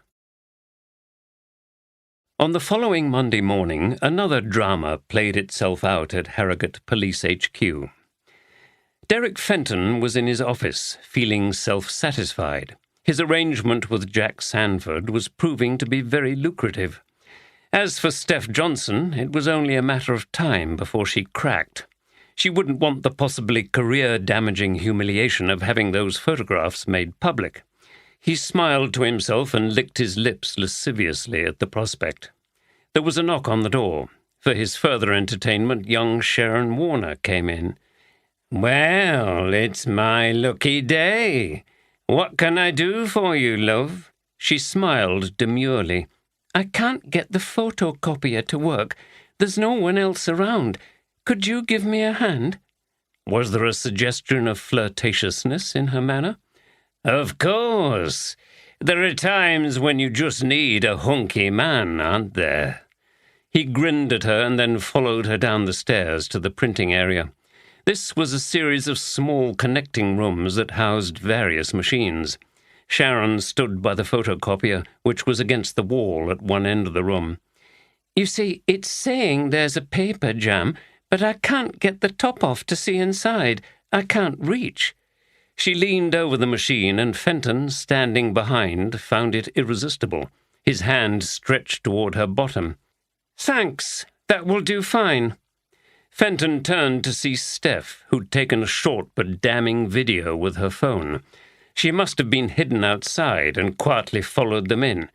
"What the—" exclaimed Fenton. A door to one of the other rooms opened, and Nicola Jackson and Cynthia Carey came in. "We saw what happened," said Nicola. "We were watching through a crack in the door." "You ought to be ashamed of yourself, you dirty old so-and-so," said Cynthia. Fenton looked rapidly from one to the other. His eyes bulged like those of a trapped animal. "Who the hell do you think you're talking to?" he shouted, but his tone was desperate. Steph had shut the door, and they all stood round him, blocking his way out. "We know exactly who we're talking to," she said menacingly. "A serial abuser of women who's made life here difficult for a lot of people. But now it's all over." Fenton laughed. "This is bloody well right out of order. So you think you can set up some kind of trap for me, your superior officer? It's downright insubordination. I'll have you all disciplined." "Before you do," continued Steph, "just consider a few things. We've now got evidence of how you behave. But that's not all." She looked round the group of women who were all staring defiantly at Fenton. "You've harassed everyone here, and we're prepared to go together to the authorities and call you out about it. They won't be able to ignore 4 of us, whether they like it or not." Fenton looked down and seemed to be struggling with himself. "Okay," he said finally in a sullen, angry voice. "What do you want?" "I want those photographs back," said Steph, "and you'd better destroy any copies you've made." "And?" "We'll be watching your behavior, and if you try it on with anyone ever again, we'll shop you. We'll be warning the other women here at HQ about you, so if anything's going on, we'll find out. We're together now, so you can't pick us off individually." She held her phone in the air. "And I'll be holding on to this video." Fenton glared at her with contempt. "I knew it would be you behind something like this, you—" "Careful. Don't make things worse, or we might change our minds." "If you did anything, those photographs would be straight out." "I'm sure they would," continued Steph calmly. "But it might be worth it to see you brought down and humiliated. I think it would be worse for you. Anyway, it's up to you. Are you going to accept our arrangement or not?" Fenton's face looked tortured, as if he was desperately trying to think of a way out, but he couldn't. "Okay," he said quietly after a long pause. "Now move out of the way." The women moved back and Fenton stormed out of the room. Cynthia sighed with relief. "It worked, thank goodness. Sharon, well done. You were brilliant." The others congratulated her too, and she beamed. "Well, it worked up to a point," said Nicola, striking a more downbeat note. "The bastard's still got away with it, though, hasn't he? I know we had to protect you," she said, turning to Steph, "and well done for planning this. But it still sticks in the gullet to see him escape without any consequences." "He won't do anything again, though, will he?" said Cynthia. "No," replied Steph, "and other things are going on that will have a big impact on him." "What?" said Nicola. "I can't say, but trust me and watch this space. I think you'll soon see it all come to a satisfying conclusion." "That's terrible, Jim. This is happening to you far too often. It's one thing to have to investigate these terrible crimes, but quite another to actually witness them when you were at the murder mystery evening." "Yes," said Oldroyd. "Well, it's really grotesque." Oldroyd's sister Alison shook her head and drank some of her coffee. They were sitting in the large, rather faded kitchen in what Oldroyd called the Jane Austen vicarage at Kirby-under-Side, the village in the countryside between Leeds and Harrogate where Alison was the vicar. Badly in need of a break after the traumas of Saturday evening, Oldroyd had driven out seeking some relief and sustenance from his sister. "It certainly was, but Deborah was wonderful. She refused to leave and just sat there patiently waiting for me until backup came and I could leave them to get on with clearing things up." "That's great. I can't tell you how pleased I am, Jim, that at last you've found someone." "Well, it's early days. I've known her for hardly a week. You're like Louise. She was rushing things along too." "She's also pleased for you, and she's sharp. She can probably tell, like I can, that you sense something good is happening." Oldroyd was grinning. Yes, I can't deny it. We enjoy each other's company and share the same sense of humour. I'm not seeing her for a few days, and I'm missing her already." "Good Lord, the man's in love," laughed Alison. "That might be stretching it a bit after a week. It sounds very teenage." "Why should it? Why should romance be confined to the young? I married a couple in their 80s the other week, and it was a very joyous occasion." "Good for them. I'm not sure marriage would be for me second time around." "No point in even thinking about that yet. Now who's jumping the gun? Anyway, I'm fascinated by this case. All about writers, isn't it?" "Yes, and rejected wives. There are plenty of people with motives. 2 people have been killed, almost certainly because they knew too much. We still can't make much sense of the first murder scene either, though I've got a few ideas." "I see. Sounds about normal for you, then. You don't make it easy for yourself, do you?" "I never have," laughed Oldroyd, reaching out for another of Alison's homemade chocolate brownies and then pulling back as he remembered Deborah's remarks about his figure. "Incidentally, Deborah agrees with you that plagiarism could definitely have been the motive, but I have to set that against some other deep personal grudges that people had against Penrose. We've also got an idea of the kind of person we're looking for in terms of who carried out at least one of the murders, a small woman, but I can't see how it all fits together. There's definitely more than one person involved." "Well, you're as good as anyone in putting the pieces of these puzzles together, and—" Alison's phone rang and she looked at the screen.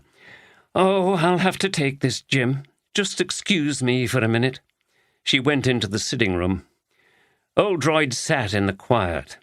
He always found it soothing to come to this oasis of rural peace when he was feeling frazzled. Of course, he knew from experience that rural places were not always peaceful, and so it proved today when Alison returned. "Jim, I'm really sorry, but I'm going to have to go out. That was a young woman in the parish. She lost a baby a couple of years ago. Miscarriage. She's pregnant again, but having some problems. She's feeling very bad today. I said I would go round." "What's the problem?" "Oh, I think it's one of those cases when the umbilical cord is wrapped round the baby's neck. That's not usually a problem these days. They'll be able to put it right, but obviously she's over-anxious after what happened before. I'll have to go right away." She was in tears. "Stay and finish your coffee. Just put the latch down on the door when you leave. Bye for now." She gave him a quick hug and kiss, and she was off. Moments later, he heard the car scrunching down the long drive. Oldroyd sat there very thoughtful and guiltily excited. Alison often provided him with important clues, even when she didn't intend to. Yes, that was how someone could have stayed in that place for long enough. That was a crucial piece of the jigsaw. He was nearly there. He needed to get back as soon as he could. 8. Theakston's brewery in Masham, North Yorkshire, dates from 1827. It produces a strong beer called Old Peculiar, a reference to the time when the parish of Masham was a peculiar, with its own ecclesiastical courts. Theakston's sponsors a crime-writing festival that takes place each summer in Harrogate. Andy Carter was at HQ, waiting eagerly for his boss to appear when Oldroyd suddenly burst into the office in a state of excitement. "Andy, I think I know how they did it. We need to go to the Royal Baths now." "Right, sir, but before we do, I've got some interesting news too. The techies have finally tracked where that call was received from Patricia Hughes on the night she was murdered, and I've followed it up. This is who lives there." He showed Oldroyd a sheet of paper. The Chief Inspector raised his eyebrows. "Good, well done. That fits in with what I've suspected all along. Come on, let's go. It's finally all falling into place. We just need to be very careful, and this is what we're going to do." At the Royal Baths, Carol Ashworth was surprised to see the police back. "Oh, Chief Inspector, it's you again," she said, turning a little pale. I'm afraid I haven't got over that awful business at the White Swan the other night. You've just reminded me all about it, but it's a good job you were there. That poor woman. It absolutely ruined the evening for everyone. I hope your nice lady friend wasn't too upset. Oh, and did you know the murder was like one in a book by—" Oldroyd didn't have time for this. "Yes, we've made that connection, thank you, and my friend is fine. We need to go down to the scene of the murder again. Is there anyone down there?" Carol's face fell. "Oh, dear, we won't have to close down again, will we? We've only just got on our feet again after that terrible day." "No, that won't be necessary." "Oh, good. Well, it's been fairly quiet this morning, but there are a couple of people in." "Right. Well, if you could go down and just make sure there's no one in the pool and that everyone's decent. Just tell them that the police need to look at something. We won't be long, and there's nothing to be alarmed about." "I see. Well, I'll tell them to wait in the changing rooms. Is that okay?" "Yes, that will be fine." "I'd ask Steve to do it, but he's not here at the moment." The detectives followed Carol down the marble steps and waited while she alerted the customers. "You can go in now," she said, and went back up the stairs. "We won't be long, but don't let anyone else come down while we're here." "I won't, Chief Inspector." "This is all very mysterious, sir," said Andy as he followed Oldroyd to the swimming pool, but his boss didn't reply. The door to the boiler room opened and Sid Newman came out. When he saw the detectives, he took a step back with alarm. "Oh, it's you again," he said. "I'm just doing a bit of maintenance work. That's quite all right, Mr. Newman. We won't be here for long. You just carry on," said Oldroyd, who was looking intently at the pool and seemingly examining every part of it. Newman went back into the boiler room looking relieved. Andy was puzzled. "Sir, you surely don't think the murderer was hiding in there under water? We were down here for a long time. They would never have been able to hold their breath. And I did look in there in case anything had been thrown in. I certainly didn't see anything or anybody." "That was the whole idea, Andy. You weren't able to see them, but what I can't—" Suddenly he clapped his hand to his forehead. "Oh, but of course! It was staring me in the face! That's how it was done!" He knelt by the steps that led down into the pool and seemed to be looking for something. "Yes, excellent!" He laughed. "It's ingenious and daring, and it was hiding in plain sight, as they say. Deborah used that phrase at the murder mystery evening, and it made me think then." "About what, sir?" Oldroyd stood up and turned to Andy, looking very self-satisfied. "I once heard a tale about the Vietnam War, Andy. I don't know whether it's true or not, but according to the story, the Americans were trying to disguise an air base from the Viet Cong, so they removed any sign of their presence and covered things with camouflage and so on. Then a few days later, despite all their efforts, the base was attacked. They couldn't understand it, but then someone realized that they'd left a big McDonald's sign up, which completely gave the game away. It was so big and everyone was so used to it that no one, in a sense, noticed it. So with this, the murderer was hiding quite close to you, and the method is obvious, now I know, but we completely overlooked it, even though we were standing by it and touching it." Andy grinned. "You've lost me, sir. What happened?" Oldroyd pointed to the changing rooms. "The murderer was already down here that morning when Penrose arrived. They'd probably been here all night, and they'd made all their preparations. Penrose was caught completely off guard because he wasn't expecting anyone to be here. The killer would have come up behind him and strangled him with some kind of strong cord, which they took away with them. Then what happened? How did they disappear?" "They didn't. They were hiding." He pointed to the pool. "But how, sir? Did they have gills or something?" "No. Remember I spoke about camouflage? I started to think about it when I saw a chameleon on my screensaver at home and thought about how it changes its colors to blend in with its environment. Now let's look at this pool." They stood on the edge by the steps and looked into the water. First of all, the bottom and the sides are covered in blue tiles. So, if you were wearing a completely blue, close-fitting diving suit with a blue cap and something blue on your feet, you would be camouflaged. Also, notice the edge of the pool. It's an old-fashioned design, and the rounded edge sticks out quite a way over the water, which means you can't actually climb out. You have to go up the steps. So, if you lay right up against the wall of the pool down there at the bottom in your camouflage, you would be difficult to spot. Yes, Andy, now you're getting it.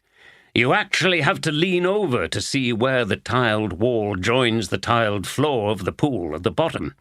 You wouldn't do that if you're just having a quick glance.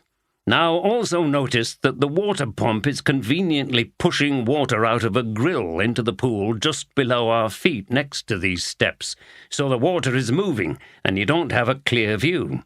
So even if you did peer over the edge, all you would see is a swirl of blue at the bottom, which is exactly what you'd expect. You wouldn't be able to distinguish a camouflaged human form. Also, remember that the killer had turned up the steam and opened the steam room door so that everything down here was misty and indistinct. Okay, but you still haven't explained how the person would breathe. I couldn't work it out myself for a long time. When I was walking with my sister in Wharfdale, I saw a memorial to a diver, and I thought, you could stay underwater with an oxygen tank, but that would be so cumbersome. How would you disguise it? And how would you get rid of it afterwards? We didn't find one, so I was back to square one with that problem. Then this morning I was at my sister's, and she told me about a case of a baby with the umbilical cord round its neck. And the mention of that cord, which is the tube that connects the baby and its mother, gave me the answer. It could be done with some kind of blue plastic tube, a breathing tube. But how did it work? This is another really clever bit. He knelt down by the steps. These curved rail supports you get hold of when you're going up and down the steps are tubes of metal. They're hollow. Now look at the back here. Someone's drilled a hole where it's connected to the floor and where you wouldn't notice it. You can bet there's another one where the support is connected to the wall at the bottom of the steps in the water. So a breathing tube was fed through and they could stay underwater? Yes, it worked like an extended snorkel. They would have had a mouthpiece at the end and maybe a face mask, again, all blue. Bloody hell, the clever sods. So the murderer was lying at the bottom of the pool underneath my feet the whole time? I'm afraid so. The small holes would have been drilled out well in advance, but no one noticed the one at the top because it's hidden at the back of the support. The one at the bottom is in the water and effectively invisible. Part of the preparation during the night before the murder would have been to secure the tube at the top with some kind of waterproof glue so that it wouldn't fall back down the metal tube. You can see bits of the glue around the hole.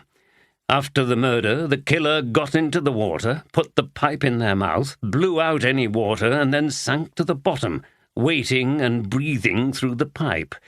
They would have lain face down to conceal the mask, and they would have kept very still, partly to remain unseen and also to conserve energy, because a pipe that length would not have been very efficient. It would have been tricky, but with practice it's possible. How did they know when to come out? We could have still been here. The murderer and the accomplice probably both had a kind of diver's watch where you can send a signal, a buzzing noise or vibration from one to the other. That signal would mean the coast was clear. And the accomplice was Steve Monroe? Yes, of course. The person who discovers the body in those kinds of circumstances always comes under suspicion. But at first sight, his story seemed genuine. No one had come up those stairs since Penrose went down, and there was no other way in or out. There wasn't time for him to have killed Penrose himself, and we couldn't find anyone concealed. Another advantage for the murderer is that they didn't need to stay under the water for as long. They didn't need to hide in the pool until you arrived. Monroe told everyone here he'd searched the place, but I imagine the murderer was hiding in the changing rooms at that point. Monroe may have used the diver's watch to send a message that the police had arrived. And the murderer is a woman? Yes, a small but powerful and ruthless woman. The same woman who posed as a waitress and poisoned Susan Lawrence, and who probably killed Pat Hughes, too. Andy was shaking his head. So, sir, that's all fine up to a point, but then how did she get out of the building? She still had to get up those stairs without being seen. I'm afraid she was carried out. What? Not in that basket under our very noses? No way. But Oldroyd was nodding ruefully. Yes, but I checked it twice. It's impossible. But think back to what actually happened and how the rooms are configured. Before I arrived, you quite rightly checked the basket, got all the dirty towels out, and found nothing. Then you went back up to call me. You might have left a constable down here, but that was in the hot room where Penrose's body was. You can't see the swimming pool from there. That was their opportunity. Monroe gave the signal from wherever he was. She quickly got out of the water and into the changing rooms, taking the breathing pipe with her, or she may have stuffed the whole length of it into the metal tube and Monroe removed it later. She didn't need to pass the hot room where the body was. She dried herself with one of the old towels from the basket, and then got into the same basket with the pipe, the mask, and any other bits and pieces, curling up and flattening herself as much as she could at the bottom. This is where her small size is crucial, because they then placed some kind of false bottom over her, which they'd custom made. That false bottom would have already been in the basket, lying over the real base. Then Monroe filled the basket with the towels again. Enter us, the gormless coppers. Monroe comes down to remove the basket. While we're preoccupied with other things, he probably wiped over where her footprints were with his squeegee. If we'd asked him, he could have said it was water streaming down the walls because of the steam. I see the basket, and you say you've checked it. I say check it again, so you have another cursory look, pull some towels out and feel about a bit. But there's nothing there. Monroe carries the basket up the stairs and into that laundry room near the entrance. He locks the door. She gets out and hides in there and changes into her clothes. Shirley Adams, the cleaner, told us there was a door out of there into a side street, and you can be sure that Steve had acquired a key. She slips out, and that's it. There's no CCTV at the side of the building. Oh, my God! And we let him carry her out. Yes, it was skillfully done, and we were concentrating on other things. That's the great thing with tricks and illusions like this, as I've said to you before. Misdirection. Get people to look at the wrong thing and perform your trick while they're not looking at what you're doing. We were searching for ways out of the building and paying a lot of attention to the body. It was all over in a twinkling before we realized. They must have practiced it many times. What put you onto it, then? Nothing at the time, obviously, but when I was in the cafe at Riverstones, I looked out of the window and I saw men loading up a van with containers. They were struggling because they were heavy. It stirred something in me, a kind of idea that I'd seen something that was not quite right, but I hadn't processed it. And then I remembered that Monroe had seemed to struggle with the basket going up the stairs to the entrance. Why would he struggle, a strong young chap like him, with a basket of towels?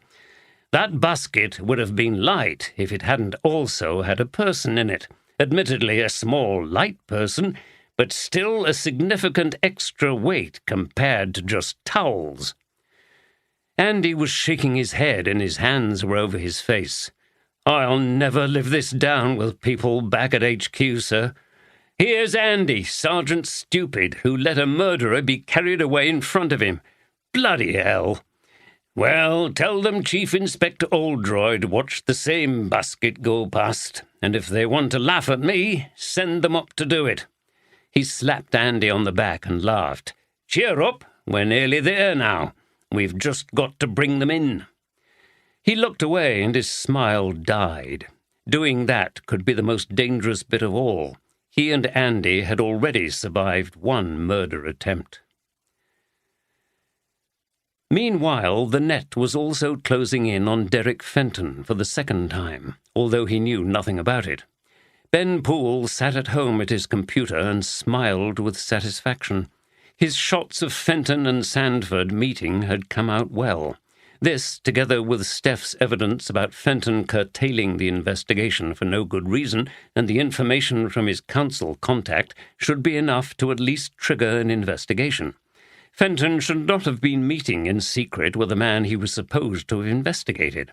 When bank accounts were examined and Fenton's conduct of that investigation was scrutinized, Ben was confident that everything would start to look very dodgy. "What are you doing, Ben? I've brought you some coffee." Geraldine was calmer after Ben had given her reassurances following Claire Baylis's visit.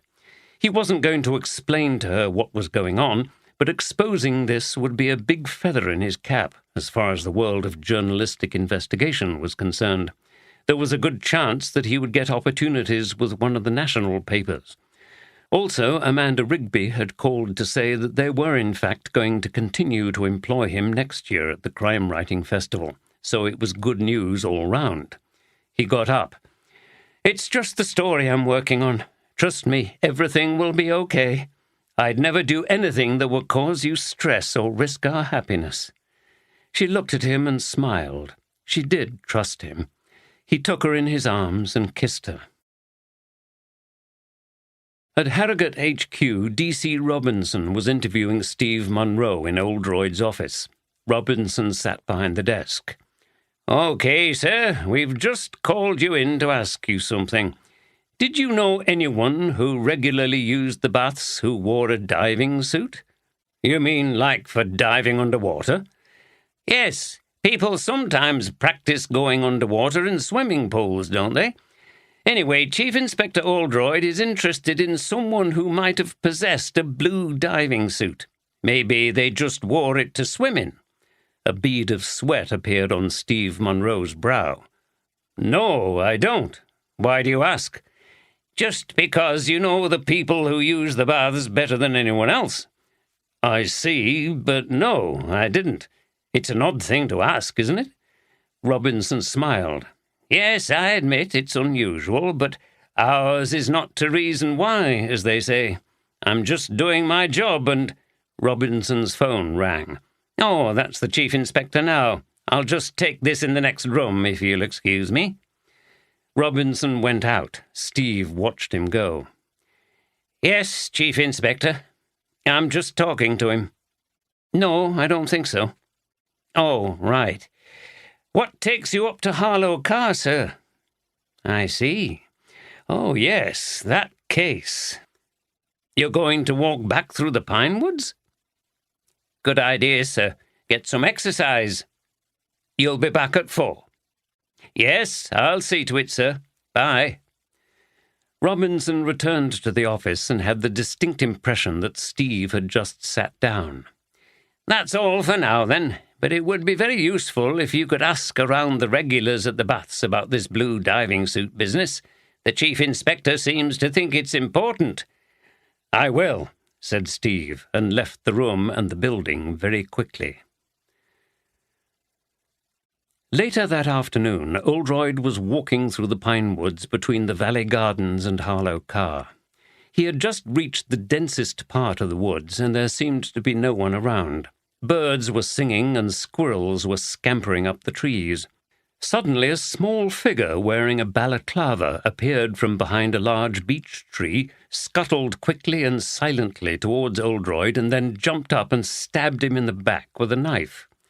Oldroyd wheeled round and threw off the assailant, who leapt up and lunged at him again, but more hesitantly, perhaps wondering why the first attack hadn't had more effect on the target. Oldroyd moved quickly to one side and then produced a handgun. "Don't move," he said in his sharpest, most commanding voice, "and drop the knife, now." She did. Meanwhile, Andy had managed to locate another person hiding in the undergrowth nearby. He signalled to D.C. Robinson to join him, and they carefully crept up to the person and pounced. There was a struggle, but they quickly subdued their target and got the handcuffs on. "Andy, over here!" shouted Oldroyd. Andy and D.C. Robinson appeared, pulling along a handcuffed Steve Munro. "Get the cuffs on her as well, and let's have a look at her face." He lowered the gun. Robinson picked up the knife. "Okay, sir." Andy removed the balaclava to reveal a ferociously scowling female face. He vaguely recognized her as someone he had seen around the festival. He tried to apply the handcuffs, but she lunged forward and tried to bite and scratch him. He had to use all his strength to control her. She was like a wild cat. Oldroyd raised the gun again. "That's enough of that!" he shouted. She spat in his direction. Andy finally got the cuffs on with her hands behind her back. He took a firm hold of her wrists, and they walked through the woods back to a road that bisected the green area and where 2 police cars were waiting. Oldroyd took off the old coat he was wearing to reveal the protective clothing underneath. "That was a strong thrust for such a small person. I'm going to have a bruise there." He looked at the handcuffed figure in the back of the car. She was bent forward, concealing her face. There was no sign of a birthmark, as witnessed in the bar at the White Swan. It had clearly been a fake applied to confuse them. Steve Munro was in the other car. Neither of them had said anything. "She's a fierce little thing, sir. I've no problem believing she could have committed those murders, now that I've seen her. No, let's get them back to HQ. They're silent now, but let's see what a bit of cross-examination will do. They know the game's up." At Harrogate HQ, Steve Munro and his girlfriend, Jade Darton, had been charged with the murders of Damien Penrose, Patricia Hughes, and Susan Lawrence.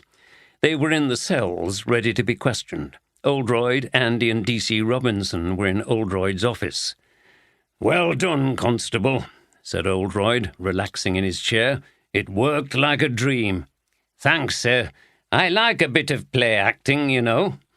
"Well, it's been a feature of this case. So he fell for it quite easily?"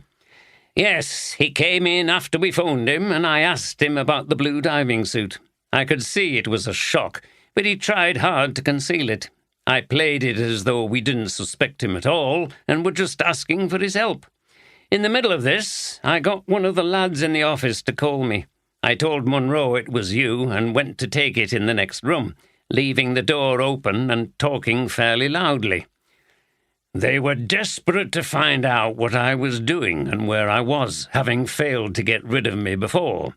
Once you mentioned the blue diving suit, he knew I was on to how the first murder was done. From that, the whole thing would start to unravel. They knew they had to try to dispose of me quickly. It was their only hope. So I improvised a conversation with you, sir," continued Robinson, "in the course of which I mentioned you were up at Harlow Car and you were going to walk back through the pine woods. And I asked you what time you'd be back here and repeated that time. I finished by requesting that he try and find out a bit more about the diving suit." Oldroyd chuckled. "Brilliant. I'm sure he never suspected you knew the truth. But by that time he was probably panicking so much that he was caught off guard. He never paused to think whether or not it could be a trap. I'll bet he nearly ran out of the building to alert his partner." "He did." "And what a partner she is, sir," said Andy. "She's bloody dangerous, like a little wild animal. She'd be capable of anything." Oldroyd shook his head. "Indeed, and I'm sure she was the force behind the scheme." "You took a risk out there, sir," said Andy, who knew that Oldroyd was occasionally willing to break the rules and that DCS Walker was prepared to turn a blind eye. "That gun wasn't even real." "I know," replied Oldroyd ruefully, "but I wanted to catch them before they could do any more damage, or before they got wind that we were after them and disappeared. I've no doubt she had some great hiding places lined up. They would have been difficult to track down. I was the best bait, and they took it. Thankfully, we don't go around with firearms all the time in the British police force. This replica," he took it out of his pocket, "has served me well over the years. Criminals never think a police officer will draw a fake gun." He clapped his hands together. "Anyway, come on, it's time we found out what it was all about, though I have a pretty good idea." Jade Darton faced Andy and Oldroyd, with the solicitor present. She sat impassively, staring ahead with her hands on the table. She had very short hair and fierce blue eyes. Oldroyd could see that her small frame, only 5 feet or 5 feet 1 inch tall, was powerfully built. She blew out air as if she was bored and tapped on the table. "Right, I'm not going to pussyfoot around with you," began Oldroyd. "I don't think you'll blame me, as you've tried to kill me twice." "Give me another chance, 3rd time lucky," she said abruptly, giving Oldroyd a twisted smile and laughing in a sinister way, which made the blood run cold in everyone who was present. "I can see that Damien Penrose had no chance against you," Oldroyd said. "We know how it was all done. You must have been planning it for years." She shrugged. "What I want to know is the motive. Did he steal your stories too?" Oldroyd was surprised to see her smile at him again. It was like the smile on a crocodile's face. "Oh, Chief Inspector, you're so keen to tie up all the loose ends, aren't you? Well, since I can't kill you and escape, I'll tell you everything. Let's say as a mark of respect. We have a lot in common, don't we? We both have minds that can create and solve puzzles, and we love illusions. By the way, I knew it was probably a trap today, but we were in a corner, and poor Steve was in a panic. He's found it all difficult. If it hadn't been for that wretched Pat Hughes ringing me at Steve's house, you would never have tracked me. I knew then it was only a matter of time before you'd find out where I was. So we had to try to finish you off at Brimham Rocks." She shrugged again. "Luck didn't go our way, and you always need luck." Oldroyd sat stunned. The violent, spitting and struggling little creature had been transformed into an articulate and thoughtful presence, but one that was nevertheless deeply criminal. Before he could say anything, she resumed. "Anyway, to begin at the beginning, as the narrator says in Undermilk Wood, do you like that play, Chief Inspector? I know you studied English at Oxford." She was taking delight in surprising Oldroyd, and it was unnerving. This all seemed to be well prepared. Was she expecting to be caught, even pleased about it in some strange way? "That bastard Penrose. Yes, he betrayed me in many ways. You see, I was his mistress for a time. I'd been interested in writing crime stories since childhood. I've always had a penchant for the criminal." She smiled sardonically. "I first met Damien up here at the Crime Writing Festival several years ago, and I followed him back to London. You probably think I was in awe of him, but I wasn't. I had sex with him so that I could get him to use his influence and get my novels published." "I take it this was during the time he was married to Susan Lawrence." She grinned and shook her head. "Yes, poor Susan. All bark and no bite, as they say, Chief Inspector. She couldn't survive for 5 minutes without someone to support her with plenty of money. But we'll be coming back to her, won't we?" "We will," replied Oldroyd, who was feeling somewhat overwhelmed. "After a while, of course, Damien moved on to other women. He deceived me, but even worse, he stole my stories." For a moment her eyes blazed, and Oldroyd thought she was going to be angry again, but she kept her control. "I had written some excellent crime stories with ingenious plots, and I gave copies to Damien. He said they were okay, but needed quite a bit more work. He promised to help me, but he kept stalling, and I sensed something was wrong. When his next novel came out, I knew what it was. He'd stolen the main idea from me. When I confronted him, he laughed and denied it. When I showed him the similarities between his book and my manuscript, he said that the idea needed to be developed by a talent such as his. The ideas were nothing without the writing ability. It's a wonder I didn't finish him off there and then. I thought about it. We were in his kitchen, and there was a lovely row of sharp kitchen knives within easy reach. But no, I would never have got away with it." "You tried to take legal action against him, didn't you?" "Yes. Complete waste of time. Don't know why I bothered. No solicitor would touch it. Said there was no real evidence. I couldn't even prove I'd written mine first. I wrote letters threatening him with exposure, said I'd go to the press. He never even replied. He knew that no newspaper would take me on either without evidence. Oldroyd glanced at Andy. This confirmed that she was the little bitch referred to in Penrose's diary. I presume you knew that you were not the only woman from whom Penrose plagiarized. Esther Stevenson has a group of his victims who campaigned against him. She frowned. Oh, yes, Chief Inspector, but I didn't want anything to do with them. Their protests were mild compared with what I planned to do. I kept a low profile. The only people who knew about me and Damien were Susan, whom I'd met in the early days in their apartment in London, and Pat Hughes, whom I'd known in Harrogate when I was a volunteer years ago at the festival. She knew that I'd met Damien and that he'd eventually cast me off. She must have put two and two together, the same as Susan, who knew how Damien treated all his young female writers. She must have seen it happen many times. Eventually, of course, he ditched her as well for that Claire Bayliss, and then he got rid of her, too. I could have formed an alliance with those two, but they wouldn't have been as reliable or as useful as my devoted Steve. He'll do anything for me, and I'll do anything for him, if you see what I mean. She flicked her tongue wickedly around her lips. So you developed a plan together? I wouldn't say that, Chief Inspector. Steve wouldn't be capable of such ingenuity, but his help was invaluable.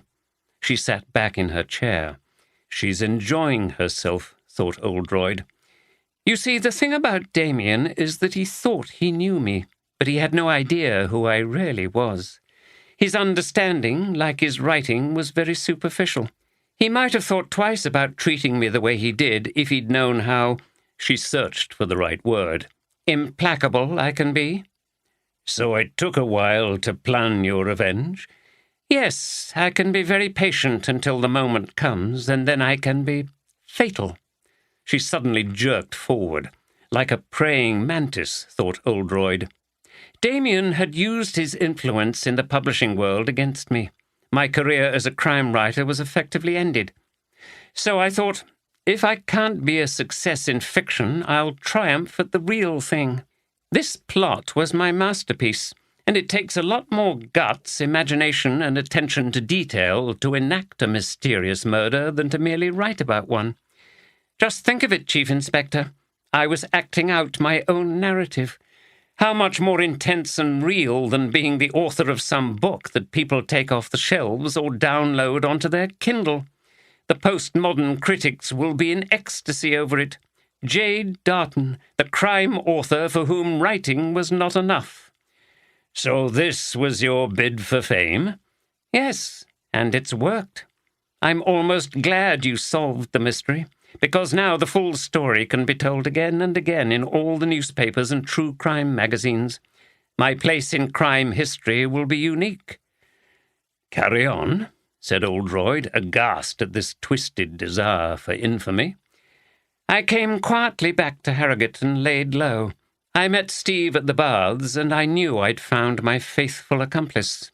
I told him how Damien had treated me and how upset I was. I played it up, of course, and he was outraged. The poor man dotes on me. I knew Pat Hughes was potentially a problem, as she was the only person around the crime-writing festival who might have remembered my relationship with Damien, so I monitored her by turning up to offer my PR services. She giggled. That's a good one, isn't it, Chief Inspector? Me offering advice about public relations. I imagine you'd be very good. PR is all on the surface, isn't it? Well, thank you, Chief Inspector. And you're right. But you've seen how good I am at acting parts. Pat and Amanda were hugely grateful to me for my help. It's a pity about Pat. I liked her, right up to the moment I smashed her over the head. Oldroyd took a moment for that comment to sink in before continuing. I take it you have some experience of diving? A little. I've done a lot of sports in my time. My gymnastics was useful when I had to squash into that basket. It makes you very supple. I've always kept strong and fit. So you were ready in time for this year's festival. How did Steve take to the idea of murder? She smiled at Oldroyd. He didn't like it to begin with, but Steve is round this, you see, Chief Inspector. She held up her little finger. It didn't take long for me to persuade him that Damien deserved to die. Steve wanted to prove himself to me. He said he'd always lacked determination to get what he wanted, so I goaded him. I said if he really wanted a future with me, he would have to show he was made of strong stuff. Poor fool. He did it by helping me with the murders. Steve had access to everything at the baths, so I developed this plan. Brilliant, wasn't it? You'll have to admit. Steve drilled the holes for the breathing tube and smuggled me in. You know what happened next. It was extremely satisfying to be carried out of there right in front of you. I don't know how I stopped myself from laughing. It started to go wrong when Pat Hughes rang you, didn't it? Her demeanour changed, and for a moment she looked like a cross, sulky child. Poor Pat. Why didn't she keep her mouth shut? Actually, it was my fault. There's never a perfect crime, is there, Chief Inspector? Always something the killer forgets. I was beginning to think she'd forgotten about Damien and me. It was a while ago, and she never knew much about it, only that Damien had shown an interest in me. She never said anything to me when I was playing my PR role, so I thought we were in the clear. Unluckily for her, something must have jogged her memory. We had to get rid of her as soon as possible after she called me in case she went to you. I took her phone, but I knew you'd trace the call to Steve's flat eventually, even without it. So we had to turn our attention to you. I see. I know all about you, Chief Inspector, and what a fine mind you have. I thought if we eliminated you, then we'd have a better chance of toughing it out. No one else would be able to work out how the first murder was done, and Steve could explain the call somehow. I had a hunch that you were the kind of person not to share your theories until you were sure about them. We're proud of our ideas, aren't we? We like to keep them secret and ours. She leaned forward to Oldroyd with a chilling air of intimacy. Oldroyd drew back. Then the police would fall back on the mugging theory. They're mostly mugs themselves, aren't they? She giggled at this witticism. Oldroyd thought how accurate her hunch about him was, and he bridled at the insult to the police. I was surprised how easily we were able to lure you to Brimham Rocks. I was off my guard that day. I'm not perfect either.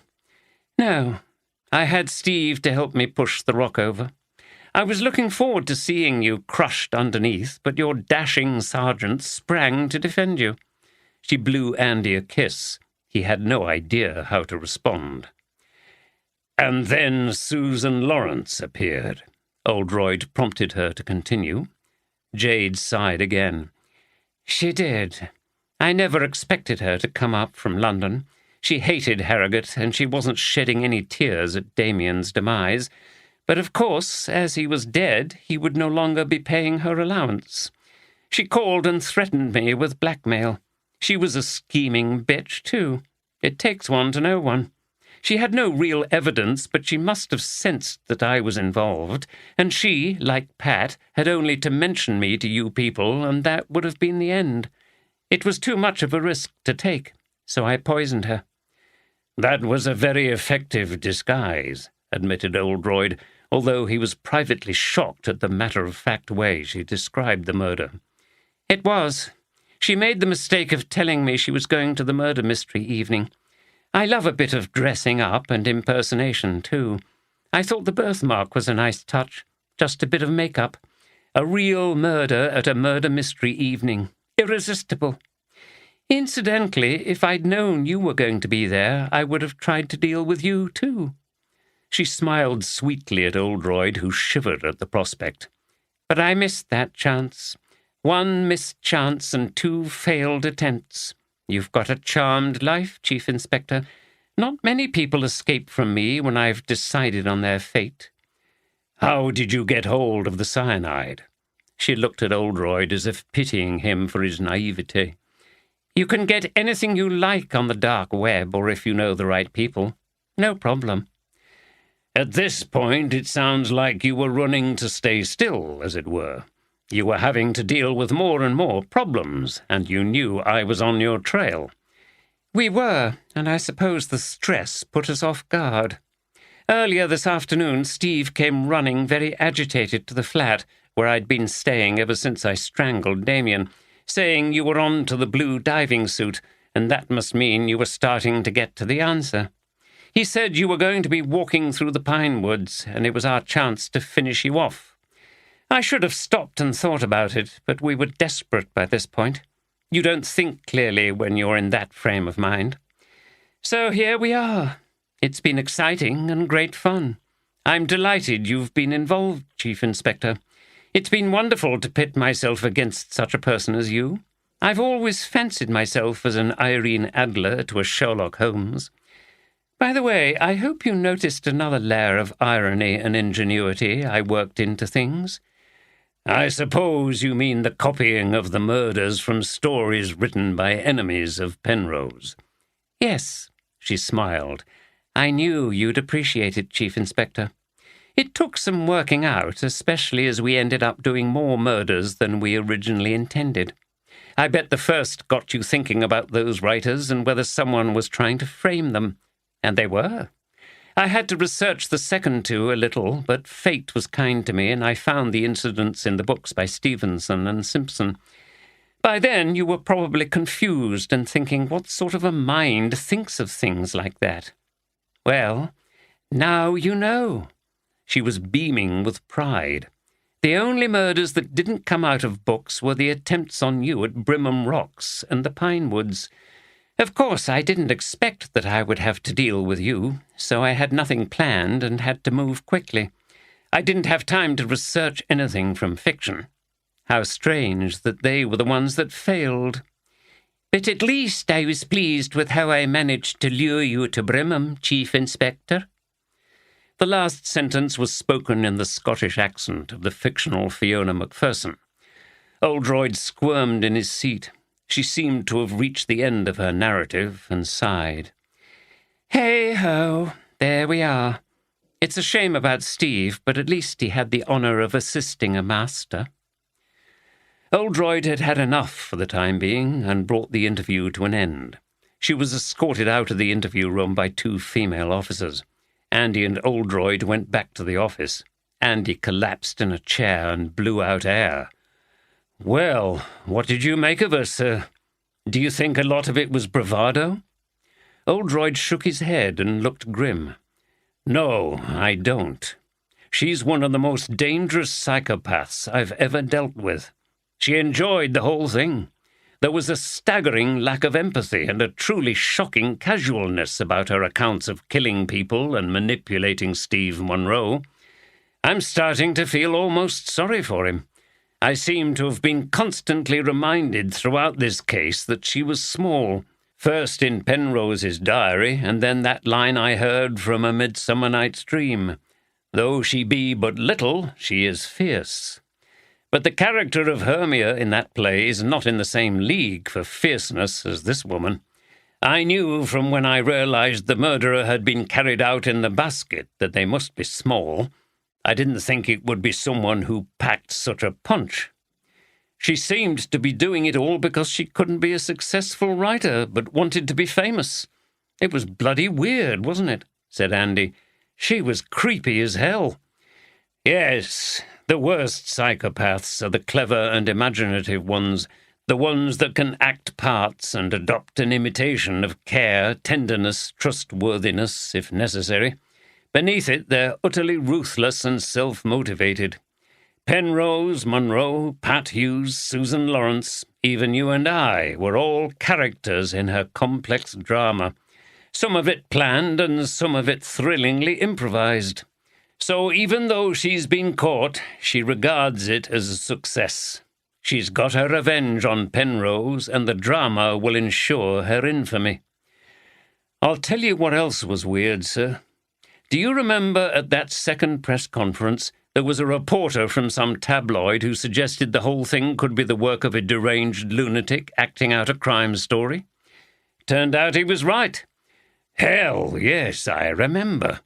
No doubt they'll have a field day with that, but we'll just have to live with it. I'd love to know more about this woman's background. I'll bet this is not the first time she's been involved in criminal activity. Psychopaths are very good at covering their tracks. Anyway, we'd better talk to Monroe." Steve Monroe, sitting in the same interview room with a different solicitor, presented a contrasting figure from that of his partner. He looked exhausted and bewildered, like a man waking up from a nightmare. Unfortunately for him, thought Oldroyd, the nightmare was real, and there was no waking up. "Miss Darton has confessed to everything and given us a detailed account, including your part, so I think it's pointless to deny it." "How do I know that's true?" "I could go through it if you like." Oldroyd began repeating what Jade Darton had told them. He saw that Steve was shocked and desperate in the realization that it was all over. "Is this what she said she would do, Steve?" asked Oldroyd. "Did she say she was going to tell us everything?" Steve looked around frantically like a trapped animal. "No, but I bet you put her under a lot of pressure, didn't you?" Oldroyd smiled at the prospect of trying to put that woman under pressure. "No, we didn't. She enjoyed telling us. She doesn't mind being caught. It's all part of her drama. She told us how brilliant she was and how she'd got you to help her. She never once expressed any regret about what's going to happen to you now." Steve was wild with denial. "What are you talking about?" he shouted. "Jade and I love each other. That Penrose got what was coming to him." "And the others? They were a bit different, weren't they? Especially poor Pat Hughes." Steve looked sheepish but tried to stay defiant. They were in the way. We were going away together after this to start a new life. We couldn't let anything spoil it. We were going to have our own business. Massage, alternative therapies. It would have been wonderful." He looked down. Oldroyd thought about the bizarre idea of going to Jade Darton for therapy. Then he looked at Steve closely. His voice was soft and kind. "Steve, she's fooled you. She's a psychopath. It was all clever manipulation, making you believe she was in love with you. She needed an accomplice. She told us that she could twist you round her little finger. She called you the poor man who dotes on her. She said it was a shame." Steve erupted in anger. "No, she didn't. She wouldn't. She loves me and—" He couldn't continue. He tried to get up and his arms flailed around pathetically. Then he collapsed in tears, leaning over the table with his hands covering his face. Despite what the young man had done, Oldroyd found it difficult not to feel sorry for him. Steve began to shake and was unable to speak. The solicitor intervened. "I don't think my client can continue at this point." Oldroyd nodded. "Very well. Interview suspended." When Oldroyd and Andy arrived back at the office, D.C. Robinson was waiting with a folder of papers. "Sir, you need to look at this. It's what we uncovered in our search about Jade Darton. I think it will explain a lot." "Thank you," said Oldroyd, sitting down heavily in his chair and feeling exhausted. None of them had expected this twist at the end of the case, the revelation of the true nature of the perpetrators and their relationship. He skimmed through the main parts of the report and raised his eyebrows. Andy sat opposite him, feeling similarly drained. "Good God," said Oldroyd at last. "You're right, Robinson." He pushed the file over to Andy.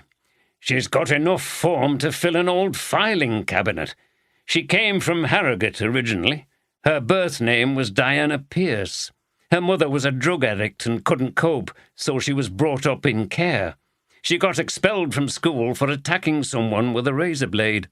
At 16, she was out of control and running some kind of drugs racket in Leeds. Then she stabbed someone and served a sentence in a juvenile detention centre. This is where she must have got her education, and she seemed to reform for a while. When she was released, she went to college to do a mature access to higher education course, and then to university in Manchester to do English and creative writing. She must have decided she wanted to be a writer. She was disciplined for plagiarism at one point. That's ironic, isn't it? She'd also changed her name to Jade Darton and was supplementing whatever grant she got with a number of illegal activities. Manchester police arrested her for soliciting, and she was suspected of dealing in drugs again. She drifted back to this area after university and presumably was looking for ways to get established as a writer. She thought Penrose was her way in. She searched him out rather than the other way round. Oldroyd laughed and shook his head. Bloody hell. He had no idea what he was getting himself into. He thought she was just another naive, young, aspiring female writer that he could exploit and string along. Little did he know he'd met his match big time, and he ended up being part of her drama. Andy was scanning through the report as Oldroyd was talking. He put the folder onto the table. God, that's dark, sir. I can't even begin to get into the head of someone like that. It's just too strange. I can cope with ordinary motives, money, jealousy, but this is beyond me. People like that don't think and react in the same way as the rest of us. Andy looked up at his boss. What makes somebody like that? Oldroyd thought for a moment. Good question. All badly damaged people have been through traumatic experiences as a child, and I'm sure she was no exception. Whether that's enough to explain it, I don't know. And I don't think anybody really knows. That's the uncomfortable truth. What about Monroe? He looked completely wrecked. I'm not excusing what he's done, but what you said to him was right. He was completely manipulated by her. I was almost sorry for him. Andy looked guilty. Don't worry, me too. He was a good subject for her, physically strong but emotionally weak, nowhere near as clever as her and easy to control. He must have known that what they were doing was wrong, though. With part of himself, maybe, but he was obviously infatuated with her, and he did what she told him. People like her can be oddly magnetic, even though it's all an act. It's strange how sometimes people like Steve Monroe can't see the truth, usually because they don't want to. He believed in the dream of their future life together. Well, his infatuation has ruined his life. He's going to go down for a long time. Yes, maybe if she admits actually carrying out all the murders and he cooperates with us, a clever barrister might be able to argue that she was exerting psychological control, especially with the evidence of her background. The problem is that when they see how small she is beside this tall, strapping chap, it's not going to be easy to make that case. The instinct of judge and jury will be to think the opposite. Oldroyd shrugged. We'll have to see.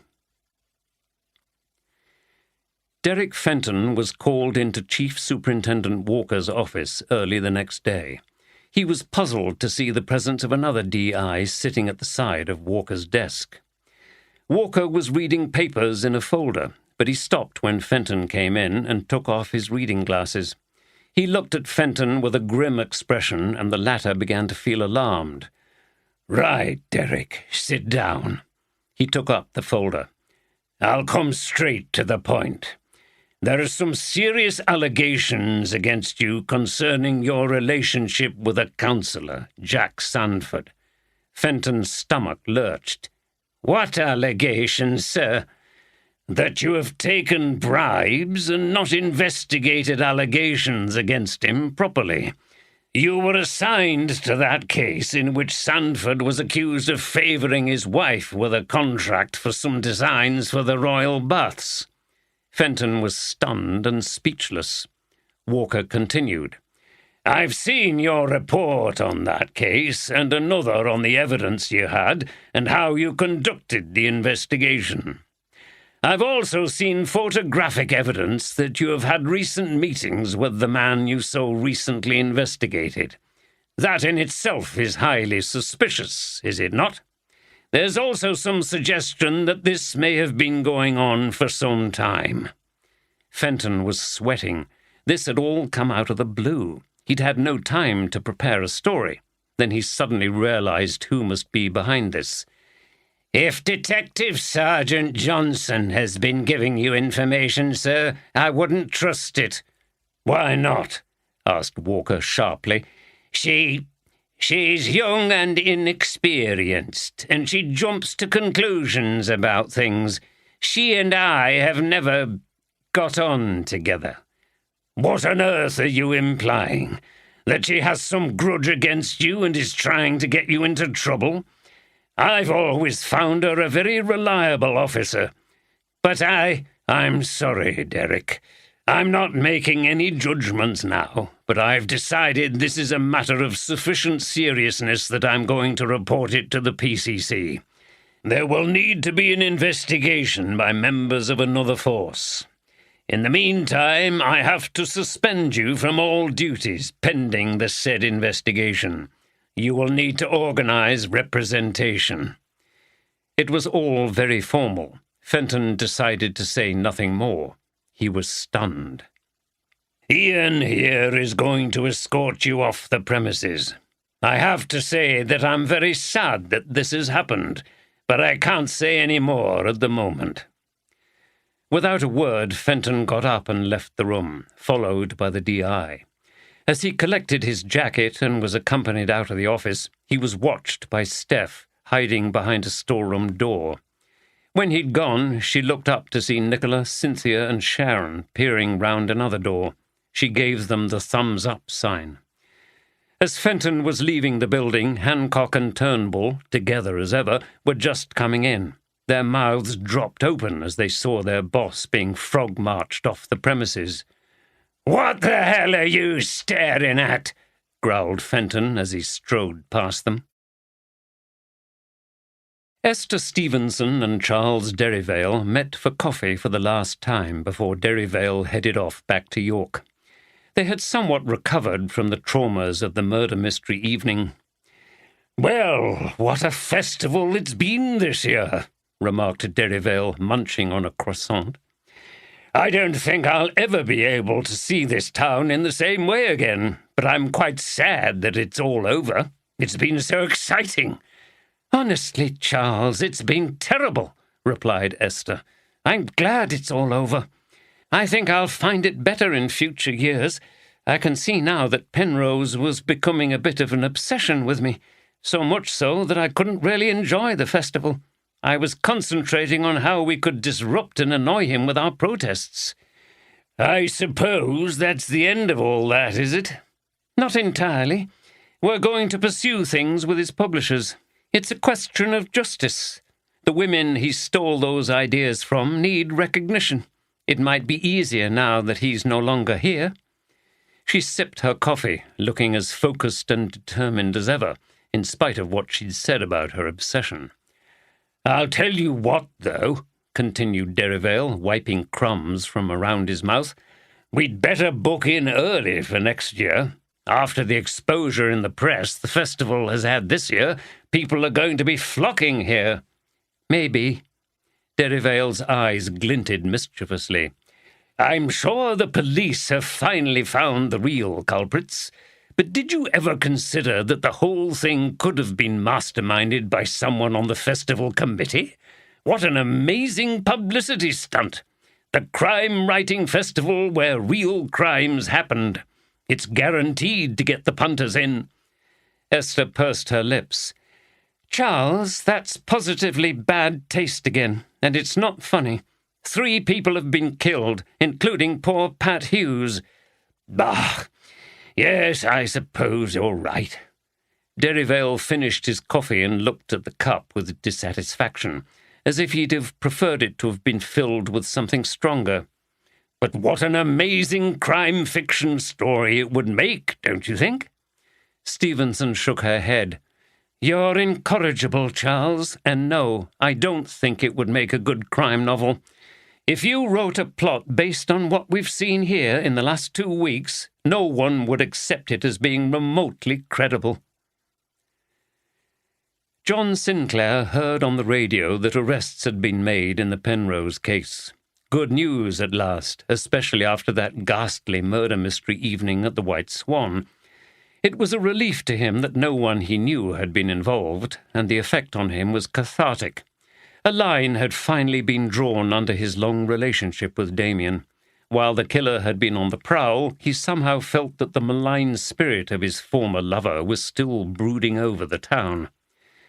Amy brought in the post, and there he read further good news. One of his authors had been nominated for an award, which was marvellous publicity for John's business.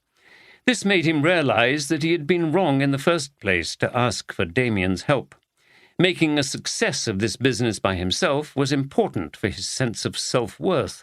He needed to free himself from his reliance on his charismatic but unreliable friend.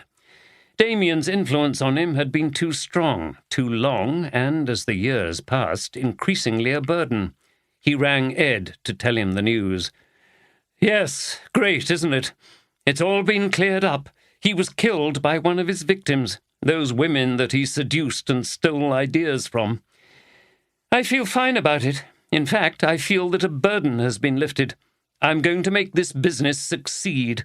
I know I can do it. Look, let's go out and celebrate this weekend. Yes, book a table at that Italian place you like for Friday night. Yes, that one. Why not? Things are looking up, Ed. We've got some happy times ahead." "You stupid fool! How could you do such a thing? Do you think you're some kind of mafia boss who can control the police? When you said you were going to deal with that detective, I didn't know you meant like that. I didn't know you already had an agreement with him when he came to interview me. He was very unpleasant." Claire Bayliss was in an incandescent rage, and the barn conversion on the edge of Nidderdale shook with her shouts and screams. Jack Sandford sat looking sheepish on the sofa. His shoulders were drooped, and he looked away from Claire, who stood above him with her hands on her hips. "What else could I have done?" he said. "He was on to me. He uncovered evidence a while ago that I'd accepted bribes. Your contract just added to the suspicion, although that was a genuine mistake. A mistake that also made the police suspicious of me. They thought I'd got the contract for the baths so that I could somehow plan Damien's murder. I know, I'm sorry, but my agreement with Fenton worked well until now. He had to act up being tough when he interviewed us because he had that sergeant with him. And what was the plan in the long term? You had a bent copper on your hands who could have blackmailed you any time he liked. He couldn't have said anything because I know things about him too. He's taken bribes from me to stop any investigations. And who do you think would have been the most likely to be believed? A detective with years of experience who would know how to present things to his own advantage, or Mr. Big, the failed businessman turned counsellor, who's left a trail of evidence about his corrupt dealings? Mr. Bean, more like. Hey, that's not fair. My business hasn't failed. Don't think I don't know why you don't go into the office much. It's nothing to do with your counsel work. What do you mean? I've been doing a bit of investigation myself. You don't have a bloody office anymore. Jack shifted uncomfortably on the sofa. The rent was too much. I decided to run the business from home. I didn't tell you because I didn't want you to worry. You didn't tell me because you were embarrassed. And what happened to your dynamic workforce? Claire asked sarcastically. You let them all go, I presume. Doesn't sound like a flourishing concern to me. Well, things have been difficult. All his confidence and charisma had drained away. He was almost whispering. She looked at him with contempt. You're a huge disappointment to me.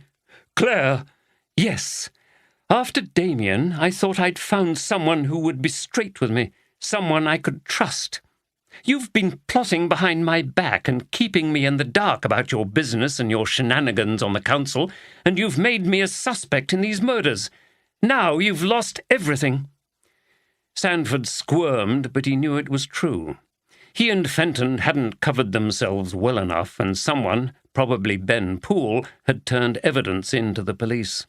Once the investigation into Fenton uncovered everything, he would have to resign from the council and would probably face prosecution. He made a weak attempt to go on the offensive. Anyway, you said you could put a stop to people prying. What happened to that? What? So it's my fault, is it? I tried to warn off Ben Poole by putting the frighteners on poor Geraldine. I wish I hadn't now. You make it so easy for people like him, there's no point. I think you deserved to be caught. Claire, he repeated, but it sounded weak. She gave him a steely glare.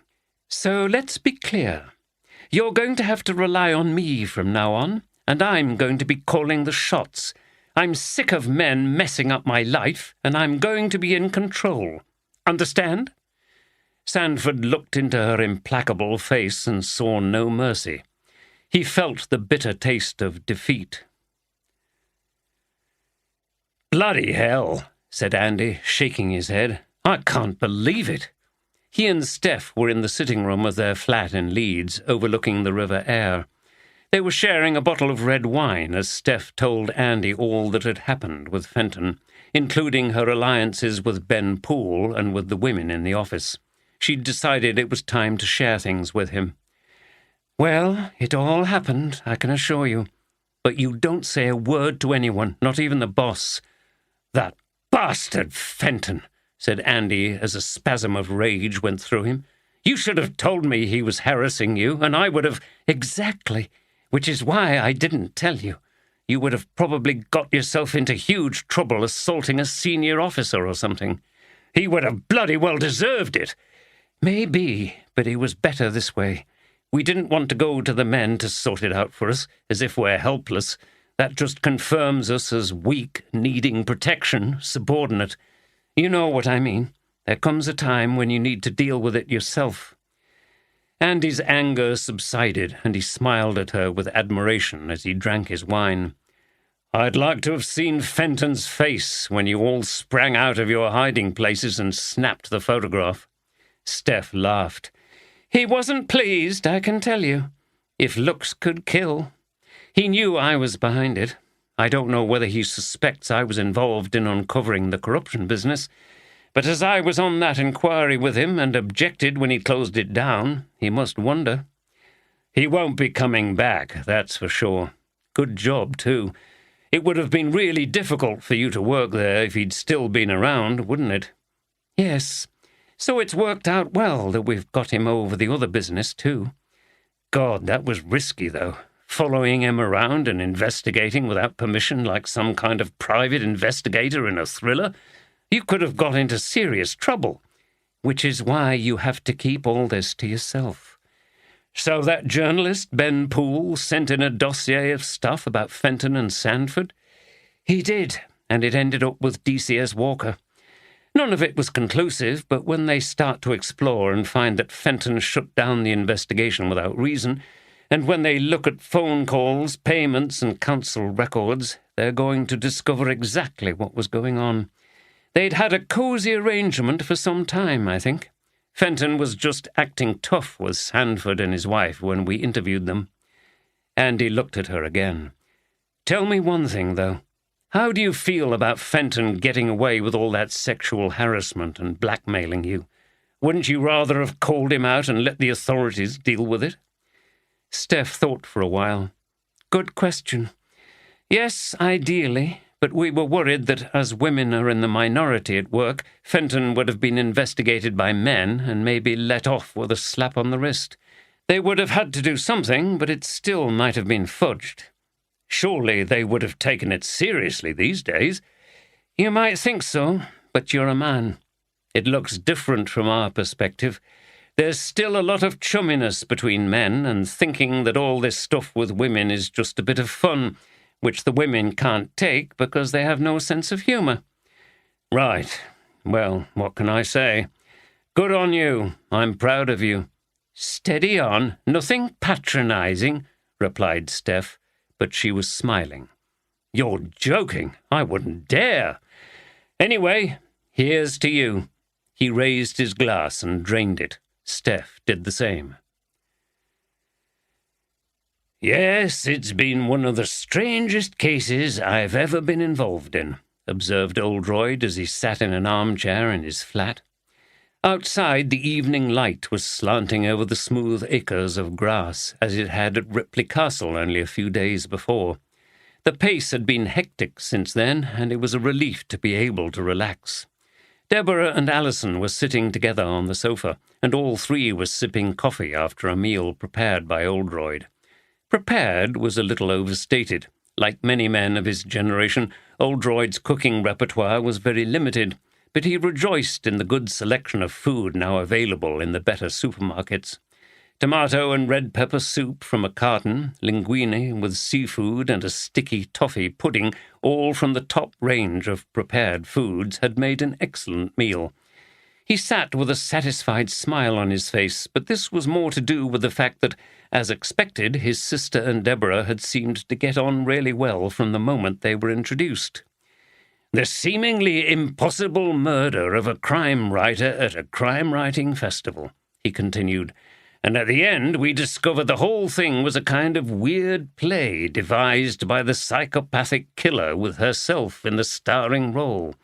It's all enough to do your head in, as I think they say nowadays. You say the killer was hiding in the swimming pool? Yes, it was ingenious, but you gave me a hint, Deborah, at the White Swan, when you said the murderer could be hiding in plain sight. It reminded me about camouflage and how the person could be somewhere obvious, but we couldn't see them. I'd seen a picture of a chameleon that set me thinking, but you sort of confirmed that train of thought in my mind, that they were there but at the same time invisible. Also, she managed to stay underwater because she was breathing through a tube that ran through the tubular metal supports at the side of the steps into the pool. There was the answer straight in front of where we were standing, but we didn't see it. Well, I'm glad to have been of assistance. Oh, that's always happening, Deborah, said Alison. He's always picking up clues from things you say or things he sees when he's with you. That's right, said Oldroyd. I got the idea of the breathing tube when you were talking about the umbilical cord when you went off to see a parishioner. Oh, my goodness, laughed Alison. And all this in Harrogate, of all places, said Deborah. Yes, I've long since learned that the more genteel and ordered a place seems, the more darkness is being concealed beneath, observed Alison. But, Jim, didn't you say she had some real motives? It wasn't just to do with her dark imagination, was it? Hadn't that writer seduced her, stolen her stories, and then left her? Yes, he'd pinched her ideas, but I'm not sure you could say he seduced her. She was always well in control and was using him to try and get into the publishing world, and she bitterly resented his theft of her ideas, like they all did. The problem was that she reminded me of Iago in Othello. The motives given don't seem to properly explain the actions, the twisted and almost exuberant way in which she enjoyed orchestrating the whole thing. Just to gain fame? I've always thought that Iago is Shakespeare's depiction of a psychopath, and it was the same with her, manipulative, remorseless, with an ultimately inexplicable darkness at the centre. She's a highly intelligent and well-read woman, but her education is only a kind of civilized veneer over her ruthless and violent nature. I've been meaning to ask you, Deborah, for your professional view about psychopaths. My detective sergeant asked me what causes them to behave like that, and I couldn't answer him. Deborah put down her cup. Wow, that's a big one, Jim. The honest answer is, we don't know. There are theories about deficiencies in the brain, but as a therapist, I believe that our identities result from our experiences. I would say that people who exhibit those behaviors have failed to form attachments and learn what love is. They're unable to empathize and therefore live a completely self-centered life. It's tragic for them as well as for the victims if they turn out violent. I agree, said Alison. There are explanations for many of the bad things in the world, but sometimes we just have to accept that evil can be a mystery, a darkness we can't always explain. That's why Iago is the most terrifying character in Shakespeare, continued Oldroyd, because in the end there's no satisfactory explanation for what he does. He gives us plenty of motives himself, but ultimately we're not convinced. He thwarts our need for behavior to be explicable, and that's alien. The three of them went quiet as they contemplated one of the insoluble mysteries of life. "Well, on that rather sombre note, I'm going to get off," announced Alison, laughing. "You'll have to watch him." She pointed to Oldroyd. "He has a tendency to melancholic reflection on life's problems, and he's also a bit of a workaholic." "Well, thanks, sis. I love you too." "Don't worry. I think I've got the measure of him," replied Deborah with a smile. "It's all been very interesting and exciting so far, though I don't know how many real murders I can witness before I've had enough. The fictional kind are good enough for me." "Don't worry. He has plenty of good points, too." Alison chuckled as she got ready to leave. "Deborah, it's been a pleasure to meet you." The two women hugged each other. "And I hope it's not too long before we see each other again. You must come out to the rectory and see how the clergy used to live." "I'd love to," replied Deborah.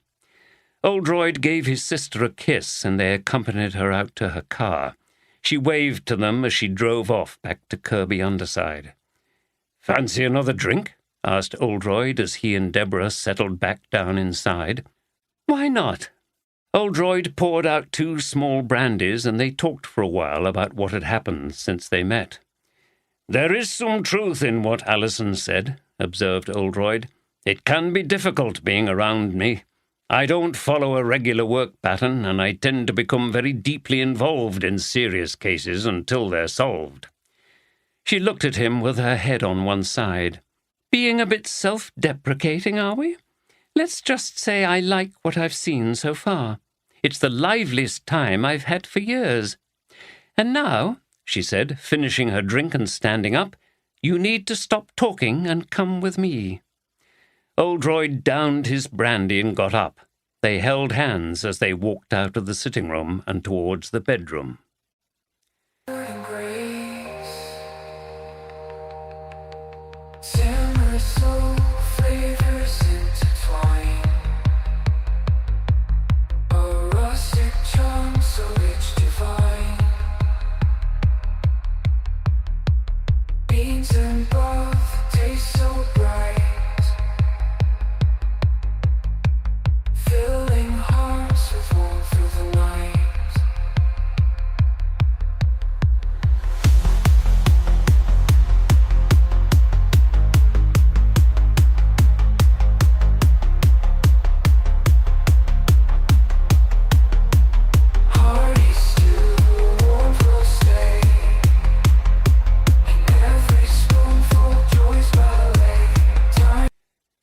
Acknowledgements. I would like to thank my family and friends for all their support and encouragement over the years. The Otley Courthouse Writers Group has been a wonderful source of help and inspiration. The lovely Harrogate Turkish baths were the model for the baths in the story. In the novel, they are extended and include a swimming pool. The Turkish baths were originally part of a much bigger complex, which included rooms for the various spa treatments. I have used the original name, the Royal Baths. The Royal Pump Room Museum in Harrogate is a fascinating